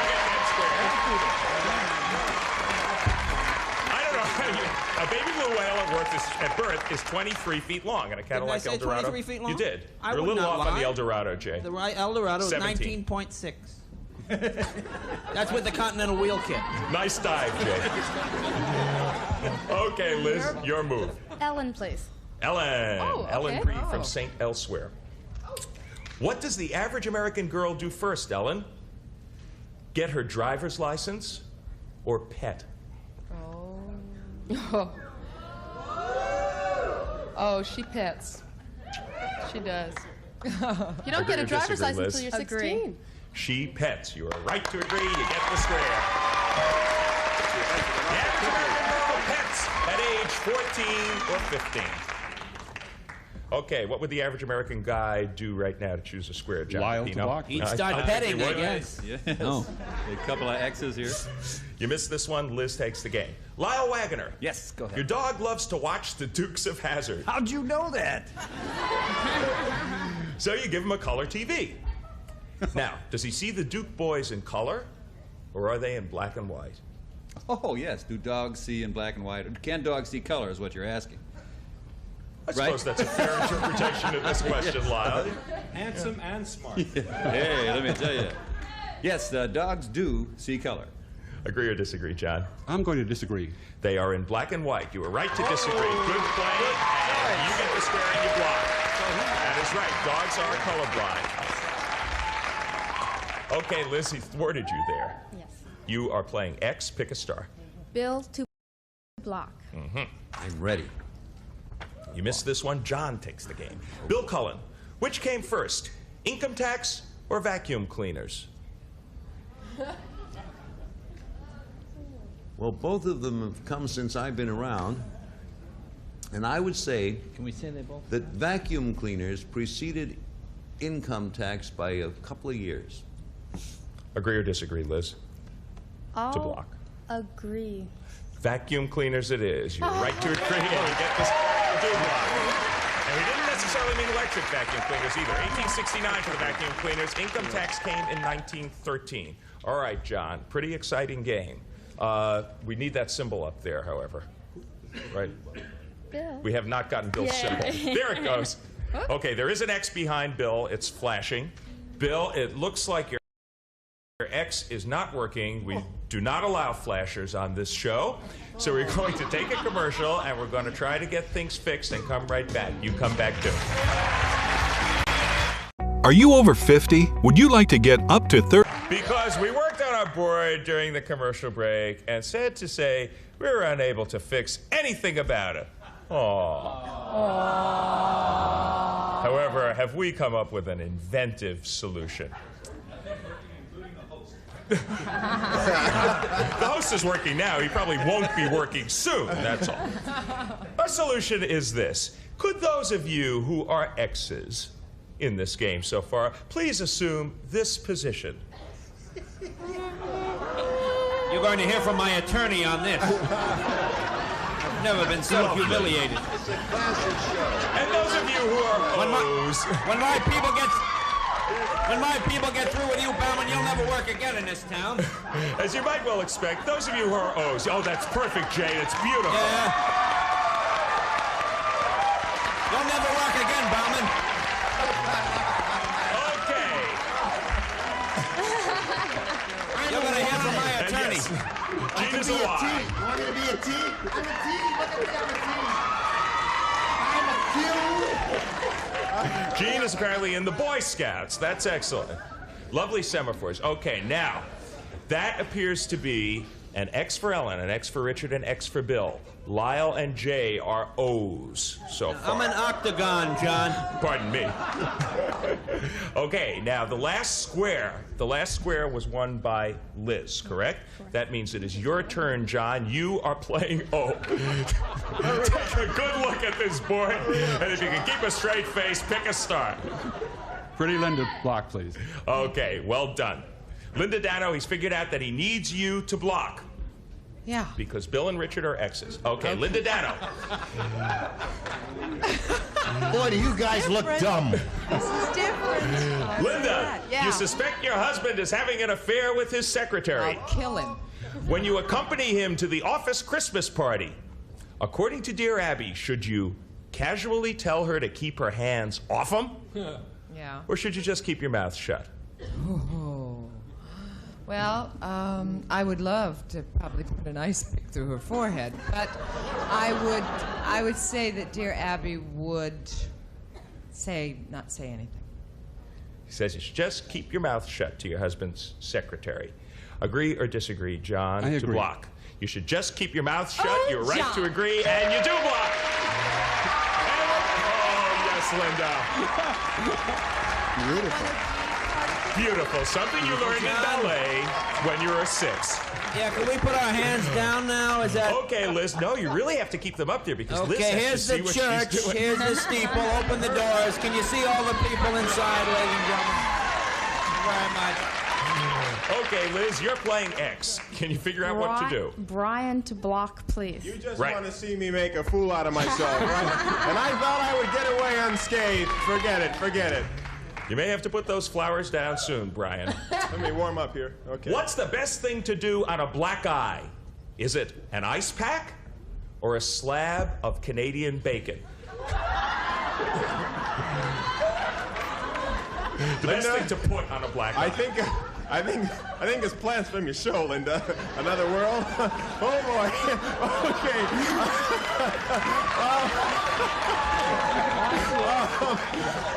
Darling, I love you.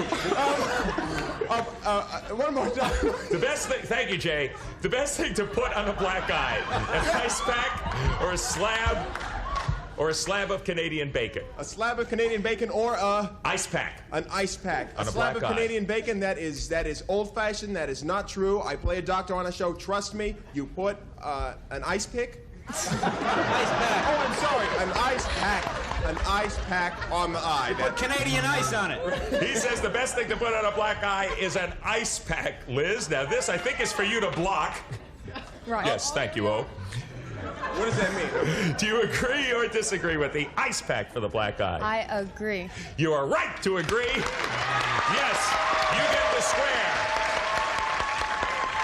And Brian, that puts an X up there. An X. I feel like King Tut. There are two people with their hands in civilized positions, John. They are Phyllis and Jean. I'd like Phyllis, please. Okay, you would like Phyllis. What do you think that might do for you in this game? Block? Yes, you're right, because Richard, you're an X. Good. Yes, I'm an X. Okay, there are a couple X's going down there. We're getting tired. Okay, Phyllis, who's older, Beverly Sills or Beverly Hills? Boy, that's a hard one. Oh, that's awfully tough. Older. Beverly Hills. She says Beverly Hills is older than Beverly Sills. To block, if you miss this, Liz wins. Do you agree or disagree? I'm going to disagree. Beverly Hills is older than Beverly Sills. You should have agreed with Phyllis, and your opponent gets a square and wins the game. Beverly Hills Incorporated, 1914. Beverly Sills born in 1929. And that bell also means that time is up. She has come from behind with $325. Once again, our champion, Liz Johnson. You know where you're going. Yes. You can just go over there. Get these people to put their arms down. They'll be happy. She's joining Gene Rayburn for a shot at the big money. John, I feel we do have to apologize to you for the chaos, but we got through it the best we could, and it was fair for both of you. You were an excellent player. You're leaving here with $250, and our congratulations and our thanks Great time. for playing Match Game Hollywood Street. And you can keep your boutonniere. Thank you. Okay. And now, Gene Rayburn. Congratulations once again to our winner here. We'll be back with her and our celebrities and have a go at the big money right after this.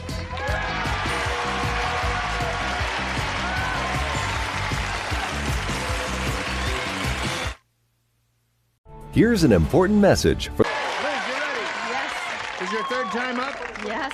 You're going to do it this time? Of course. Okay, she says she's going to do it this time. We wish her well in this go at the $30,000. We polled a recent studio audience, Liz, and we said, write down your best answer to this. To this. To this?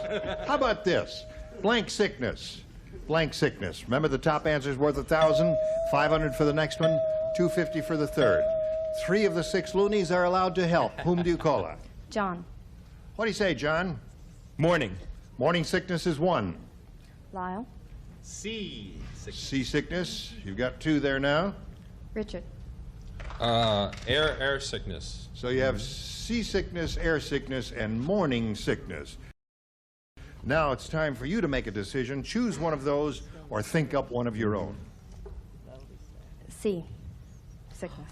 Seasickness. Yes. You think that's going to be up there under the $1,000? Do you agree with our audience? No, I think you're right. A little bit uncertain there. We'll find out where it is. Seasickness is what she's looking for. Let's see if it's under the $250 response. Motion sickness. All right, let's take a look at the $500 number. Morning sickness. Yep. Could be. You know, you game may be show right. sickness. Did she say C? Could be what? Could be game show sickness. Game show sickness. I tell you, the way this one went, it could be. Let's find out under the $1,000 response what we have. Slide the big one. Seasickness. You got it. Very good for you, Liz. You got the $1,000. Now it's time for you to choose a star for the head-to-head match. And remember, the star you choose will reveal the hidden number. It'll be a 10, a 20, or one of them has a 30. We will multiply the $1,000 by whatever number is revealed. Time now to make your pick. Phyllis. All right, Phyllis, grab that tab and give it a yank. A 20. Means you're playing for $20,000. $20,000. Don't be nervous, Phyllis. Good luck. Face me. Ready, ma'am? Here it is. Blank. No help from the audience, please, because if we hear a response here, we got to throw it out. Blank juice. J-U-I-C-E. Blank juice.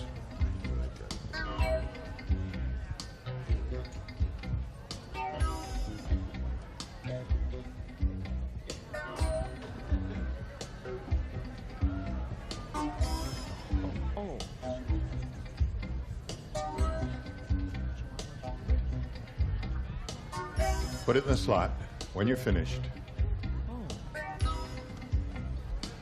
You're new. Oh, nothing works. Okay. Don't put it in the slot. Can someone stand in front of here and light up? Yeah, Phyllis, just you got pretend the bulb. to be in a slot. All right, there's the light bulb. Phyllis, pretend to be in a slot. I'm in a slot. Okay.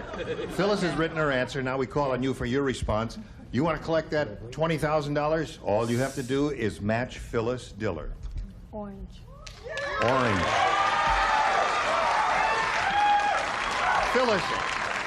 Phyllis, hold everything up. With a little sense of drama. Oh, you want drama? Yeah, we want a little drama. I'll faint. Okay.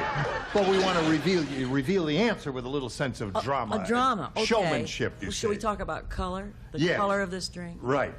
It's sort of like a California sunset. What? May we see when the it answer, sinks please? into If you the squeeze ocean. one, it means you hate women.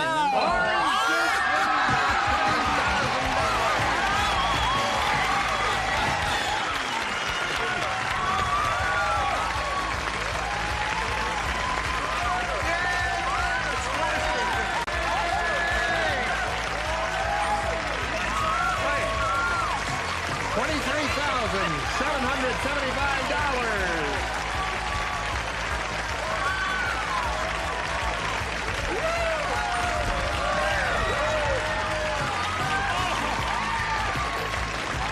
Thank you. Wonderful, wonderful. The lights aren't working, so our stars here are doing all of our sound effects. We'll be back in a moment or so to this mayhem. Join us in a moment.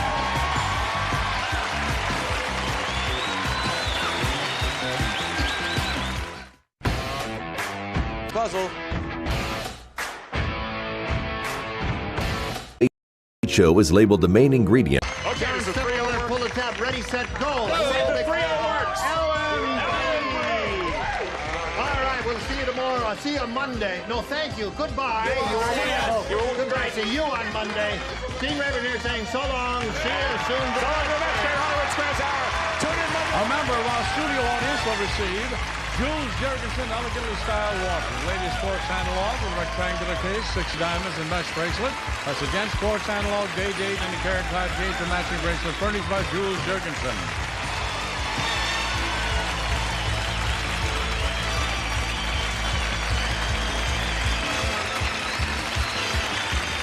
This is Johnny Olson speaking for the Match Game Hollywood Squares Hour, a Mark Goodson television production.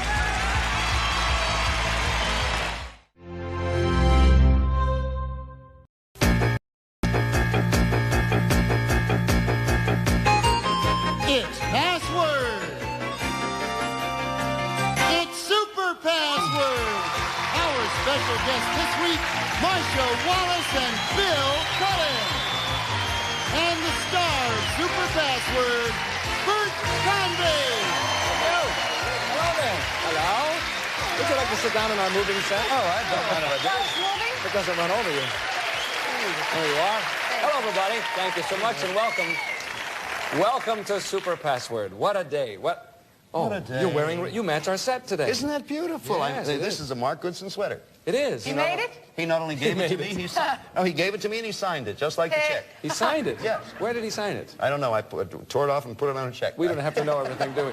I've been seeing you on your show. Thank you. Joker's Wild. Yes, it's fun doing. Isn't that nice? It's nice to be. Anything is better than not working. That's true. The alternative is not good. Yes, As a matter of fact. exactly so. Have you recovered from yesterday? Oh, my.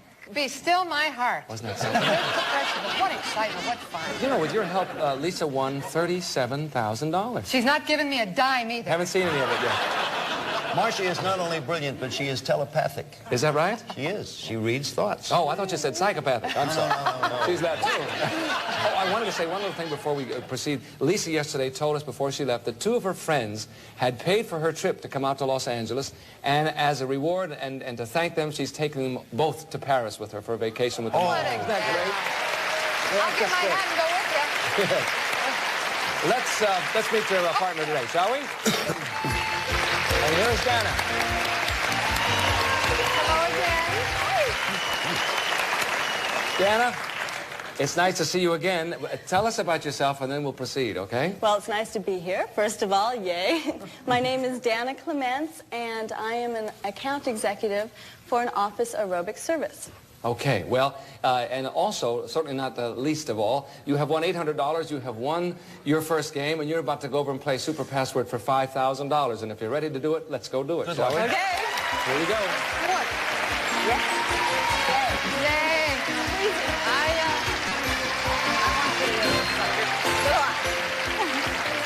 Okay, here we are. Red is a big color, isn't it? Everybody's wearing red. I know, the set is red, Yes. I am red, Bill's sweater Bill's is in red. red. I've got a little red here. Red. Okay, well, congratulations to you Turn both. my face. I have no red on, Bert. You will. That's okay. You will. I will. The week is young. All right. Okay, we're going to give you 10 letters, starting with the word J, with the letter J, and going through the letter S. Okay?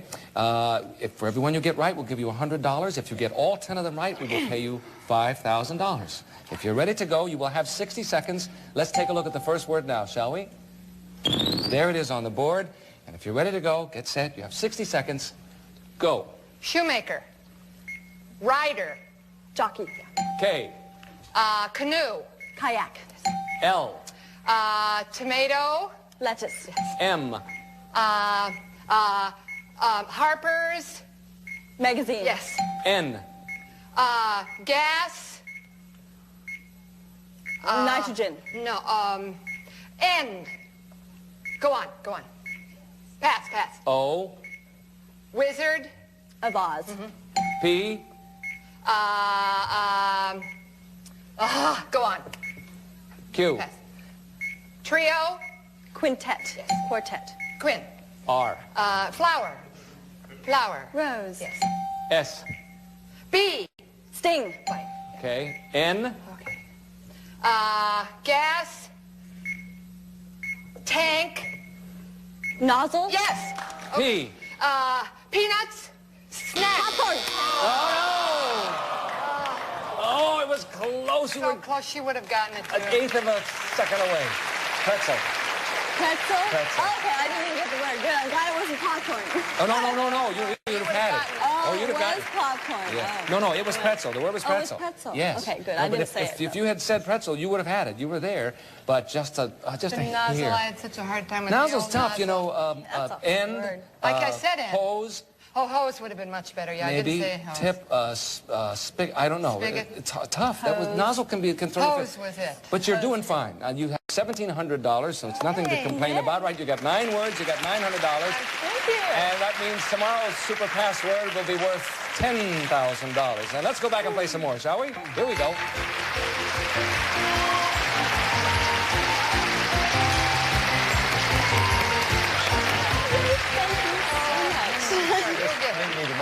One Just word. one more and she would have The word gotten it. nozzle. And that, when you say gas, you see, it's tough. You need another word to get you there, don't you? Okay, not bad at all, though. Good beginning. Let's meet your new partner, shall we, Bill? Oh, here he comes now.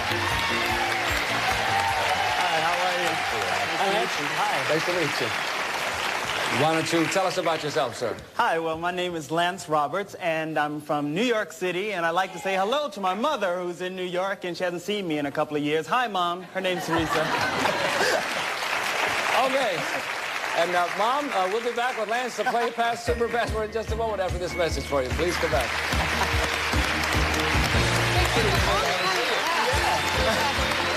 Better than writing. Yeah. You didn't say passing this time. You said go on.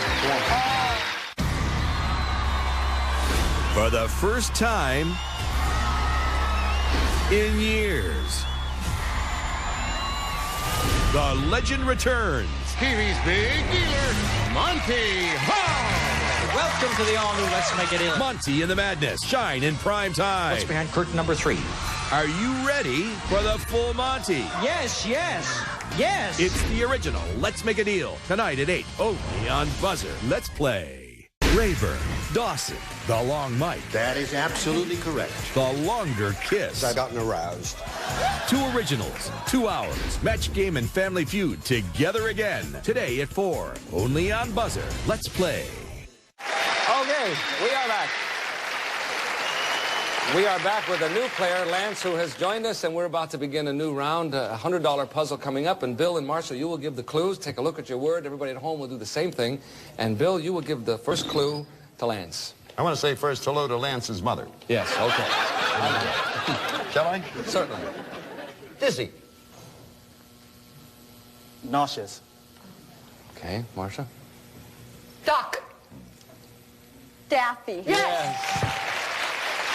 We did that one, though. Okay, let's put it up there. Here we go. We have... Bad impression of Daffy. Sorry, Daffy Duck. Daffy Duck. Yeah. Is that what you want to... No, that's the Sylvester. Oh, wait a Wrong minute. guy altogether. Yes, wait, Do Dana. Daffy Duck. Dana has a guest coming here. Is it Bugs Bunny? Is it Bugs Bunny? No. Yes, it could have been Bugs Bunny. Yes, but it was Daffy Duck. Okay, here you go. Let's see Don't your give next up one. your day job. I won't. Everybody at home has got their word. Good thing you can sing. Oh, gosh, I know. Wait a minute. Okay, it's your turn, Marcia.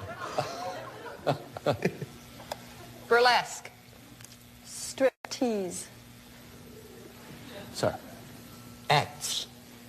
Vaudeville. Yes, very good. Very good. Acts. Okay. We have Daffy Vaudeville, Lance. Gracie Allen. Is it Gracie Allen? Oh! This is so hard, I can't believe it. You didn't need partner, you didn't need Burns, and you didn't need wife. Unbelievable. Oh, Where did you get that?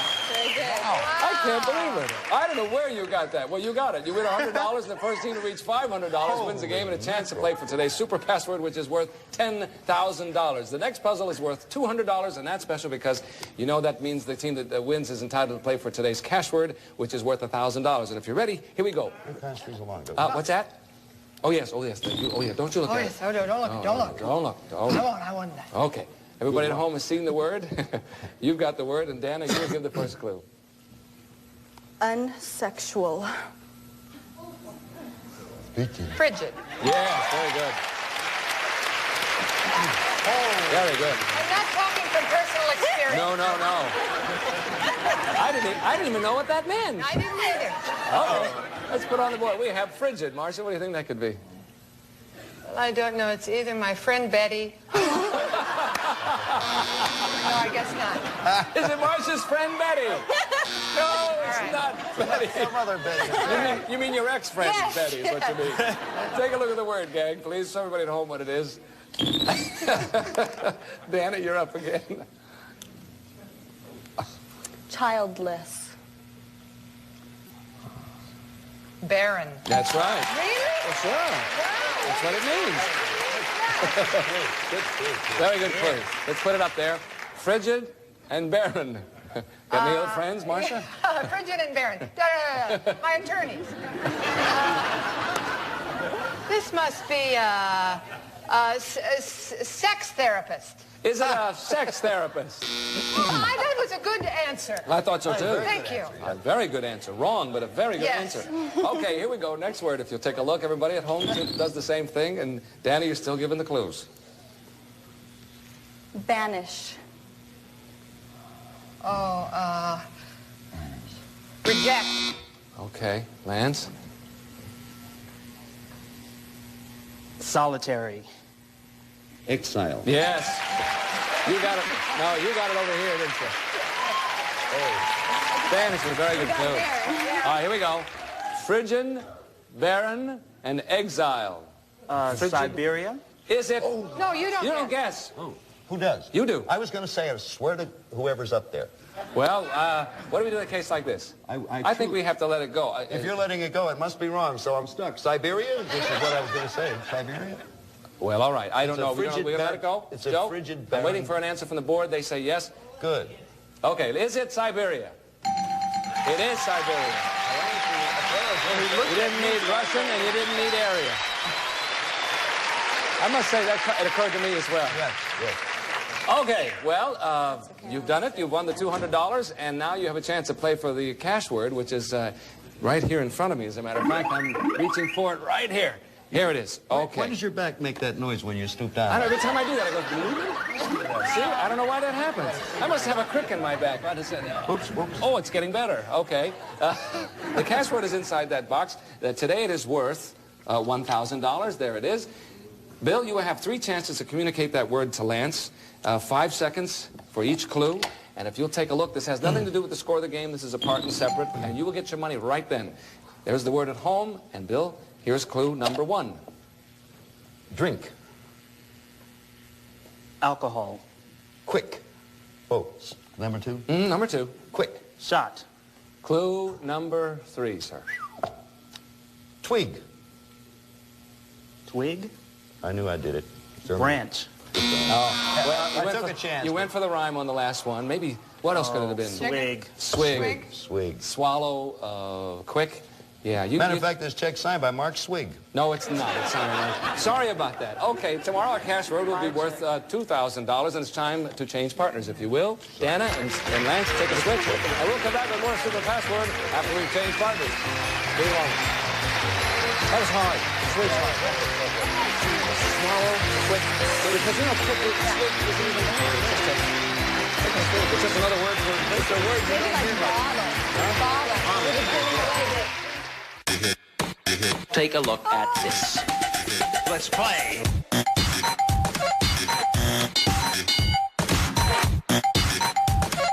This is too hip for you. I'll slow down.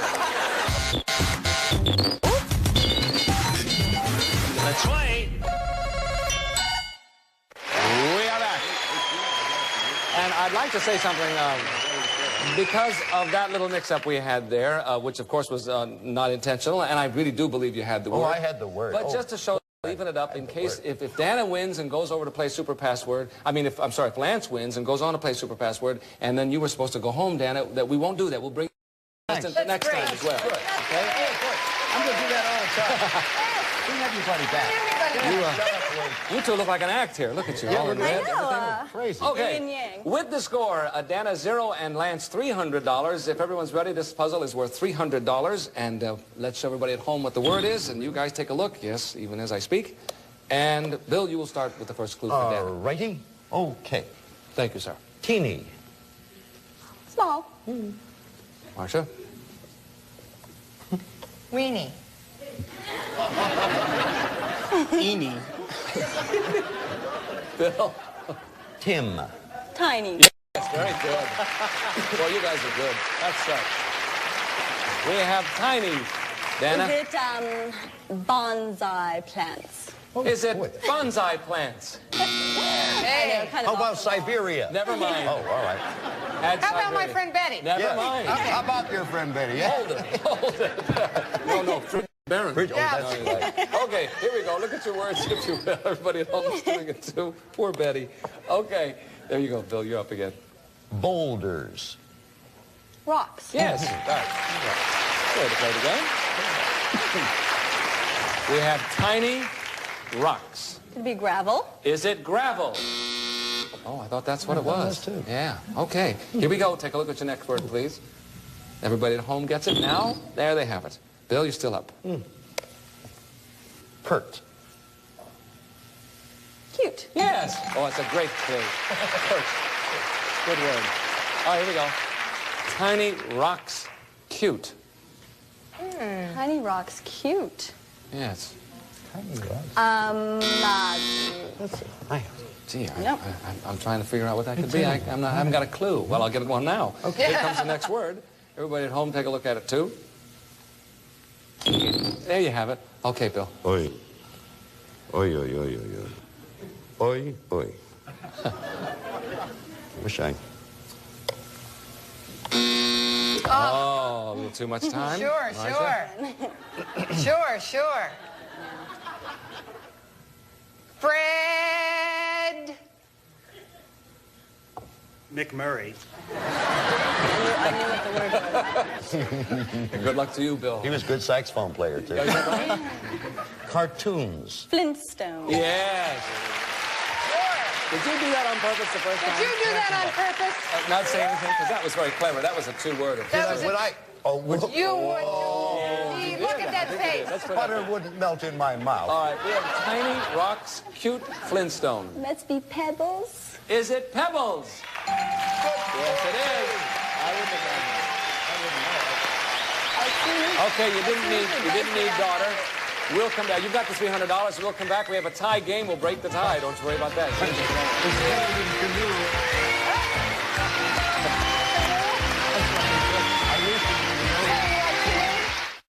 Want to walk the dog? There's a whammy for that. But if you want to win, there's no whammy for that. Press your luck. Coming up next on Buzzer.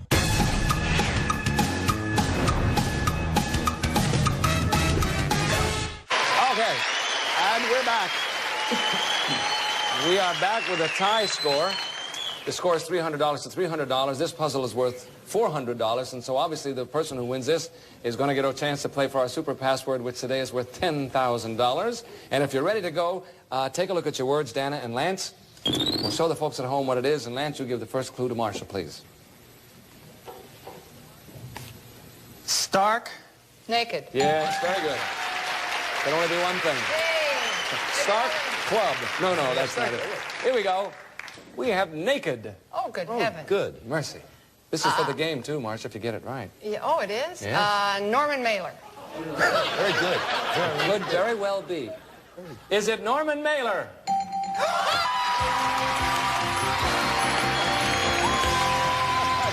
I can't believe that. I can't believe it. Naked, dead, executioner, song, and author. Whoa!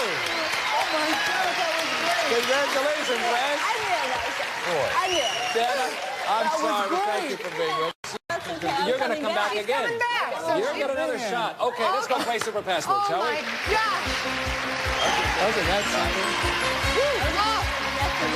Oh, my gosh. Oh, wow. Isn't that something? I tell you, when someone gets it on the first word like that, that is the most exciting thing. That adrenaline just shoots. Where did that come from? You just threw that away, or did you? Well, it's just this weird association, Yeah. you know. really are telepathic, I think. No, hon, listen, I'm not great. This is not my strong suit, so whenever I get him on the first clue, I'm Really? so Well, thrilled. you can fool me. You look good. All right, here we go, Lance. We're going to start with 10 words, starting with the letter E and going to the letter N, okay? For every one you get right, I will give you $100. If you get all 10 right, I will give you $10,000. Okay, you'll have 60 seconds. Let's look at the first word, shall we? Here it comes. All right, there it is, Marcia. If you're ready to go, 60 seconds, go. 7. 11. 7. 8. F. Quick. Fast. G. Glimmer. Glow. Gold. Glitter. Yes. H. Funny. Happy. Funny. Humorous. Yes. I. Writing. Ink. Yes. J. Trip. Jump. Trip. Jog. Trip. Wandering. Go on. Pass. Pass. Cave. Okay. Japanese. Kimono. Yes. L. Animal. Llama. Yes. Lion. M. Right. Tree. Maple. Syrup. Right. N. Birds. Nest. Yes. J. Trip. Travel. It's jog. Journey.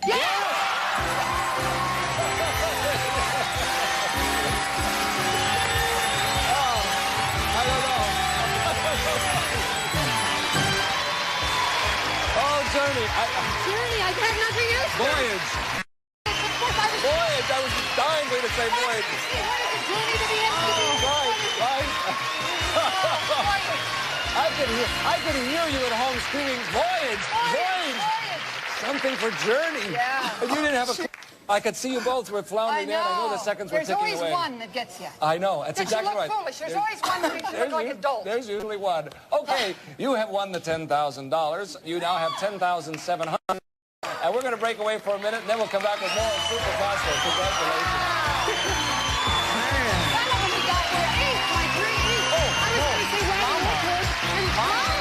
Up next, no whammies, no whammies, no whammies. That's a phrase Peter Tamarkin heard in his sleep, and you will too, after this double play of Press Your Luck. Up next. We are back. We don't have much time, but Danny will be back next time to take another shot at it, and I hope you'll be back there with us, too, to see Lance and Dana go at it. Thank you for watching us on Super Password. See you next time. Bye. A member of our studio audience will receive the Litton Go Anywhere microwave oven for the family room, dorm, or kitchen. It features electronic touch control, 2 memory levels, and clock, furnished by Litton Microwave Cooking. And some of our departing contestants will receive your choice of one of these Jules Jurgensen elegantly styled watches, ladies' sports analog, 6 diamonds and mesh bracelet, or a gent sports analog date with matching bracelet furnished by Jules Jurgensen. A service merchandise gift certificate, famous items. Select from our 500-page catalog or redeem at one of our showrooms furnished by Service Merchandise. The new line of flashlights with Energizer batteries. A light so white, so bright, up to 300% brighter than regular flashlights. Post 40% bran flakes. If you want better tasting fiber, it's Post, the best tasting 40% bran flakes. Jenny Moore Beef Stew has hearty carrots and potatoes with chunks of beef and rich gravy. Jenny Moore Beef Stew, the real meat and potatoes meal from Hormel.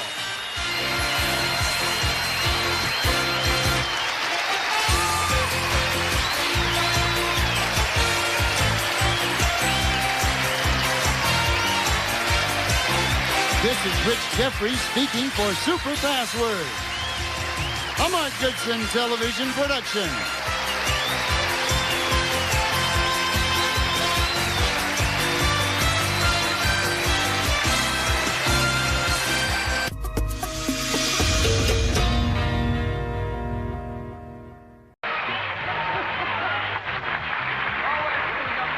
From Television City in Hollywood, this is the $25,000 Pyramid. Today's special guests are from Golden Girls, Betty White and Bill Cullen. And now here is your host, Dick Clark. Oh, thank you. Thank you, Johnny Gilbert. Thank you very, very much. It's the $25,000 Pyramid on a Friday and only one day left to give away the money. Betty, you'll do it. Yes, won't we? She says, turning to Julie Freitas. Julie, what do you do when you're not on the pyramid? I'm a men's hairstylist. A men's hairstyle? What can you do with a head like Bill Cullen's? There's a straight line if I ever heard one. Yeah. Wait, he's perfect? Can I take the 5th?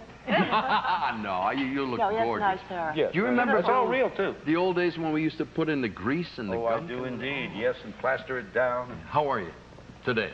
My hair's fine. I'm ailing. Yes. I'm sorry to hear that. Oh, I'm tired, and I'm just sort of generally run down, Dick. I don't but think this is going to please Denise I too don't- much. This is I don't your wanna- partner. I don't want to complain, but I mean, I'm Bill, fine. I'm sorry I Ever heard asked. of Rich girl I'm with. Take him home. Sandbagging. Rich girl here. Yes, $12,150 so Yes. far. And when do you start, you're a graduate student, when do you start your next career? Well, actually, I finish up this quarter, so in a month I'll be finished. You'll with be out there my- looking for work, or do you have it lined up? I'm hoping it's lined up, but we haven't heard yet, so. Good luck to you, my dear. Yes, Julie, indeed. good luck to you, too. Thank you. The winner circle's over here, folks, and we turn to the game now with these subjects. Don't look now, beam me up, Scotty. Down Main Street, it ends like a riddle. You dirty rat. This land is your land. We'll play a 7-Eleven bonus in this round, and we'll start with Betty White. What do you want, darling? Beam me up, Scotty. Okay. Okay, you are to describe these things that are Scottish. Things that are Scottish. It wasn't what you thought it was. We wanted it to be that All right, ready, go. Not a palace, but up on a mountain. A castle. Uh-huh. You play it with a long stick. Croquet? No, the long stick and a little ball. Golf. Mm-hmm. They play these bagpipes. They wear these little short Kilts. skirts. And Frankenstein was a Monster. And Scotch and bourbon is Liquor, rye, whiskey. And they dance the jig. No, the Highland. The Highland. Fling.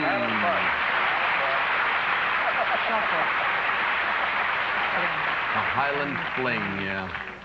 Word just didn't pop into your head when you needed it. The All right. Highland Park. Is that what you said? That's what I said, yes. Please. Well, my The Highland Park? Yeah, Oh, no, Bill. Moving on, Bill. Which one? We like Don't Look Now? Don't look now. Don't Look Now. Don't look now, the one at the top. Describe these things that happen unexpectedly. Okay. Things that happen unexpectedly. Ready, go. An earth when it shakes. Quake. Your tire, air goes out of your tire. Flat. Stomachache. Burp. Yes. You get a red mark on yourself. Burn? No, it just breaks out. Measles, You break hives. out. No, it's a thing you Rash. break. Yes, that's it. Radio when it makes noise, it's called. Static? You have this kind of party. You walk in. Celebration. Surprise. And when you win all the money, Cash. it's Vegas. Jackpot. Yes, that's it. Okay, they got a point lead. I do the hard work. Denise has 7. Julie has 6. Julie, is it down Main Street? It ends like a riddle. You dirty rat. This land is your land. Let's try you, dirty rat. Yeah, I like that too. I like that. What'd you think it was? Gangsters. It's either dirty Gangsters. or something about a mouse. Yep. George, She's right there. It's things associated with a mouse. Oh, you're things right. associated with a mouse. Ready, go. Who likes to chase a mouse? A cat. The noise a mouse makes? A squeak. Blank, blank, blank, the mouse went up the clock. Hickory dickory dock. Mickey's girlfriend? Minnie. In the laboratory, they perform these on... Experiments. Oh, I hate that. Shh. Quiet. And mice blank around the room. They run around the room. All scurry. different... They scurry. They and run. all different... They scatter. They Almost scamper. scamper. I think that's one that's going to jump right into your mind right away. They fling around the room. Whatever they do. It's 12-7. Denise. This land is your land. All right, we're still seeking out that 7-Eleven. These are things associated with a geography class. Things Okay. associated with a geography class. Tell me you love it, Denise. I love it. All right, here you go. 30 seconds. Ready? And go. Okay, this is the person who teaches at class, at college. The A college? professor. Right. And this is lots of trees out in the wilderness is the... Forest. Okay, and this is America is our... Land. The whole continent makes Country. up... Right. Okay, and this is where you look to find out where something is. Atlas. Right. And this is what I just said, Asia or America, those are... Continents. Okay, and this is the Swiss mountains. Alps. And this is the all out there, the whole... The outdoors. The whole space. Universe. Cosmos. In my skirt I have a... Nice try. Hemisphere was what you were looking for. Hemisphere. I don't know what that... I mean, I don't know how to... That shortens up the lead a little bit. It's now 13-12, and Julie and Betty have a choice of Down Main Street, and it ends like a riddle, one of which is a bonus. Down Main Street. Down Main Street is not the bonus card. Who will give over there? Betty? Am I giving? All Okay. right, Betty. Describe these things you see in a parade. Things you see in a parade. Ready, go. Not the mayor, but the head of the state. The governor. You wave the American flag. Not the orchestra, but the marching Band. And they also wave Pennant, but a long banner. And the cops ride on their Motorcycles.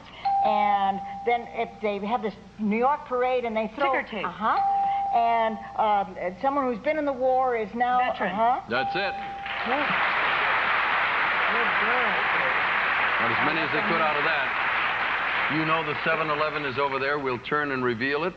Who will on the other side give? Bill? Yes, I'll be giving... All right, we need 20 points here in order to win the game and the bonus. These are words that end with the letters L-E. These words end with the letters L-E. They need 20. Ready. Go. Not a chair, but... Table? Big fish that spouts... Whale. If you're in the water, you blow one of Bubbles? these. Yes. You look in for something in the... It's a nail. You... File. Yes. You don't talk plain. You sort of... Stern? You put all your words Mumble. together. Mm-hmm. This is not easy. It's not complicated. It is Simple. very... Yes. This is a dish. It's usually in a glass thing. And Platter. Sorry, casserole was the one we're looking for. It's now tied. Wipe the 19 points away from each side.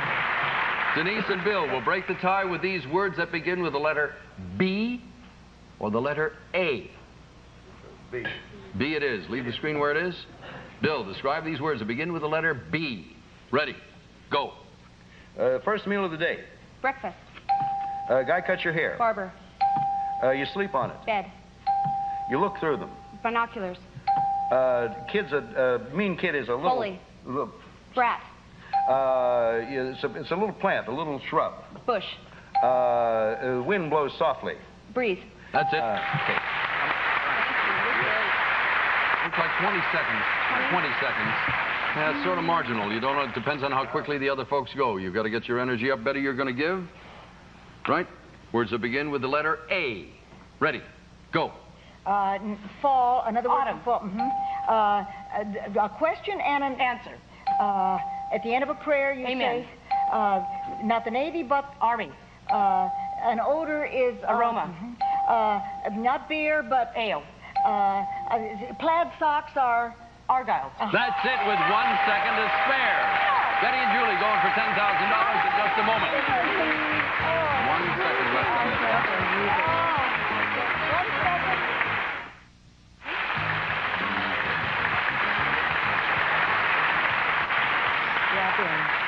Quickly tell the bandstand story. That's fun. 20 years ago, I was on American Bandstand, and in the audience, Dick came out and mentioned to me that pierced ears were the rage, and how long have I had mine pierced? And then I got home, my mother didn't know I had pierced my ears until she saw it on TV. So Whoops. you got me in a lot of trouble. Was she a little angry? A little irate, yes. All right. She said, you need pierced earrings. She's out like in you the need a audience to hole come in back up and ball She's you going to come out. back and pat me in the head now. All right, we're going to go for $10,000, ladies. Put this together now. Thinking hard. Here is your first subject. Go. Traviata. Operas. I'm around this baby's neck and all he does is spill on me. What a bib might say. A donut. Things with a hole in it. Hammerlock. Wrestling hold. An award. Things that are given. Presented. Yes. A Rolls Royce. Elegant things, luxurious things, wealthy. A cocktail party.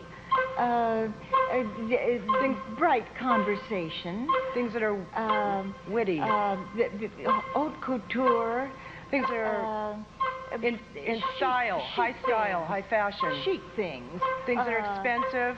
Unnaive things. Things that are familiar. They won't let you do that. I know. I was desperate. You're desperate. Only 2 seconds left. I knew we were out of time. None of it helped. Sophisticated things.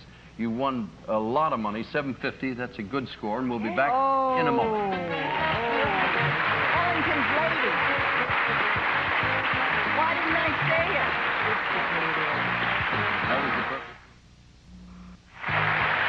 That's what it's called, the $25,000 pyramid. Julie Freitas has won $750. She and Bill Cullen are one team. Betty White and Denise Glenn are the other. By the way, next week our special guest will be Teresa Ganzel, and the poet laureate himself, Mr. Nipsey Russell, returns here to the pyramid. Betty, these are your subjects. We've got Rip up those carbons. Sister, sister, talk to the animals. Are you for real? Tom Thumb, it's how you play the game. The Mystery 7 this time will take you to Mexico on a vacation if you get 7 out of 7. Betty, where do we go? Because she's been so much help, we're going for sister, sister. All right, let's see what we have here. Her sister, your sister. You are to describe these things associated with a religious order. Things associated... So much for your sister. Should we take that back? I can see. Oh, no, yeah, it's not that tough. These are things associated with a religious order. Okay. Ready, go. The good book. Bible. It's something. Halo? Barbara. Bernard. Someone. Mother Teresa. You take your marriage. Vows. Quiet. Shh. Hush. Soundless. Silence. Hebraic. Languages? Classics? Reform. Jew. Higher. She was trying to say Orthodox. Orthodox. That's not your easiest category. Will you go home and talk to your sister? You got snaked into that one. You didn't think that's what it was going to be. 4 out of 7 up on the board. Bill? We have decided on it's how you play the game, correct? All right. Describe these things associated with competition. Things associated with competition. Ready, go. A baseball is a... Game. Sport. Correct. King wears this. A crown.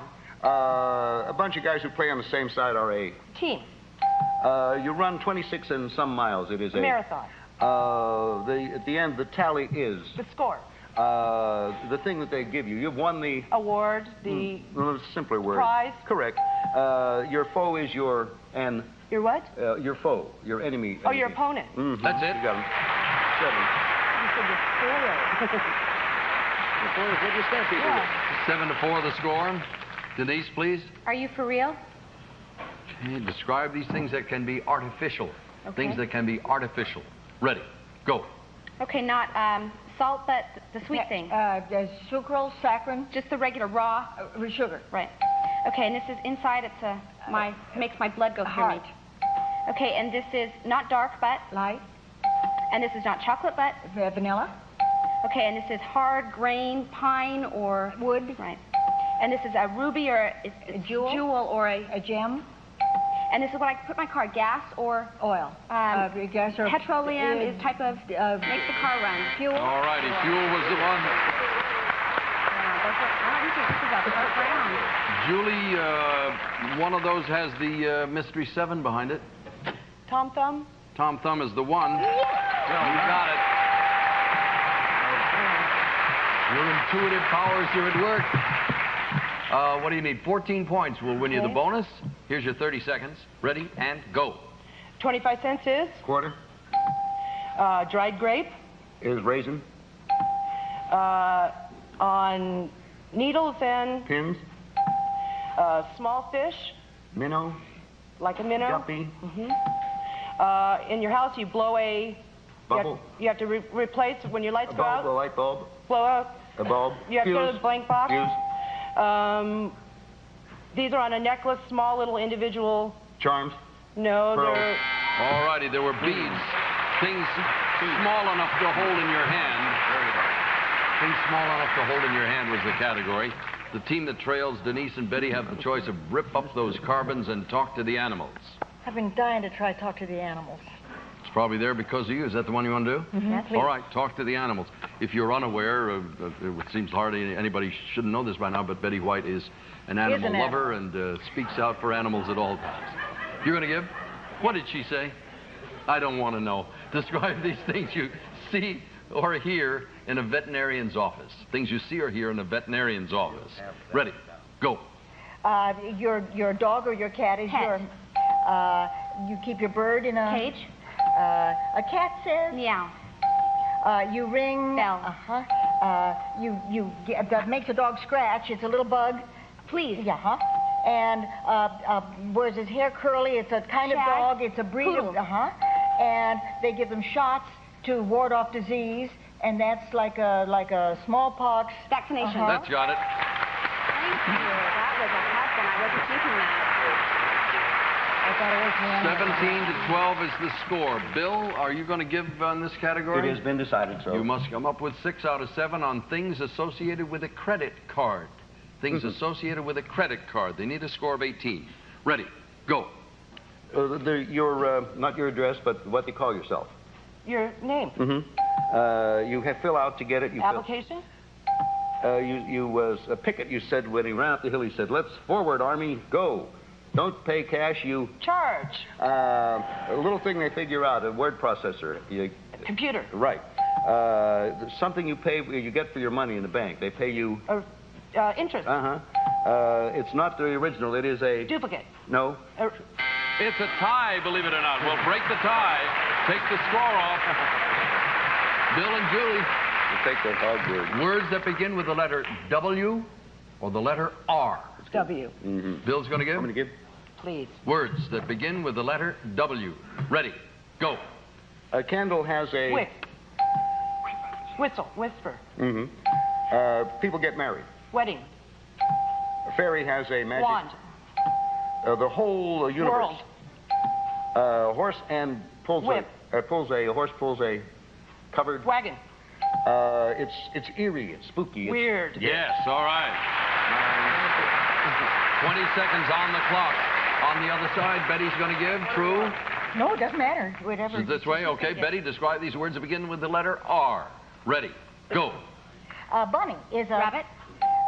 The top of the house, the eaves. You pickle, you put it on your hamburger.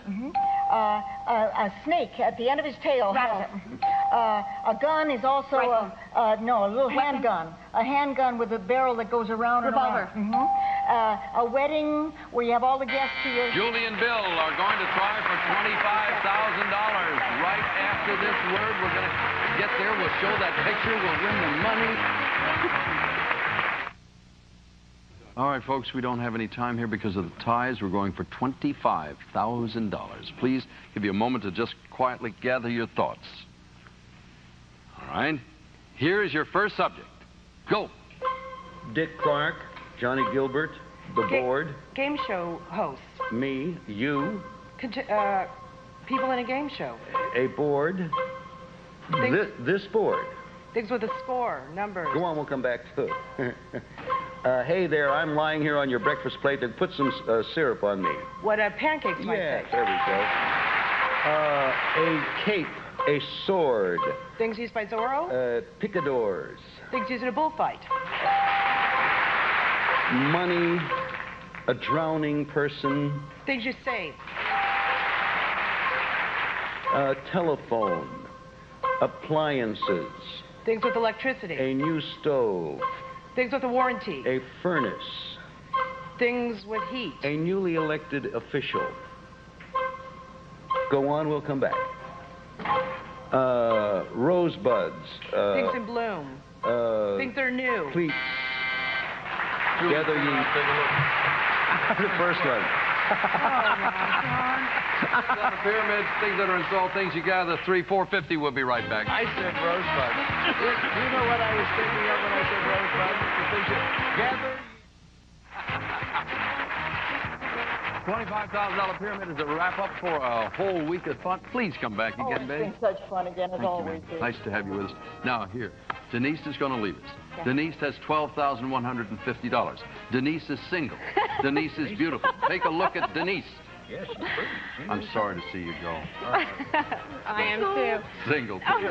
And rich, yeah. And her ears are pierced. No, come on. Bill, we'll see you again soon. Julie, you'll be back on Monday. You've won $1,200. Folks, have a great weekend. Till then, for now, Dick Clark. So long.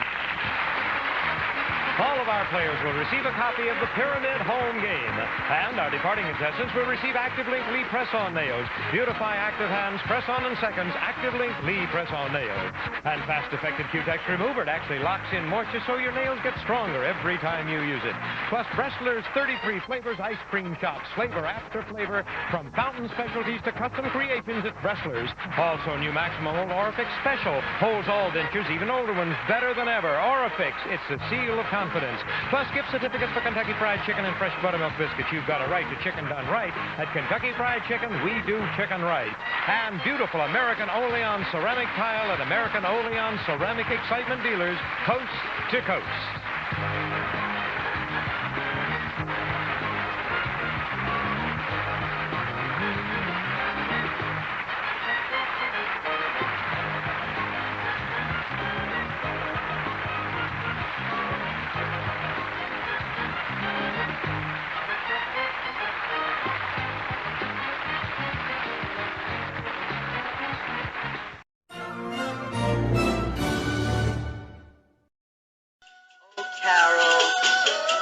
Well, that's our show for today. We'll be back next time, Saturday. Don't forget tomorrow, our President's Day game shows. Coming tomorrow. See you next time. Bye-bye.